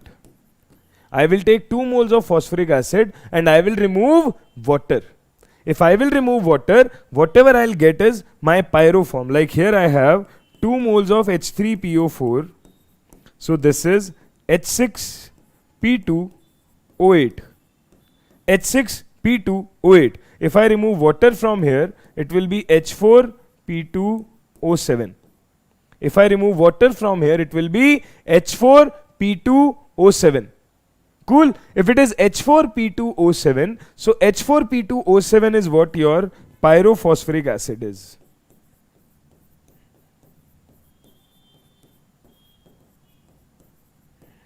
H4P2O7 is what your pyrophosphoric acid is. Okay, H4P2O7 is your pyrophosphoric acid, and there we want to calculate POH, P double bond O, POP bonds. Now you remember I told you one trick, calculated oxidation state and maximum oxidation state. That trick will only help us to find out how many POP linkages, how many double bonds, how many POH bonds exist here. Okay, so how to identify? Let's take the case. Let's take the case here. For phosphorus, maximum oxidation state will be how much? For phosphorus, maximum oxidation state will be how much? 3s2, 3p3, that is plus 5. For phosphorus, maximum oxidation state will be how much? 3s2, 3p3, right? Okay, so maximum oxidation state is 3s2, 3p3. What is calculated oxidation state? For that we need to apply the formula H4P2O7. H4P2O7, we will say 4 hydrogen each has plus 1, 2 phosphorus each has X, 7 oxygen each have minus 2, overall equal to 0. Overall equal to 0. So what we will do, we will say 4 plus 2x minus 14 is equal to 0. So 2x minus 10 is equal to 0. So from here we will say x is equal to plus 5. X is equal to plus 5. Now see, maximum oxidation state is also plus 5. Calculated oxidation state is also plus 5. If calculated state is equal to maximum state, what do we say? If calculated state is equal to maximum state, if calculated oxidation state is equal to maximum oxidation state, we will say that we will have element oxygen element bond, right? We will have element oxygen element bond, right? If element oxygen element bond we have, so the formula is H4P2O7. H4P2O7. Let's try drawing the structure. So see, now since you know the calculated state and maximum state ka funda, then only you understood that there will be POP linkage. Otherwise, some students draw PP bond directly. Okay, so how do you get to know whether there is PP bond, POOP bond, or POP bond? So you got it through this method. That's why that method is useful. Okay, so now if we try drawing the structure here, so I have POP. Okay, POP. Now 2 phosphorus, 1 oxygen is used. Now you are left with 4 hydrogens and 6 oxygens. 4 hydrogens and 6 oxygens. Now beta, keep this trick from my side. As many hydrogen you have, put as many OH pairs. Put as many OH pairs, as many hydrogen you have. So you have 4 hydrogen, so we need 4 OH pairs. If we want 4 OH pairs, so we can divide 2-2. We can divide 2-2. If we can divide 2-2, I have OH, I have OH, I have OH. Here also I have OH. OH pairs I have. Tick. 4 OH pairs I have. So 4 hydrogens are utilized. 4 oxygens are also utilized. So 4 oxygen here and 1 oxygen in between. So overall 5 oxygens are utilized. We are left with 2 oxygen. And now oxygen simply alone has tendency to form double bond. So these 2 oxygen will form double bond and we are sorted for life. Please check. We are sorted for life. Any doubts? Any doubts? Is it fine? If this is fine, so I have H4P2O7, it is pyrophosphoric acid. H4P2O7, pyrophosphoric acid. If we have pyrophosphoric acid, now what is asked, we can put. We have POH, P double bond O and POP bond. ठीक है. We have POH, P double bond O, POP bond.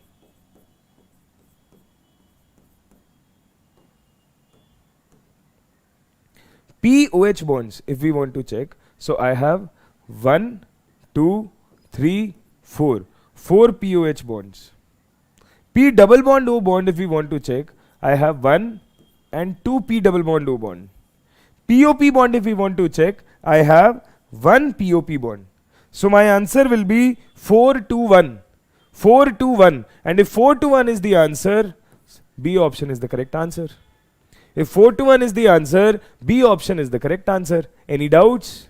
Was it easy?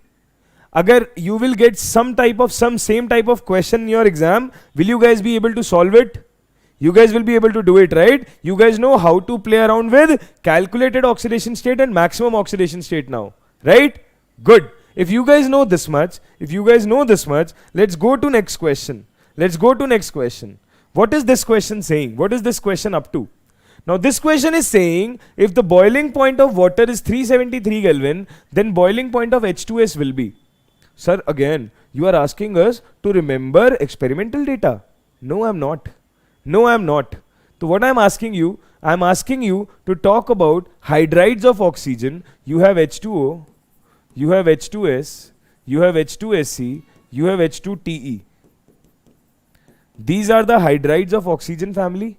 If these are the hydrides of oxygen family, how will you write the boiling point order? We will say boiling point is always proportional to molecular mass and it is always proportional to strength of hydrogen bonding. Boiling point is always proportional to molecular mass and it is always proportional to strength of hydrogen bonding. More the intermolecular hydrogen bonding strength is there, more will be the boiling point. More the intermolecular hydrogen bonding strength is there, more will be the boiling point. Hence, what will we say? Okay, so we have hydrogen bonding happening in case of H2O. We have hydrogen bonding happening in case of H2O. If we have hydrogen bonding happening in case of H2O, that means this will have the highest boiling point.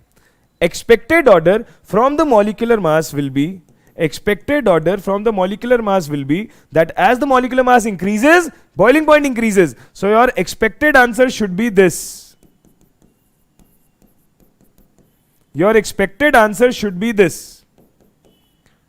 But since water has hydrogen bonding in it, irrespective of having lower molecular mass, this will shift to highest. Irrespective of having lower molecular mass, this will shift to highest and your updated order will be this. H2S, H2SE, H2TE, H2O. H2S, H2SE, H2TE, H2O. Okay, now if this is the order you have, for boiling point, so we will say if the boiling point of water is 373 Kelvin, the value for this is 373 Kelvin. Then the boiling point of H2S will be how much? Beta, as you can see here, water is highest. Hence it had 373. H2S is lowest. It will have very less value. If it will have very less value, so we will say it is less than 300 Kelvin. It will have less than 300 Kelvin. Is it understandable? Any doubt? Ramachandra Pakira, beta, do you understand this? Now, could you realize where you were lacking? What mistake you were doing? Do you understand? Okay, H2S has the least boiling point. If it has the least boiling point, so obviously the difference in values will be huge because two compounds are in between. Okay, Pakka? Thik. Chalo, this is fine. Okay, let's move ahead. Let's move to another question.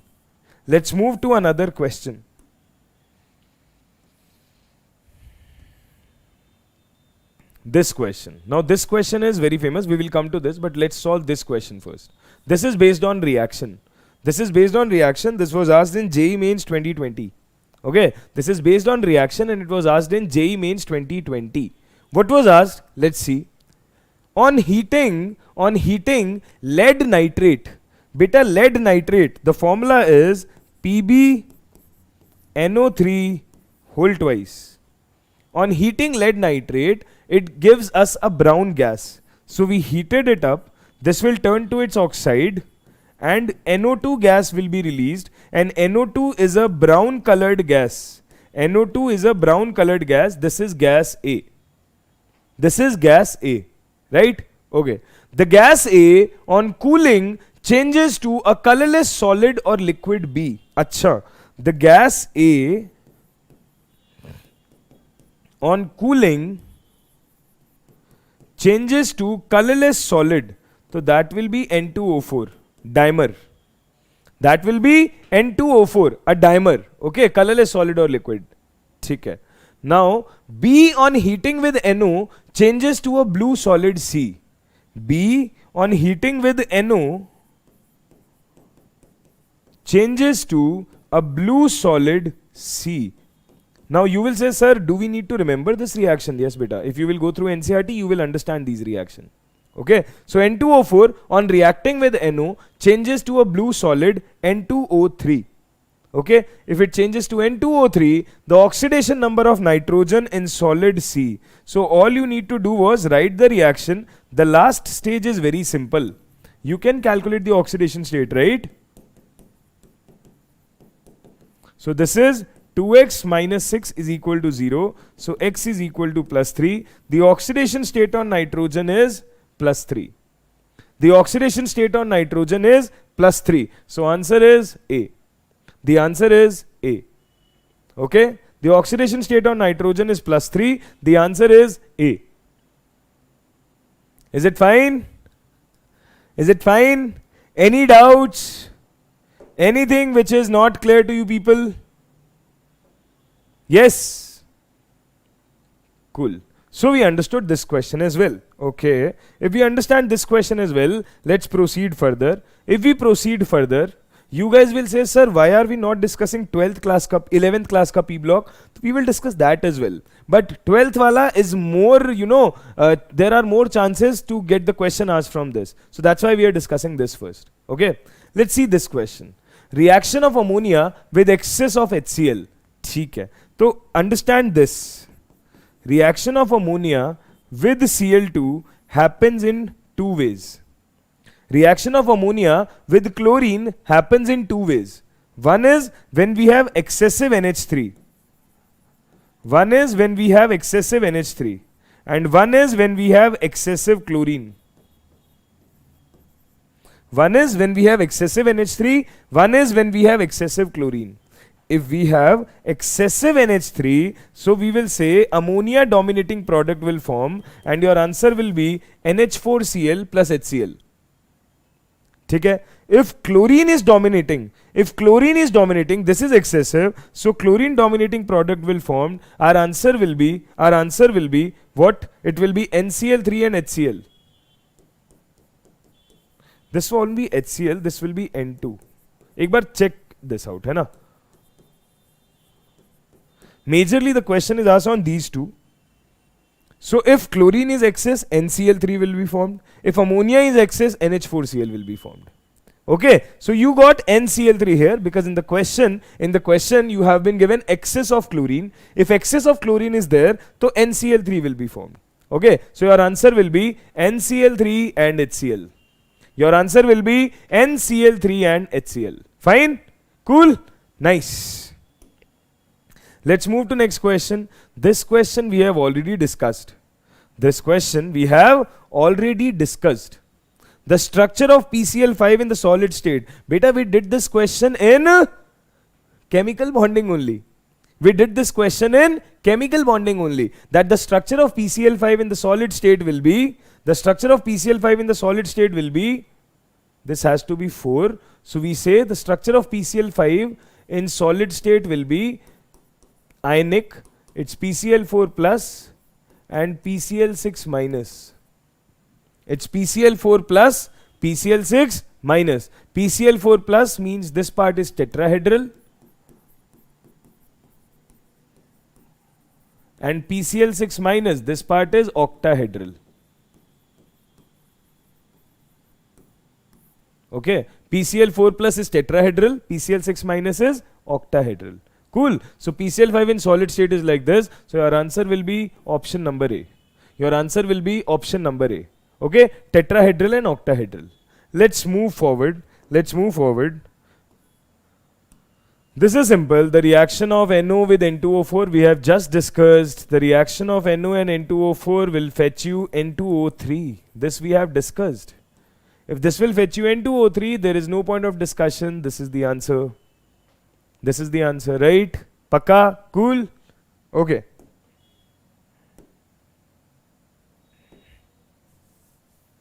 The correct statement with respect to nitrogen, dinitrogen is. The correct statement with respect to dinitrogen is. Now here some application of MOT will also come. Okay. Dinitrogen means N2 and N2 has 14 electron. If N2 has 14 electron, its bond order will be 3. We know that. We know that, right? Okay.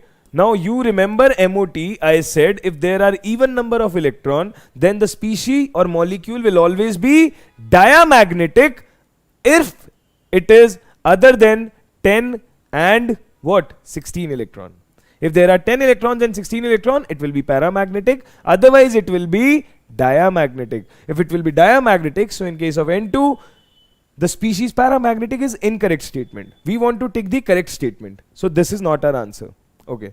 It can combine with dioxygen at 25 degrees Celsius. No, nitrogen does not combine with oxygen at room temperature. It combines at very high temperature to form NO, nitric oxide. It's mentioned in NCERT. Okay. So this also is not correct. Liquid nitrogen is not used in cryosurgery. This is also not correct. Liquid nitrogen is used in cryogenic conditions because it is stored at very less temperature.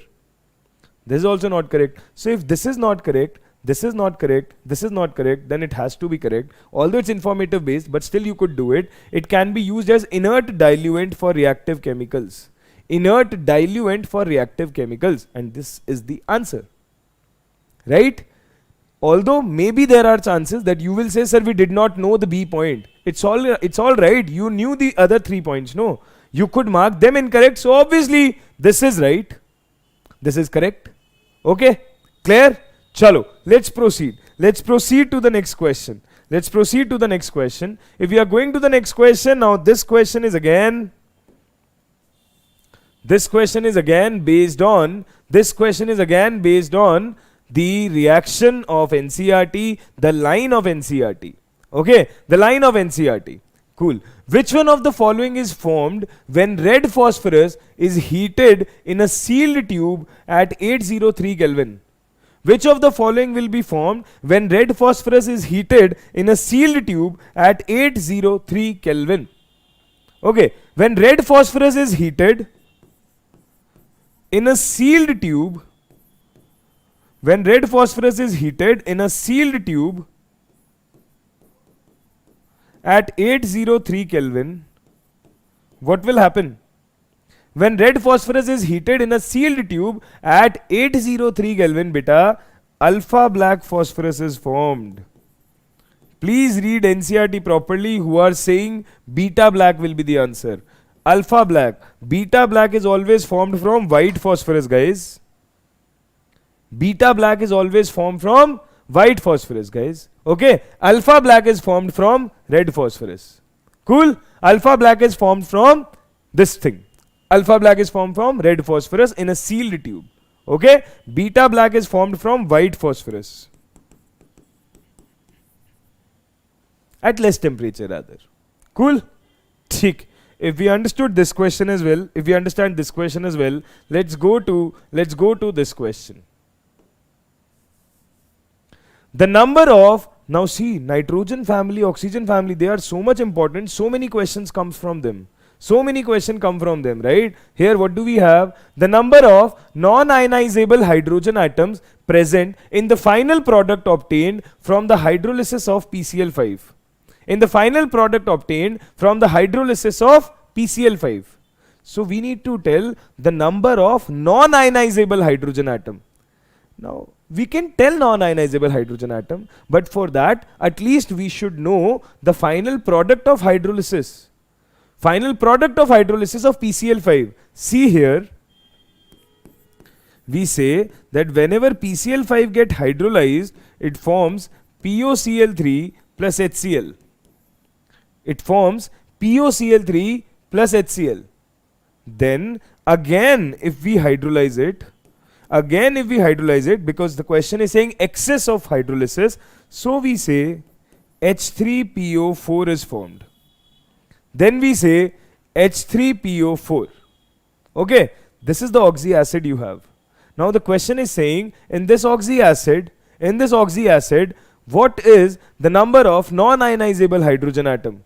So beta, for that you need to draw the structure of phosphoric acid, and the structure of phosphoric acid looks like this. And if the structure of phosphoric acid looks like this, you have all the 3 ionizable hydrogen atom from here. Because had there been pH bond, hydrogen was not easily removable, but out of pH bonds, we can easily remove hydrogen, and that's why we say here the basicity is 3. That's why we say here the basicity is 3.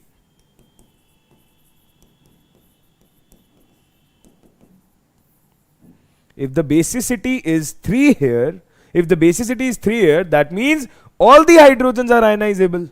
So what is non-ionizable? Nothing. Non-ionizable means 0. Non-ionizable hydrogen atom means 0. You understand? Non-ionizable means 0. Okay, understood? Good, good. Let's move forward. If we move forward, now see, this is fact-based question, but you need to remember this. The products obtained from the electrolytic oxidation of acidified sulfate solution. So beta, always remember, if we do electrolytic oxidation of acidified sulfate, no, we obtain hydrogen as one product and H2S2O8 as one product. Peroxosulfuric acid as one product and H2 as one product. Now if peroxosulfuric acid has one product, again, how do we know what is the formula? Whether it has SOS linkage or it has SOOS linkage. How do you know that? Whether it has SOS linkage or it has SOOS linkage? You need to use the funda of calculated oxidation state and maximum oxidation state. I told you that funda will be very helpful for you guys. Here also we will be using that. If we will be using that here, what will we say? We will say for sulfur, your valence shell configuration is 3s2 3p4. For sulfur, the valence shell configuration is 3s2 3p4. So the maximum oxidation state can be +6. Maximum oxidation state can be +6. But if we talk about calculated oxidation state in this compound, we will say 2 hydrogen each has +1, 2 sulfur each has X, 8 oxygen each has -2, overall charge is 0 because it's a neutral compound. We'll say 2 plus 2x minus 16 is equal to 0. Here x is +7. X is +7. So calculated oxidation state is +7. Maximum oxidation state is +6. So calculated oxidation state is coming out to be greater than maximum oxidation state. Calculated oxidation state is coming out to be greater than maximum oxidation state. Here if you notice, calculated oxidation state is coming out to be greater than maximum oxidation state. And if calculated oxidation state is coming out to be greater than maximum oxidation state, this is an indication that you will have element oxygen element bond. That is, you will have peroxide bond.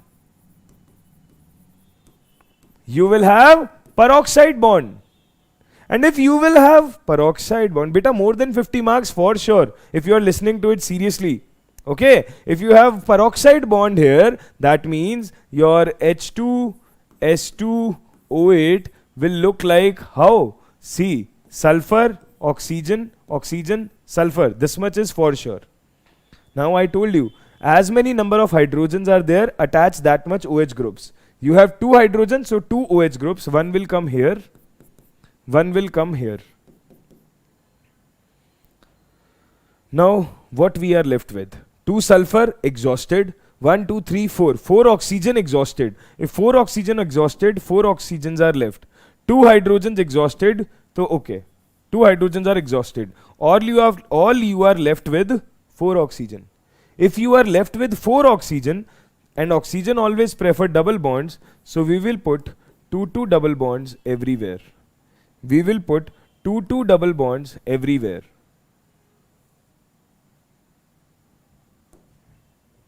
Okay, we will put 2 double bonds everywhere.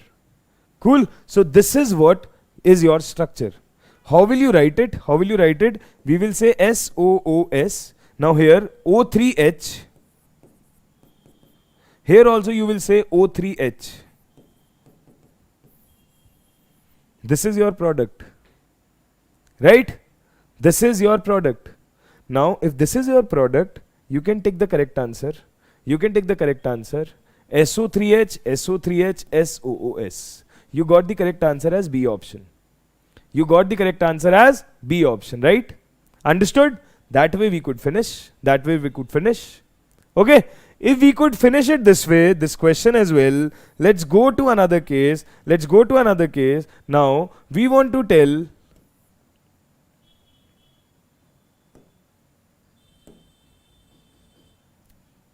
this one. Okay, because we are focusing clearly on NCERT. In NEET exam, nothing out of NCERT comes, so I am removing those questions which are out of NCERT or JEE advanced level. We are not discussing, we don't have that much time as well, and I don't want to waste your time also, है ना? We'll do only those portions which are purely NEET relevant. Okay, so let's do this question. If we want to do this question, let's see. White phosphorus reacts with thionyl chloride to give. Okay, I can see correct answers already. Yes, that's awesome. See, if your white phosphorus reacts with thionyl chloride, you get PCl3. If your white phosphorus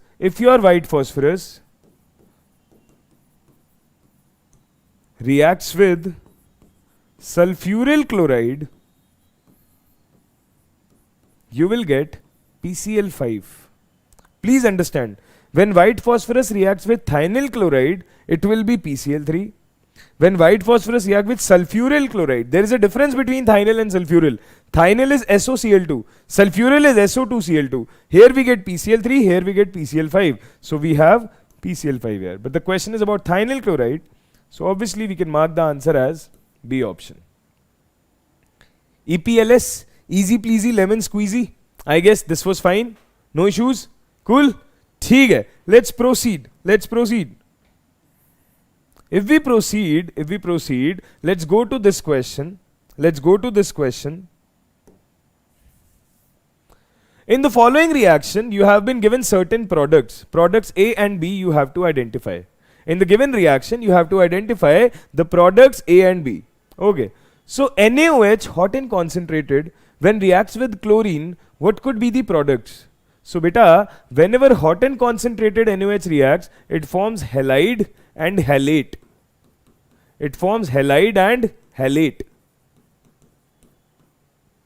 And when calcium hydroxide reacts with chlorine, it forms bleaching powder. Whenever calcium hydroxide reacts with chlorine, it forms bleaching powder. CaOCl2. Cool.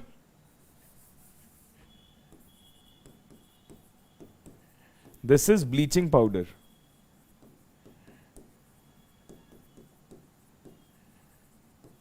ठीक है. So here you have NaClO3. Here you have CaOCl2. So correct answer will be option number D. Cool. Nice. If this is fine, let's go to another question. If we wish to go to other questions, let's see. Let's try this question. I want you guys to try this question now.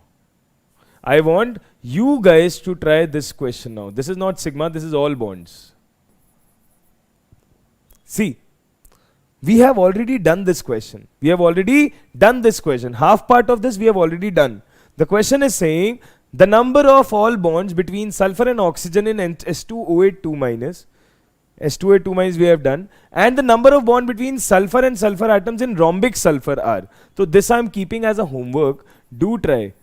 ठीक है. S2O8 2- you already know. Rhombic sulfur is S8. You need to check the number of bonds. That's it, and you need to take the answer. So this is your homework question. Okay. Do try this question at your home. This has also come when? This has also come in your examination. ठीक है जी. चलो बहुत बढ़िया. If this is fine, shape prediction you guys already know. Let's see this question.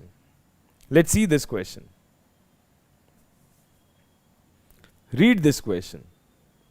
On heating compound A, we get a gas B. On heating compound A, we get a gas B, which is a constituent of air. Which is a constituent of air. We get some gas which is a constituent of air. The gas, when treated with hydrogen in the presence of a catalyst, gives another gas C, which is basic in nature. The gas B which you obtain when it is treated with hydrogen in the presence of a catalyst, it gives you another gas C, which is basic in nature. So A should not be what? Okay. If you check the options and if you have revised properly, you will recall that this and this are the method of preparations of nitrogen. These three options are the method of preparation of nitrogen. If these are the method of preparation of nitrogen, so we will say then on heating any of these compound, you will only get nitrogen. On heating this, you will get oxygen. But here you will get nitrogen. Here you will get nitrogen. Here you will get nitrogen. Now sir, what to adopt, nitrogen or oxygen? Let's check. When you treated B with a hydrogen gas in the presence of catalyst, so if you react O2 with H2 in the presence of a catalyst, you will get H2O. Is it basic in nature? No, this is neutral. So obviously this cannot be the answer. This cannot be the answer. Whereas if you will react nitrogen with the hydrogen in the presence of a catalyst, you will get NH3. NH3, Haber's process, you remember? So obviously it is basic in nature, so it could not be A option. Because in A option you are getting oxygen, and oxygen say water is formed, water is neutral in nature, that's not at all basic in nature. Cool. So we got the correct answer as A option. We got the correct answer as A option. Let's proceed further. Let's proceed further. If we proceed further, let's talk about this compound. This is from group number 17. This is from group number 17. Which among the following is most reactive? Which among the following is most reactive? Okay, Cl2, Br2, I2, ICl. So beta, if you notice, A, B and C options are pure halogens, but D option is interhalogen. A, B and C option are pure halogen, D is interhalogen. Now, interhalogen compounds are always said to be more reactive.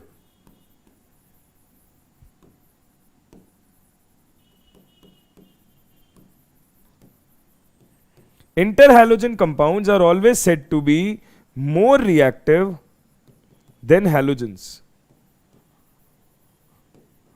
Interhalogen compounds are always said to be more reactive than halogens. So obviously ICl will be the answer. And this line is also written in NCERT. We are not copying anything on our own. Right? So this is also fixed. If this is also fixed, if this is also fine, let's proceed. Let's proceed to further questions. If we proceed to further question, what will we say?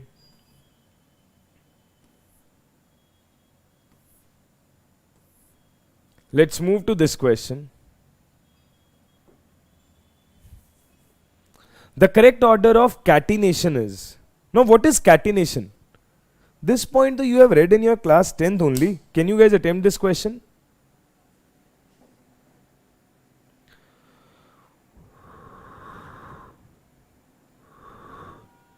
Can you guys attempt this question? Catenation.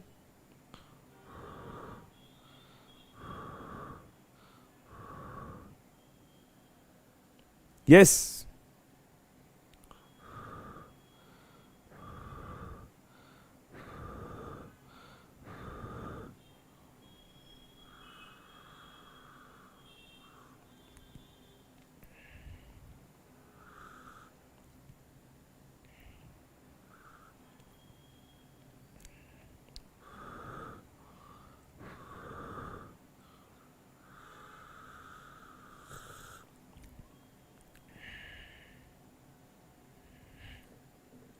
Yes. Can you guys answer? How to attempt this question? The correct order of catenation is. So beta, catenation is the self-linkage property. through which the elements can connect with each other and form long chains, be it straight chains, be it branched chains, be it different sort of chains. Okay, so carbon and its compound chapter we used to study in class 10th. There we have discussed that carbon has very strong tendency to show catenation because of small size and linkage property. But as we move down the group, as size increases, catenation tendency decreases. And in fact, in carbon family only, lead does not even show catenation because PB single bond is not that stable because of larger sizes. Because of larger sizes, that bond is not very stable. So we will say carbon will show the maximum catenation. Then you have silicon. Germanium and tin will show almost same catenation, and PB does not show catenation tendency.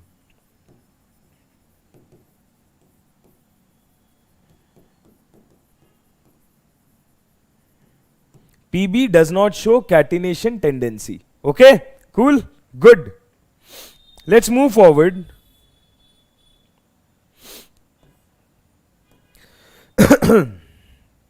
Okay. The question is about melting point.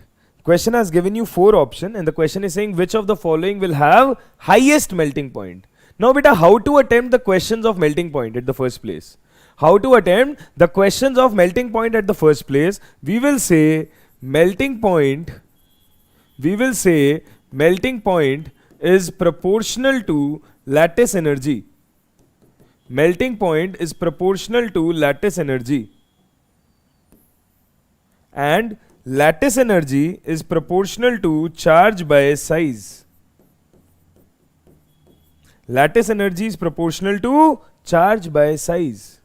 So, if we have AgCl, AgBr, AgF and AgI, AgCl, AgBr, so let's arrange this sequentially. AgF, AgCl, AgBr, AgI. If we have these 4 compounds, you can clearly see that cation is common. Cation is common. Answer giving factor will be anion only. If answer giving factor will be anion only, we will say F minus, Cl minus, Br minus and I minus. Out of these 4, the size smallest will be of F minus. Smallest size will be of F minus. So lattice energy will be highest for F minus. If lattice energy is highest for F minus, melting point will be highest for F minus. That means melting point will be highest for AgF. Melting point will be highest for AgF. Is it fine? Is it correct? Good. If melting point is highest for AgF, we got C as the correct answer here. If we got C as the correct answer here, let's proceed to the next question. If we can do something. I guess there is some repetition of question is happening. Some repetition of question has happened and some questions have been here. Wait.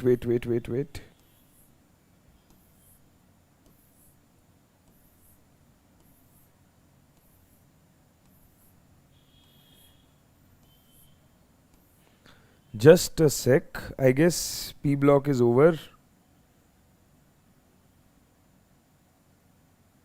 ठीक है. Perfect. We have done all the previous year questions of P block actually. ठीक है. Repeated questions are here in the slide. I guess someone did it by mistake. No problem. So we have tried covering all the important concepts. Still I will say you should go through NCERT once, because once you'll go through NCERT, you will understand more. Right? Okay. So 2 more questions are there. Please see. One is this question. The reaction of zinc with dilute and concentrated nitric acid. Beta, this reaction based question is very important. It has already been asked in NEET sometime. If it has already been asked in NEET sometime, so I'll tell you the reaction of zinc and the reaction of copper. So always we do it with 2 things. One is dilute HNO3, one is concentrated HNO3. Here also one with dilute HNO3, one is concentrated HNO3. So one is nitrate, that is obvious. Zinc nitrate, copper nitrate will form. But the another thing which forms is with concentrated HNO3, in both the cases, NO2 gas will be formed. With concentrated HNO3, in both the cases, without any doubt, NO2 gas will be formed. But if we talk about dilute HNO3, so in case of zinc, we will have N2O gas, and in case of copper, we will have NO gas. In case of zinc, we will have N2O gas. In case of copper, we will have NO gas. Right? So we'll say that when zinc reacts with dilute and concentrated nitric acid, we will have N2O and NO2 formed. N2O and NO2 formed. Correct? ठीक है? Good. One last question. There was a question which I was telling you, okay, we will do this in some time. Let's discuss that.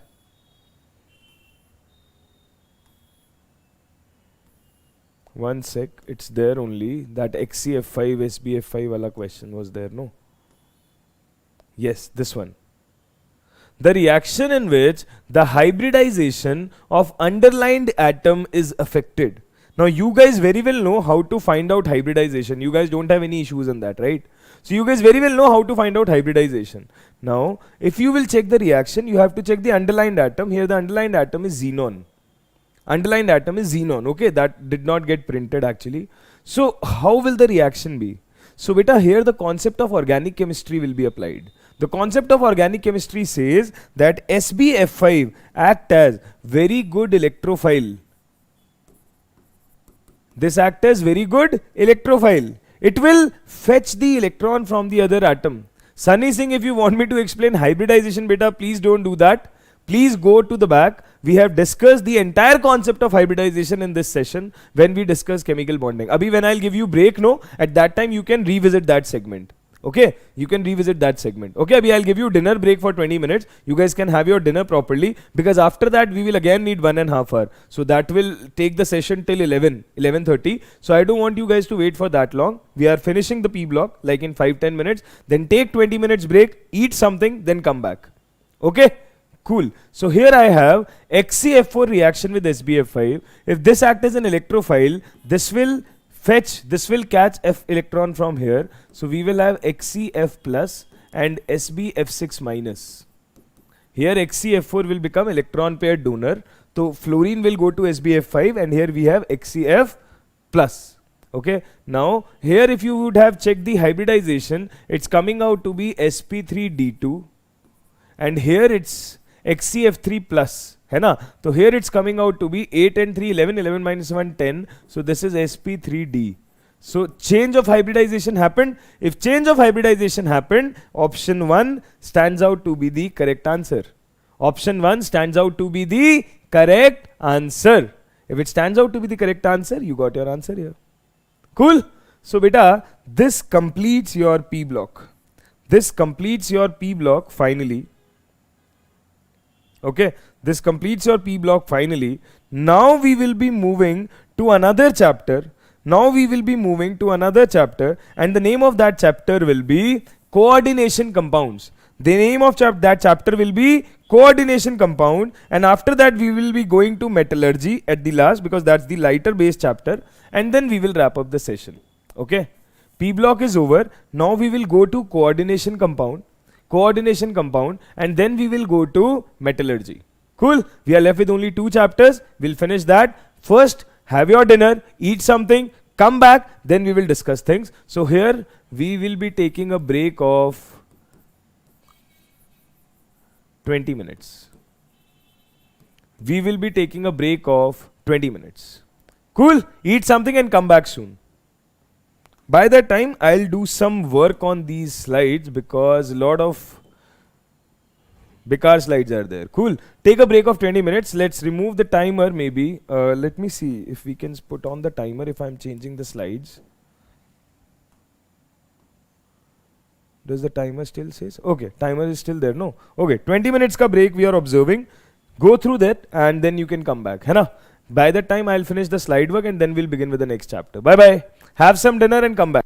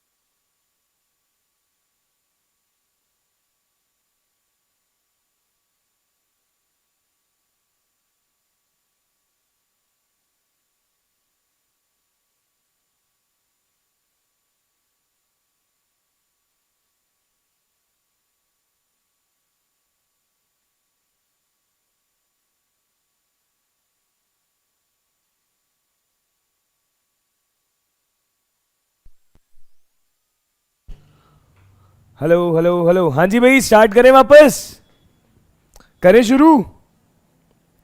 तो भाई अपन लोग आ गए थे हमारा P block खत्म करके हमारे अगले पोर्शन में, दैट इज कोऑर्डिनेशन कंपाउंड्स। बोलो हाँ या ना? आवाज आ रही है क्या मेरी सही से सबको? जल्दी जल्दी बताओ भाई, आवाज आ रही है ठीक से? दिखाई दे रहा हूं मैं सबको स्क्रीन पे सही से? हाँ जी, जल्दी बताओ, जल्दी जल्दी जल्दी। कोई एक बच्चा हेड्स अप देना फटाफट, so that will get to know कि ठीक है भैया, is the voice perfectly audible और not? Am I perfectly audible or visible? All right, Sanjana gave the thumbs up. Cool. So, beta, now we are heading towards the new chapter. है ना? We are done with the P block as of now. Now we are left with only two chapters. That is coordination compounds. ठीक है? Coordination compounds and metallurgy. Coordination compound and metallurgy. Cool. We want to discuss these two topics only. So here is to our final sprint and the end to our inorganic chemistry revision. Okay. I just need your 1 or 1.5 hour, maximum 2 hours, and we'll finish everything. Okay. I hope you guys had your dinner. I hope you guys are back with full energy and all the munchies on your table. Shall we begin? Okay. So guys, metallurgy is a very easy chapter. है ना? तो that I have taken for the last sprint, because that I'll take as a rapid fire. Okay, we'll read the question, we'll mark the answer, we'll read the question, we'll mark the answer. Whatever time we have to invest, we will be investing it in coordination compound, but it's because it's quite an important chapter. Although all the chapters are equally important for the NEET exam, because from every chapter one question is minimum asked for sure. But okay, although all the questions are important, so we'll discuss that in coordination compounds. Cool. ठीक है, चलो. If we want to discuss in coordination compounds, let's begin the question ka discussion one by one. So we are beginning with this question. I hope the picture is visible to you. Actually, my PPT editor got so tired in making so many slides, how he ended up in the end, he pasted just these snippets, and that too not perfectly edited, that too not perfectly cropped. So apologies for that, but no problem. I am your personal editor here. I'll read out the question for you people and we'll discuss that. Okay, I'll read out the question for you people and we'll discuss it properly. So the question is the total number of coordination sites in EDTA. Now beta, the same question has been asked in NEET exam as well.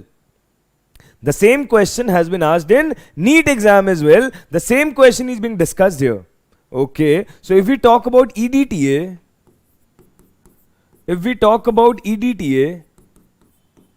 it's ethylene diamine tetraacetate ion. Ethylene diamine tetraacetate ion.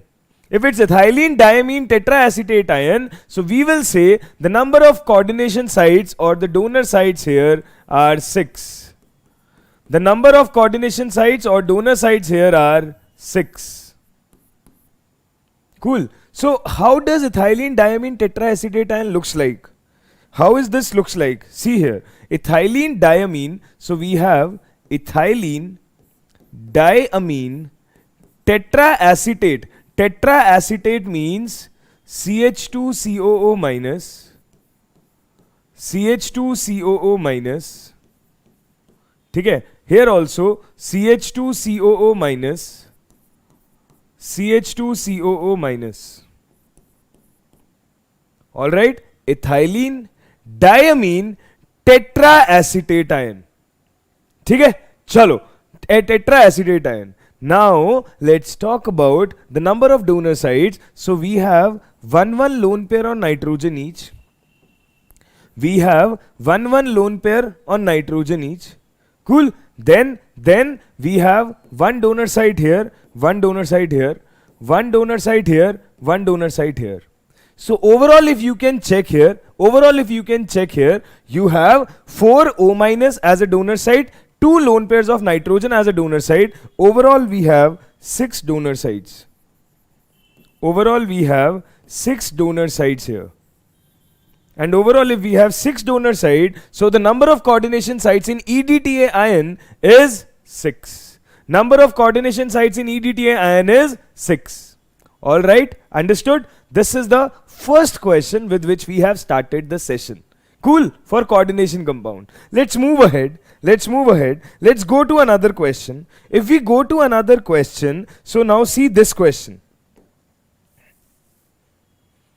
The total number of unpaired electrons present in this complex. The total number of unpaired electron present in this question. How will you attempt this question? So we want unpaired electron on central atom, obviously. For that we need oxidation state on central atom. So see, the formula is something like this. Formula looks something like this. Okay, so if we check the oxidation state on chromium, we will have 3 potassium, each has +1 charge, X on chromium and -2 on oxalate ion, and since it's a neutral compound, overall charge is 0. So we will say this becomes 3 plus X minus 6 is equal to 0. So your X is equal to +3. That means the oxidation state on chromium, turns out to be +3. Now question is asking number of unpaired electron here. How will you find the number of unpaired electron? So guys, we very well know that the ground state electronic configuration of chromium,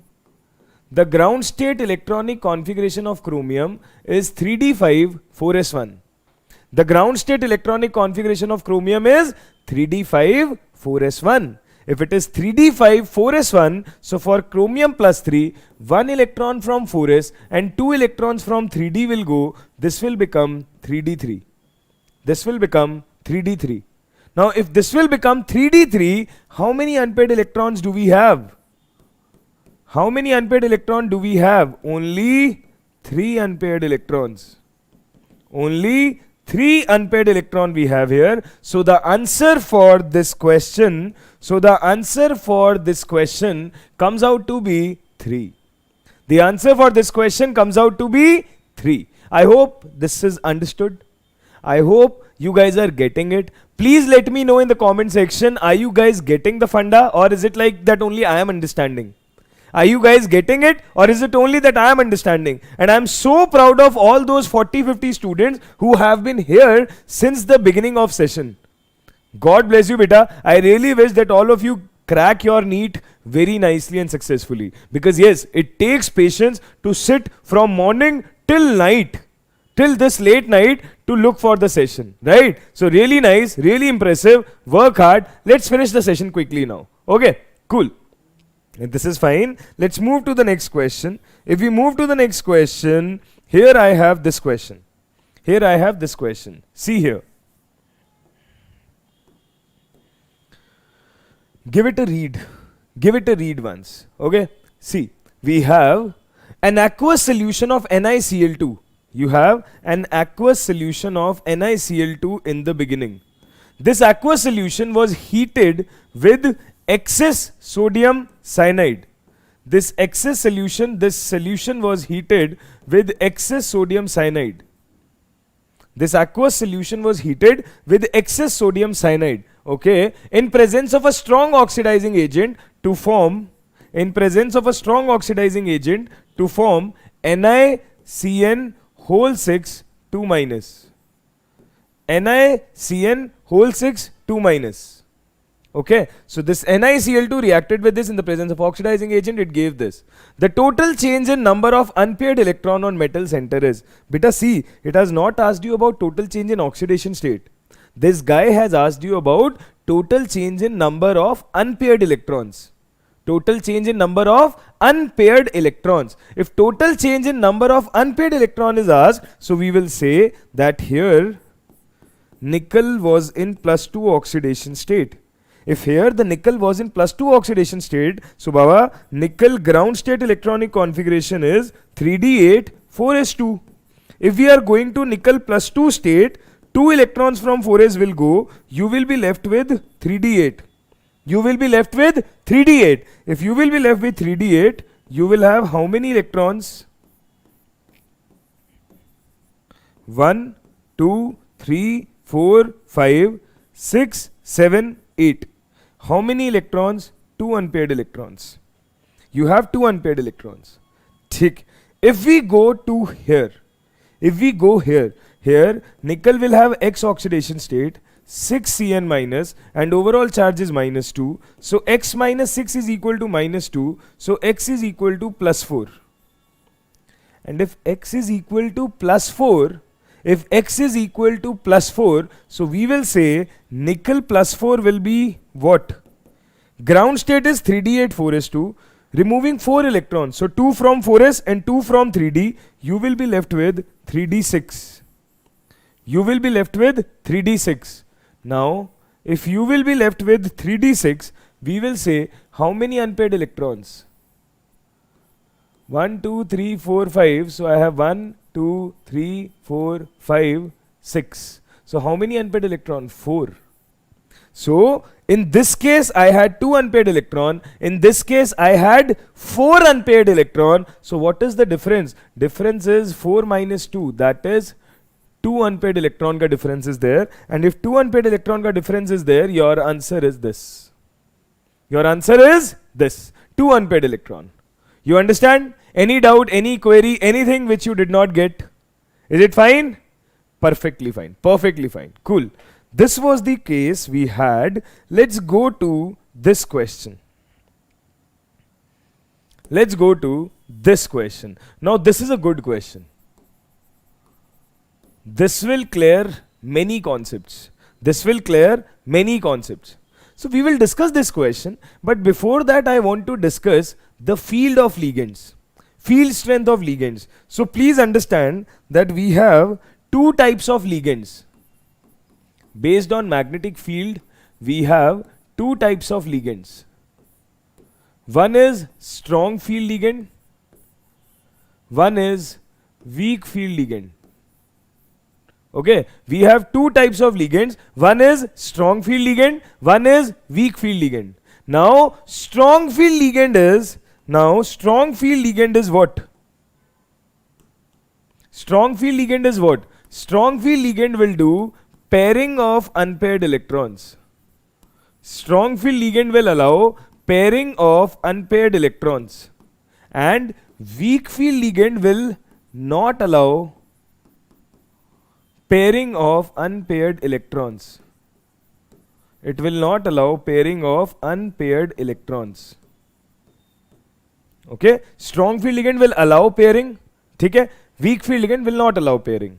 Now the question arises, sir, how do we know who are strong field ligand and who are weak field ligands? So beta, for that decision is taken by spectrochemical series. That decision is taken via spectrochemical series. This series actually decide that which is a strong field ligand and which is a weak field ligand. Now obviously I cannot tell you the entire series, that you will learn by practice, and I'm sure abhi tak you guys have practiced enough that it is in your mind, but I will give you a trick to remember, a short trick. Always remember, carbon donors are the strong field ligands, then you have nitrogen donors as the strong field ligand, then you have oxygen donor, they are considered weak field ligand, and then you have halogen donors, they are also considered weak field ligand.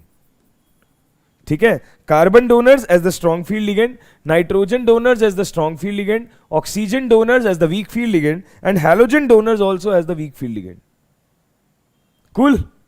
We generally say, if you will look at the entire series, it's given in the NCERT, anything before water related to carbon and nitrogen, they are considered strong field ligand, and after water till end, they are considered weak field ligand. Okay. Anything from CO, carbonyl ligand, that's the strongest field. CO to water, everything before water, everything is a strong field. From water till I minus, everything is weak field. Okay, ठीक है. So strong field will allow pairing, carbon donors will allow pairing, and weak field after water, they won't allow pairing. Cool, ठीक. Chalo. If this is clear in your mind, let's begin the question. Many questions come from this part. Let's read the statement number 1. Let's read the statement number 1 here. Statement number 1 is saying NiCN4 2 minus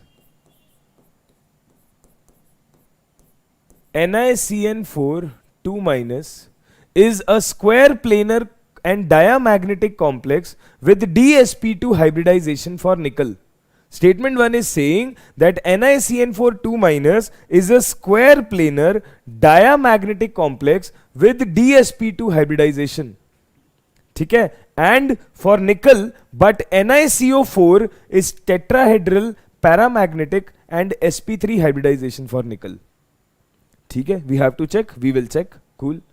Statement 2 is saying NiCl4 2 minus and NiCO4 both have same d electron configuration and have same geometry and are paramagnetic. ठीक है, so we need to check the geometry, we need to check the hybridization, and we need to check whether they are paramagnetic or diamagnetic.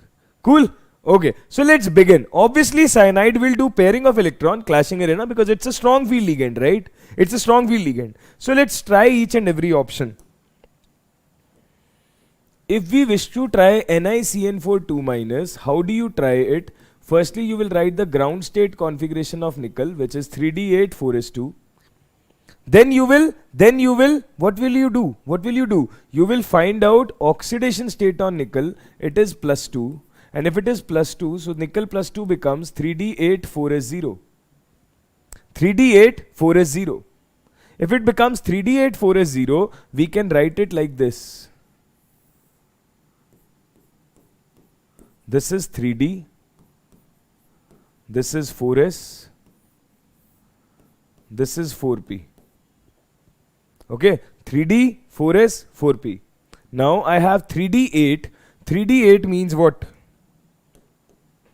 1, 2, 3, 4, 5, 6, 7, 8. 3d8, 4s0. This is nickel +2, general. Okay, this is your nickel +2, general. Whatever will happen, it will happen after this. Whatever has to happen, it will happen after this. Cool? Thik. Now, beta, if Cn minus is entering, so you need to understand that Cn minus is a strong field ligand. Cn minus is a strong field ligand. If Cn minus is a strong field ligand, it will allow pairing of electrons. If Cn minus is a strong field ligand, it will allow pairing of electron. If it will allow pairing of electron, so these two unpaired electron will get paired up. If these two unpaired electron will get paired up, so your nickel +2 will look something like this. Your nickel +2 will look something like this. This is 3d. This is 4s. This is 4p. Okay, so we have these two electrons here, these two electrons here, these two electrons here, and these two will be here. Now beta, what? We have to check, we have to put Cn minus here. Clashing arena we cannot find by the coordination number. I'll tell you why. Let me finish this, then I'll tell you. Okay? Because that's not always true. That's not always true. Okay? See here, you have 4 Cn minus to enter, so you mixed these 4. You mixed these 4. If you have these 4 to mix, okay, so we will say it will form dsp2. dsp2 hybridization, where 4 Cn minus ligands can come and paired up. So we will say NiCN4 2 minus will have NiCN4 2 minus will have dsp2 hybridization. If it has dsp2 hybridization, we will say that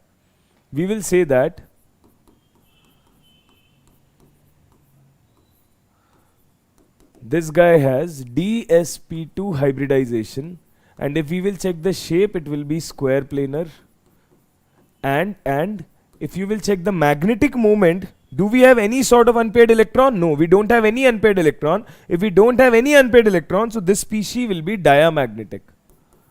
This species will be diamagnetic. Okay. Now let's talk about another case. Another case is NiCO4. Another case is NiCO4. Now if we are talking about NiCO4, let's talk about that only. Then only we will be able to comment something for statement 1. So if you will try for NiCO4 beta, so NiCO4 will be nickel is 3D8 4s2 and CO is a neutral ligand. So nickel pe we will have 0 oxidation state. If we will have 0 oxidation state, so we will always have this setup only. This is 3D. This is 4s. This is 4p. 3D8 4s2. 1, 2, 3, 4, 5, 6, 7, 8. This is 4s2. This is the situation I am in. Now again, CO ligand is coming to get paired up. CO ligand is coming to get paired up, and this is nothing but a strong field ligand. And if it's a strong field ligand, it will allow unpaired electrons to get paired up. It will allow unpaired electrons to get paired up. If it will allow unpaired electrons to get paired up, these two unpaired will be here. So one site will be vacant. This unpaired electron will jump here to that vacant site. If that also will jump here, so you will have this setup. 3D, 4s, 4p. So we will have this, this, this, this, and this will also jump here. So this. Now you are left with these 4 cases. These 4 will intermix with each other. These 4 will intermix with each other, and sp3 setup will be formed. And if sp3 setup will be formed, so 4 CO ligands are here. 4 CO ligands are here. So your hybridization will be sp3. In case of NiCO whole 4, your hybridization will be sp3. Your geometry will be tetrahedral, and it will again be diamagnetic species. It will again be a diamagnetic species. If it will be a diamagnetic species, so the statement 1 proves to be wrong, because here it is calling it paramagnetic. This is not correct. So statement 1 is incorrect. Now if statement 1 is incorrect, do we have any option through this we can sort? Statement 1 is incorrect. This is not true. Both are false, can be the answer. This is not true. Statement 1 is correct. So either answer is D or answer is B. We have to try one of them. ठीक है.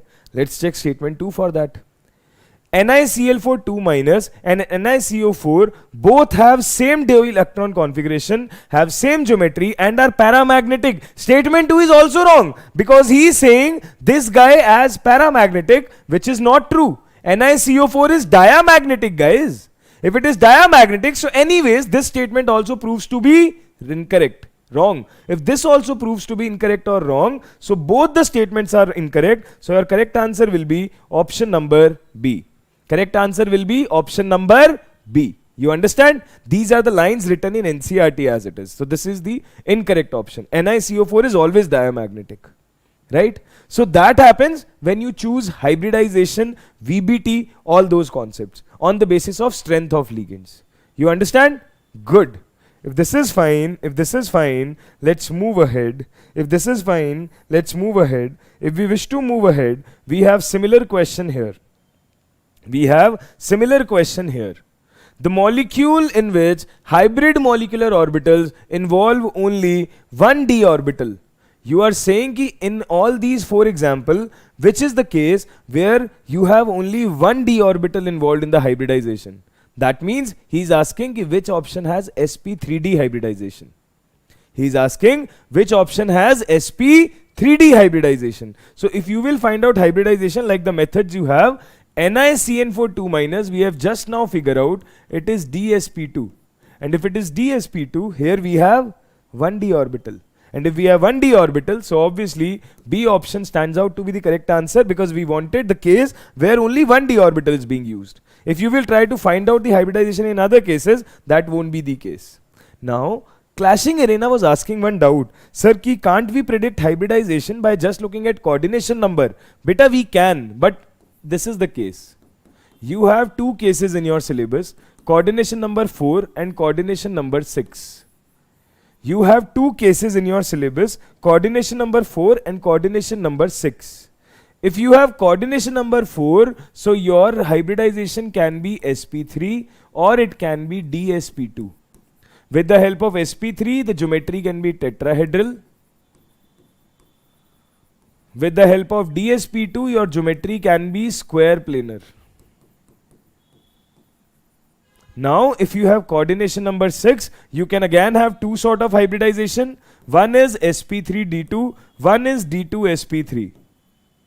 One is sp3d2, one is d2sp3. Now, if I have sp3d2 or d2sp3, in both the cases, geometry will be octahedral, but I'll say here outer d orbital is being used, so this is outer orbital complex. This is outer orbital complex. Whereas here inner d orbital is being used, so this is inner orbital complex.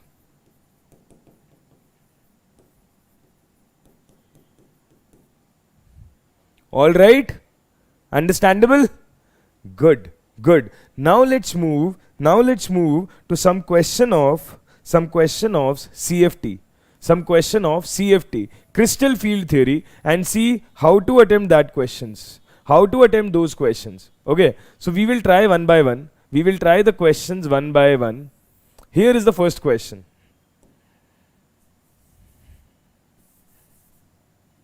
We have high spin D6 metal ion in an octahedral and tetrahedral field. We want to calculate the value of crystal field stabilization energy. We want to calculate the value of crystal field stabilization energy. How to calculate the value of crystal field stabilization energy? Please understand. First of all, let's talk about ligands. So, if I have delta O less than P, so we say that we have weak field ligand, and that is high spin case. That means pairing won't happen. Immediately pairing won't happen. If you have delta O greater than P, then that is the case of strong field ligand, and in that case, because pairing happens, so unpaired electrons will be less, so we consider that as low spin case. Okay, one is this. Now, if you have octahedral field,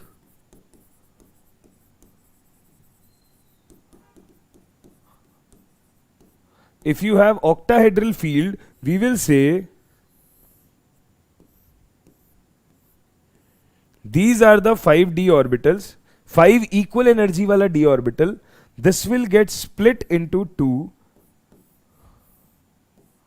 EG set, T2G set. This will get split into 2 EG set and T2G set.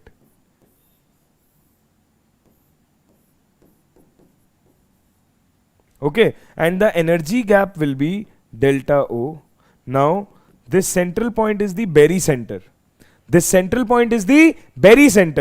say whatever is above, it is 3 by 5 times delta O, and whatever is below, it is minus 2 by 5 times delta O, because we consider this as the origin zone or base zone. So whatever is above this will be considered positive, whatever is below here will be considered negative. Right? This is octahedral field. So here if you wish to find out CFSE, what will you say? You will say CFSE will be represented as delta O. It is equal to 3 by 5 times number of electron in EG set minus 2 by 5 times number of electron in T2G set, and this will be times delta O. Okay, plus XP, where X is number of pairs. And P is pairing energy. X is number of pairs. Cool? Similarly, if we go to next field, next field will be tetrahedral.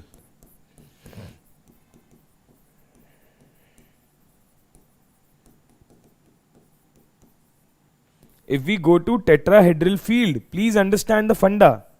What will we say? We will say that we have 5 equal energy d orbitals. We will have 5 equal energy d orbital, but this time they will again split into 2 parts, but this time we will have 2 orbital here named as E and 3 orbitals above named as T2. We won't write G over here, that is out of symmetry and all, that's not in your syllabus, just remember this thing. And we will say that the energy gap here is delta T. Energy gap here is delta T. If energy gap here is delta T, so we will say this is the Berry center, this is the Berry center. Now this part is 2 by 5 times delta T and this part is minus 3 by 5 times delta T. This is 2 by 5 delta T, this is minus 3 by 5 delta T. So how to find CFSE here? How to find CFSE here? We will find CFSE here or delta T here as 2 by 5 times number of electrons in T2 orbital minus 3 by 5 times number of electrons in E orbital into delta T. Okay, so this is delta T, CFSE, which is delta O, and again obviously pairing energy we can always write. Cool? Understood? Any doubts? Okay. Now since we have understood all this, now we can apply this, right? We can apply this in several questions and we can see what comes out of this. Okay. Let's try this. If we wish to try this, here is the question. Here is the question. Okay.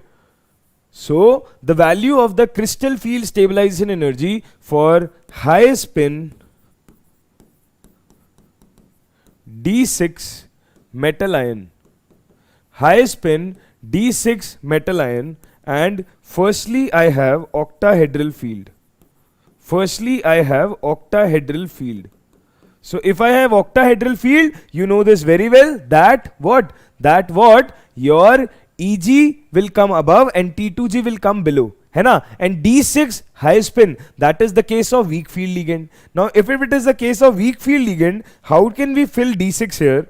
How can we fill D6 here? Let's think about it. Let's think about it. How to fill D6 in high spin? So D6 high spin, that is weak field. D6 high spin is weak field. Pairing won't happen. So we will say 6 electrons. So 1, 2, 3, 4, 5 and then 6th will go here. Because then we have no other option left, right? This is the case of high spin D6 octahedral field. If this is the case, so here I can say number of electrons in T2G are 1, 2, 3, 4. Number of electrons in EG are 2. So can we apply the formula here? Can we apply the formula here? Delta O will be 3 by 5 times number of electrons in EG. How many? 2. 3 by 5 times number of electrons in EG. 2. Minus 2 by 5 times number of electrons in T2G. Number of electrons in T2G. 4. And this is with delta O. So 6 by 5 minus 8 by 5. 6 by 5 minus 8 by 5. ठीक है? 6 by 5 minus 8 by 5, that is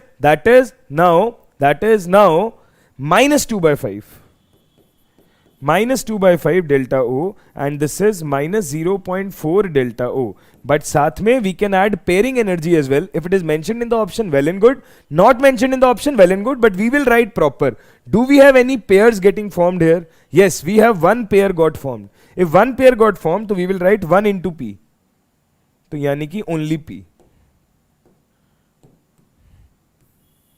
So this is the value of CFSE. This is the value of CFSE in octahedral field.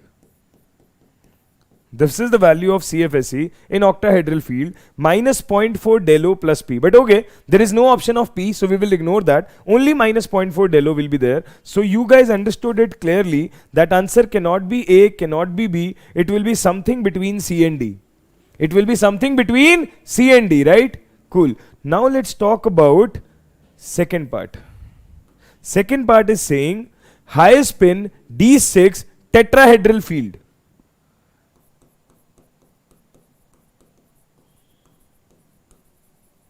Can you guys try this once?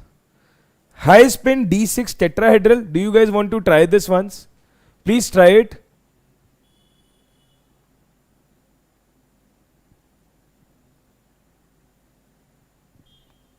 How to do it? D6. Okay. How to do it? 1, 2, 3, 4, 5, 6. Because weak field ligand is there, pairing will only happen when we have no other option. So here I have 3 electrons. Here I have 3 electrons. So what will be the formula? What will be the formula? Formula will be 2 by 5 into 3. CFSE will be calculated as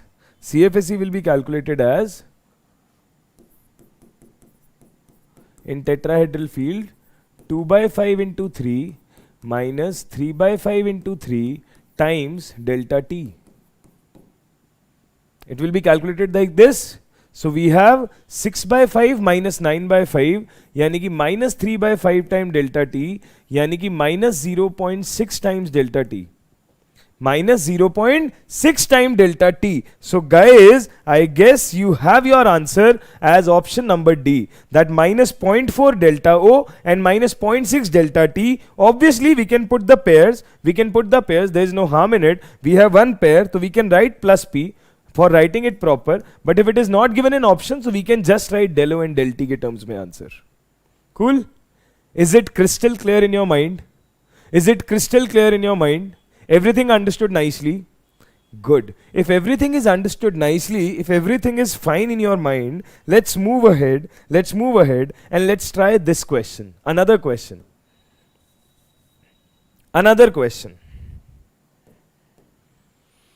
For a D4 metal ion in octahedral field, the correct configuration will be, now this time it's D4 metal ion and octahedral field.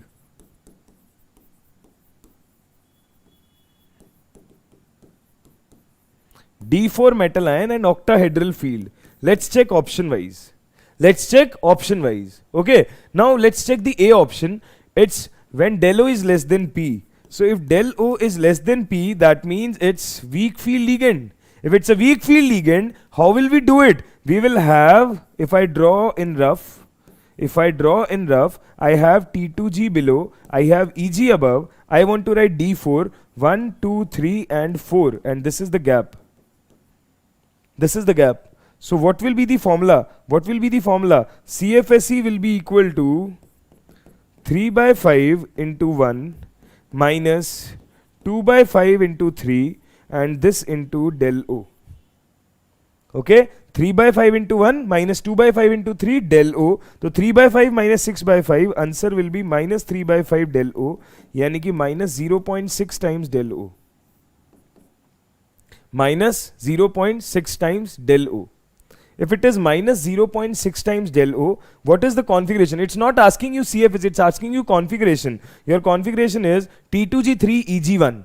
Your configuration is T2G3 EG1. So you got your answer. T2G3 EG1, right? ठीक है. Let's try any other. No need. We got the answer. It's a single correct question. You got your answer. Right? T2G3 EG1. Correct? Any doubts? This is perfect. Now this way we have figured out the questions of what? This way we had figured out the questions of this thing also, CFT. Now let's go to synergic bonding. VBT we are sorted, CFT we are sorted. Now we are going to synergic bonding and then we will quickly jump to isomerism and we will be done. Okay, so we are jumping towards IUPAC naming. Okay, let's do one question for IUPAC naming. You have to tell IUPAC name of the complex. PT NH3 whole twice. I'll write it perfectly here. PT NH3 whole twice Cl NH2CH3 and we have Cl outside as well. This complex we have. Now we need to write what? We need to write IUPAC name here. How to write IUPAC name? Think about it. How to write IUPAC name? We will say we always start with ligands, then central atom, then Roman numbers में oxidation number and over. है ना? Okay. Cation का नाम, then anion का नाम. So see here, ligands in alphabetical order. This is amine. So starts from A. This is chlorido. Starts from C. This is methanamine.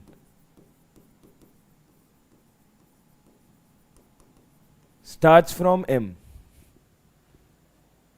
Okay? Methanamine. Yes, beta, there will be marathon for every topic. Physical chemistry, organic chemistry, physics, bio, every topic. Okay? We started with this. There will be for every topic. Okay?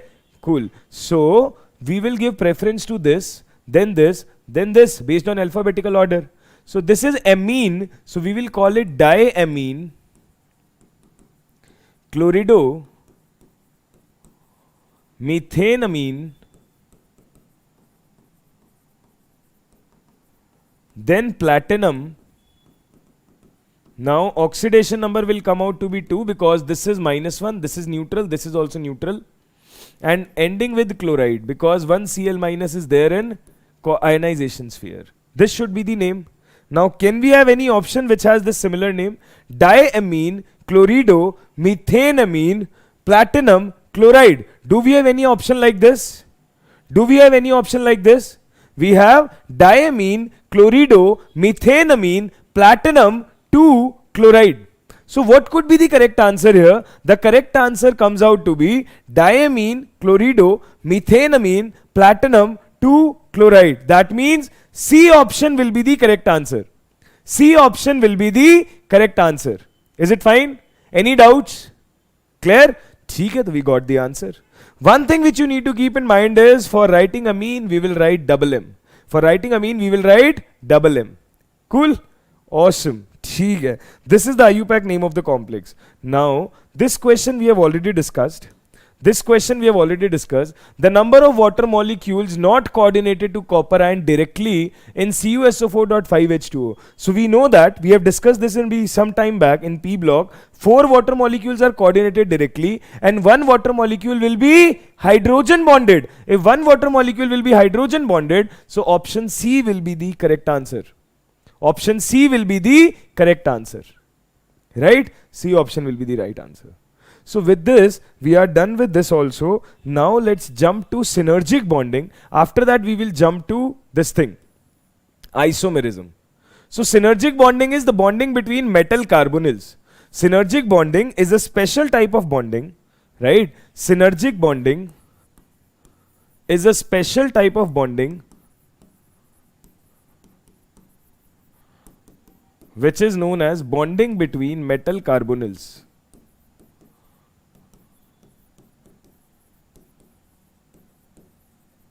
We say that in metal carbonyl we have pi coordinate bond. We have pi coordinate bond. That is first of all your ligand will transfer its electron pair and forms a sigma coordinate bond. Then metal again transfer an electron pair to the anti-bonding orbital of the ligand. And hence we say that we have sigma as well as pi coordinate bond here. So this is a special type of bond which strengthens the bond strength. And this is known as synergic bonding, right? It happens in metal carbonyls only. So metal carbonyl exhibits synergic bonding, that's it. So the question is saying number of complex which will exhibit synergic bonding here. CrCO6, MnCO5, Mn2CO10, all are metal carbonyls only. Because everywhere only carbonyl ligand is being used. If only carbonyl ligand is being used, so we will say that in all the 3 cases, synergic bonding will happen and the correct answer turns out to be 3. In all the 3 cases, synergic bonding happens and the correct answer turns out to be 3. सही है? कोई दिक्कत? Nice. This is also fine. If this is also fine, so now it's time to jump to isomerism. Now it's time to jump to isomerism, okay? Slides are too much that the board is also getting hanged. Slides have become too much that the board is also getting hanged. No issues. Let's discuss it one by one. Okay? We have this question. The number of possible isomers for this complex PTEN NO2 whole twice. PTEN NO2 whole twice. This complex we have. We have to tell number of isomers. That means we have to tell structural isomers as well as stereoisomers. ठीक है? Please think about it. Can you figure out क्या? Number of isomers, can you figure out?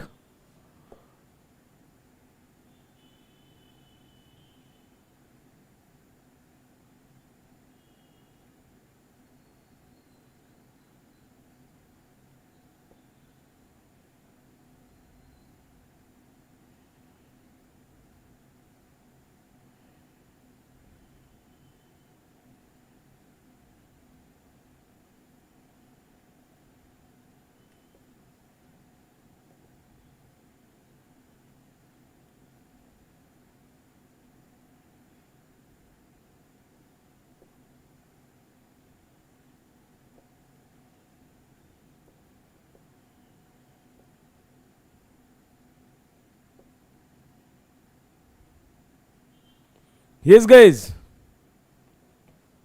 So if we want to check for isomers, we can check for structural isomers and we can check for stereoisomers.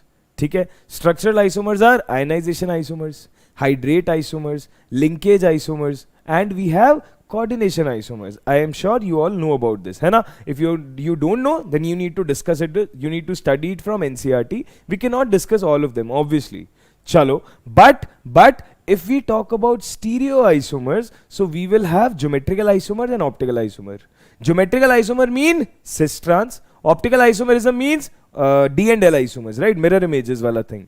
So if we think about this species showing geometrical isomers, can it show cis or trans? No, it cannot. Why? Because here if you will see, from one side its coordination number is 4, right? Because you have one bidentate ligands and two monodentate ligands. These two are monodentate ligands and this is your bidentate ligand. ठीक है? This is your bidentate ligand, these two are your monodentate ligand. So basically this is your one setup. Now here also donor sites are same, here also donor sites are same. Even if we change the scenario, no cis trans is gonna happen. If no cis trans is gonna happen, this won't show any GI. Now if we talk about showing optical isomerism, so coordination number 4, square planar complex, it always has a sandwich plane to cut it into two equal half. And if we find any element of symmetry, this won't even show optical isomerism. If we find any element of symmetry, this won't even show any optical isomerism. So stereo isomerism to cut ho gaya. Stereo isomerism is not possible. Now we need to look for structural isomerism. Structural isomerism ke liye an idea came into my mind that I have NO2 and you guys know that NO2 is ambidentate ligand. NO2 is ambidentate ligand. What is the significance of ambidentate ligand? Ambidentate ligand means those ligand which have more than one donor site available but they use only one donor site at a time. For example, if you talk about NO2, sometime you can use nitrogen as the donor site. Sometime you can use oxygen as the donor site. It can be used in two ways. So this is its ambidentacy. This is ambident ligand. Okay, this is ambident. Okay, we understand. So can we form linkage isomer here? Yes, we can. One form is this, which is in front of you. One form can be this as well, no? One form can be this as well, no? Okay, here I have NO2 and here I have ONO. So from one side oxygen is the donor side, from one side nitrogen is the donor side. This is also possible. Second form. In the third case, what will we say? This is also a possibility, no? This is also a possibility, no?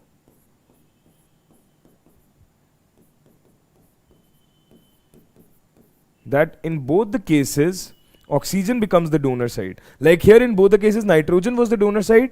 Here, one nitrogen, one oxygen was the donor side. Here, both oxygen were the donor side. So you have three possible isomers, structural isomers, linkage isomers we say. So stereoisomer wise 0, but linkage isomers is possible due to ambidentacy of NO2. Linkage isomer is possible due to ambidentacy of NO2. If due to ambidentacy of NO2 it is possible, so what do we call it? We say that the correct answer is A option, which is 3. This was a good question. Not many student can use this mind, this use brain. Okay? So this is your linkage isomer ka case. You understand? Agreed? Any doubts? All right.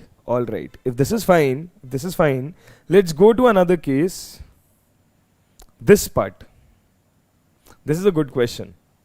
I have discussed something of this sort in NEET Selection Express as well. But I'm not sure how much you guys remember. So koi baat nahi, we will discuss it properly here. Again, you have two complex ion. One is the trans form of this, one is the cis form of this. Now the question is asking you which form is optically active and which form is optically inactive. So you will say optically active will be that form in which we do not find any element of symmetry. Optically active will be that form in which we do not find any element of symmetry. Whereas optically inactive will be that form in which we could find any element of symmetry. Now what is element of symmetry? So we generally in inorganic chemistry, we deal with plane of symmetry. If there is a plane of symmetry, that means that compound will be optically inactive. If there is no plane of symmetry, that will be optically active. Its mirror image can exist. Okay? Okay. So you have two forms, trans and cis. The question is saying both can be optically active, both cannot be optically active. A cannot be optically active, B can be optically active. A can be optically active, B cannot be optically active. So how to think about this? Just draw the structure and you will get. Okay. If I draw A is trans form of CO En whole twice Cl2 positive. Transform means ligands are at 180 degree with each other with respect to ligand. Cis is 90 degree with each other. So if we are drawing the transform, coordination number is clearly 6 because 2 bidentate ligands are there and 2 monodentate ligands are there. So how to draw the structure, and that too in transform, we will draw it like this.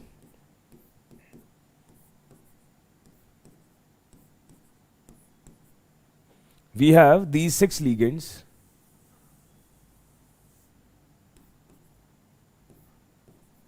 Okay, so Cl opposite sides. So we will say this is one Cl, this is one Cl, this is the transform. Now En can be written like this. I am not writing the 2 carbons in between because they are of no use. Anyways, bonding site is nitrogen only. Okay, similarly here, bonding site is nitrogen only. So if this form has any element of symmetry, then that will be optically inactive, right? If that will be optically inactive, so please check here. What if I cut this molecule this way with the sandwich plane?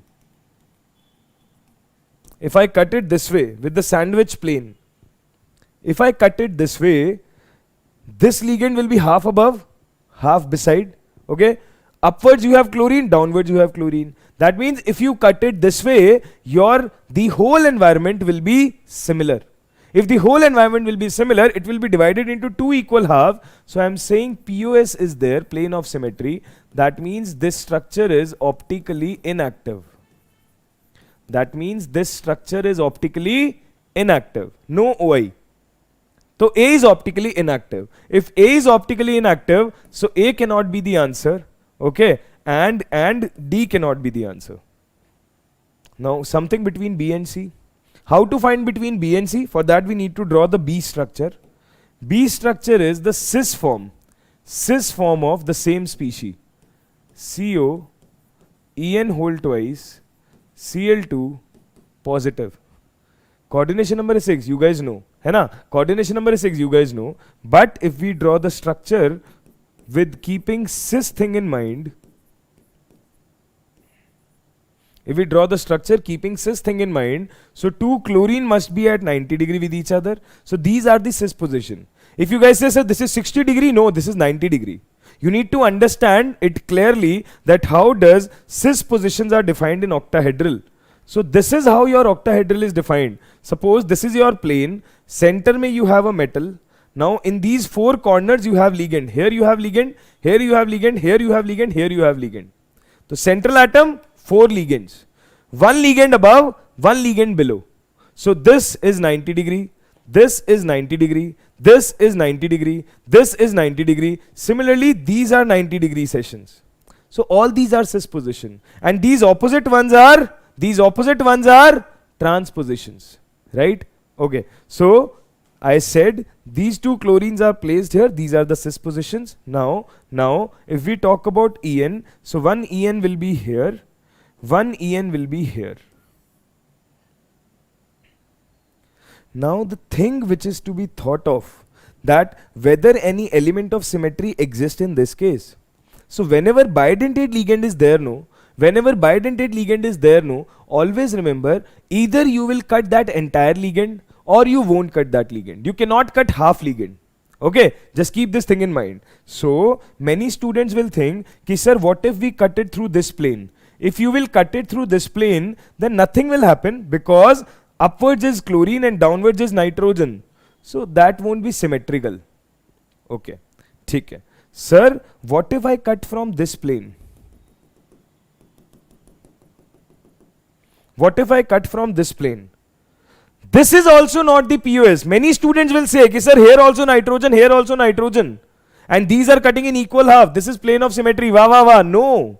This is not plane of symmetry. I told you, you can either cut a complete ligand or you cannot cut it. Here, you have cut these 2 Cl, agreed, monodentate. But here, some part of this bidentate and some part of this bidentate is getting cut. This is not allowed. This is not allowed. Either cut one ligand properly or don't cut anything. So this is also not the POS. If this is not the POS, so we say in the cis form, you cannot find any POS. That means this form is optically active. If this form is optically active, this can show optical isomerism. Its mirror image can also exist. If its mirror image can also exist, so we will just say A cannot be optically active, but B can be optically active. C is the answer. C is the answer. Did you guys understand? Did you guys understand? Any doubts? Is it easy now? Did the scare of isomerism got out? Did the scare of isomerism got out? Because many students are scared of isomerism in coordination compounds. Okay, so I guess this is making sense. Okay, Golu beta, only one chapter is left after that. That will be finished in 15 minutes. Okay, whatever time will take, this chapter will only take, then next chapter will be 15 minutes. Very easy. Let's go.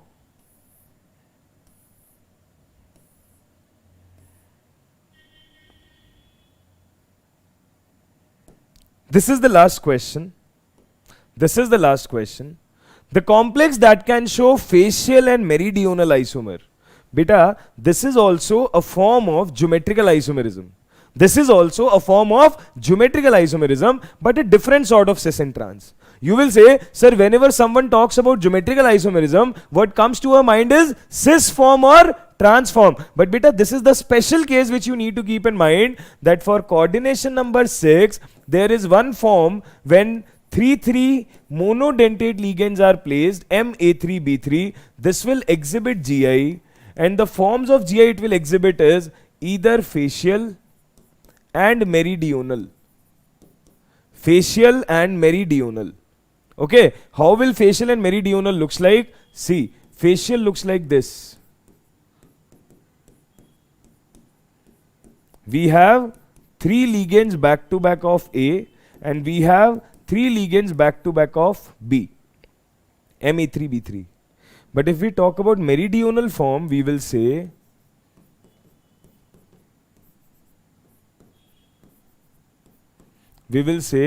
we have 3 ligands this way, 2 here back to back and 1 is after 1 ligand, and these are B.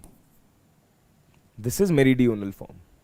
You understand? So M, A3, B3 exhibit this type where A3, B3 are monodentate. So D option is the answer. D option is the answer. M, A3, B3. This form, facial and meridional, is specifically for M, A3, B3 where A and B are your monodentate ligands. Right? So with that beta, we finished the discussion of coordination compounds. We have covered almost all varieties of coordination compounds. Okay? Remaining questions I have covered in NEET Selection Express as well. You can go through that. Now it's time to jump. Now it's time to jump to metallurgy. And metallurgy is purely, I will say, is purely theoretical chapter. All you have to do is just know the concept and take the answer. All you have to do is just know the concept and take the correct answer. So it will be a rapid fire for us. It will be a rapid fire for us. Alright? So let's make this 11 hours ka session. Okay? In next 20 minutes, let's finish the metallurgy. Whatever is there. Remaining question, I leave it for you that you can practice. Does this work? Does this work? Tell me. I'll quickly have water. Please tell me. Does this work for you guys?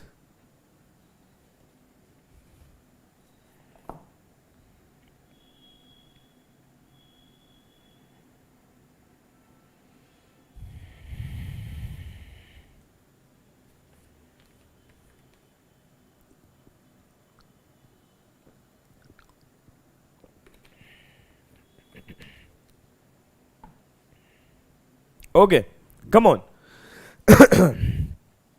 So metallurgy is purely NCERT based. Like, you know, hydrogen chapter, we did not have much concepts to discuss. Everything was factual. The same thing happens in metallurgy. The same thing happens in metallurgy. Okay, nothing much concepts to discuss. It's just that we need to remember things and we'll put it there. Okay, cool. Let's begin with the questions one by one. This is the first question. Which one of the following ore is best concentrated by froth flotation method? So you need to understand that froth flotation method,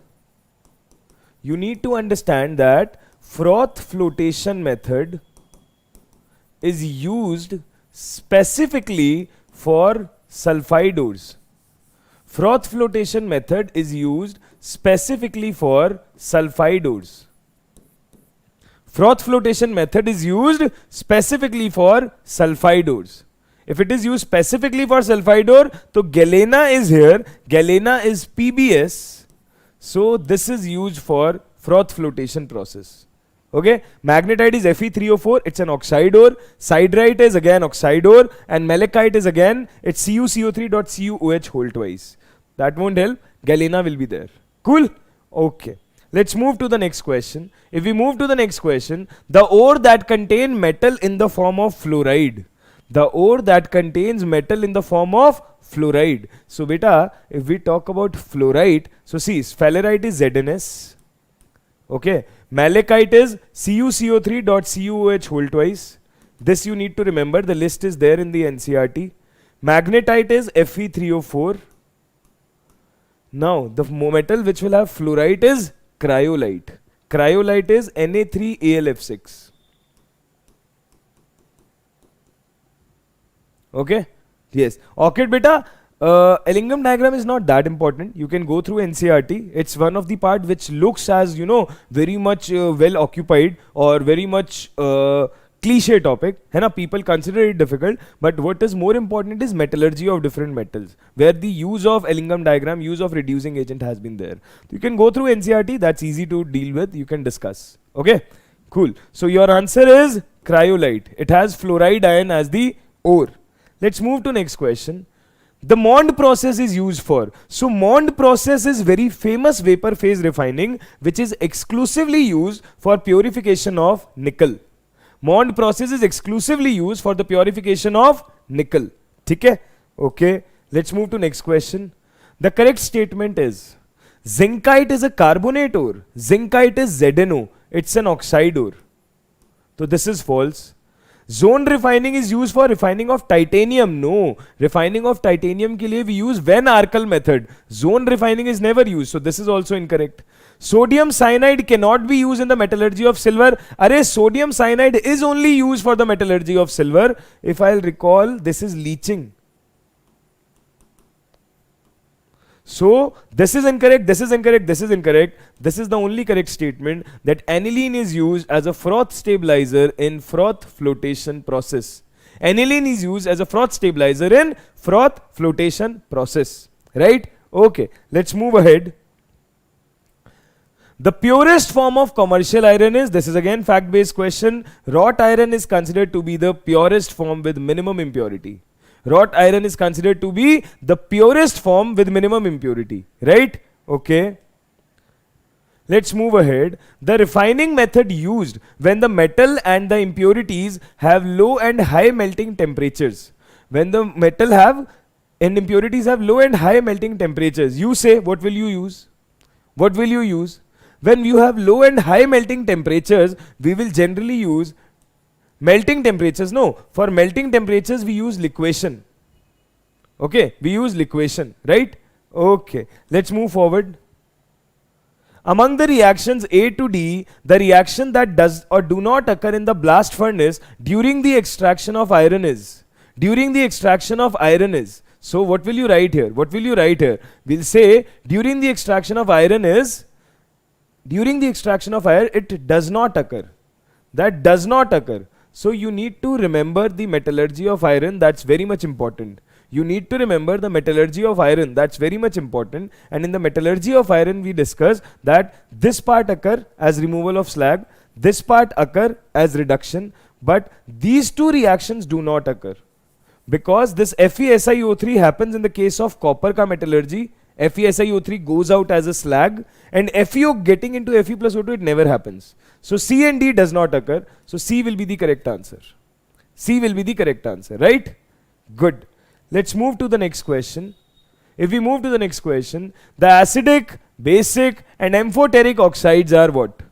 The acidic, basic and amphoteric. Now this question does not purely belong to metallurgy, because that's the general statement. We say that non-metallic oxides are acidic in nature.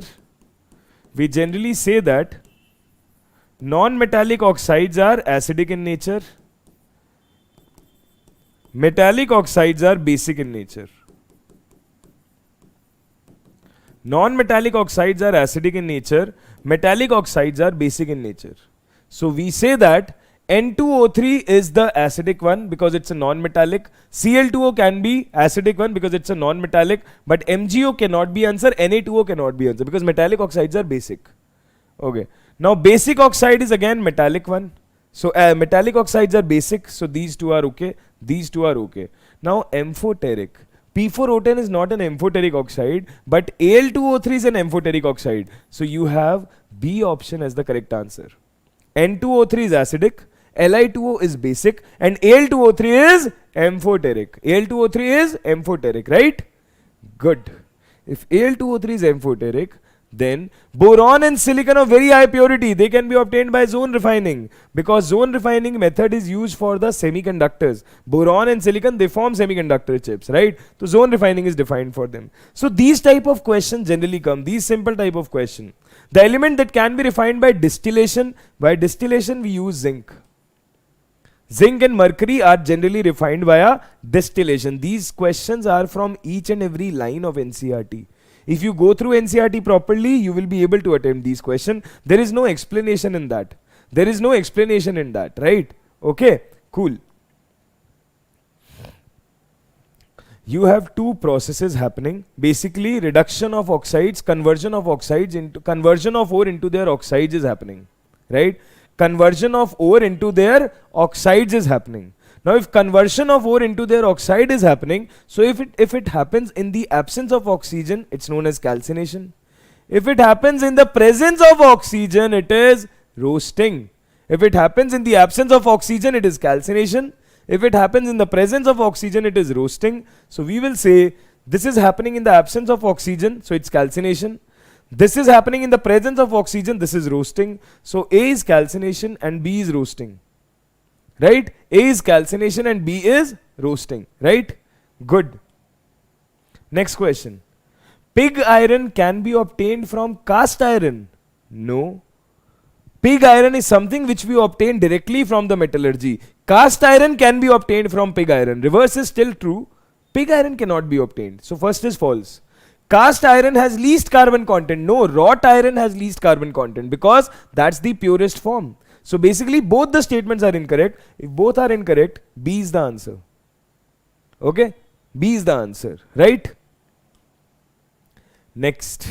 In the extraction of copper, FeO and FeSiO3 are respectively. I discussed it abhi, thodi der pehle. FeO is the impurity and we reacted with SiO2 and it forms a fusible slag due to which it goes out. So this is the slag, this is the impurity, and impurities are known as gangue. Impurities are known as gangue. So we call option B as the correct answer. So I can see Anthony and Menka and Anthony, Orchid and Invisible Mikey, these guys are giving the correct answer. Well played, guys, well played. That means you guys have prepared well this chapter as well. That's nice. That's nice to see. Good, keep going. Let's move ahead. With this chapter ends. With this topic also ends and we have finished all the questions of metallurgy as well. So with this topic also ends and beta, finally, we have reached, after the entire day efforts, we have reached the end of this session. We have reached the end of this session. So bacha, I have tried covering almost all the important aspects of inorganic chemistry. We have covered entire inorganic chemistry in the past 10 or 15 minutes or almost 11 hours. Okay? I have tried covering all the important concepts.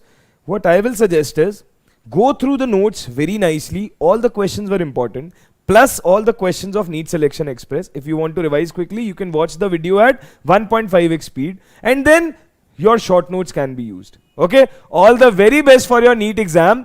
Give your best, do your best, and as I always said, as I marked the summer of the session, that if you really want it, go all the way. We went all the way today. We are here for you with marathon series of every subject, every portion. Do your best, give your best. We'll see each other very soon in the selection party after your exam. Alright? So with that, I, Keshav Jaju, sign off from today's session. Take care, all the best, goodbye, good night, bye bye.